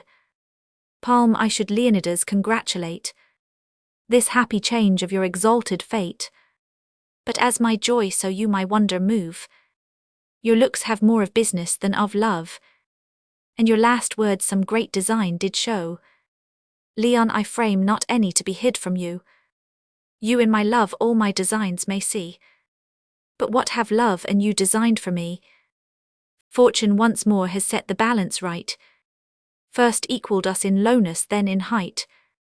Both of us have so long like gamesters thrown, till fate comes round and gives to each his own. As fate is equal, so may love appear. Tell me at least what I must hope or fear. Palm, after so many proofs, how can you call my love in doubt? Fear nothing and hope all. Think what a prince with honour may receive, or I may give without a parent's leave. Leon, you give and then restrain the grace you show, as ostentatious priests when souls they woo promise their heaven to all but grant to few. But do for me what I have dared for you. I did no argument from duty bring. Duty's a name and love's a real thing. Palm, man's love may like wild torrents overflow. Woman's as deep, but in its banks must go. My love is mine and that I can impart, but cannot give my person with my heart. Leon, your love is then no gift, for when the person it does not convey, 'Tis to give gold and not to give the key. Palm then ask my father. Leon he detains my throne. Who holds back mine will hardly give his own. Palm what then remains? Leon that I must have recourse to arms and take my love and crown by force. Hermogenes is forming the design, and with him all the brave and loyal join. Palm and is it thus you court Palmyra's bed? Can she the murderer of her parent wed? Desist from force so much you well may give, to love and me to let my father live. Leon each act of mine my love to you has shewn, but you who tax my want of it have none. You bid me part with you and let him live, but they should nothing ask who nothing give. Palm I give what virtue and what duty can, in vowing near to wed another man. Leon you will be forced to be Argilan's wife. Palm ill keep my promise though I lose my life. Leon then you lose love for which we both contend. For life is but the means but love's the end. Palm our souls shall love hereafter. Leon I much fear that soul which could deny the body here. To taste of love would be a niggard there. Palm then 'tis past hope our cruel fate I see will make a sad divorce twixt you and me. For if you force employ by heaven I swear, and all blessed beings, Leon your rash oath forbear. Palm I never. Leon hold once more but yet as he who scapes a dangerous leap looks back to see. So I desire now I am past my fear, to know what was that oath you meant to swear. Palm I meant that if you hazarded your life, or sought my father's near to be your wife. Leon see now Palmyra how unkind you prove. Could you with so much ease forswear my love? Palm you force me with your ruinous design. Leon your father's life is more your care than mine. Palm you wrong me 'tis not though it ought to be. You are my care heaven knows as well as he. Leon if now the execution I delay, my honor and my subjects I betray. All is prepared for the just enterprise, and the whole city will tomorrow rise. The leaders of the party are within, and Eubulus has sworn that he will bring to head their arms the person of their king. Palm in telling this you may be guilty too. I therefore must discover what I know. What honor bids you do nature bids me prevent. But kill me first and then pursue your black intent.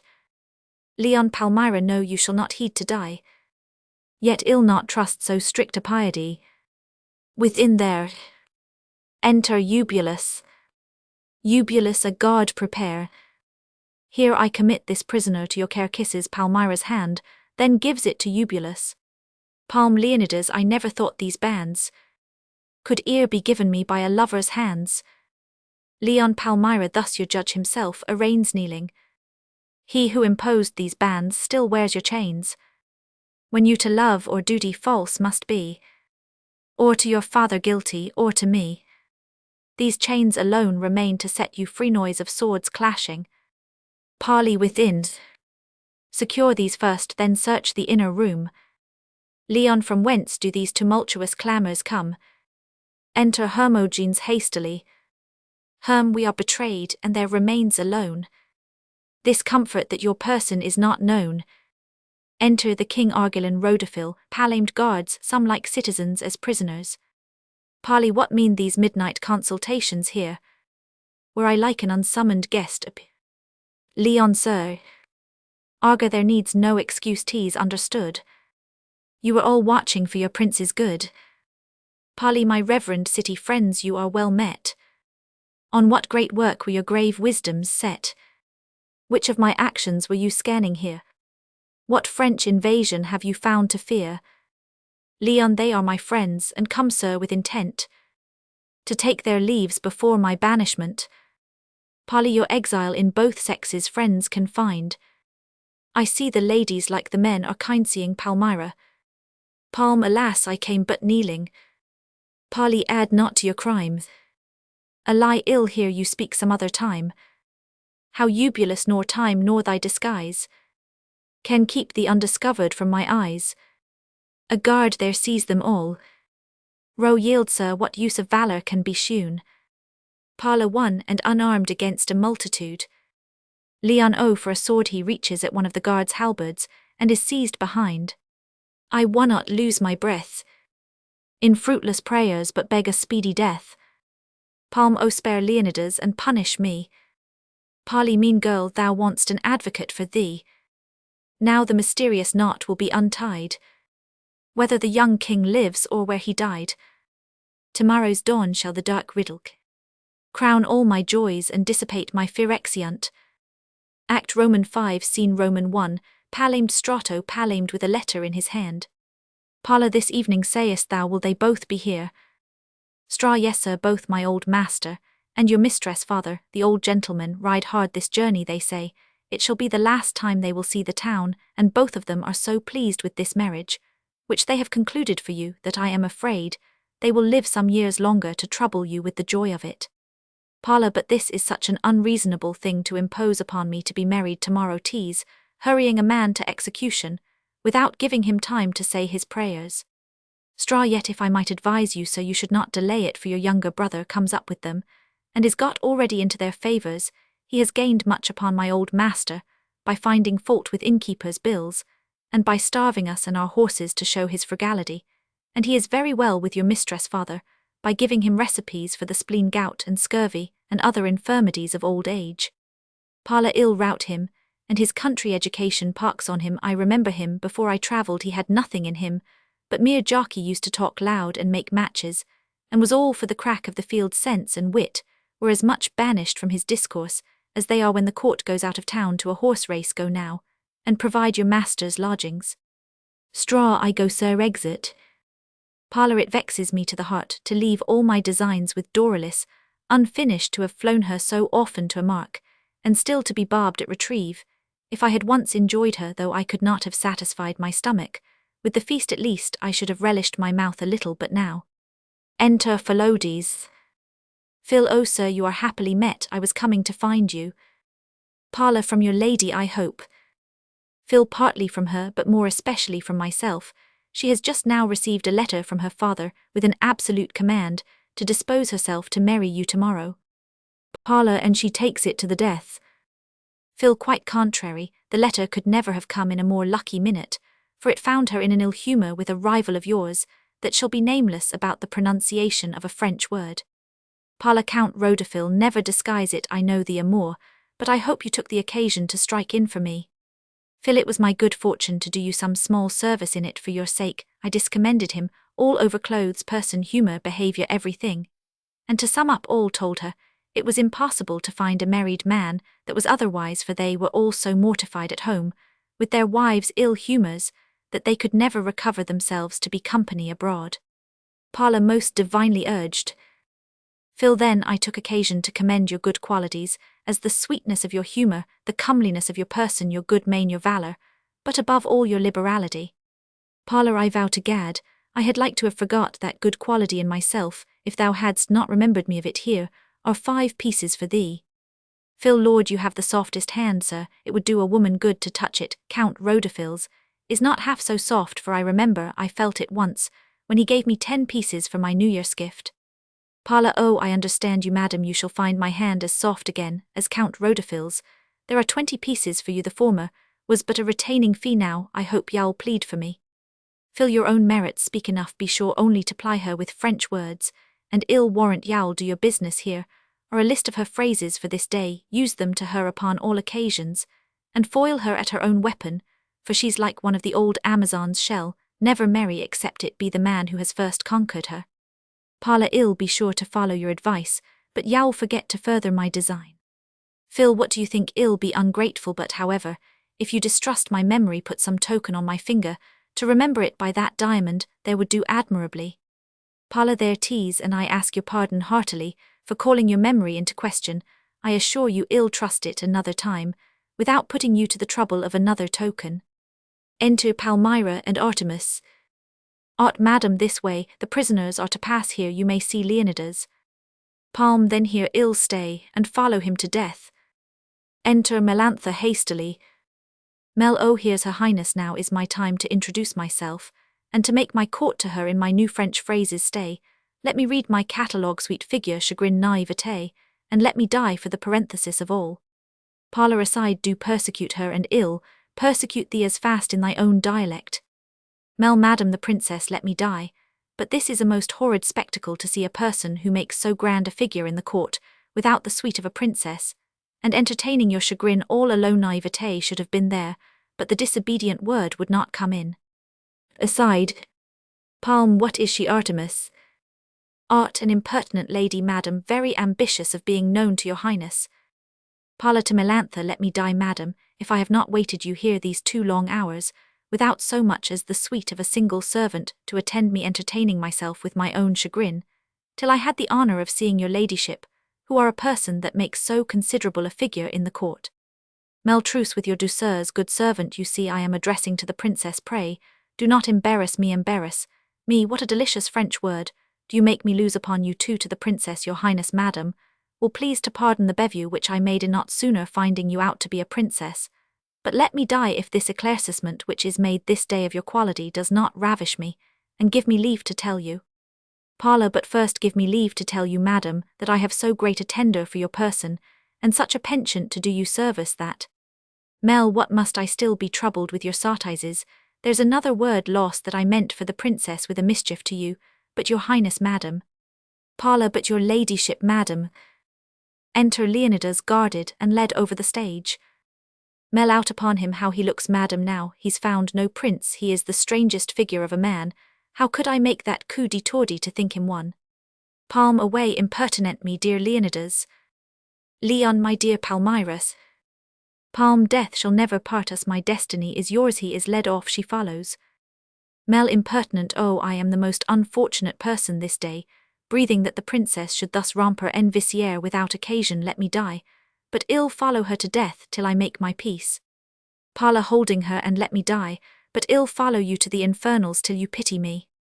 Mel turning towards him angrily I tease long of you that this malheur is fallen upon me, your impertinence has put me out of the good graces of the princess, and all that which has ruined me, and all that, and therefore let me die but ill be revenged and all that.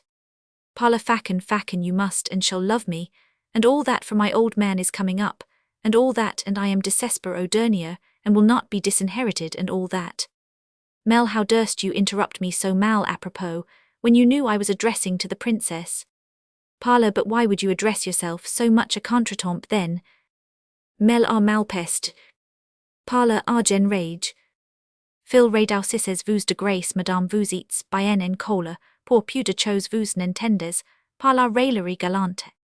Mel ad autres he mocks himself of me one, he abuses me unfortunate cries. Phil you mistake him madam he does, but accommodate his phrase to your refined language, quil est un cavalier accompli pursue your point sir. To him the Parla quil fate beau dans ces barcages, singing, quel essayet dans un beau jour there I was with you with a minuet. Mel let me die now, but this singing is fine and extremely French in him laughs, but then that he should use my own words as it were in contempt of me, I cannot bear it. Crying, Parla ces beaux segers ces du ramages singing. Mel ces beaux segers ces du ramages singing after him, ces beaux segers nous invitant a lammer let me die, but he sings en cavalier, and so humours the cadence. Laughing, Parla foi ma climbing voice si chin singing again, centrebaser ces oiso, amoureux let me die now, but that was fine on now for 3 or 4 brisk Frenchmen to be put into masking habits, and to sing it on a theatre how witty it would be, and then to dance helter-skelter to a chanson à boire tout, la terre est à moi what's matter though it were made, and sung 2 or 3 years ago in cabarets, how it would attract the admiration especially of everyone that's an evil. Mel well I begin to have a tender for you, but yet upon condition, that when we are married you.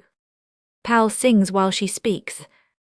Phil you must drown her voice, if she makes her French conditions you are a slave for ever. Mel first you will engagathat. Parla fa la le la Roman 100 louder. Mel will you hear the conditions? Parla no I will hear no conditions I am resolved to win you en Francois to be very airy with abundance of noise, and no sense fa la Roman 100 Mel, hold I am vanquished with your gay d'esprit I am yours, and will be yours sans null reserve ni condition. And let me die if I do not think myself the happiest nymph in Sicily, my dear French dear stay, but a Minuite, till I raccommode myself with the princess, and then I am yours jusque à la mort allens donc.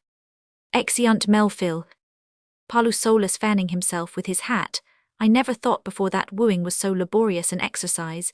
If she were worth 1,000,000 I have deserved her, and now methinks too, with taking all this pains for her, I begin to like her teas. So I have known many who never cared for hare nor partridge, but those they caught themselves would eat heartily the pains, and the story a man tells of the taking them makes the meat go down more pleasantly. Besides, last night I had a sweet dream of her, and gad she I have once dreamed of. I am stark mad, till I enjoy her, let her be never so ugly. Enter Doralis. Dor, who's that you are so mad to enjoy Palamed? Parla, you may easily imagine that sweet Doralis. Dor, more easily than you think I can. I met just now with a certain man, who came to you with letters from a certain old gentleman, yclept your father, whereby I am given to understand that tomorrow you are to take an oath in the church to be grave henceforward, to go ill-dressed and slovenly, to get heirs for your estate, and to dandle them for your diversion, and in short that love and courtship are to be no more. Parla, now have I so much shame to be thus apprehended in the manner that I can neither speak nor look upon you. I have abundance of grace in me that I find, but if you have any spark of true friendship in you, retire with me a little into the next room that hath couch or bed in it, and bestow your charity upon a dying man. A little comfort from a mistress, before a man is going to give himself in marriage, is as good as a lusty dose of strong water to a dying malefactor. It takes away the sense of hell, and hanging from him. Dor, no good Palamed, I must not be so injurious to your bride. 'Tis ill drawing from the bank today, when all your ready money is payable tomorrow. Parla, a wife is only to have the ripe fruit that falls of itself, but a wise man will always preserve a shaking for a mistress. Dor, but a wife for the first quarter is a mistress.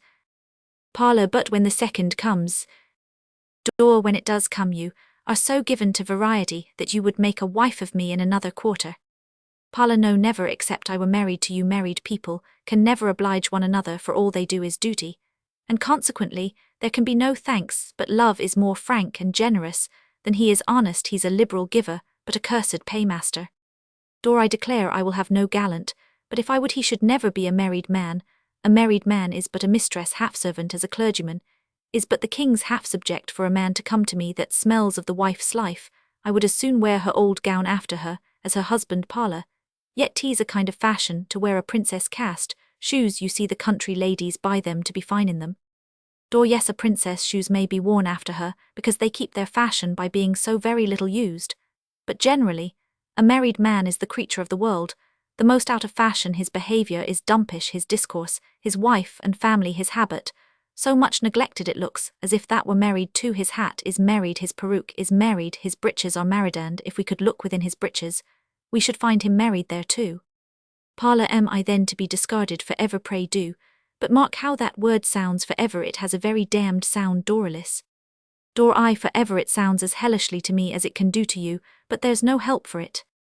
Parla, yet if we had but once enjoyed one another, but then once only is worse than not at all.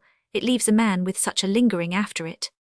Dor, for aught I know 'tis better that we have not. We might upon trial have liked each other less, as many a man and woman that have loved as desperately as we, and yet when they came to possession have sighed and cried to themselves, is this all? Parla, that is only if the servant were not found a man of this world, but if upon trial we had not liked each other, we had certainly left loving and faith. That's the greater happiness of the two. Dor, 'tis better as 'tis we have drawn off already as much of our love as would run clear after possessing the rest, is but jealousies and disquiets and quarrelling and piecing. Parla, nay, after one great quarrel, there's never any sound piecing. The love is apt to break in the same place again. Dor, I declare I would never renew a love that's like him, who trims an old coach for 10 years together. He might buy a new one better cheap. Parla, well, madam, I am convinced that 'tis best for us not to have enjoyed, but gad, the strongest reason is because I can't help it. Dor, the only way to keep us new to one another is never to enjoy as they keep grapes by hanging them upon a line. They must touch nothing if you would preserve them fresh. Parla, but then they wither and grow dry in the very keeping. However, I shall have a warmth for you and an eagerness every time I see you, and if I chance to outlive Melantha. Dor, and if I chance to outlive Rhodophil. Parla, well, ill cherish my body as much as I can upon that hope. 'Tis true, I would not directly murder the wife of my bosom, but to kill her civilly by the way of kindness ill, put as fair as another man ill begin tomorrow night, and be very wrathful with her that's resolved on. Dor well palamed here's my hand ill venture to be your second wife for all your threatenings. Parlour in the meantime ill watch you hourly as I would the ripeness of a melon, and I hope y'all give me leave now and then to look on you, and to see if you are not ready to be cut yet. Dor no that must not be palamed for fear the gardener should come and catch you taking up the glass. Enter Rhodophil. Row aside billing so sweetly now, I am confirmed in my suspicions. I must put an end to this ere it go farther to Doralis cry you mercy spouse I fear, I have interrupted your recreations. Dor what recreations? Row nay no excuses good spouse I saw fair hand conveyed to lip and pressed, as though you had been squeezing soft wax together, for an indenture palamed you, and I must clear this reckoning, why would you have seduced my wife? Parlour why would you have debauched my mistress? Row what do you think of that civil couple that played at a game called hide and seek last evening in the grot? Parlour what do you think of that innocent pair who made it their pretence to seek for others, but came indeed to hide themselves there? Row all things considered I begin vehemently to suspect that the young gentleman I found in your company last night was a certain youth of my acquaintance. Parlour and I have an odd imagination that you could never have suspected my small gallant if your little villainous Frenchman had not been a false brother. Row further arguments are needless draw off, I shall speak to you now by the way of Bilbo. Claps his hand to his sword. Parlour and I shall answer you by the way of Dangerfield to claps his hand on his. Dor hold are not you two a couple of mad fighting fools, to cut one another's throats for nothing? Parlour how for nothing he courts the woman I must marry. Row and he courts you whom I have married. Dor but you can neither of you be jealous of what you love not. Row faith I am jealous, and this makes me partly suspect that I love you better than I thought. Dor pish a mere jealousy of honour. Row gad I am afraid there's something else in't for palamed his wit, and if he loves you there's something more in ye than I have found some rich mine for aught I know that I have not yet discovered. Parlour life what's this here's an argument for me to love Melantha for he has loved her, and he has wit too, and for aught I know there may be a mine, but if there be I am resolved ill dig for it. Dor to Rhodophil then, I have found my account in raising your jealousy, O tease the most delicate sharp sauce to a cloyed stomach, it will give you a new edge Rhodophil. Row and a new point too Doralis if I could be sure thou art honest. Dor if you are wise believe me for your own sake love and religion have, but one thing to trust to that's a good sound faith consider, if I have played false, you can never find it out by any experiment you can make upon me. Row no why suppose I had a delicate screwed gun if I left her clean, and found her foul I should discover to my cost, she had been shot in. Dor but if you left her clean, and found her only rusty you would discover to your shame, she was only so for want of shooting. Parlour Rhodophil you know me too well to imagine I speak for fear, and therefore in consideration of our past friendship, I will tell you, and bind it by all things holy, that Doralis is innocent. Row friend I will believe you and vow the same for your Melantha, but the devil on't is how shall we keep them so? Parlour what dost think of a blessed community betwixt us four for the solace of the women and relief of the men? Methinks it would be a pleasant kind of life wife, and husband for the standing dish and mistress and gallant for the desert. Row but suppose the wife and mistress should both long for the standing dish, how should they be satisfied together? Parlour in such a case they must draw lots, and yet that would not do neither for they would both be wishing for the longest cut. Row then I think palamed we had as good make a firm league not to invade each other's propriety. Parlour content say Roman 1 from henceforth, let all acts of hostility cease betwixt us, and that in the usual form of treaties as well by sea as land, and in all fresh waters. Dor I will add but one proviso that whoever breaks the league either by war abroad or neglect at home, both the women shall revenge themselves by the help of the other party. Row that's but reasonable come away Doralis, I have a great temptation to be sealing articles in private. Parlour hast thou so claps him on the shoulder. Fall on Macduff. And cursed be he that first cries hold enough. Enter Polydamas Palmyra Artemis Argillan after them, Eubulus and Hermogenes guarded. Palm sir on my knees I beg you. Parley away ill here no more. Palm for my dead mother's sake you say you loved her. and tell me I resemble her. Thus she had begged parley, and thus I had denied her. Palm, you must be merciful. Arga, you must be constant. Parley, go bear them to the torture you have boasted. You have a king to head you, I would know, to whom I must resign. This is our recompense for serving thy dead queen.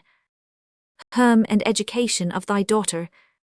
Arga, you are too modest in not naming all his obligations to you. Why did you omit his son, the Prince Leonidas? Parley, that imposture. I had forgot their tortures shall be doubled. You please me, I shall die the sooner. No, could I live an age and still be racked, I still would keep the secret as they are going off. Enter Leonidas guarded. Leon, oh, whither do you hurry, innocents? If you have any justice, spare their lives. Or if I cannot make you just, at least I'll teach you to more purpose to be cruel. Palm, alas, what does he seek? Leon, make me the object of your hate and vengeance. Are these decrepit bodies worn to ruin, just ready of themselves to fall asunder, and to let drop the soul? Are these fit subjects for a rack and tortures? Where would you fasten any hold upon them? Place pains on munited, fix them here. I have both youth and strength and soul to bear them, and if they merit death, then I much more, since 'tis for me they suffer. Heaven forbid we should redeem our pains or worthless lives by our exposing yours. Away with us, farewell, sir. I only suffer in my fears for you. Arga, so much concerned for him, then my aside suspicions true, whispers the king. Palm, hear yet my last request for poor Leonidas, or take my life with his. Arga, rest satisfied. Leonidas, is he to the king? Parley, I am amazed, what must be done? Arga, command his execution instantly. Give him not leisure to discover it. He may corrupt the soldiers. Parley, hence with that traitor, bear him to his death. Haste there and see my will performed. Leon, nay then, ill die like him, the gods have made me. Hold, gentlemen, I am. Argillan stops his mouth. Arga, thou art a traitor, 'tis not fit to hear thee. Leon, I say I am the getting loose a little. Arga, so gag him, and lead him off again, stopping his mouth. Leonidas, Hermogenes, Eubulus led off Polydamas, and Argillan follow. Palm, duty and love by turns possess my soul, and struggle for a fatal victory. I will discover he's the king or no. That will perhaps save him. But then I am guilty of a father's ruin. What shall I do or not do? Either way I must destroy a parent or a lover. Break heart, for that's the least of ills to me, and death the only cure swoons. Art, help the princess. Row, bear her gently hence where she may have more succour. She is borne off. Art follows her. Shouts within and clashing of swords. Parla, what noise is that? Enter Amalthea running. Amal, O gentlemen, if you have loyalty or courage, show it now. Leonidas broke on the sudden from his guards, and snatching a sword from one his back against the scaffold, bravely defends himself and owns aloud, he is our long-lost king, found for this moment. But if your valour helps not, lost for ever. Two of his guards, moved by the sense of virtue, are turned for him, and there they stand at bay against an host of foes. Row, madam, no more. We lose time. My command or my example may move the soldiers to the better cause. Yowl's second me to Parla or die with you. No subject ear can meet a nobler fate than at his sovereign's feet. Exeunt. Clashing of swords within and shouts. Enter Leonidas, Rhodophil, Palamed, Eubulus, Hermogenes, and their party victorious. Polydamas and Argillan disarmed. Leon, that I survive the dangers of this day.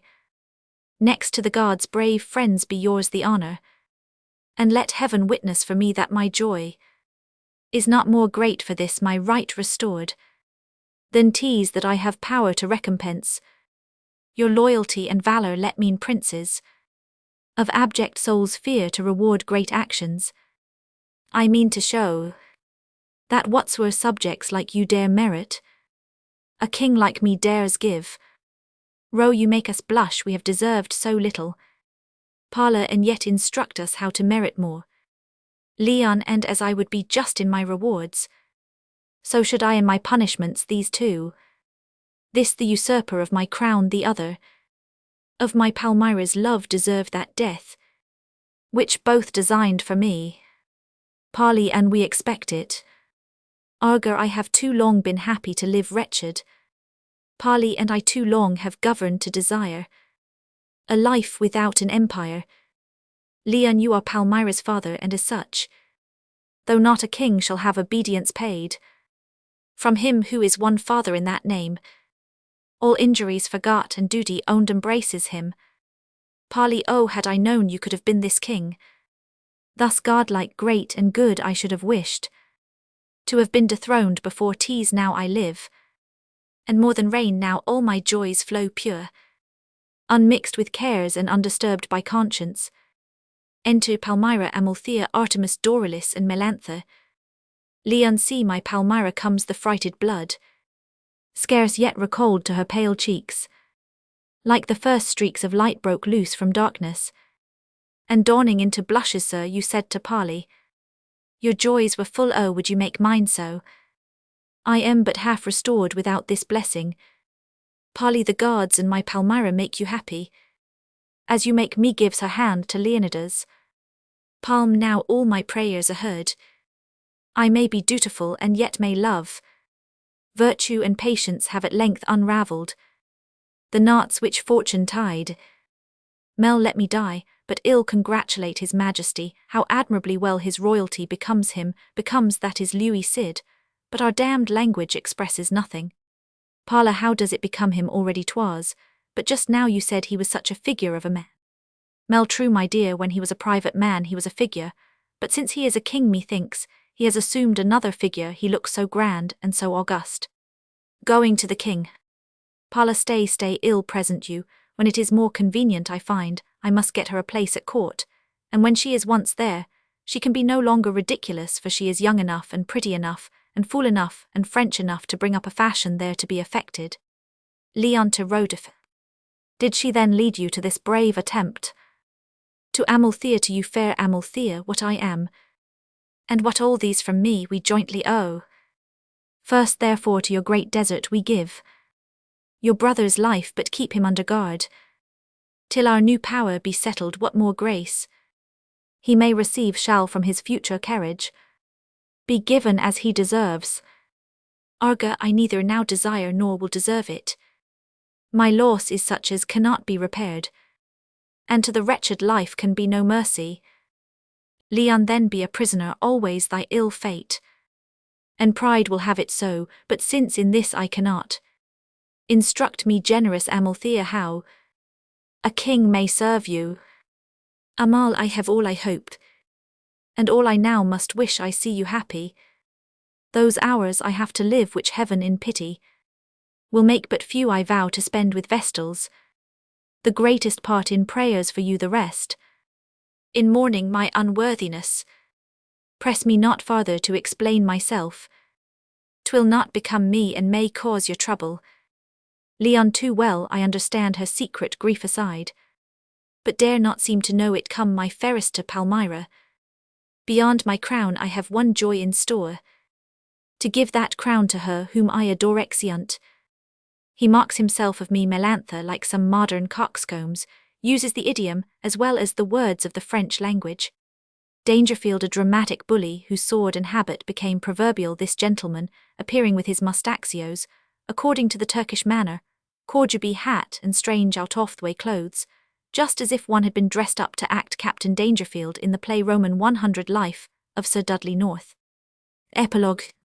Thus have my spouse and I informed the nation, and led you all the way to reformation, not with dull morals gravely writ like those which men of easy phlegm with care compose, your poets of stiff words and limber sense, born on the confines of indifference, but by examples drawn I dare to say, from most of you who hear and see the play. There are more rhodophils in this theatre, more palames and some few wives I fear, but yet too far our poet would not run. Though 'twas well offered there was nothing done. He would not quite the women's frailty bear, but stripped them to the waist and left them there, and the men's faults are less severely shown, for he considers that himself is one. Some stabbing wits to bloody satire bent, would treat both sexes with less compliment, would lay the scene at home of husbands tell, for wenches taking up their wives I them all, and a brisk bout which each of them did want, made by mistake of mistress and gallant. Our modest author thought it was enough to cut you off a sample of the stuff. He spared my shame which you I am sure would not, for you were all for driving on the plot. You sighed when I came in to break the sport, and set your teeth when each design fell short. To wives and servants all good wishes lend, but the poor cuckold seldom finds a friend. Since therefore court and town will take no pity, I humbly cast myself upon the city. The assignation, Lord, love in a nunnery, a comedy, successum didere negat, verg. The assignation. This play was unfortunate in the representation. It is needless at the distance of more than a century to investigate the grounds of the dislike of an audience who perhaps could, at the very time, have given no good reason for their capricious condemnation of a play not worse than many others, which they received with applause. The author in the dedication hints at the lameness of the action, but as the poet and performers are nearly equally involved in the disgrace of a condemned piece, it is a very natural desire on either side to assign the cause of its failure to the imperfections of the other, of which there is a ludicrous representation in a dialogue betwixt the player and the poet in Joseph Andrews. Another cause of its unfavourable reception seems to have been its second title of Love. Nunnery. Dryden certainly could last of any man have been justly suspected of an intention to ridicule the Duke of York and the Catholic religion, yet as he fell under the same censure for the Spanish friar, it seems probable that such suspicions were actually entertained. The play, certainly, contains in the present instance nothing to justify them in point of merit. The assignation seems pretty much on level with Dryden's other comedies, and certainly the spectators who had received the blunders of Sir Martin Marell with such unbounded applause might have taken some interest in those of poor Benito. Perhaps the absurd and vulgar scene, in which the prince pretends a fit of the colic, had some share in occasioning the fall of the piece. This inelegant jeu de theatre is severely ridiculed in the rehearsal. To one person, the damnation of this play seems to have afforded exquisite pleasure.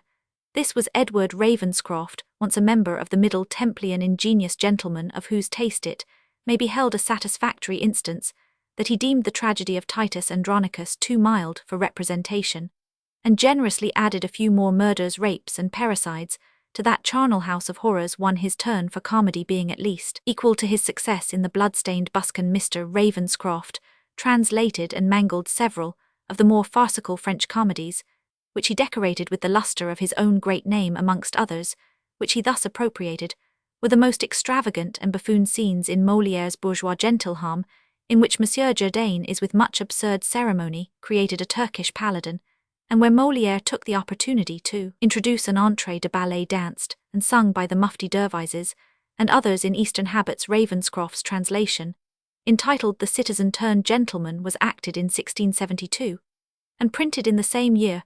The jargon of the songs, like similar nonsense of our own day, seems to have been well received on the stage. Dryden, who was not always above feeling indignation at the bad taste and unjust preferences of the age, attacked Ravenscroft in the prologue to the assignation, as he had before, though less directly, in that of Marriage a la Mode. Hence the exuberant and unrepressed joy of that miserable scribbler broke forth upon the damnation of Dryden's performance in the following passage of a prologue to another of his pilfered performances, called The Careless Lovers, acted according to Langbaine, in the vacation succeeding the fall of the assignation in 1673. An author did to please you let his wit run, of late much on a serving man and cittern, and yet you would not like the serenade. Nay, and you damned his nuns in masquerade. You did his Spanish sing-song too abhor. A quello cura con tanto rigor, In fine, the whole by you so much was blamed. To act their parts the players were ashamed too. Ah, how severe your malice was that day, to damn at once the poet and his play three. But why was your rage just at that time shown, when what the author writ was all his own? Till then he borrowed from romance, and did translate for, and those plays found a more indulgent fate. Ravenscroft, however, seems to have given the first offence, for in the prologue to the Citizen turned Gentleman, licensed 9th August 1672, we find the following lines obviously levelled at the conquest of Granada and other heroic dramas of our author. Then shall the knight that had a knock in's cradle, such as Sir Martin and Sir Arthur Adel 5, be flocked unto as the great heroes now, in plays of rhyme and noise with wondrous show. Then shall the house to see these Hectors kill and slay, that bravely fight out the whole plot of the play, be for at least 6 months full every day. Langbaine, who quotes the lines from the prologue to Ravenscroft's Careless Lovers, is of opinion that he paid Dryden too great a compliment in admitting the originality of the assignation and labours, to show that the characters are imitated from the romance comique of Scarron and other novels of the time. But Langbaine seems to have been unable to comprehend that originality consists in the mode of treating a subject, more than in the subject itself. The assignation was acted in 1672 and printed in 1673. In the prologue to this beautified edition, Ravenscroft modestly tells us, like other poets hell not proudly scorn, to own that he but winnowed Shakespeare's corn. So far was he from robbing him of's treasure, that he did add his own to make full measure. This looks as if there had been some ground for Dryden's censure upon the actors. A flat parody on the lines in Dryden's prologue, referring to Mamamauchi. Grimace and habit sent you pleased away. You damned the poet but cried up the play. It is somewhat remarkable that the censure contained in what is above printed like verses recoils upon the head of the author, who never wrote a single original performance, Langbaine, the persecutor of all plagiarism, though he did not know very well in what it consisted, threatens to pull off Ravenscroft's disguise, and discover the politic plagiary that lurks under it. I know, continues the biographer, he has endeavoured to show himself master of the art of swift writing, and would persuade the world that what he writes is extempore wit, and written current calamo. But I doubt not to show that though he would be thought to imitate the silkworm that spins its web from its own bowels, yet I shall make him appear like the leech that lives upon the blood of other men drawn from the gums, and when he is rubbed with salt spews it up again. Sir Martin Marell, we are acquainted with Sir Arthur Adel, is a similar character, in a play called Sir Solomon, or the Cautious Coxcomb, attributed to one John Carril. To my most honoured friend Sir Charles Sedley, Bart. 1. Sir, the design of dedicating plays is as common and unjust as that of desiring seconds in a duel. It is engaging our friends, it may be in a senseless quarrel, where they have much to venture without any concernment of their own too. I have declared thus much beforehand to prevent you from suspicion, that I intend to interest either your judgment or your kindness in defending the errors of this comedy. It succeeded ill in the representation against the opinion of many of the best judges of our age, to whom you know I read it ere it was presented publicly, whether the fault was in the play itself, or in the lameness of the action, or in the number of its enemies, who came resolved to damn it for the title I will not now dispute, that would be too like the little satisfaction, which an unlucky gamester finds in the relation of every cast by which he came to lose his money. I have had formerly so much success that the miscarriage of this play was only my giving fortune her revenge I owed it her, and she was indulgent that she exacted not the payment long before. I will therefore deal more reasonably with you than any poet has ever done with any patron. I do not so much as oblige you for my sake to pass 2 ill hours in reading of my play. Think, if you please, that this dedication is only an occasion. I have taken to do myself the greatest honour imaginable with posterity, that is, to be recorded in the number of those men whom you have favoured with your friendship and esteem, for I am well assured that besides the present satisfaction I have, it will gain me the greatest part of my reputation with after ages, when they shall find me valuing myself on your kindness to me. I may have reason to suspect my own credit with them, but I have none to doubt of yours, and they who perhaps would forget me in my poems would remember me in this epistle.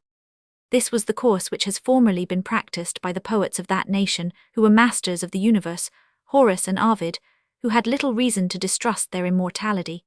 yet took occasion to speak with honour of Virgil, Varius, Tibullus, and Propertius, their contemporaries, as if they sought in the testimony of their friendship a farther evidence of their fame. For my own part, I who am the least amongst the poets, have yet the fortune to be honoured with the best patron, and the best friend, for to omit some great persons of our court, to whom I am many ways obliged and who have taken care of me even amidst the exigencies of a war. 3.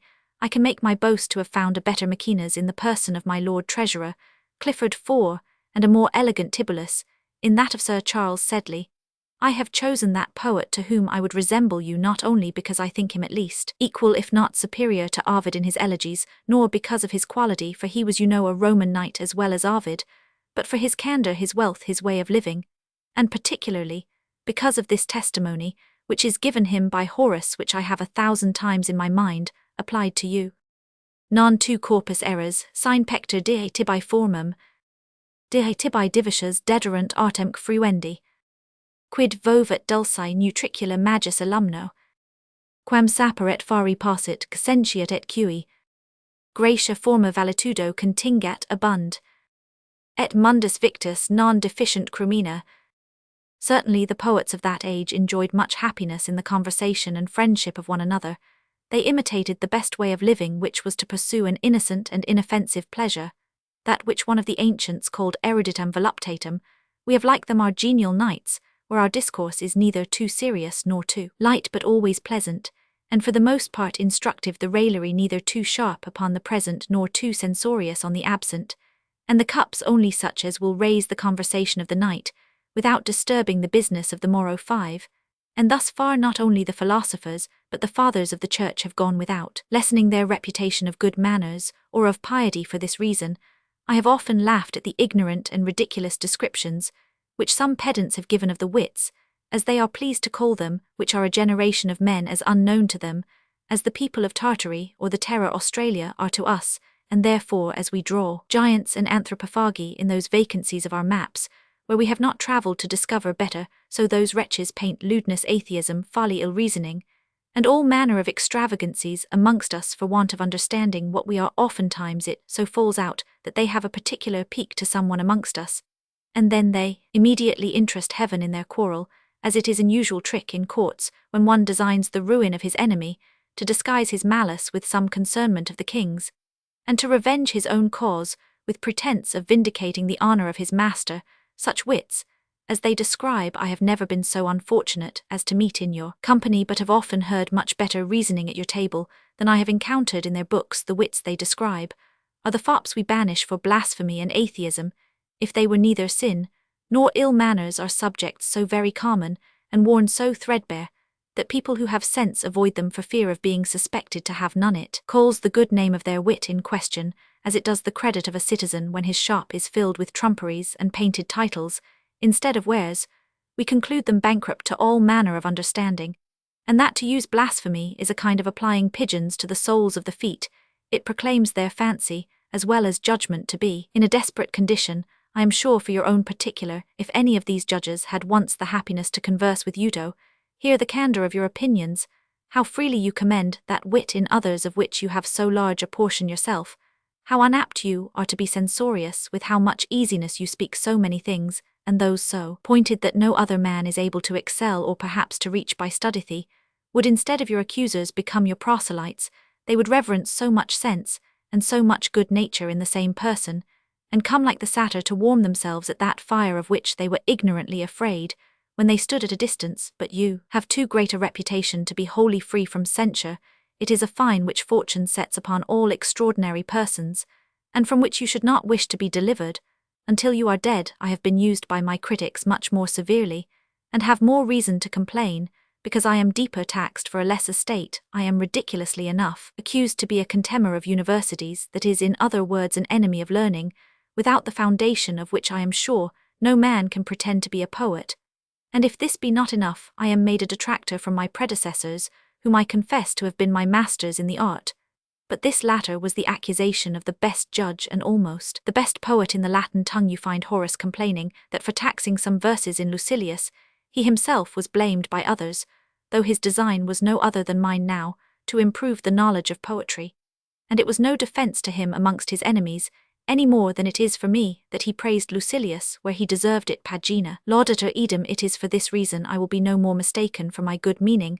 I know I honour Ben Jonson more than my little critics, because without vanity, I may own I understand him better. 6. As, for the errors they pretend to find in me, I could easily show them that the greatest part of them are beauties, and for the rest I could recriminate upon the best poets of our nation, if I could resolve to accuse another of little faults, whom at the same time I admire for greater excellencies.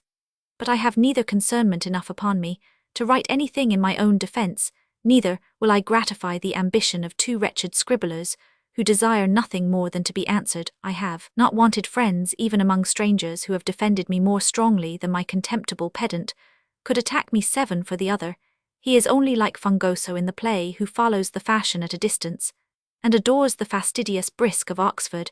8. You can bear me witness that I have not consideration enough for either of them to be angry. Let Envious and Bavius admire each other, I wish to be hated by them, and their fellows by the same reason for which I desire to be loved by you, and I leave it to the world whether their judgment of my poetry ought to be preferred to yours, though they are as much prejudiced by their malice as I desire you should be led by your kindness to be partial to. Sir, your most humble and most faithful servant, John Dryden. Sir Charles Sedley, noted among the mob of gentlemen who wrote with ease, was so highly applauded for his taste and judgment that Charles said nature had given him a patent to be Apollo's viceroy. Some account has been given of this celebrated courtier in the introduction to the essay on dramatic poetry. Dryden was at this time particularly induced to appeal to the taste of the first among the gay world by the repeated censures which had been launched against him from the groves of Academe. Mr. Malone gives the titles of 3 pamphlets which had appeared against Dryden. 1. The censure of the Rhetor on Mr. Dryden's conquest of Granada, printed at Oxford. 2. A description of the Academy of the Athenian virtuoso, with a discourse held there in vindication of Mr. Dryden's conquest of Granada, against the author of the censure of the Rota. 3. A friendly vindication of Mr. Dryden from the author of the censure of the Rota, printed at Cambridge, thus assailed by the grave and the learned, censured for the irregularities of his gay patrons, which he countenanced, although he did not partake, and stigmatized as a detractor of his predecessors and a defamer of classical learning. It was natural for Dryden to appeal to the most accomplished of those amongst whom he lived, and to whose taste he was but too strongly compelled to adapt his productions. Sedley, therefore, as a man of wit and gallantry, is called upon to support our author against the censures of pedantic severity. Whatever may be thought of the subject, the appeal is made with all Dryden's spirit and elegance, and his description of the Attic evenings spent with Sedley and his gay associates glosses over and almost justifies their occasional irregularities. We have but too often occasion to notice with censure the licentious manners of the giddy court of Charles. Let us not omit its merited commendation, if the talents of the men of parts of that period were often ill-directed and ill-rewarded. Let not us from whom that gratitude is justly due forget that they were called forth and stimulated to exertion by the countenance and applause of the great. We at least who enjoy the fruit of these exertions ought to rejoice that the courtiers of Charles possessed the taste to countenance and applaud the genius, which was too often perverted by the profligacy of their example, and left unrewarded amid their selfish prodigality. At this period seconds in a duel fought as well as principals, the Second Dutch War then raging, to whom the tragedy of Ambona is dedicated. It is impossible to avoid contrasting this beautiful account of elegant dissipation with the noted freak of Sir Charles Sedley, to whom it is addressed in June 1663, being in company with Lord Buckhurst and Sir Thomas Ogle in a tavern in Bow Street, and having become furious with intoxication, they not only exposed themselves by committing the grossest indecencies in the balcony in the sight of the passengers, but a mob being thus collected, Sedley stripped himself naked, and proceeded to harangue them in the grossest and most impious language. The indignation of the populace being excited, they attempted to burst into the house, and a desperate riot ensued, in which the orator and his companions had nearly paid for their frolic with their lives. For this riot they were indicted in the Court of Common Pleas, and heavily fined Sedley in the sum of £50, when the Lord Chief Justice Sir Robert Hyde, to repress his insolence, asked him if he had ever read The Complete Gentleman. Sedley answered that he had read more books than his lordship, a repartee which exhibits more effrontery than wit. The culprits employed Killigrew and another courtier to solicit a mitigation of the fine, but in the true spirit of court friendship, they begged it for themselves, and extorted every farthing.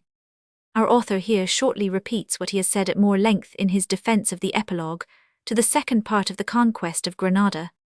The pedant Mr. Malone conjectures to be Matthew Clifford, master of the Charterhouse, one of the Duke of Buckingham's colleagues in writing the rehearsal, but the pedant is obviously the same with the fastidious Brisk of Oxford mentioned in the following sentence, which can hardly apply to Clifford, who was educated at Cambridge. 1 Lee is said by Wood to have written the censure of the Rota, and as he was educated at Oxford, and the book printed there, he may be the contemptible pedant, though his profession was that of a player in the Duke's company.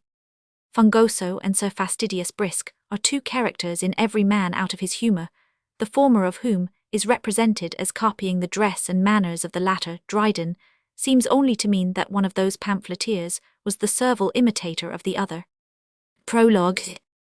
Prologues like bells to churches toll you in, with chiming verse till the dull plays begin. With this sad difference, though of pit and pew, you damn the poet, but the priest damns you. But priests can treat you at your own expense, and gravely call you fools without offence. Poets poor devils have near your folly shown, but to their cost you proved it was their own. For when a fop's presented on the stage, straight all the coxcombs in the town engage, for his deliverance and revenge they join, and grunt like hogs about their captive swine. Your poets daily split upon this shelf. You must have fools, yet none will have himself. Or if in kindness you that leave would give, no man could write you at that rate you live. For some of you grow fops with so much haste, riot in nonsense and commit such waste. 'Twould ruin poets should they spend so fast. He who made this observed what farces hit, and durst not disoblige you now with wit. But gentlemen, you overdo the mode. You must have fools out of the common road. Unnatural strained buffoon is only taking. No fop can please you now of God's own making. Pardon our poet if he speaks his mind. You come to plays with your own follies lined. Small fools fall on you like small showers in vain. Your own old coats keep out all common rain. You must have Mamamouchi one such a fop, as would appear a monster in a shop. Hell fill your pit and boxes to the brim, where reigned in crowds you see yourselves in him. Sure there's some spell our poet never knew, in Hullibabilla der and choo choo choo. But Marababa Sahim too most did touch you. That is oh how we loved the Mamamouchi. Grimace and habit sent you pleased away. You damned the poet and cried up the play. This thought had made our author more uneasy, but that he hopes I am fool enough to please ye. But here's my grief, though nature, joined with art, have cut me out to act a fooling part. Yet to your praise the few wits here will say, 'twas imitating you taught Haynes to play. See the introductory remarks on the citizen turned gentleman of Ravenscroft, where the jest turns on Jordan's being created a Mamamouchi or Turkish paladin, as it is interpreted. Trickman, I told him she was wondrous beautiful, then said he Marababa Sahim, ah how much in love am I. Jordan Marababa Sahim means how much in love am I. Trick, yes. Jordan, I am beholden to you for telling me, for I near could have thought that Marababa Sahim should signify, ah how much in love am. Roman 1, ah this Turkish is an admirable language. Citizen turned gentleman Act Roman 4. In the same piece, we are presented with a grand chorus of Turks and Dervises, who sing hula baba la chuba la baba lada. Dramatis person, Duke of Mantua, Prince Frederick his son, Aurelian a Roman gentleman, Camillo his friend, Mario governor of Rome's, Ascanio page of honor to the prince, Benito servant to Aurelian, Valerio confidant to the duke, Fabio servant to Mario, Sophronia abbess of the Tour de Spec, Lucretia a lady designed to be a nun, Hippolyta a nun, Laura, Violetta, sisters nieces to Mario, Frontona lets lodgings, Scene Rome, the assignation, Lord, love in a nunnery. Act Roman 1 Scene Roman 1 A room a great glass placed, Enter Benito with a guitar in his hand. Ben bowing to the glass, save you sweet Signor Benito, by my faith, I am glad to see you look so bonily today. Gad, sir, everything becomes you to a miracle, your peruke, your clothes, your hat, your shooties. And gad, sir, let me tell you, you become everything, you walk with such a grace, and you bow so pliantly. Aurelian within Benito, where are you, sirrah? Ben, sirrah, that my damned master should call a man of my extraordinary endowments, sirrah, a man of my endowments, gad, I ask my own pardon. I mean a person of my endowments, for a man of my parts and talents though he be, but a valet de chamber is a person, and let me tell my master, gad, I frown too, as like a person as any jack gentleman of them all, but gad, when I do not frown I am an absolute beauty, whatever this glass says to the contrary. And if this glass deny it, 'tis a base lying glass, so ill tell it to its face, and kick it down into the bargain. Or within, why Benito, how long shall we stay for you? Ben, I come, sir, what the devil would he have? But by his favour ill first survey my dancing and my singing. He plays on his guitar and dances, and sings to the glass, I think. That was not amiss, I think, so gad I can dance, lays down the guitar, and play no longer. I am in such a rapture with myself. What a villainous fate have I with all these excellencies and a profound wit, and yet to be a servingman. Enter Aurelian and Camillo. Or why, you slave, you dog, you son of 20 fathers, am I to be served at this rate, eternally, a pox of your conceited coxcomb? Cam, nay, prithee Aurelian, be not angry. Or you do not know this rogue as I do Camillo now by this guitar, and that great looking-glass. I am certain how he has spent his time. He courts himself every morning in that glass at least an hour, there admires his own person, and his parts, and studies postures and grimaces to make himself yet more ridiculous than he was born to be. Cam, you wrong him sure. Or I do, for he is yet more fool than I can speak him. I never sent him on a message, but he runs first to that glass, to practice how he may become his errand speak. Is this a lie, sirrah? Ben, I confess I have some kindness for the mirror. Or the mirror, there's a touch of his poetry too, he could not call it a glass. Then the rogue has the impudence to make sonnets, as he calls them, and which is greater impudence, he sings them too. There's not a street in all Rome which he does not nightly disquiet with his villainous serenade with that guitar there, the younger brother of a cittern, he frights away the watch. And for his violin, it squeaks so lewdly that Sir Tibert, one in the gutter, mistakes him for his mistress. 'Tis a mere catcall. Cam, is this true, Benito? Ben, to Cam aside, my master, so may say his pleasure, I divert myself sometimes with hearing him. Alas, good gentleman, 'tis not given to all persons to penetrate into men's parts and qualities, but I look on you, sir, as a man of judgment, and therefore you shall hear me play and sing. He takes up the guitar and begins. Or why, you invincible sot, you will nothing mend, you lay it down. Ben, to Cam, do ye see, sir, this enemy to the muses, he will not let me hold forth to you. Lays down the guitar, O envy and ignorance, whither will you? But gad, before ill suffer my parts to be kept in obscurity. Or what will you do, rascal? Ben, ill take up the guitar and suffer heroically he plays or kicks. Or what do you mutiny? Ben, I do kick, till your toes ache. Ill be baffled in my music by near a foot in Christendom. Or ill put you out of your tune with a vengeance to you. As Aurelian kicks harder, Benito sings faster, and sometimes cries out. Cam, holding or nay, then 'tis time to stickle to hold Aurelian. Prithee spare, Benito, you know we have occasion for him. Or I think that was well kicked. Ben, and I think that was well sung too. Cam, enough Aurelians. Ben, no, sir, let him proceed to discourage virtue, and see what will come on it. Cam, now to our business, but we must first instruct Benito. Or be ruled by me, and do not trust him. I prophesy hell spoil the whole affair. He has a worm in his head, as long as a conger, a brain so barren of all sense, and yet so fruitful of foolish plots, that if he does not all things his own way, yet at least hell ever be mingling his designs with yours, and go halves with you, so that what with his ignorance, what with his plotting, hell be sure to ruin you with an intention to serve you. For my part, I had turned him off long since, but that my wise father commanded the contrary. Cam, still you speak as if what we did were choice, and not necessity. You know their uncle is suspicious of me, and consequently jealous of all my servants. But if we employ yours, who is not suspected, because you are a stranger, I doubt not to get an assignation with the younger sister. Or well, use your own way, Camillo, but if it ever succeed with his management. Cam, you must understand then, Benito, that this old Signor Mario has 2 nieces, with one of which I am desperately in love, and Ben aside to him, I understand you already, sir, and you desire love reciprocal. Leave your business in my hands, and if it succeed not, think me no wiser than my master. Cam, pray take me with you. These sisters are great beauties and vast fortunes, but by a clause in their father's will, if they marry without their uncle's consent, are to forfeit all. Their uncle, who is covetous and base to the last degree, takes advantage of this clause, and under pretence of not finding fit matches for them, denies his consent to all who love them. Ben denies them marriage. Very good, sir. Cam, more than this, he refuses access to any suitor, and immures them in a mean apartment on the garden side, where he barbarously debars them from all human society. Ben uses them most barbarously still better and better.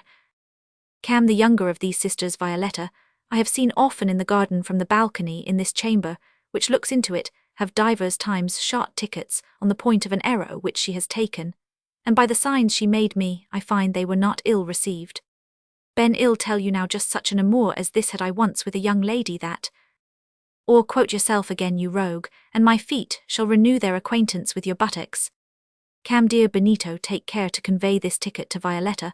I saw her just now go by to the next chapel. Be sure to stand ready to give her holy water, and slip the ticket into the hand of her woman Beatrix.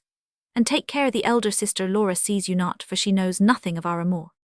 Ben, a word to the wise, have you no service to Laura to or none that I shall trouble you with? All ill. See first what returns you make from this voyage, before I put in my venture with you away. Begone, Mr. Mercury.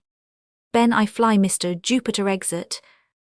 Or this Lady Laura I have seen from your balcony, and was seen by her methought too.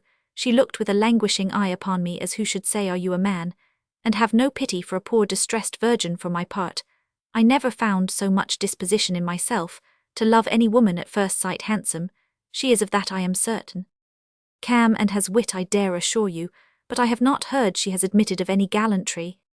Or her hour is not come, yet she has not met with a man to love. When that happens, as I am resolved to push my fortune, you shall see that as her love warms her virtue will melt down and dissolve in it, for there's no such bawd to a woman as her own wit is. Cam, I look upon the assignation as certain. Will you promise me to go? You and Benito shall walk in the garden, while I search the nymph within the shade. One thing I had forgot to tell you, that our general of the church, the Duke of Mantua, and the prince his son, are just approaching the gates of Rome. Will you go see the ceremony of their entrance? Or with all my heart, they say, he has behaved himself gallantly against the French at their return from Naples. Besides, I have a particular knowledge of young Prince Frederick ever since he was last at our Venetian carnivals. Cam, away then quickly, lest we miss the solemnity. Exeunt. Enter Laura and Violetta, striving about a letter which Laura holds. Via, let it go, I say. Lau, I say, let you go. Via, nay, sweet sister Laura. Lau, nay, dear Violetta, it is in vain to contend. I am resolved. Ill. See it. Plucks the paper from Violetta. Via, but I am resolved you shall not read it. I know not what authority this is which you assume, or what privilege a year or two can give you to use this sovereignty over me. Lau, do you rebel, young gentlewoman? Ill make you know, I have a double right over you, one, as I have more years, and the other as I have more wit. Via, though I am not all air and fire as you are, yet that little wit I have will serve to conduct my affairs, without a governess. Lau, no, gentlewoman, but it shall not. Are you fit at 15 to be trusted with a maidenhead? It is as much as your betters can manage at full 20. For 'tis of a nature so subtile, that if it's not looted with care, the spirit will work through the bottle, and vanish away into air. To keep it there nothing so hard is. 'Twill go betwixt waking and sleeping. The simple too weak for a guard is, and no wit would be plagued with the keeping. Via, for aught I see you are as little to be trusted with your madness, as I with my simplicity, and therefore pray restore my letter. Lau, reading it, what's here an humble petition for a private meeting? Are you twittering at that sport, already mistress novice? Via, how I a novice at ripe 15, I would have you to know that I have killed my man before I was 14, and now am ready for another execution. Lau, a very forward rosebud, you open apace, gentlewoman. I find indeed your desires are quick enough, but where will you have cunning to carry on your business with decency and secrecy, I say, which is a main part of chastity in our sex, where wit to be sensible of the delicacies of love, the tenderness of a farewell sigh, for an absence the joy of a return, the zeal of a pressing hand, the sweetness of little quarrels, caused and cured by the excess of love, and in short the pleasing disquiets of the soul always restless and wandering up and down, in a paradise of thought of its own making. Via, if I understood not thus much before, I find you are an excellent instructor, and that argues you have had a feeling of the cause in your time too, sister. Now what have I confessed before I was aware shall find out my inclination to that stranger, whom I have only seen, and to whom I have never spoken aside. No good Violetta, I never was in love, all my experience is from plays and romances, but who is this man to whom you have promised an assignation? Via, you'll tell my uncle. Lau, I hate my uncle more than you do. Via, you know the man T's Signor Camillo, his birth and fortunes are equal to what I can expect, and he tells me his intentions are honourable. Lau, have I not seen him lately in his balcony, which looks into our garden, with another handsome gentleman in his company, who seems a stranger? Via, they are the same. Do you think it a reasonable thing, dear Laura, that my uncle should keep us so strictly, that we must be beholden to hearsay to know a young gallant is in the next house to us? Lau, 'tis hard indeed to be mewed like hawks, and never man to be locked in like nuns here. Via, they that look for nun's flesh in me shall be mistaken. Lau, well, what answer have you returned to this letter? Via, that I would meet him at 8 this evening in the close walk in the garden, attended only by Beatrix my woman. Lau, who comes with him? Via, only his friend's man, Benito, the same who brought me the letter which you took from me. Lau, stay, let me think a little. Does Camillo, or this Benito, know your maid Beatrix? Via, they have never talked with her, but only seen her. Lau, 'tis concluded, then you shall meet your servant, but ill be your Beatrix, ill go instead of her, and counterfeit your waiting woman in the dark. I may easily pass for her by this means. I shall be present to instruct you, for you are yet a callow maid. I must teach you to peck a little. You may come to pray for yourself in time. Via, a little teaching will serve my turn. If the old one left me to myself, I could go near to get my living. Lau, I find you are eager and baiting to be gone already, and ill not hinder you when your hour approaches. In the meantime go in and sigh, and think fondly and ignorantly of your approaching pleasures. Love in young hearts is like the must of wine. 'Tis sweetest then, but elder 'tis more fine exeunt. Act Roman 2, Scene Roman 1, the front of a nunnery. Prince Frederick Aurelian Camillo, and Ascanio the prince's page. Fred my father's ancient, and may repose himself if he pleases after the ceremony of his entrance, but we who are younger should think it a sin to spend any part of daylight in a chamber. What are your ways of living here? Cam, why, sir, we pass our time either in conversation alone, or in love alone, or in love and conversation together. Fred, come, explain my counsel learned in the laws of living. Cam, for conversation alone, that's either in going to court with a face of business, and their discoursing of the affairs of Europe, of which Rome you know is the public mart, or at best meeting the virtuosi and their wearying one another, with rehearsing our own works in prose and poetry. Fred, away with that dry method, I will have none on't to the next.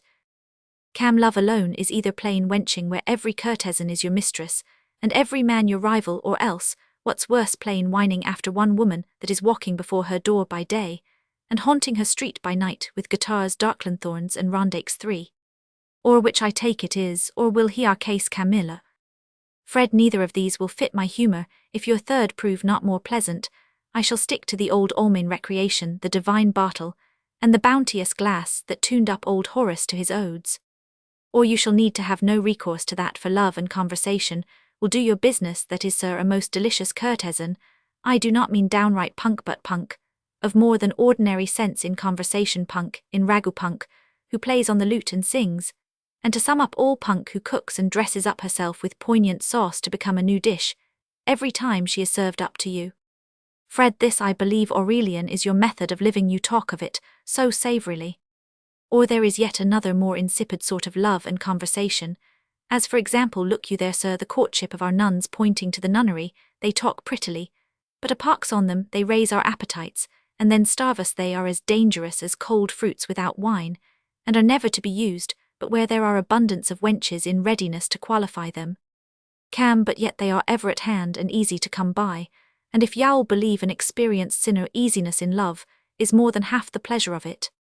Fred, this way of chatting pleases me, for debauchery I hate it, and to love is not in my nature, except it be my friend's prey.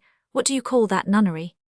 Cam 'tis a house of Benedictines called the Torre di Specchi, where only ladies of the best quality are professed.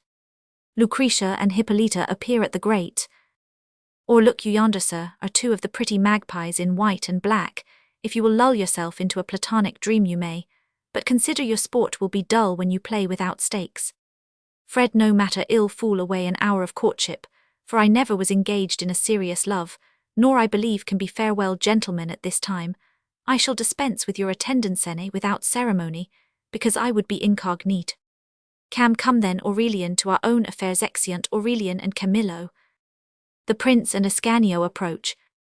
Fred to Lucretia, for what crime, fair creature, were you condemned to this perpetual prison? Luke, for chastity and devotion, and 2 or 3 such melancholy virtues they first brought me hither, and must now keep me company. Fred, I should rather have guessed it had been murder, and that you are veiled for fear of doing more mischief with those eyes, for indeed, they are too sharp to be trusted out of the scabbard. Luke, cease, I beseech you, to accuse my eyes, till they have done some execution on your heart. Fred, but I am out of reach perhaps. Luke, trust not to that, they may shoot at a distance, though they cannot strike you near at hand. Fred, but if they should kill you are near the better, there's a grate betwixt us, and you cannot fetch in the dead quarry. Luke, provided we destroy the enemy, we do not value their dead bodies, but you perhaps are in your first error, and think we are rather captives than warriors, that we come like prisoners to the grate, to beg the charity of passengers for their love. Fred, to Ascanio, enquire as dexterously as you can, what is the name and quality of this charming creature? Luke, to Hippolyta, be sure if the page approaches you to get out of him his master's name. The prince and Lucretia seem to talk. Hip, to Ascanio, by that short whisper, which I observed you took with your master, I imagine, Mr. Page, you come to ask a certain question of me. Ascar, by this thy question, and by that whisper with thy lady, O thou nymph of devotion, I find I am to impart a secret, and not to ask one, therefore either confess thou art, yet a mere woman under that veil, and by consequence most horribly inquisitive, or thou shalt lose thy longing, and know nothing of my master. Hip, by my virginity you shall tell first. Ascar, you'll break your oath on purpose to make the forfeit. Hip, your master is cold. Ascar, your lady is yclept. Hip, for decency in all matters of love, the man should offer first, you know. Ascar, that needs not when the damsel is so willing. Hip, but I have sworn not to discover first that her name is Madam Lucretia, fair as you see to a miracle, and of a most charming conversation, of royal blood, and niece to his holiness, and if she were not espoused to heaven, a mistress for a sovereign prince. Ascar, after these encomiums, 'twere vain for me to praise my master. He is only poor Prince Frederick, otherwise called the Prince of Mantua, liberal, and valiant, discreet, and handsome, and in my simple judgment, a fitter servant for your lady than his old father, who is a sovereign. Hip, dare you make all this good you have said of your master? Ascar, yes, and as much more of myself to you. Hip, I defy you upont as my lady's second. Ascar, as my master's I accept it the time. Hip, 6 this evening. Ascar, the place. Hip, at this grate. Ascar, the weapons. Hip, hands, and it may be lips. Ascar, 'tis enough expect to hear from me, they withdraw and whisper to their principals after the whisper. Fred, to Lucretia, madam, I am glad I know my enemy, for since it is impossible to see, and not admire you, the name of Lucretia is the best excuse for my defeat. Luke, persons like Prince Frederick ought not to assault religious houses, or to pursue chastity and virtue to their last retreat. Fred, a monastery is no retreat for chastity teas, only a hiding place for bad faces, where they are thrust in crowds together like heaps of rubbish out of the way, that the world may not be peopled with deformed persons, and that such who are out of play themselves may pray for a blessing on their endeavours, who are getting handsome children, and carrying on the work for public benefit. Luke, then you would put off heaven with your leavings, and use it like them who play at cards alone, take the courts for yourselves, and give the refuse to the gentlemen. Fred, you mistake me, madam, I would so contrive it that heaven, and we might be served at once. We have occasion for wit and beauty, now piety and ugliness, will do as well for heaven that plays at one game, and we at another, and therefore heaven may make its hand with the same cards that we put out. Luke, I could easily convince you if the argument concerned me. I am one of those whom for want of wit and beauty you have condemned to religion, and therefore am your humble servant to pray for your handsome wife and children. Fred, heaven forbid, madam, that I should condemn you, or indeed any handsome woman, to be religious. No, madam, the occasions of the world are great and urgent for such as you, and for my part, I am of opinion that it is as great a sin for a beauty to enter into a nunnery, as for an ugly woman to stay out of it. Luke, the cares of the world are not yet upon you, but as soon as ever you come to be afflicted with sickness, or visited with a wife, you'll be content, I should pray for you. Fred, anywhere rather than in a cloister, for truly I suppose all your prayers, there will be how to get out of it. And upon that supposition, madam, I am come to offer you my service for your redemption. Come, faith, be persuaded the church shall lose nothing by it. Ill take you out, and put in 2 or 3 crooked apostles in your place. Bell rings within. Luke, hark, the bell rings, I must leave you. 'Tis a summons to our devotion. Fred, will you leave me for your prayers, madam? You may have enough of them at any time, but remember you cannot have a man so easily. Luke, well, ill say my beads for you, and that's but charity, for I believe I leave you in a most deplorable condition. Exeunt women. Fred, not deplorable neither, but a little altered. If I could be in love, as I am sure I cannot, it should be with her, for I like her conversation strangely. Esca then, as young as I am, sir, I am beforehand with you, for I am in love already. I would fain make the first proof of my manhood upon a nun I find. I have a mighty grudging to holy flesh. Fred, ill ply Lucretia again, as soon as ever her devotions over. Methinks these nuns divide their time most admirably from love to prayers, from prayers to love. That is just so much sin, just so much godliness. Esca then, I can claim that sisters love by merit, half man half boy, for her half flesh half spirit. Exeunt. Scene Roman 2a Street. Aurelian and Camillo. Or ill proceed no farther. If Benito goes, I know his folly will produce some mischief. Cam, but Violetta desired me in her note to bring him on purpose to pass the time with her woman Beatrix. Or that objections easily removed ill supply Benito's place, the darkness will prevent discovery, and for my discourse ill imitate the half-wit and patched breeding of a valet de chamber. Cam, but how shall we get rid of him? Or let me alone for that. Enter Benito. Ben, come, are we ready, gallants? The clocks upon the stroke of 8. Or, but we have altered our resolution, we go another way tonight. Ben, I hope you have not broke my assignation. Or why do you hope so? Ben, because my reputation is engaged in't. I've stipulated upon mine honour that you shall come. Or I shall beat you if you follow me. Go, sirrah, and adjourn to the great looking-glass, and let me hear no more from you till tomorrow morning. Ben, sir, my fidelity, and if I may be so vain, my discretion may stand you in some stead. Or well, come along then, they are brave fellows who have challenged us. You shall have fighting enough, sir. Ben, how, sir, fighting? Or you may escape with the loss of a leg, or an arm, or some such transitory limb. Ben, no, sir, I have that absolute obedience to your commands, that I will bridle my courage and stay at home. Exit. Cam, you took the only way to be rid of him. There's the wall behind yon pane of it, well set up the ladder. Exeunt. Scene Roman 3a Night piece of a garden. Enter Laura and Violetta. Via, remember your waiting woman's part. Laura. Low, I warrant you ill wait on you by night, as well as I governed you by day. Via, hark, I hear footsteps, and now methinks I see something approaching us. Low, they are certainly the men whom we expect. Enter Aurelian and Camillo. Cam, I hear women's voices. Or we are right, I warrant you. Cam, Violetta, my love. Via, my dear Camillo. Cam, speak those words again. My own name never sounded so sweetly to me as when you spoke it, and made me happy by adding dear to it. Via, speak softly, then I have stolen these few minutes from my watchful uncle and my sister, and they are as full of danger as they are of love. Something within me checks me too, and says I was too forward in venturing thus to meet you. Cam, you are too fearful rather, and fear's the greatest enemy to love. Via, but night will hide my blushes when I tell you I love you much, or I had never trusted my virtue and my person in your hands. Cam, the one is sacred, and the other safe, but this auspicious minute is our first of near converse. May I not hope that favour which strangers in civility may claim even from the most reserved? Kisses her hand. Via, I fear you'll censure me. Cam, yes, as the blessed above tax heaven, for making them so happy they walk further off. Or stepping towards Laura damsel of darkness advance, and meet my flames. Lau stepping forward right trusty valet heard, but yet unseen I have advanced one step on reputation. Or now by laudable custom I am to love thee vehemently. Lau we should do well to see each other first, you know 'tis ill taking money without light.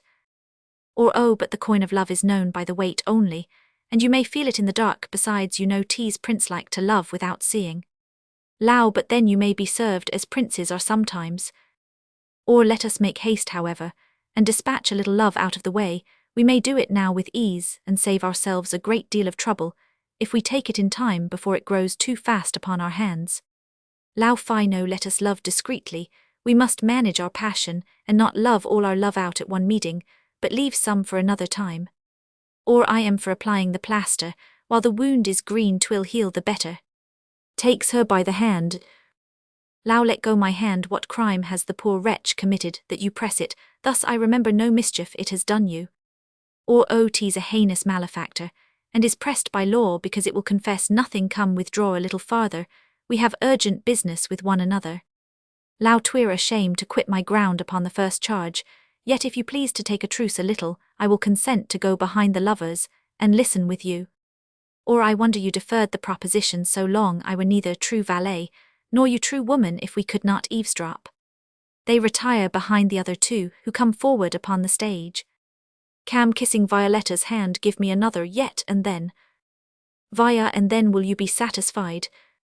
Cam, and then ill ask 1,000 more, and near be satisfied kisses, are but thin nourishment, they are too soon digested, and hungry love craves more. Via, you feed a wolf within you. Cam, then feast my love with a more solid diet, he makes us now a miser's feast, and we forbear to take our fill the silent night. And all these downy hours were made for lovers, gently they tread, and softly measure time, that no rude noise may fright the tender maid from giving all her soul to melting joys. Via, you do not love me, if you did you would not. Thus urge your satisfaction in my shame. At best I see you would not love me long, for they who plunder do not mean to stay. Cam, I haste to take possession of my Via, ere heaven and holy vows have made it so. Cam, then witness heaven and all these twinkling stars. Via, hold you are distempered with your love. Time, place, and strong desires now swear not you. Cam, is not love without a priest and altars? The temples are inanimate and know not. What vows are made in them, the priest stands ready for his hire, and cares not what hearts he couples. Love alone is marriage. Via, I never will receive these midnight vows. But when I come hereafter to your arms, I'll bring you a sincere, full, perfect bliss. Then you will thank me that I kept it so, and trust my faith hereafter. Lau, there is your destiny, lover mine, I am to be honest by infection, my lady will none you see. Or truth is they are a lost couple, unless they learn grace by our example. Come, shall we begin first and shame them both? Takes her by the hand again. Lau, you will never be warned of this hand beneath. Or oh, it is so soft, as it were made on purpose to take hearts, and handle them without hurting these taper fingers too, and even joints so supple, that methinks I mould them, as they pass through mine nay and my conscience, though it be nonsense to say it your hand feels white too. Lau, methinks yours is not very hard for a servingman's, but where in the name of wonder have you learned to talk so courtly? You are a strange valet de chamber. Or and you are as strange a waiting woman, you have so stabbed me with your repartees tonight that I should be glad to change the weapon to be revenged on you. Lau, these I suppose are fragments which you learned from your wild master, Aurelian. Many a poor woman has passed through his hands.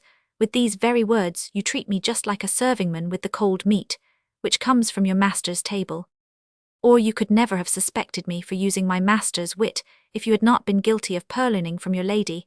I am told that Laura, your mistress sister, has wit enough to confound 100 Aurelians. Lau, I shall do your commendations to Laura for your compliment. Or and I shall not fare to revenge myself by informing Aurelian of yours. Enter Benito with a guitar. Ben, the poor souls shall not lose by the bargain, though my foolish gadding masters have disappointed them. That ladder of ropes was doubtless left there, by the young lady in hope of them. Via, hark, I hear a noise in the garden.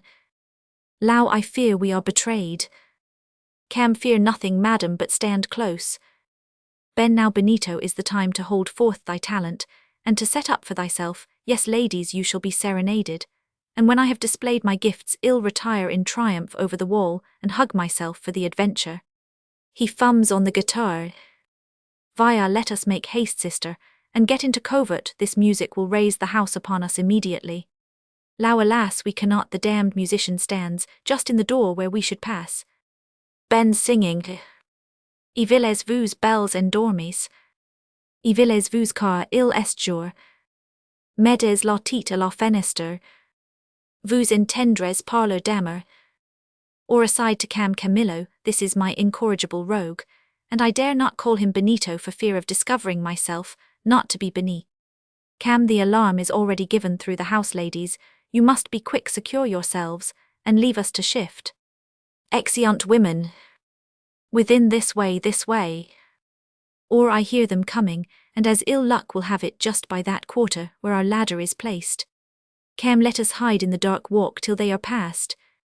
Or, but then Benito will be caught, and being known to be my man will betray us.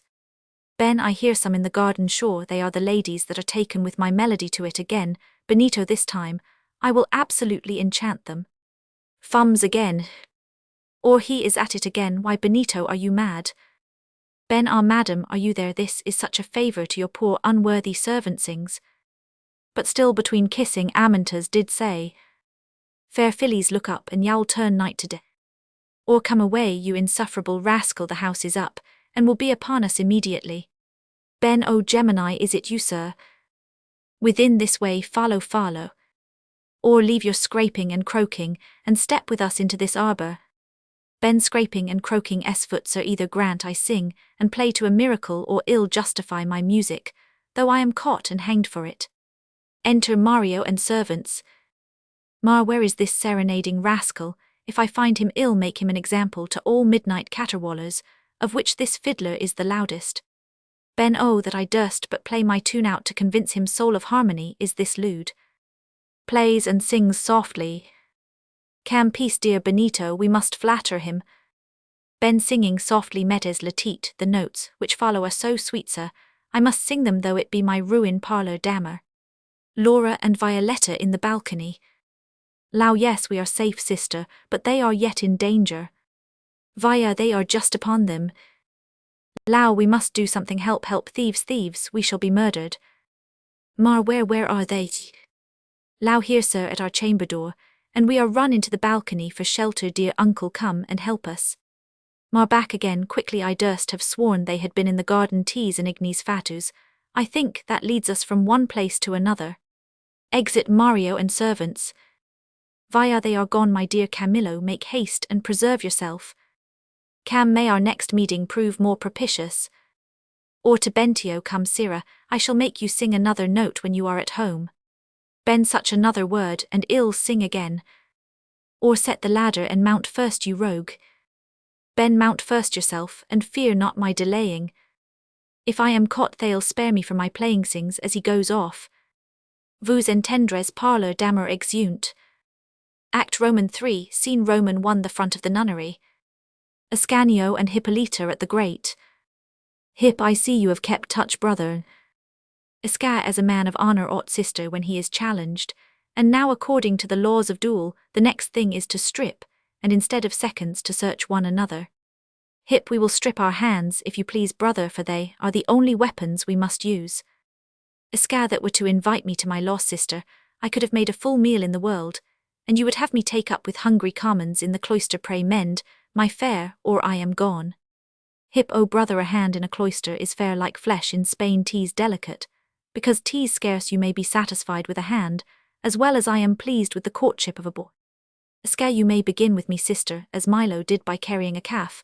First you may learn to carry an ox, hereafter in the meantime produce your hand. I understand nun's flesh better than you imagine, give it me, you shall see how I will worry it. She gives her hand now. Could not we thrust out our lips, and contrive a kiss too? Hip, yes we may, but I have had the experience of it, it will be but half flesh, half iron. Asca, let's try, however. Hip, hold Lucretia's here. Asca, nay, if you come with odds upon me, tea's time to call seconds. Ascanio hems. The prince and Lucretia appear. Luke, sir, though your song was pleasant, yet there was one thing amiss in it, that was your rallying of religion. Fred, do you speak well of my friend love, and ill try to speak well of your friend devotion. Luke, I can never speak well of love, 'twas to avoid it that I entered here. Fred, then, madam, you have met your man, for to confess the truth to you I have but counterfeited love to try you, for I never yet could love any woman, and since I have seen you, and do not, I am certain now, I shall 'scape for ever. Luke, you are the best man in the world, if you continue this resolution, pray, then let us vow solemnly, these two things: the first, to esteem each other better than we do all the world, besides the next, never to change our amity to love. Fred, agreed, madam, shall I kiss your hand on it? Luke, that is too like a lover, or if it were not, the narrowness of the grate will excuse the ceremony. Hip, no, but it will not to my knowledge. I have tried every bar many a fair time over, and at last have found out one where a hand may get through and be gallanted.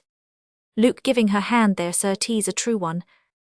Fred, kissing it, this then is a seal to our perpetual friendship, and defiance to all love. Luke, that seducer of virtue.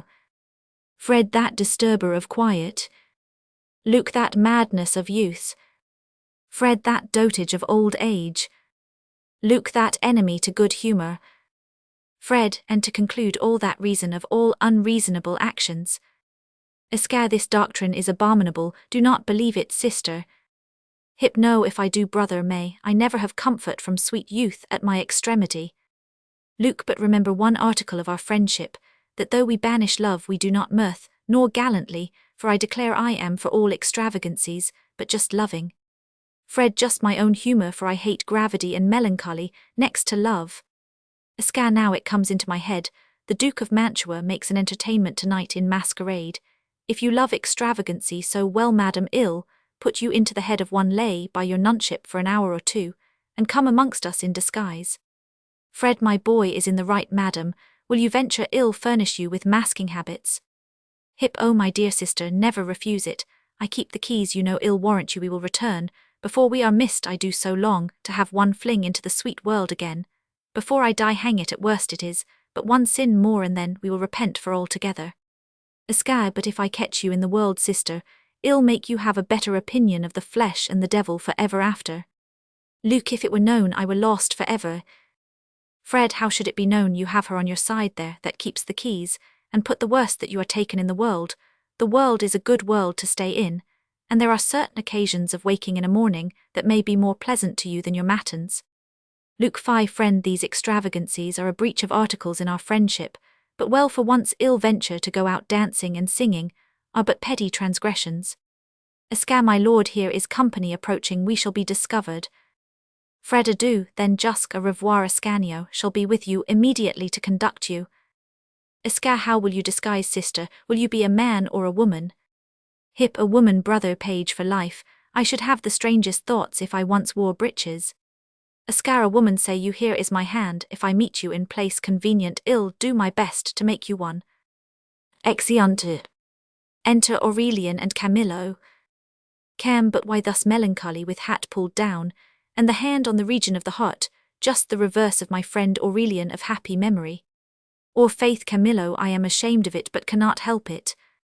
Cam, but to be in love with a waiting woman, with an eater of fragments, a simperer at lower end of a table, with mighty galls rough-grained and red, with starching those discouragers and abaters of elevated. Or I could love deformity itself with that good humour she, who is armed with gaiety and wit, needs no other weapon to conquer me. Cam, we lovers are the great creators of wit in our mistresses, for Beatrix, she is a mere utterer of yes and no, and has no more sense than what will just dignify her to be an errant waiting woman, that is to lie for her lady, and take your money. Or it may be then I found her in the exaltation of her wit, for certainly women have their good and ill days of talking, as they have of looking. Cam, but however she has done you the courtesy to drive out Laura, and so one poison has expelled the other. Or troth, not absolutely neither, for I dote on Laura's beauty, and on Beatrix's wit I am wounded with a forked arrow, which will not easily be got out. Cam, not to lose time in fruitless complaints, let us pursue our new contrivance, that you may see your two mistresses, and I my one. Or that will not now be difficult, this plot so laid, that I defy the devil to make it. Miss, the woman of the house by which they are to pass to church, is bribed, the ladies are by her acquainted with the design, and we need only to be there before them, and expect the prey which will undoubtedly fall into the net. Cam, your man is made safe, I hope, from doing us any mischief. Or he has disposed of himself. I thank him for an hour or two. The fop would make me believe that an unknown lady is in love with him, and has made him an assignation. Cam, if he should succeed now, I should have the worse opinion of the sex for his sake. Or never doubt but he will succeed. Your brisk fool that can make a leg is ever a fine gentleman among the ladies, because he is just of their talent, and they understand him better than a wit. Cam, peace, the ladies are coming this way to the chapel, and their jailer with them. Let them go by without saluting to avoid suspicion, and let us go off to prepare our engine. Enter Mario, Laura, and Violetta. Or I must have a look before we go. You little divine rogue, I'll be with you immediately. Exeunt Aurelian and Camillo. Via, look you sister, there are our friends, but take no notice. Lau, I saw them, was not that Aurelian with Camillo? Via, yes. Lau, I like him strangely. If his person were joined with Benito's wit, I know not what would become of my poor heart. Enter Fabio and whispers with Mario. Mar, stay, niece is ill, but speak a word with Fabio, and go with you immediately. Via, I see sister you are infinitely taken with Benito's wit, but I have heard he is a very conceited coxcomb. Lau, they who told you so were horribly mistaken. You shall be judge yourself, Violetta, for to confess frankly to you, I have made him a kind of an appointment. Via, how have you made an assignation to Benito, a servingman, a trencher-carrying rascal? Lau, good words, Violetta, I only sent to him from an unknown lady near this chapel, that I might view him in passing by, and see if his person were answerable to his conversation. Via, but how will you get rid of my uncle? Lau, you see my project. His man, Fabio, is bribed by me to hold him in discourse. Enter Benito, looking about him. Via, in my conscience, this is he, Lord, what a monster of a man is there, with such a workaday rough-hewn face too, for faith heaven has not bestowed the finishing upon it. Lau, it is impossible this should be Benito, yet he stalks this way, from such a piece of animated timber. Sweet heaven deliver me. Ben, aside, this must of necessity be the lady who is in love with me. See how she surveys my person. Certainly, one wit knows another by instinct. By that old gentleman, it should be the Lady Laura. To Benito, thou art made forever. Lau, he has the most unpromising face for a wit I ever saw, and yet he had need have a very good one to make amends for his face. I am half cured of him already. Ben, what means all this surveying, madam? You bristle up to me, and wheel about me like a turkey-cock that is making love. Faith, how do you like my person, ha? Lau, I dare not praise it for fear of the old compliment, that you should tell me it is at my service, but pray is your name Benito? Ben, Signor Benito, at your service, madam. Lau, and have you no brother, or any other of your name, one that is a wit, attending on Signor Aurelian? Ben, no, I can assure your ladyship I myself am the only wit who does him the honour not to attend him but bear him company. Lau, but sure it was another you that waited on Camillo in the garden last night. Ben, it was no other me but me, Signor Beni. Lau, 'tis impossible. Ben, 'tis most certain. Lau, then I would advise you to go thither again, and look for the wit which you have left there, for you have brought very little along with you. Your voice, methinks, too, is much altered. Ben, only a little overstrained or so with singing. Lau, how slept you after your adventure? Ben, faith, lady, I could not sleep one wink for dreaming of you. Lau, not sleep for dreaming when the place falls. You shall be bull, Mr. General, at court. Ben, et tu, brute, do you mistake me for a fool too? Then, I find there's one more of that opinion besides my master. Via, sister, look to yourself, my uncle is returning. Lau, I am glad, aunt, he has done my business. He has absolutely cured me, lord, that I could be so mistaken. Via, I told you what he was. Lau, he was quite another thing last night. Never was man so altered in 24 hours. A pure clown, mere elementary earth, without the least spark of soul in him. Ben, but tell me truly, are not you in love with me? Confess the truth, I love plain dealing. You shall not find me refractory. Lau, away, thou animal, I have found thee out for a high and mighty fool, and so I leave thee. Mar, come now, I am ready for you as little devotion, and as much good huswifery as you please. Take example by me. I assure you nobody debauches me to church, except it be in your company. Exeunt. Manit Benito. Ben, I am undone for ever, what shall I do with myself? Ill run into some desart, and there ill hide my opprobrious head. No, hang it, I want neither. All wits have their failings sometimes, and have the fortune to be thought fools once in their lives. Sure this is but a copy of her countenance, for my heart is true to me, and whispers to me, she loves me still well. Ill trust in my own merits, and be confident. A noise of throwing down water within. Enter Mario, Fabio, Laura, and Violetta. Lau shaking her clothes. Oh sir, I am wet quite through my clothes, and am not able to endure it. Via, was there ever such an insolence? Mar, send in to see who lives there. Ill make an example of them. Enter Frontona. Fab, here is the woman of the house herself, sir. Fran, sir, I submit most willingly to any punishment you shall inflict upon me, for though I intended nothing of an affront to these sweet ladies, yet I can never forgive myself the misfortune of which I was the innocent occasion. Via, oh, I am ready to faint away. Fran, alas, poor sweet lady, she's young and tender, sir. I beseech you give me leave to repair my offence with offering myself and poor house for her accommodation. Ben, I know that woman, there's some villainous plot in this ill lay my life. Aunt, now Benito, cast about for thy credit, and recover all again. Mar, go into the coach, nieces, and bid the coachman drive apace. As for you, mistress, your smooth tongue shall not excuse you. Lau, by your favour, sir, ill, except of the gentlewoman's civility, I cannot stir a step farther. Fran, come in, sweet buds of beauty, you shall have a fire in an inner chamber, and if you please to repose yourself a while, sir, in another room, they shall come out and wait on you immediately. Mar, well, it must be so. Fran, whispering, the ladies, your friends, are ready in the garden, and will be with you as soon as we have shaken off your uncle. Ben, a cheat, a rank one, I smell it, old sir, I smell it. Mar, what's the matter with the fellow, is he distracted? Ben, no tease, you are more likely to be distracted, but that there goes some wit to the being mad, and you have not the least grain of wit to be gulled thus grossly. Fran, what does the fellow mean? Ben, the fellow means to detect your villainy, and to recover his lost reputation of a wit. Fran, why friend, what villainy? I hope my house is a civil house.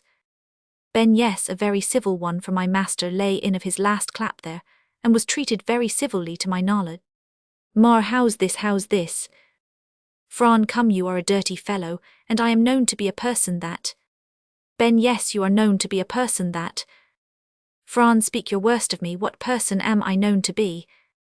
Ben, why, if you will have it, you are little better than a procuress, you carry messages betwixt party, and, in one word, sir, she's as errant a fruitwoman as any is about Rome. Mar, nay, if she be a fruitwoman, my nieces shall not enter her doors. Ben, you had best let them enter, you do not know how they may fructify in her house, for I heard her with these ears whisper to them, that their friends were within call. Mar, this is palpable, this is manifest, I shall remember you, lady fruiterer, I shall have your baskets searched, when you bring oranges again. Come away, nieces, and thanks, honest fellow, for thy discovery. Exeunt Mario and women. Ben, ha coraggio, il diavolo e morto. Now, I think I have tickled it, this discovery has reinstated me into the empire of my wit again. Now, in the pomp of this achievement, will I present myself before Madame Laura with a behold, madam, the happy restoration of Benito. Enter Aurelian, Camillo, and Frontona, overhearing him. Oh, now that I had the mirror to behold myself in the fullness of my glory, and oh, that the domineering fop, my master, were in presence, that I might triumph over him, that I might even contemn the wretched wight, the mortal of a grovelling soul, and of a debased understanding. He looks about him, and sees his master. How the devil came these three together, nothing vexes me, but that I must stand bare to him after such an enterprise as this is. Or nay, put on again, sweet sir, why should you be uncovered before the fop your master, the wretched wight, the mortal of a grovelling soul? Ben, I, so you may make bold with yourself at your own pleasure, but for all that a little bidding would make me take your counsel, and be covered as affairs go now. Or if it be lawful for a man of a debased understanding to confer with such an exalted wit, pray, what was that glorious achievement which wrapped you into such an ecstasy? Ben, 'tis a sign you know well how matters go by your asking me so impertinent a question. Or putting off his hat to him, sir, I beg of you, as your most humble master, to be satisfied. Ben, your servant, sir, at present, I am not at leisure for conference, but hark you, sir, by the way of friendly advice, one word henceforward, tell me no more of the adventure of the garden, nor of the great looking-glass. Or you mean the mirror? Ben, yes, the mirror, tell me no more of that, except you could behold in it a better, a more discreet, or a more able face for stratagem, than I can when I look there. Or, but to the business, what is this famous enterprise? Ben, be satisfied, without troubling me farther, the business is done, the rogues are defeated, and your mistress is secured. If you would no more, demand it of that criminal, pointing to Fran, and ask her how she dares appear before you after such a signal treachery, or before me after such an overthrow. Fran, I know nothing, but only that by your master's order I was to receive the 2 ladies into my house, and you prevented it. Ben, by my master's order, I'll never believe it. This is your stratagem to free yourself, and deprive me of my reward. Cam, I'll witness what she says is true. Ben, I am deaf to all asseverations that make against my honour. Or I'll swear it then, we 2 were the 2 rogues, and you the discoverer of our villainy. Ben, then woe to poor Benito, I find my abundance of wit has ruined me. Or, but come a little nearer, I would not receive a good office from a servant, but I would reward him for his diligence. Ben, virtue, sir, is its own reward, I expect none from you. Or since it is so, sir, you shall lose no further time in my service henceforward. Pray know me for your humble servant, for your master. I am resolved to be no longer. Ben, nay, rather than so, sir, I beseech you let a good honest sufficient beating atone the difference. Or 'tis in vain. Ben, I am loth to leave you without a guide. Or he's at it again, do you hear, Camilla? Cam, prithee Aurelian, be mollified and beat him. Fran, pray sir, hear reason, and lay it on for my sake. Or I am obdurate. Cam, but what will your father say if you part with him? Or I care not. Ben, well sir, since you are so peremptory, remember I have offered you satisfaction, and so long my conscience is at ease, what a devil before I'll offer myself twice to be beaten by any master in Christendom, I'll starve, and that is my resolution, and so your servant that was, sir. Exit. Or I am glad I am rid of him, he was my evil genius, and was always appearing to me to blast my undertakings. Let me send him never so far off, the devil would be sure to put him in my way, when I had anything to execute. Come, Camillo, now we have changed the dice, it may be we shall have better fortune. Exeunt. Scene Roman 2. Enter the Duke of Mantua, in masquerade Frederick Valerio, and others on the other side enter Lucretia, Hippolyta, and Ascanio. Luke to Asca, the prince I know already by your description of his masking habit, but which is the Duke his father? Asca, he whom you see talking with the prince, and looking this way, I believe he has observed us. Luke, if he has not, I am resolved well make ourselves as remarkable, as we can ill exercise my talent of dancing. Hip, and I mine of singing. Duke to Fred, do you know the company which came in last? Fred, I cannot possibly imagine who they are, at least I will not tell your side. Duke, there's something very uncommon in the air of one of them. Fred, please you, sir, ill discourse with her, and see if I can satisfy your highness. Duke, stay, there's a dance beginning, and she seems as if she would make one. Song and dance. Long betwixt love and fear Philly's tormented. Shunned her own wish, yet at last she consented. But loth that day should her blushes discover. Come, gentle knight, she said. Come quickly to my aid. And a poor shamefaced maid hide from her lover. Now cold as ice I am, now hot as fire. I dare not tell myself my own desire. But let day fly away, and let night haste her. Grant ye kind powers above slow hours to parting love. But when to bless we move, bid them fly faster. How sweet it is to love when I discover that fire which burns my heart, warming my lover. 'Tis pity love so true should be mistaken. But if this night he be false or unkind to me, let me die ere I see that I am forsaken. Duke, after the dance my curiosity redoubles. I must needs hail that unknown vessel, and inquire whither she's bound, and what freight she carries. Fred, she's not worth your trouble, sir, shall either prove some common courtesan in disguise, or at best, some homely person of honour, that only dances well enough to invite a sight of herself, and would look ill enough to fright you. Duke, that's maliciously said, all I see of her is charming, and I have reason to think her face is of the same piece, at least ill try my fortune. Fred, what an unlucky accident is this, if my father should discover her she's ruined, if he does not, yet I have lost her conversation tonight. Duke approaches Lucretia. Escates the Duke himself who comes to court you. Luke peace ill fit him, for I have been informed to the least tittle of his actions, since he came to town. Duke to Luke, Madam, the Duke of Mantua, whom you must needs imagine to be in this company, has sent me to you to know what kind of face there is belonging to that excellent shape, and to those charming motions which he observed so lately in your dancing. Luke, tell his Highness, if you please, that there is a face within the mask so very deformed, that if it were discovered, it would prove the worst visor of the two, and that of all men he ought not to desire it should be exposed, because then something would be found amiss in an entertainment which he has made so splendid and magnificent. Duke, the Duke, I am sure, would be very proud of your compliment, but it would leave him more unsatisfied than before, for he will find in it so much of gallantry, as being added to your other graces, will move him to a strange temptation of knowing you. Luke, I should still have the same reason to refuse him for twere madness, when I had charmed him by my motion and converse, to hazard the loss of that conquest by my eyes. Duke, I am on fire, till I discover her aside. At least, Madam, tell me of what family you are. Luke, will you be satisfied if I tell you I am of the Carlin you have seen Julia of that house? Duke, then you are she. Luke, have I not her stature most exactly? Duke, as near as I remember.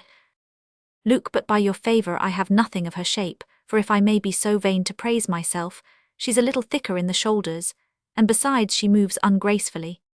Duke, then you are not she again. Luke, no, not she, but you have forgotten Emilia of the Ursini, whom the Duke saluted yesterday at her balcony, when he entered her air and motion. Duke, are the very same with yours now, I am sure I know you. Luke, but there's too little of her to make a beauty. My stature is more advantageous. Duke, you have cozened me again. Luke, well, I find at last I must confess myself. What think you of Eugenia Beta? The Duke seemed to be infinitely pleased last night, when my brother presented me to him at the Belvedere. Duke, now I am certain you are she, for you have both her stature and her motion. Luke, but if you remember yourself a little better, there's some small difference in our wit, for she has indeed the air and beauty of a Roman lady, but all the dullness of a Dutch woman. Duke, I see, Madam, you are resolved to conceal yourself, and I am as fully resolved to know you. Luke, see which of our resolutions will take place. Duke, I come from the Duke, and can assure you he is of an humour to be obeyed. Luke, and I am of an humour not to obey him, but why should he be so curious? Duke, if you would have my opinion, I believe he is in love with you. Luke, without seeing me.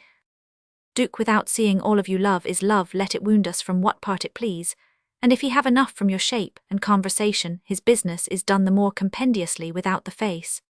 Luke, but the Duke cannot be taken with my conversation, for he never heard me speak.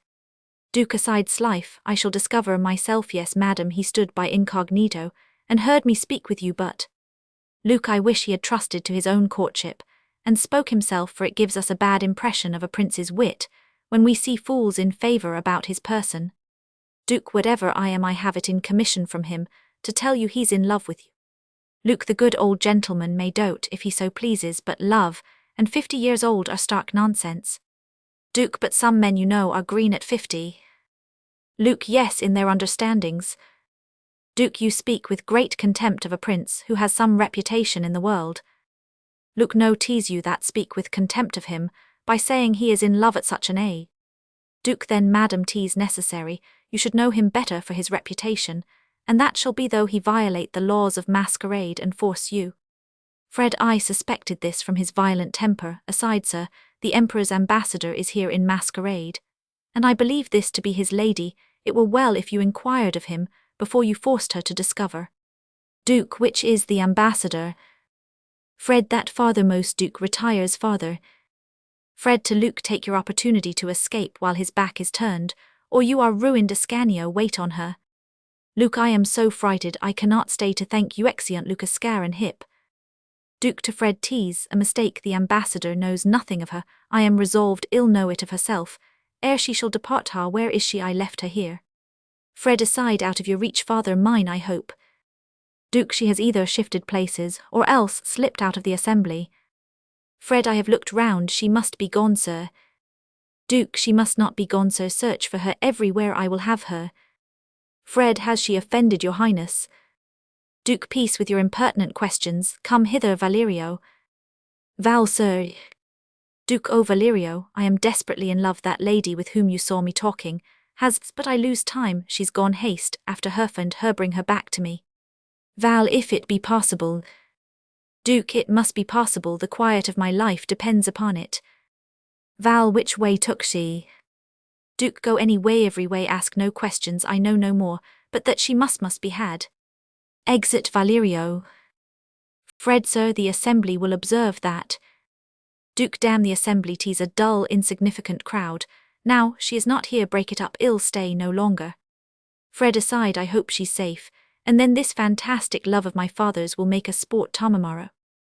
Exeunt. Scene Roman 3. Enter Lucretia, Ascanio, and Hippolyta. Luke, now that we are safe at the gate of our convent, methinks the adventure was not unpleasant. Hip, and now that I am out of danger, brother, I may tell you what a novice you are in love to tempt a young sister into the wide world, and not to show her the difference betwixt that and her cloister. I find I may venture safely with you another time. Ascar, O sister, you play the brazenhead with Mayu, give me warning when time's past, but that was no fit opportunity. I hate to snatch a morsel of love, and so away I am for a set meal where I may enjoy my full gust, but when I once fall on you shall find me a brave man upon occasion. Luke, 'tis time we were in our cells, quick Hippolyta, where's the key? Hip, here in my pocket, no, 'tis in my other pocket, tis not there neither, I am sure I put it in one of them. Luke, what should we do if it should be lost now? Hip, I have searched myself all over, and cannot find it. Ascar, a woman can never search herself all over, let me search you, sister. Luke, is this a time for raillery? Oh, sweet heaven, speak comfort, quickly, have you found it? Here Ascanio slips away. Hip, speak you comfort, madam, and tell me you have it, for I am too sure that I have none on't. Luke, oh, unfortunate that we are days breaking, the handicrafts shops begin to open. Clock strikes. Hip, the clock strikes 2 within this half hour. We shall be called up to our devotions now. Good Ascanio, alas, he's gone too. We are left miserable and forlorn. Luke, we have not so much as one place in the town for a retreat. Hip, oh, for a miracle in our time of need, that some kind good-natured saint would take us up, and heave us over the wall into our cells. Luke, dear sister, pray, for I cannot, I have been so sinful in leaving my cloister for the world, that I am ashamed to trouble my friends above to help me. Hip, alas, sister, with what face can I pray then? Yours were but little vanities. But I have sinned swingingly against my vow. Yes, indeed, sister, I have been very wicked, for I wish the ball might be kept perpetually in our cloister, and that half the handsome nuns in it might be turned to men for the sake of the other. Luke, well, if I were free from this disgrace, I would never more set foot beyond the cloister for the sake of any man. Hip, and here I vow, if I get safe within my cell, I will not think of man again these 7 years. Re-enter Ascanio. Ascar, hold Hippolyta, and make no more rash vows. If you do, as I live, you shall not have the key. Hip, the key, why have you it, brother? Luke, he does, but Marcus, I know you have it not, Ascanio. Ascar, ex signum, here it is for you. Hip, oh, sweet brother, let me kiss you. Ascar, hands off, sweet sister, you must not be forsworn. You vowed you would not think of a man these 7 years. Hip, I, brother, but I was not so hasty, but I had wit enough to cousin the saint to whom I vowed, for you are but a boy, brother, and will not be a man these 7 years. Luke, but where did you find the key, Ascanio? Ascar, to confess the truth, madam, I stole it out of Hippolyta's pocket, to take the print of it in wax for ill suppose. Y'all give my master leave to wait on you in the nunnery garden, after your abbess has walked the rounds. Luke, well, well, good morrow, when you have slept come to the grate for a letter to your lord. Now, will I have the headach or the megrim, or some excuse, for I am resolved ill not rise to prayers. Hip, pray, brother, take care of our masking habits, that they may be forthcoming another time. Ascar, sleep, sleep, and dream of me, sister, ill make it good if you dream not too unreasonably. Luke, thus dangers in our love make joys more dear, and pleasures sweetest when 'tis mixed with fear. Exeunt. Act Roman 4. Scene Roman 1. A dressing chamber. The masking habits of Lucretia and Hippolyta laid in a chair. Enter Frederick and Ascanio. Fred, I never thought I should have loved her. Is't come to this, after all my boastings and declarations against it? Sure I loved her before, and did not know it, till I feared to lose her. There's the reason I had never desired her. If my father had not, this is just the longing of a woman, she never finds the appetite in herself, till she sees the meat on another's plate. I'm glad, however, you took the impression of the key, but 'twas not well to fright them. Sir, I could not help it, but here's the effect on't. The workman sat up all night to make it. Gives a key. Fred, this key will admit me into the seraglio of the godly. The monastery has begun the war in sallying out upon the world, and therefore tease, but just that the world should make reprisals on the monastery. Alas, sir, you and Lucretia do, but skirmish tease I and Hippolyta that make the war tease true opportunity, has been wanting for a battle, but the forces have been stoutly drawn up on both sides. As for your concernment, I come just now from the monastery, and have orders from your Platonic mistress to tell you she expects you this evening in the garden of the nunnery. Withal she delivered me this letter for you. Fred, give it me. Oh, sir, the Duke your father the Prince takes the letter, and thinking to put it up, hastily drops it. Enter Duke. Duke, now Frederick not abroad yet. Fred, your last night's entertainment left me so weary, sir, that I overslept myself this morning. Duke, I rather envy you than blame your sleep, is certainly the most pleasant portion of our lives. For my own part, I spent the night waking and restless. Fred, has anything of moment happened to discompose your highness? Duke, ill confess my follies to you. I am in love with a lady I saw last night in masquerade. Fred, 'tis strange she should conceal herself. Duke, she has from my best search, yet I took exact notice of her masking habit, and described it to those whom I employed to find her. Fred, aside death, it lies there unremoved, and if he turns himself full in his eye now 'twill be discovered. Duke, for 'twas extremely remarkable, I remember very well 'twas, a loose long robe streaked black and white girt, with a large silver riband, and the visor was a Moor's face. Fred, running to the chair where the habits are, sits down, sir. I beg pardon of your highness for this rudeness, IAMOO. Duke, what's the matter? Fred, I am taken so extremely ill the sudden that I am forced to sit before you. Duke, alas, what's your distemper? Fred, a most violent griping, which pulls me together on a heap. Duke, some cold I fear you took last night. Runs to the door, who waits there, call physicians to the prince. Fred, Ascanio, remove these quickly. Ascanio takes away the habits and exit. Duke, returning, how do you find yourself? Fred, arising much better, sir. That which pained me is removed, as it came unexpectedly, so it went as suddenly. Enter Valerio. Duke, the air perhaps will do you good. If you have health you may see those troops drawn out which I designed for Milan. Fred, shall I wait your highness? Duke, no, leave me here with Valerio. I have a little business which dispatched ill follow you immediately. Well, what success, Valerio? Exit Frederick.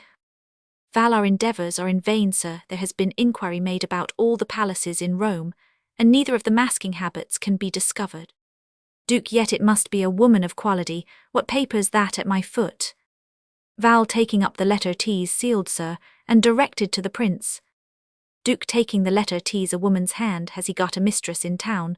So soon I am resolved to open it, though I do not approve my own curiosity. Opens and reads it. Now my fear is over. I can laugh at my last night's adventure. I find that at 50 all men grow incorrigible, and lovers, especially, for certainly never any creature could be worse treated than your father. How's this, Valerio? I am amazed. And yet the good old out-of-fashion gentleman heard himself rallied, and bore it with all the patience of a Christian prince. Now 'tis plain the lady in masquerade is a mistress of my sons, and the undutiful wretch was in the plot to abuse me. Ascanio will tell you the latter part of our misfortune, how hardly we got into the cloister, and none too. Oh, the devil, when we meet next, pray provide to laugh heartily, for there is subject sufficient for a plentiful fit, and fop enough to spare for another time. Lucretia. Val, Lucretia, now the mystery is unfolded. Duke, do you know her? Val, when I was last at Rome, I saw her often. She is near kinswoman to the present pope, and before he placed her in this nunnery of Benedictines, was the most celebrated beauty of the town. Duke, I know I ought to hate this woman because she has affronted me thus grossly, but yet I cannot help it. I must love her. Val, but sir, you come on too much disadvantage to be your son's rival. Duke, I am deaf to all considerations. Prithee, do not think of giving a madman counsel. Pity me, and cure me if thou canst, but remember there's but one infallible medicine, that's enjoyment. Val, I had forgot to tell you, sir, that the governor Don Mario is without to wait on you. Duke, desire him to come in. Enter Don Mario. Mar, I am come, sir, to beg a favour from your highness and tease on the behalf of my sister, Sophronia, abbess of the Tour de Spec. Val, sir, she's abbess of that very monastery, where your mistress is enclosed aside to the Duke. Duke, I should be glad to serve any relation of yours, Don Mario. Ma, her request is that you would be pleased to grace her chapel this afternoon. There will be music, and some little ceremony in the reception of my 2 nieces, who are to be placed on pension there. Duke, your nieces, I hear, are fair and great fortunes. Mar, great vexations, I am sure they are being daily haunted by a company of wild fellows, who buzz about my house like flies. Duke, your design seems reasonable. Women in hot countries are like oranges in cold. To preserve them, they must be perpetually housed. Ill bear you company to the monastery. Come, Valerio, this opportunity is happy beyond our expectation. Exeunt. Scene Roman 2. Enter Camillo and Aurelian. Cam, he has smarted sufficiently for this offence. Prithee, dear Aurelian, forgive him. He waits without, and appears penitent. Ill be responsible for his future carriage. Or for your sake, then I receive him into grace. Cam, at the door. Benito, you may appear, your peace is made. Enter Benito. Or, but it must be upon conditions. Ben, any conditions that are reasonable, for as I am a wit, sir, I have not eaten. Or you are in the path of perdition already. That's the principle of our conditions. You are to be a wit no more. Ben, pray, sir, if it be possible, let me be a little wit still. Or no, sir, you can make a leg and dance. Those are no talents of a wit. You are cut out for a brisk fool, and can be no other. Ben, pray, sir, let me think I am a wit, or my heart will break. Cam, that you will naturally do, as you are a fool. Or then no farther meddling with adventures or contrivances of your own. They are all belonging to the territories of wit, from whence you are banished. Ben, but what if my imagination should really furnish me with some? Or not a plot, I hope. Ben, no, sir, no plot, but some expedient then to mollify the word when your invention has failed you. Or think it a temptation of the devil, and believe it not. Ben, then farewell all the happiness of my life.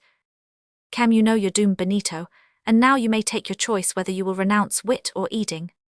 Ben, well, sir, I must continue my body at what rate soever, and the rather because now there's no farther need of me in your adventures, for I was assured by Beatrix this morning that her 2 mistresses are to be put in pension in the nunnery of Benedictines this afternoon. Cam, then I am miserable. Or and you have deferred the telling it till it is past time to study for prevention. Cam, let us run thither immediately, and either perish in't or free them. Yowl, assist me with your sword. Or yes, if I cannot do it to more purpose with my counsel, let us first play the fairest of our game. 'Tis time enough to snatch when we have lost it. Exeunt. Scene Roman 3. A chapel. The Duke, Valerio, attendants at the other door. Laura, Violetta, Beatrix, Mario, instrumental and vocal music, in the time of which enter Aurelian and Camillo. After the music enter Sophronia, Lucretia, Hippolyta, and other nuns. Duke to Valerio, who had whispered to him, I needed not those marks to know her. She's one continued excellence. She's all over miracle. Soft to the Duke, we know, sir, we are not capable by our entertainment of adding anything to your pleasures, and therefore we must attribute this favour of your presence to your piety and devotion. Duke, you have treated me with harmony so excellent that I believed myself among a choir of angels, especially when I beheld so fair a troop behind you.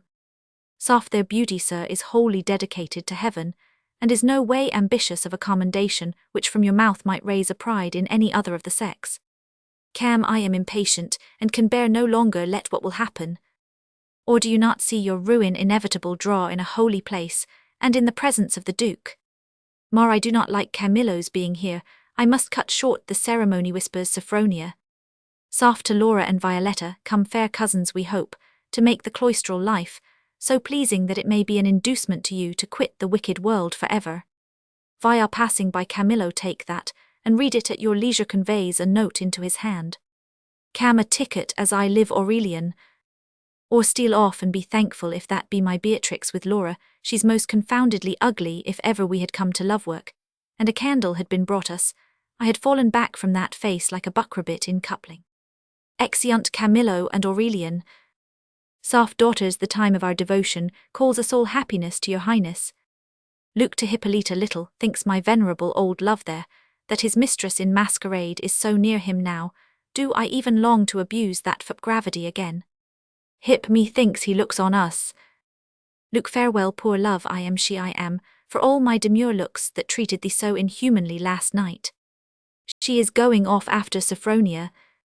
Duke, following her, stay, lady, I would speak with you. Luke, shrieking. Soph, how now, daughter, what's the meaning of that indecent noise you make? Luke, aside, if I speak to him he will discover my voice, and then I am ruined. Duke, if your name be Lucretia, I have some business of concernment with you. Luke, to Sophronia, dear madam, for heaven's sake, make haste into the cloister, the Duke pursues me on some ill design.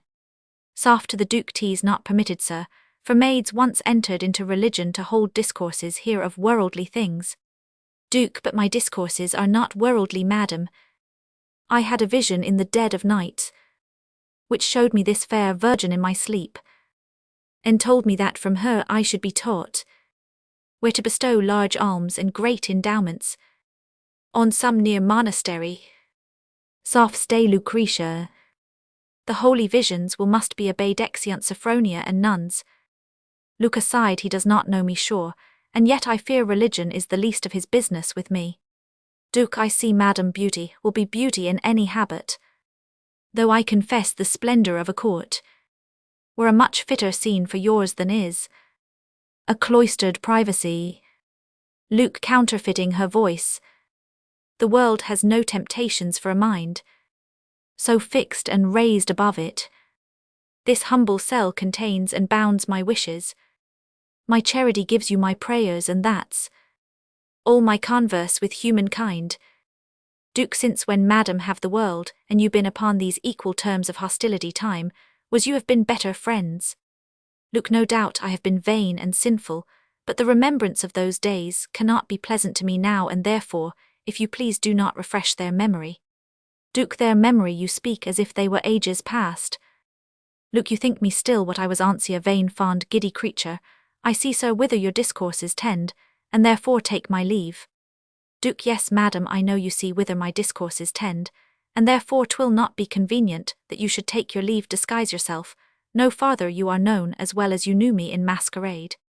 Luke, I am not used enough to the world to interpret riddles, therefore once more heaven keep you. Duke, this will not do, your voice, your mien, your stature betray you, for the same I saw last night, you know the time and place. Luke, you were not in this chapel, and I am bound by vow to stir no farther. Duke, but you had too much wit to keep that vow. Luke, if you persist, sir, in this raving madness, I can bring witness of my innocence's going. Duke, to save that labour, see if you know that hand, and let that justify you shows her letter. Luke, what do I see? My ruin is inevitable. Duke, you know you merit it. You used me ill and now are in my power. Luke, but you, I hope, are much too noble to destroy the fame of a poor silly woman. Duke, then in few words, for I am bred a soldier, and must speak plain, it is your love I ask. If you deny this letter is produced, you know the consequence. Luke, I hope I do not, for though there are appearances against me enough to give you hope, I durst not shun you. Yet could you see my heart, 'tis a white virgin table, on which no characters of earthly love were ever writ, and 'twixt the prince and me, if there were any criminal affection, may heaven this minute. Duke, swear not I believe you, for could I think my son had e'er enjoyed you, I should not be his rival, since he has not. I may have so much kindness for myself to wish that happiness. Luke, you ask me what I must not grant, nor if I loved you would you know my vow of chastity. Duke, yet again that senseless argument. The vows of chastity can ne'er be broken. Where vows of secrecy are kept, those ill swear with you. But 'tis enough at present, you know my resolution. I would persuade, not force you to my love, and to that end I give you this night's respite. Consider all that you may fear or hope, and think that on your grant or your denial depends a double welfare, yours and mine exit. Luke, a double ruin rather if I grant. For what can I expect from such a father? When such a son betrays me, could I think of all mankind that Frederick would be base, and with the vanity of vulgar souls betray a virgin's fame one who esteemed him, and I much fear did more than barely so. But I dare not examine myself farther for fear of confessing to my own thoughts a tenderness of which he is unworthy. Enter Hippolyta. Hip, I watched till your old gallant was gone to bring you news of your young one, a mischief on these old dry lovers. They are good for nothing, but tedious talking. Well, yonder's the prince at the grate, I hope. I need say no more to you. Luke, ill come when I've recovered myself a little. I am a wretched creature. Hippolyta, the letter I writ to the prince.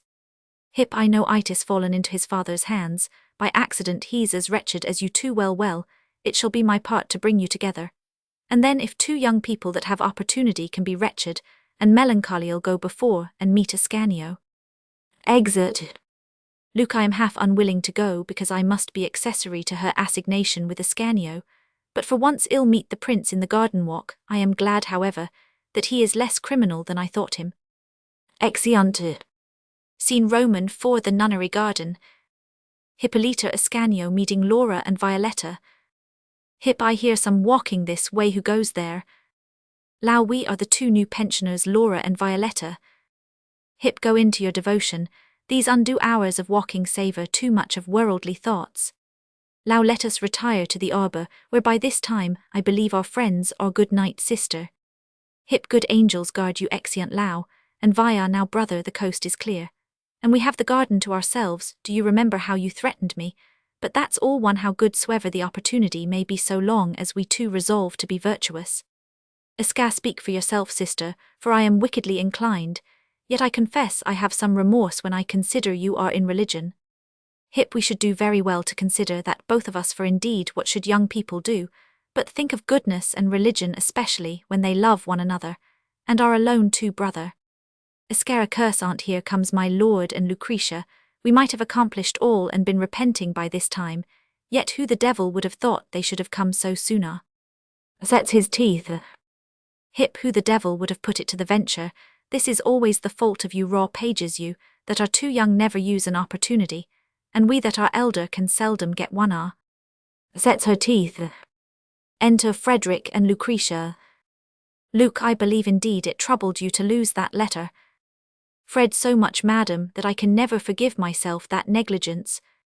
Luke, call it not so, 'twas but a casuality, though I confess the consequence is dangerous, and therefore have not both of us reason to defy love, when we see a little gallantry is able to produce so much mischief. Fred, aside, now cannot I for my heart bring out one word against this love. Luke, come, you are mute upon a subject that is both easy and pleasant. A man in love is so ridiculous a creature. Fred, especially to those that are not. Luke, true, for to those that are he cannot be so. They are like the citizens of Bethlehem, who never find out one another's madness, because they are all tainted. But for such ancient fops as with reverence your father, is what reason can they have to be in love? Fred, nay, your old fops unpardonable, that's certain, but Luke, but what, come laugh at him? Fred, but I consider he is my father, I can't laugh at him. Luke, but if it were another, we should see how you would insult over him. Fred, I, if it were another, and yet I don't know, neither 'tis no part of good nature to insult a man may be overtaken with a passion, or so I know it by myself. Luke, how by yourself? You are not in love, I hope, that he would confess first. Now aside. Fred, but if I were, I should be loth to be laughed at. Luke, since you are not in love, you may the better counsel me. What shall we do with this same troublesome father of yours? Fred, anything but love him. Luke, but you know he has me at a bay. My letter is in his possession, and he may produce it to my ruin. Therefore, if I did allow him some little favour to mollify him. Fred, how, madam, would you allow him favours? I can never consent to it, not the least look or smile. They are all too precious, though they were to save his life. Luke, what not your father that he would confess? He loved me first aside. Fred, what have I done? I shall betray myself, and confess my love to be laughed at by this hard-hearted woman aside. 'Tis true, madam, I had forgot he is indeed my father, and therefore you may use him as kindly as you please. Luke, he's insensible now, he enrages me aside. What if he proposes to marry me? I am not yet professed, and 'twould be much to my advantage. Fred, marry you, I had rather die 1,000 deaths than suffer it. Luke, this begins to please me aside. But why should you be so much my enemy? Fred, your enemy, madam, why do you desire it? Luke, perhaps I do. Fred, do it, madam, since it pleases you so well. Luke, but you had rather die than suffer it. Fred, no, I have changed my mind, ill live, and not be concerned at it. Luke, do you contradict yourself so soon then? No, sir, I did intend to do it, and I am glad you have given me advice so agreeable to my inclinations. Fred, heaven that you should not find it out, I delivered your letter on purpose to my father, and 'twas my business now to come and mediate for him. Luke, pray then carry him the news of his good success. Adieu, sweet prince. Fred, adieu, dear madam. Escahe day, what will this come to? They have cozened one another into a quarrel, just like friends in fencing. A chance thrust comes, and then they fall to it in earnest. Hip, you and I, brother, shall never meet upon even terms, if this be not pieced face about. Madam, turn quickly to your man, or by all that's virtuous ill, call the abbess. Esca, I must not be so bold with you, sir, but if you please you may turn towards the lady, and I suppose you would be glad I durst speak to you with more authority to save the credit of your willingness. Fred, well, ill show her I dare stay if it be but to confront her malice. Luke, I am sure I have done nothing to be ashamed of that I should need to run away. Esca, pray give me leave, sir, to ask you but one question. Why were you so unwilling that she should be married to your father? Fred, because then her friendship must wholly cease. Esca, but you may have her friendship when she is married to him. Fred, what when another has enjoyed her? Esca, Victoria, Victoria, he loves you, madam, let him deny it if he can. Luke, fie, loves me, Ascanio, I hope. He would not forswear himself when he has railed so much against it. Fred, I hope I may love your mind, madam, I may love spiritually. Hip, that's enough, let him love the mind without the body if he can. Esca, I, when the love is once come so far that spiritual mind will never leave pulling and pulling, till it has drawn the beastly body after it. Fred, well, madam, since I must confess it though, I expect to be laughed at after my railing against love, I do love you all over both soul and body. Esca, lord, sir, what a tigress have you provoked, you may see, she takes it to the death that you have made this declaration. Hip, I thought where all her anger was, why do you not rail, madam? Why do you not banish him? The prince expects it, he has dealt honestly, he has told you his mind, and you may make your worst aunt. Luke, because he does expect it, I am resolved ill neither satisfy him, nor you I will neither rail nor laugh, let him make his worst of that now. Fred, if I understand you right, madam, I am happy beyond either my deserts or expectation. Luke, you may give my words what interpretation you please, sir, I shall not envy you their meaning in the kindest sense, but we are near the Jessamine walk there, we may talk with greater freedom, because 'tis farther from the house. Fred, I wait you, madam, exeunt. Scene Roman 5 Aurelian, with a dark lanthorn Camillo, and Benite. Cam, so we are safe got over into the nunnery garden, for what's to come trust love and fortune. Or this must needs be the walk she mentioned, yet to be sure ill hold the lanthorn while you read the ticket. Cam reads, I prepared this ticket hoping to see you in the chapel, come this evening over the garden wall on the right hand, next the Tiber. Or we are right, I see. Cam, bring only your discreet Benito with you, and I will meet you attended by my faithful Beatrix. Violetta. Ben, discreet Benito, did you hear, sir? Or mortify thyself for that vain thought, and without inquiring into the mystery of these words, which I assure thee were not meant to thee, plant thyself by that ladder without motion to secure our retreat, and be sure to make no noise. Ben, but sir, in case that. Or honest Benito, no more questions, basta, is the word, remember thou art only taken with us, because thou hast a certain evil demon, who conducts thy actions, and would have been sure by some damned accident or other to have brought thee hither to disturb us. Cam, I hear whispering not far from us, and I think 'tis Violetta's voice. Or to Ben, retire to your post, avoid good Satan, exit Ben. Enter Laura with a dark lanthorn hid, and Violetta. Cam, ours is the honour of the field, madam, we are here before you. Via, softly, dear friend, I think I hear some walking in the garden. Cam, rather let us take this opportunity for your escape from hence, all things are here in readiness. Via, this is the second time we ever have met, let us discourse, and know each other better first, that's the way to make sure of some love beforehand, for as the world goes we know not how little we may have when we are married. Cam, losses of opportunity are fatal in war, you know, and love's a kind of warfare. Via, I shall keep you yet a while from close fighting. Cam, but do you know what an hour in love is worth? Teas more precious than an age of ordinary life. Teas, the very quintessence and extract of it. Via, I do not like your chemical preparation of love. Yours is all spirit, and will fly too soon. I must see it fixed before I trust you. But we are near the arbor now, our outguards are set. Let us retire a little, if you please. There we may walk more freely. Exit. Or to allow my lady's woman, methinks you are very reserved tonight. Pray advance into the lists. Though I have seen your countenance by day, I can endure to hear you talk by night. Be cunning, and set your wit to show which is your best commodity. It will help the better to put off that drug your face. Allow the coarsest ware will serve such customers as you are. Let it suffice, Mr. Servingman, that I have seen you too. Your face is the original of the ugliest visors about town, and for wit I would advise you to speak reverently of it, as a thing you are never like to understand. Or sure, Beatrix, you came lately from looking in your glass, and that has given you a bad opinion of all faces. But since when am I become so notorious a fool? Low, since yesterday, for t'other night you talked like a man of sense. I think your wit comes to you, as the sight of owls does, only in the dark. Or why, when did you discourse by day with me? Low, you have a short memory. This afternoon in the great street, do you remember when you talked with Laura? Or, but what was that to Beatrix? Low, aside, slife, I had forgot that I am Beatrix. But pray, when did you find me out to be so ugly? Or this afternoon in the chapel? Low, that cannot be, for I well remember you were not there. Benito, I saw none but Camillo and his friend, the handsome stranger. Or aside, curse aunt, I have betrayed myself. Low, I find you are an impostor. You are not the same Benito. Your language has nothing of the serving-man.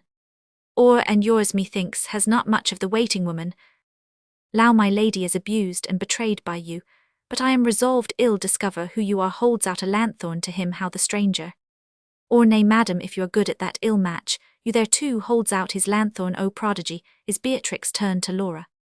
Low, now the question is, which of us two is the greatest cheat? Or that's hardly to be tried at so short warning. Let's marry one another, and then 20 to 1 in a 12-month, we shall know.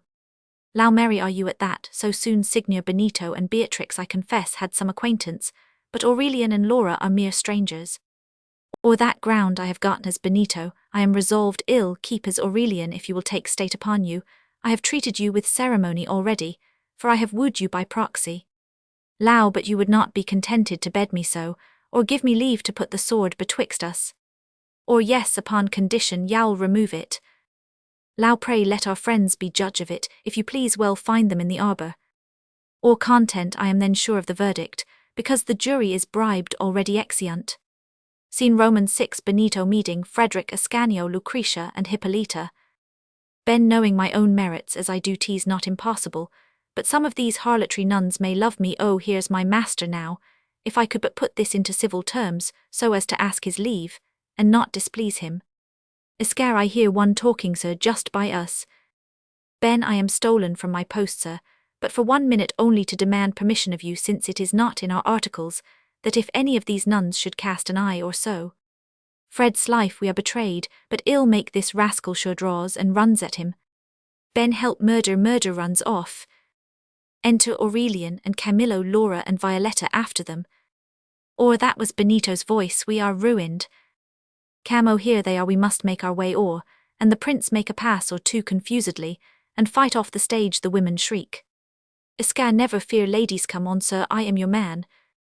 Cam, stepping back, this is the prince's page, I know his voice. Ascanio. Esca, signor Camillo. Cam, if the prince be here, 'tis Aurelian is engaged with him. Let us run in quickly, and prevent the mischief. All go off a little clashing within, after which they all re-enter. Fred to Or, I hope you are not wounded. Or, no, sir, but infinitely grieved that. Fred, no more, 'twas a mistake, but which way can we escape? The abbess is coming, I see the lights. Luke, you cannot go by the gate, then are me unfortunate. Cam, but over the wall you may. We have a ladder ready. Ado, ladies, curse on this ill luck, when we had just persuaded them to go with us. Fred, farewell, sweet Lucretia. Low, good night, Aurelians. Or I, it might have proved a good one. Faith, shall I stay yet, and make it one in spite of the abbess and all her works?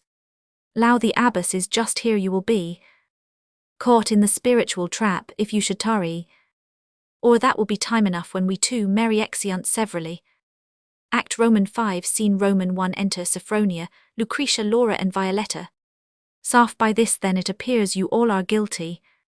Only your ignorance of each other's crimes caused first that tumult and this discovery. Good heavens that I should live to see this day. Methinks these holy walls, the cells, the cloisters, should all have struck a secret horror on you. And when with unchaste thoughts you trod these lonely walks, you should have looked. The venerable ghost of our first foundress should with spread arms have met you in her shroud, and frighted you from sin. Luke, alas, you need not aggravate our crimes.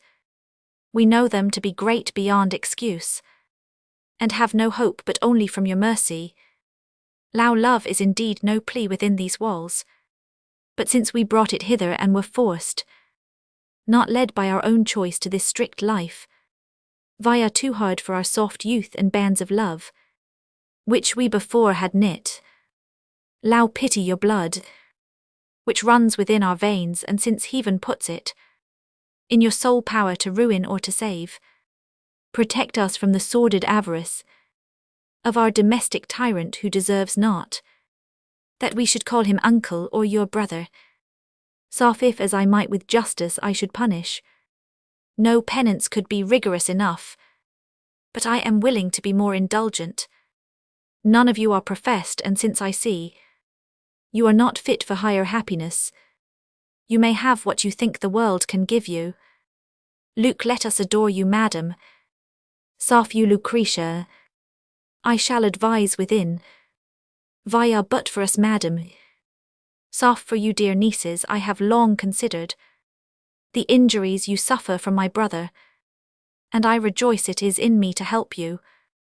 I will endeavour from this very hour to put you both into your lover's hands, who by your own confession have deserved you, but so as though 'tis done by my connivance, it shall not seem to be with my consent. Allow you do an act of noble charity, and may just heaven reward it. Enter Hippolyta and whispers Lucretia. Soft, O Ure, a faithful portress of a cloister, what is't you whisper to Lucretia? On your obedience tell me. Luke, since you must know, madam, I have received a courtship from the prince of Mantua, the rest Hippolyta may speak. Hip, his page Ascanio is at the grate, to know from him how you escaped this danger, and brings with him those habits. Soft, I find that here has been a long commerce. What habits? Luke, I blush to tell you, madam, they were masking habits in which we went abroad. Soft, O strange impiety, well I conclude you are no longer for religious clothing. You would infect our order. Luke, kneeling, madam, you promised us forgiveness. Soft, I have done for 'tis indeed too late to chide. Hip, with Ascanio there are two gentlemen, Aurelian and Camillo, I think they call themselves, who came to me recommended from the prince, and desired to speak with Laura and Violetta. Soft, I think they are your lover's nieces. Via, madam, they are. Hip, but for fear of discovery from your uncle Mario, whose house you know joins to the monastery, are both in masquerade. Soft, this opportunity must not be lost to Laura and Violetta. You too shall take the masking habits instantly, and in them scape your jealous uncle's eyes. When you are happy, make me so by hearing your success kisses them, exeunt Lau and Via. Luke, a sudden thought is sprung within my mind, which by the same indulgence you have shown, may make me happy too. I have not time to tell you now for fear I lose this opportunity. When I return from speaking with Ascanio, I shall declare the secrets of my love, and crave your farther help. Soft, in all that virtue will permit you shall not fail to find it. Exit Lucretia. Hip, madam, the foolish fellow, whom we took grows troublesome, what shall we do with him? Soft, send for the magistrate, he must be punished. Yet hold, that would betray the other secret. Let him be straight turned out on this condition, that he presume not ever to disclose he was within these walls. Ill, speak with him. Come and attend me to him. Exit Sophronia. Hip, you fit to be an abbess. We that live out of the world should at least have the common sense of those that live far from town.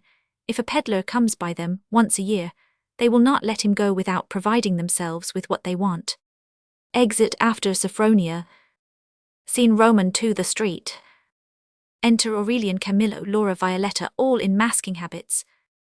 Cam, this generosity of the abbess is never to be forgot, and it is the more to be esteemed, because it was the less to be expected. Via, at length, my Camillo, I see myself safe within your arms, and yet methinks I can never be enough secure of you, for now I have nothing else to fear. I am afraid of you, I fear your constancy. They say possession is so dangerous to lovers, that more of them die of surfeits than of fasting. Lao Yao'll be rambling too, Aurelian.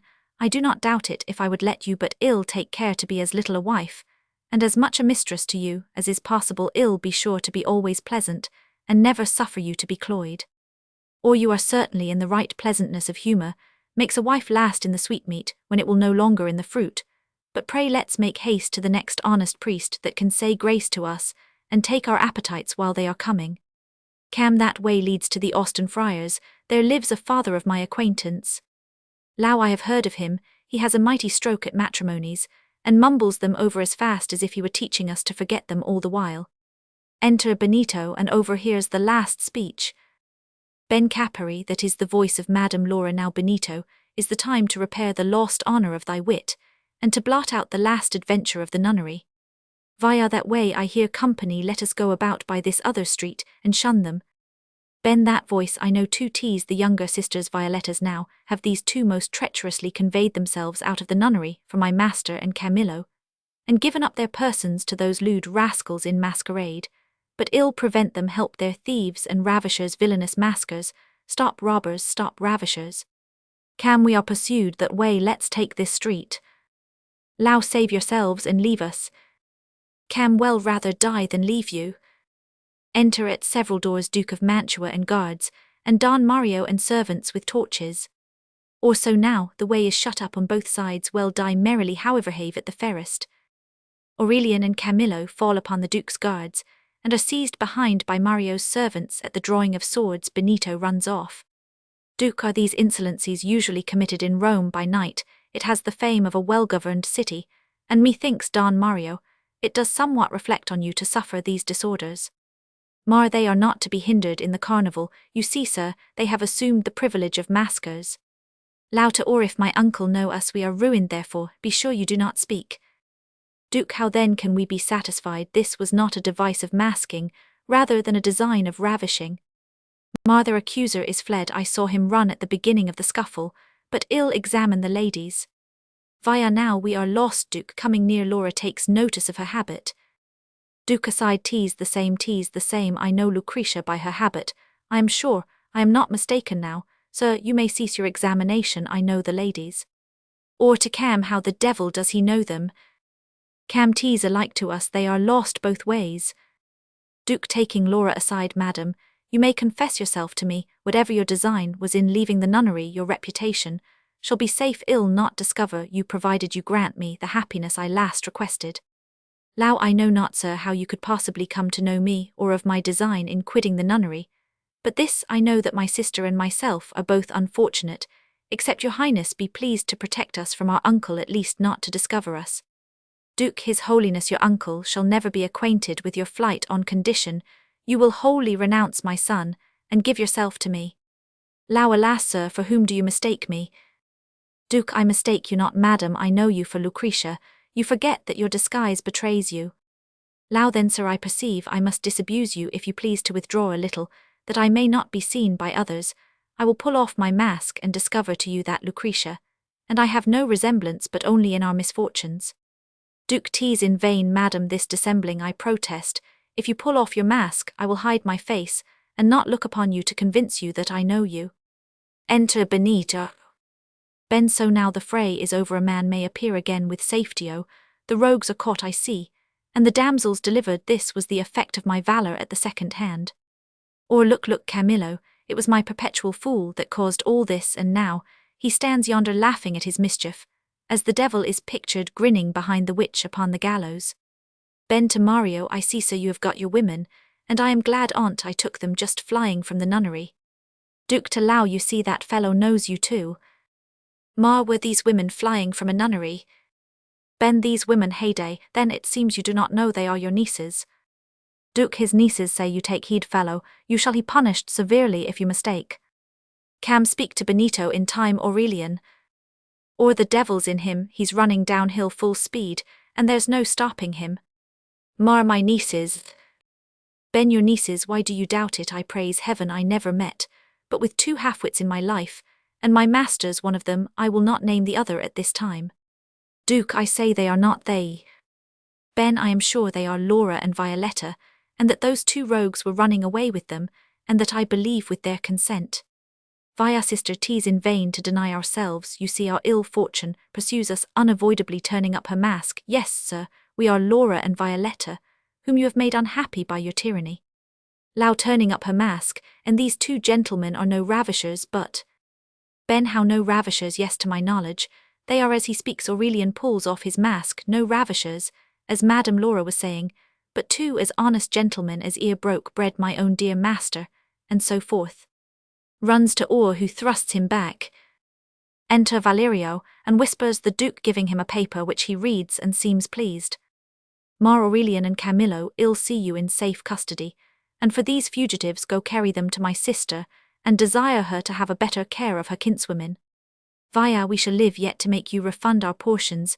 Farewell, Camillo, comfort yourself, remember there's but a wall betwixt us. Lau, and ill cut through that wall with vinegar, but ill come to you, Aurelian. Or ill cut through the grates with aquafortis, but ill meet you. Think of these things, and despair and die, old gentleman. Aurelian and Camillo are carried off on one side, and Laura and Violetta on the other. Ben, all things go cross to men of sense. Would I had been born with the brains of a shopkeeper, that I might have thriven without knowing. Why I did so now must I follow my master to the prison, and like an ignorant customer that comes to buy, must offer him my backside, tell him I trust to his honesty, and desire him to please himself, and so be satisfied. Exit. Duke to Val, I am overjoyed, ill see her immediately now. My business with Don Mario is at an end. I need not desire his company to introduce me to the abbess.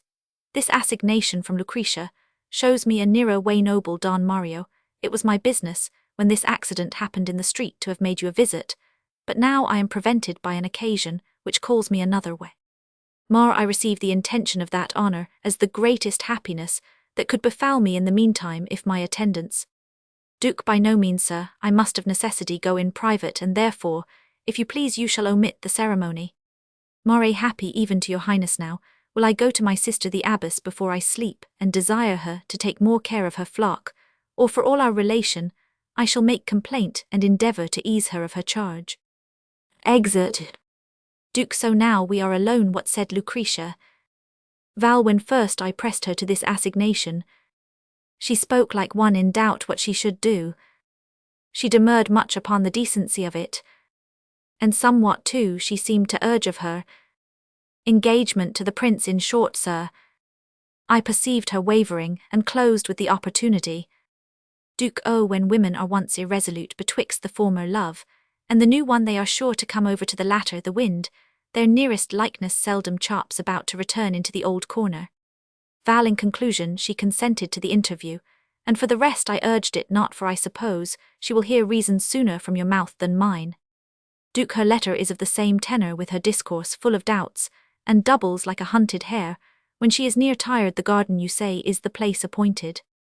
Val, it is, sir, and the next half hour the time, but sir, I fear the prince your son will never bear the loss of her with patience. Duke, 'tis no matter, let the young gallant storm tonight. Tomorrow he departs from Rome. Val, that, sir, will be severe. Duke, he has already received my commands to travel into Germany. I know it stung him to the quick, but he's too dangerous a rival. The soldiers love him too. When he's absent they will respect me more, but I defer my happiness too long. Dismiss my guards there. Exeunt guards. The pleasures of old age brook no delay. Seldom they come, and soon they fly away. Exeunt. Scene Roman 3. Enter Frederick and Ascanio. Fred, 'tis true he is my father, but when nature is dead in him, why should it live in me? What have I done that I am banished Rome, the world's delight and my soul's joy, Lucretia, and sent to reel with midnight beasts in Almain? I cannot, will not bear it. Asca, I am sure you need not, sir, the army is all yours, they wish a youthful monarch, and will resent your injuries. Fred, heaven forbid it, and yet I cannot lose Lucretia. There's something I would do, and yet would shun the ill that must attend it. Asca, you must resolve, for the time presses. She told me this hour she had sent for your father. What she means I know not, for she seemed doubtful, and would not tell me her intention. Fred, if she be falsate, why should I suspect her? Yet why should I not? She's a woman that includes ambition and inconstancy. Then she's tempted high, 'twere unreasonable to expect she should be faithful. Well, something I have resolved, and will about it instantly, and if my friends prove faithful, I shall prevent the worst. Enter Aurelian and Camillo guarded. Aurelian and Camillo, how came you thus attended? Cam, you may guess at the occasion, sir, pursuing the adventure which brought us to meet you in the garden. We were taken by Don Mario. And, as the devil would have it, when both we and our mistresses were in expectation of a more pleasing lodging. Fred, faith, that's very hard when a man has charged and primed, and taken aim to be hindered of his shoot soldiers. Release these gentlemen, ill answer it. Cap, sir, we dare not disobey our orders. Fred, ill stand betwixt you and danger in the meantime. Take this as an acknowledgment of the kindness you do me. Cap, I marry, there's rhetoric in gold. Who can deny these arguments, sir? You may dispose of our prisoners, as you please, well use your name, if we are called in question. Fred, do so. Good night, good soldiers, exeunt soldiers. Now, gentlemen, no thanks, y'all find occasion, instantly, to reimburse me of my kindness. Cam, nothing but want of liberty could have hindered us from serving you. Fred, meet me within this half hour at our monastery, and if in the meantime you can pick up a dozen of good fellows who dare venture their lives, bravely bring them with you. Or I hope the cause is bad too, otherwise we shall not deserve your thanks, may it be, for demolishing that cursed monastery. Fred, come Ascanio, follow me, exeunt severally. Scene Roman for the nunnery garden. Enter Duke and Lucretia. Luke, in making this appointment, I go too far for one of my profession, but I have a divining soul within me, which tells me trust reposed in noble natures obliges them the more. Duke, I come to be commanded, not to govern. Those few soft words you sent me have quite altered my rugged nature, if it still be violent. 'Tis only fierce and eager to obey you, like some impetuous flood which, mastered once, with double force bends backward. The place of treaty shows you strongest here, for still the vanquished sues for peace abroad, while the proud victor makes his terms at home. Luke, that peace I see will not be hard to make, when either side shows confidence of noble dealing from the other. Duke, and this sure is our case, since both are met alone. Luke, 'tis mine, sir, more than yours. To meet you single shows I trust your virtue, but you appear distrustful of my love. Duke, you wrong me much, I am not. Luke, excuse me, sir, you keep a curb upon me. You awe me with a letter which you hold as hostage of my love, and hostages are near required but from suspected faith. Duke, we are not yet in terms of perfect peace. Whene'er you please to seal the articles, your pledge shall be restored. Luke, that were the way to keep us still at distance, for what we fear we cannot truly love. Duke, but how can I be then secure that when your fear is o'er, your love will still continue? Luke, make trial of my gratitude, y'all find I can acknowledge kindness. Duke, but that were to forgo the faster hold, to take a loose and weaker. Would you not judge him mad who held a lion in chains of steel, and changed them for a twine? Luke, but love is soft, not of the lion's nature but the dove's. An iron chain would hang too heavy on a tender neck. Duke, since on one side there must be confidence, why may not I expect, as well as you, to have it placked in me? Repose your trust upon my royal word.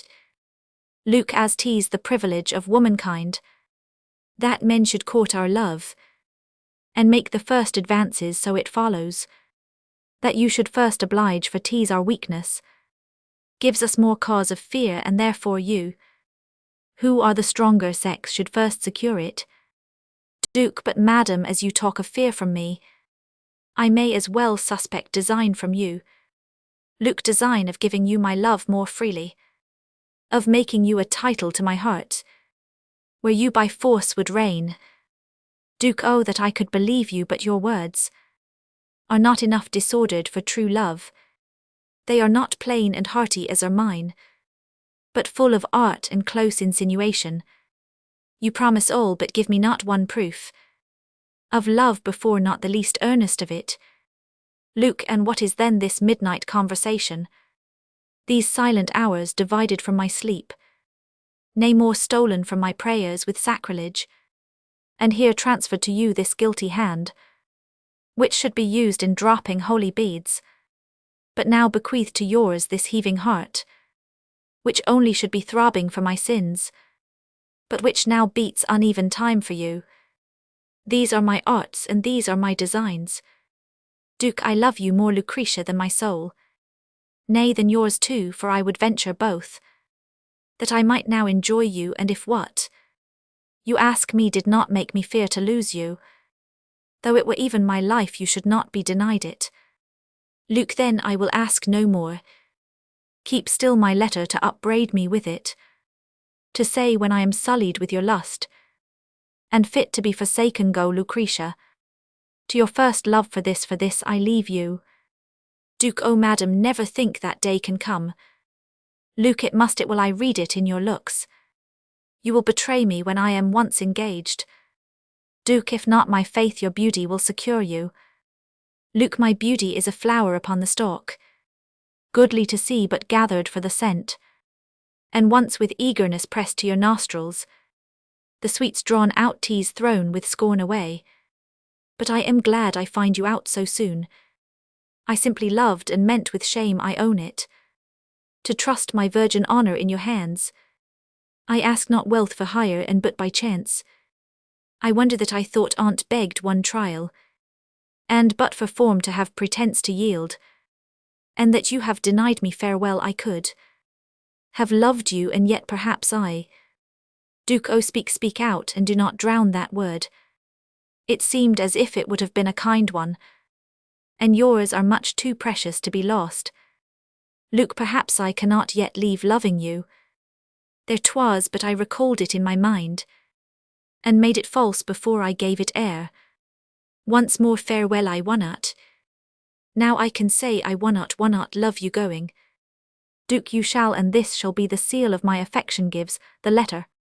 There, take it, my Lucretia, I give it with more joy than I with grief received it. Luke, good night, ill thank you for't some other time.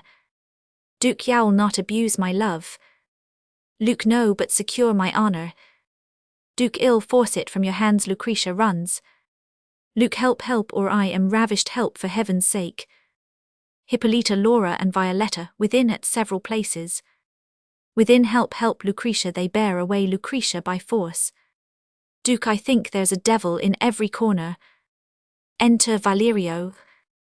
Val, sir, the design was laid on purpose for you, and all the women placed to cry, make haste away, avoid the shame for heaven's sake. Duke, going, oh, I could fire this monastery. Enter Frederick and Ascanio. Frederick entering speaks as to some behind him.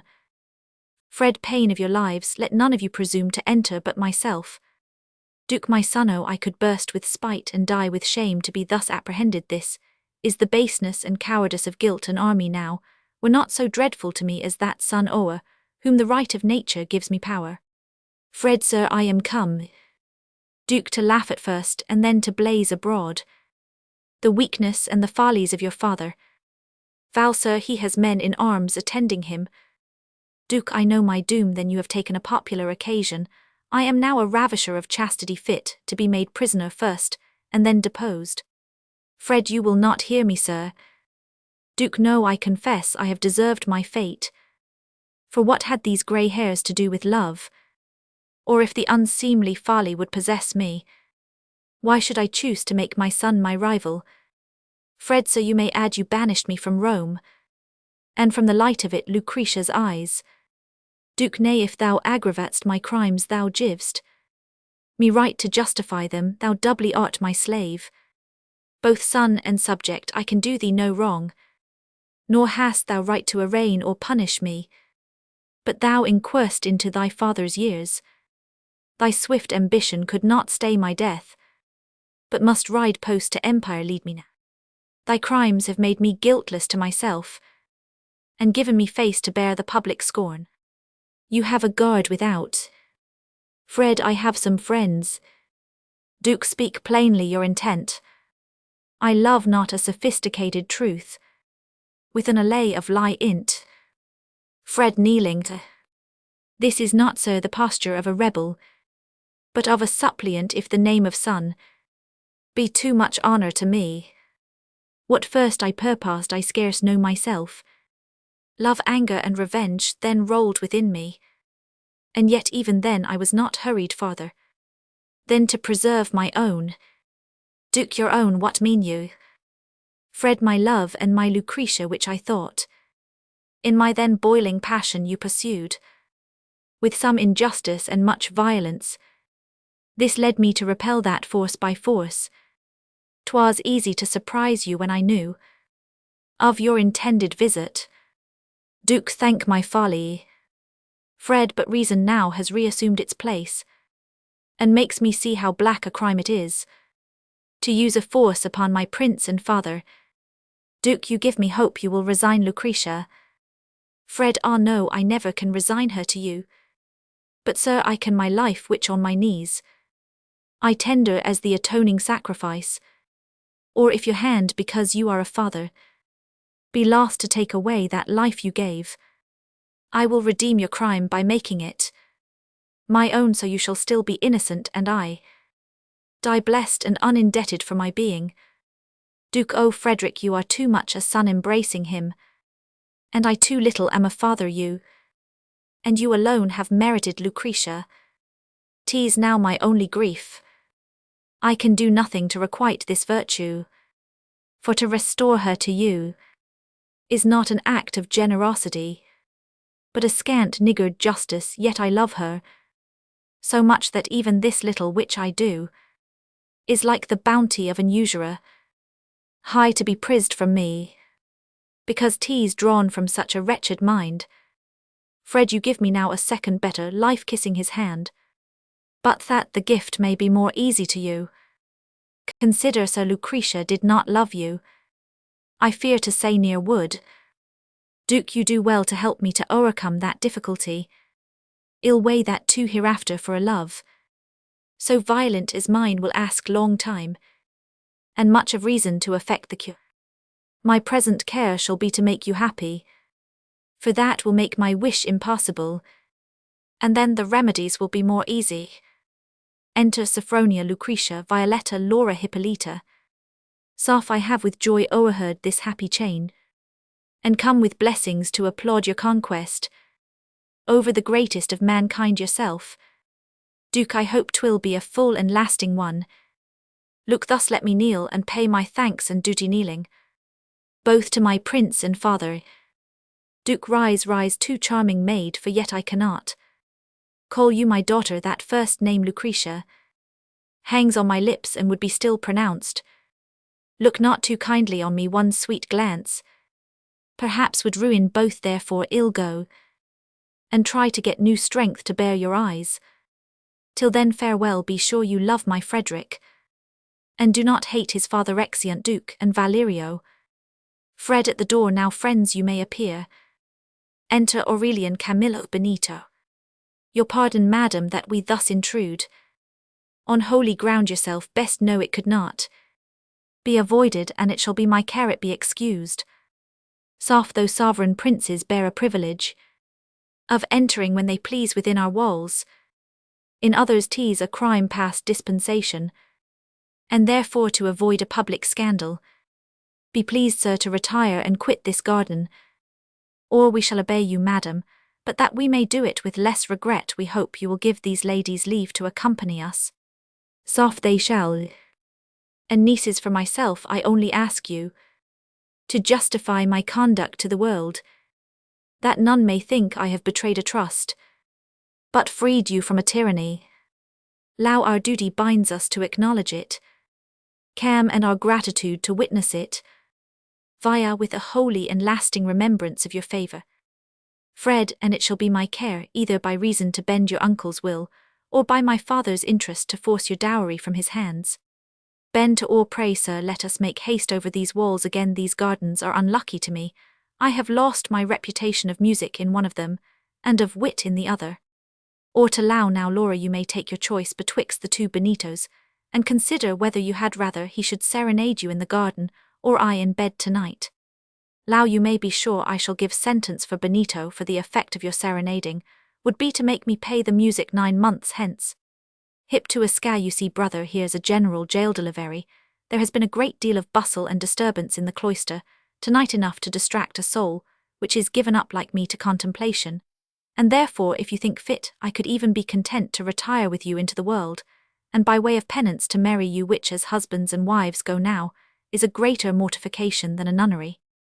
Scare no, sister, if you love me keep to your monastery, ill come now, and then to the great, and beg you a recreation. But I know myself so well, that if I had you 1 12-month in the world, I should run myself into a cloister to be rid of you. Soft nieces, once more farewell, adieu, Lucretia. My wishes and my prayers attend you all. Luke to Fred, I am so fearful, that though I gladly run to your embraces, yet venturing in the world a second time, methinks I put to sea in a rough storm, with shipwrecks round about me. Fred, my dear, be kinder to yourself and me, and let not fear fright back our coming joys, for we at length stand reconciled to fate, and now to fear when to such bliss we move, were not to doubt our fortune but our love exeunt. Epilogue. Some have expected from our bills today to find a satire in our poet's play. The zealous route from Coleman Street did run to see the story of the friar and nun, or tales yet more ridiculous to hear, vouched by their vicar of £10 a year, of nuns who did against temptation pray, and discipline laid on the pleasant way, or that to please the malice of the town, our poet should in some close cell have shown some sister playing at content alone. This they did hope, the other side did fear, and both you see alike are cozened. Some thought the title of our play to blame, they liked the thing but yet abhorred the name, like modest punks who all you ask afford, but for the world they would not name that word. Yet if you'll credit what I heard him say, our poet meant no scandal in his play. His nuns are good which on the stage are shown, and sure behind our scenes you'll look for none.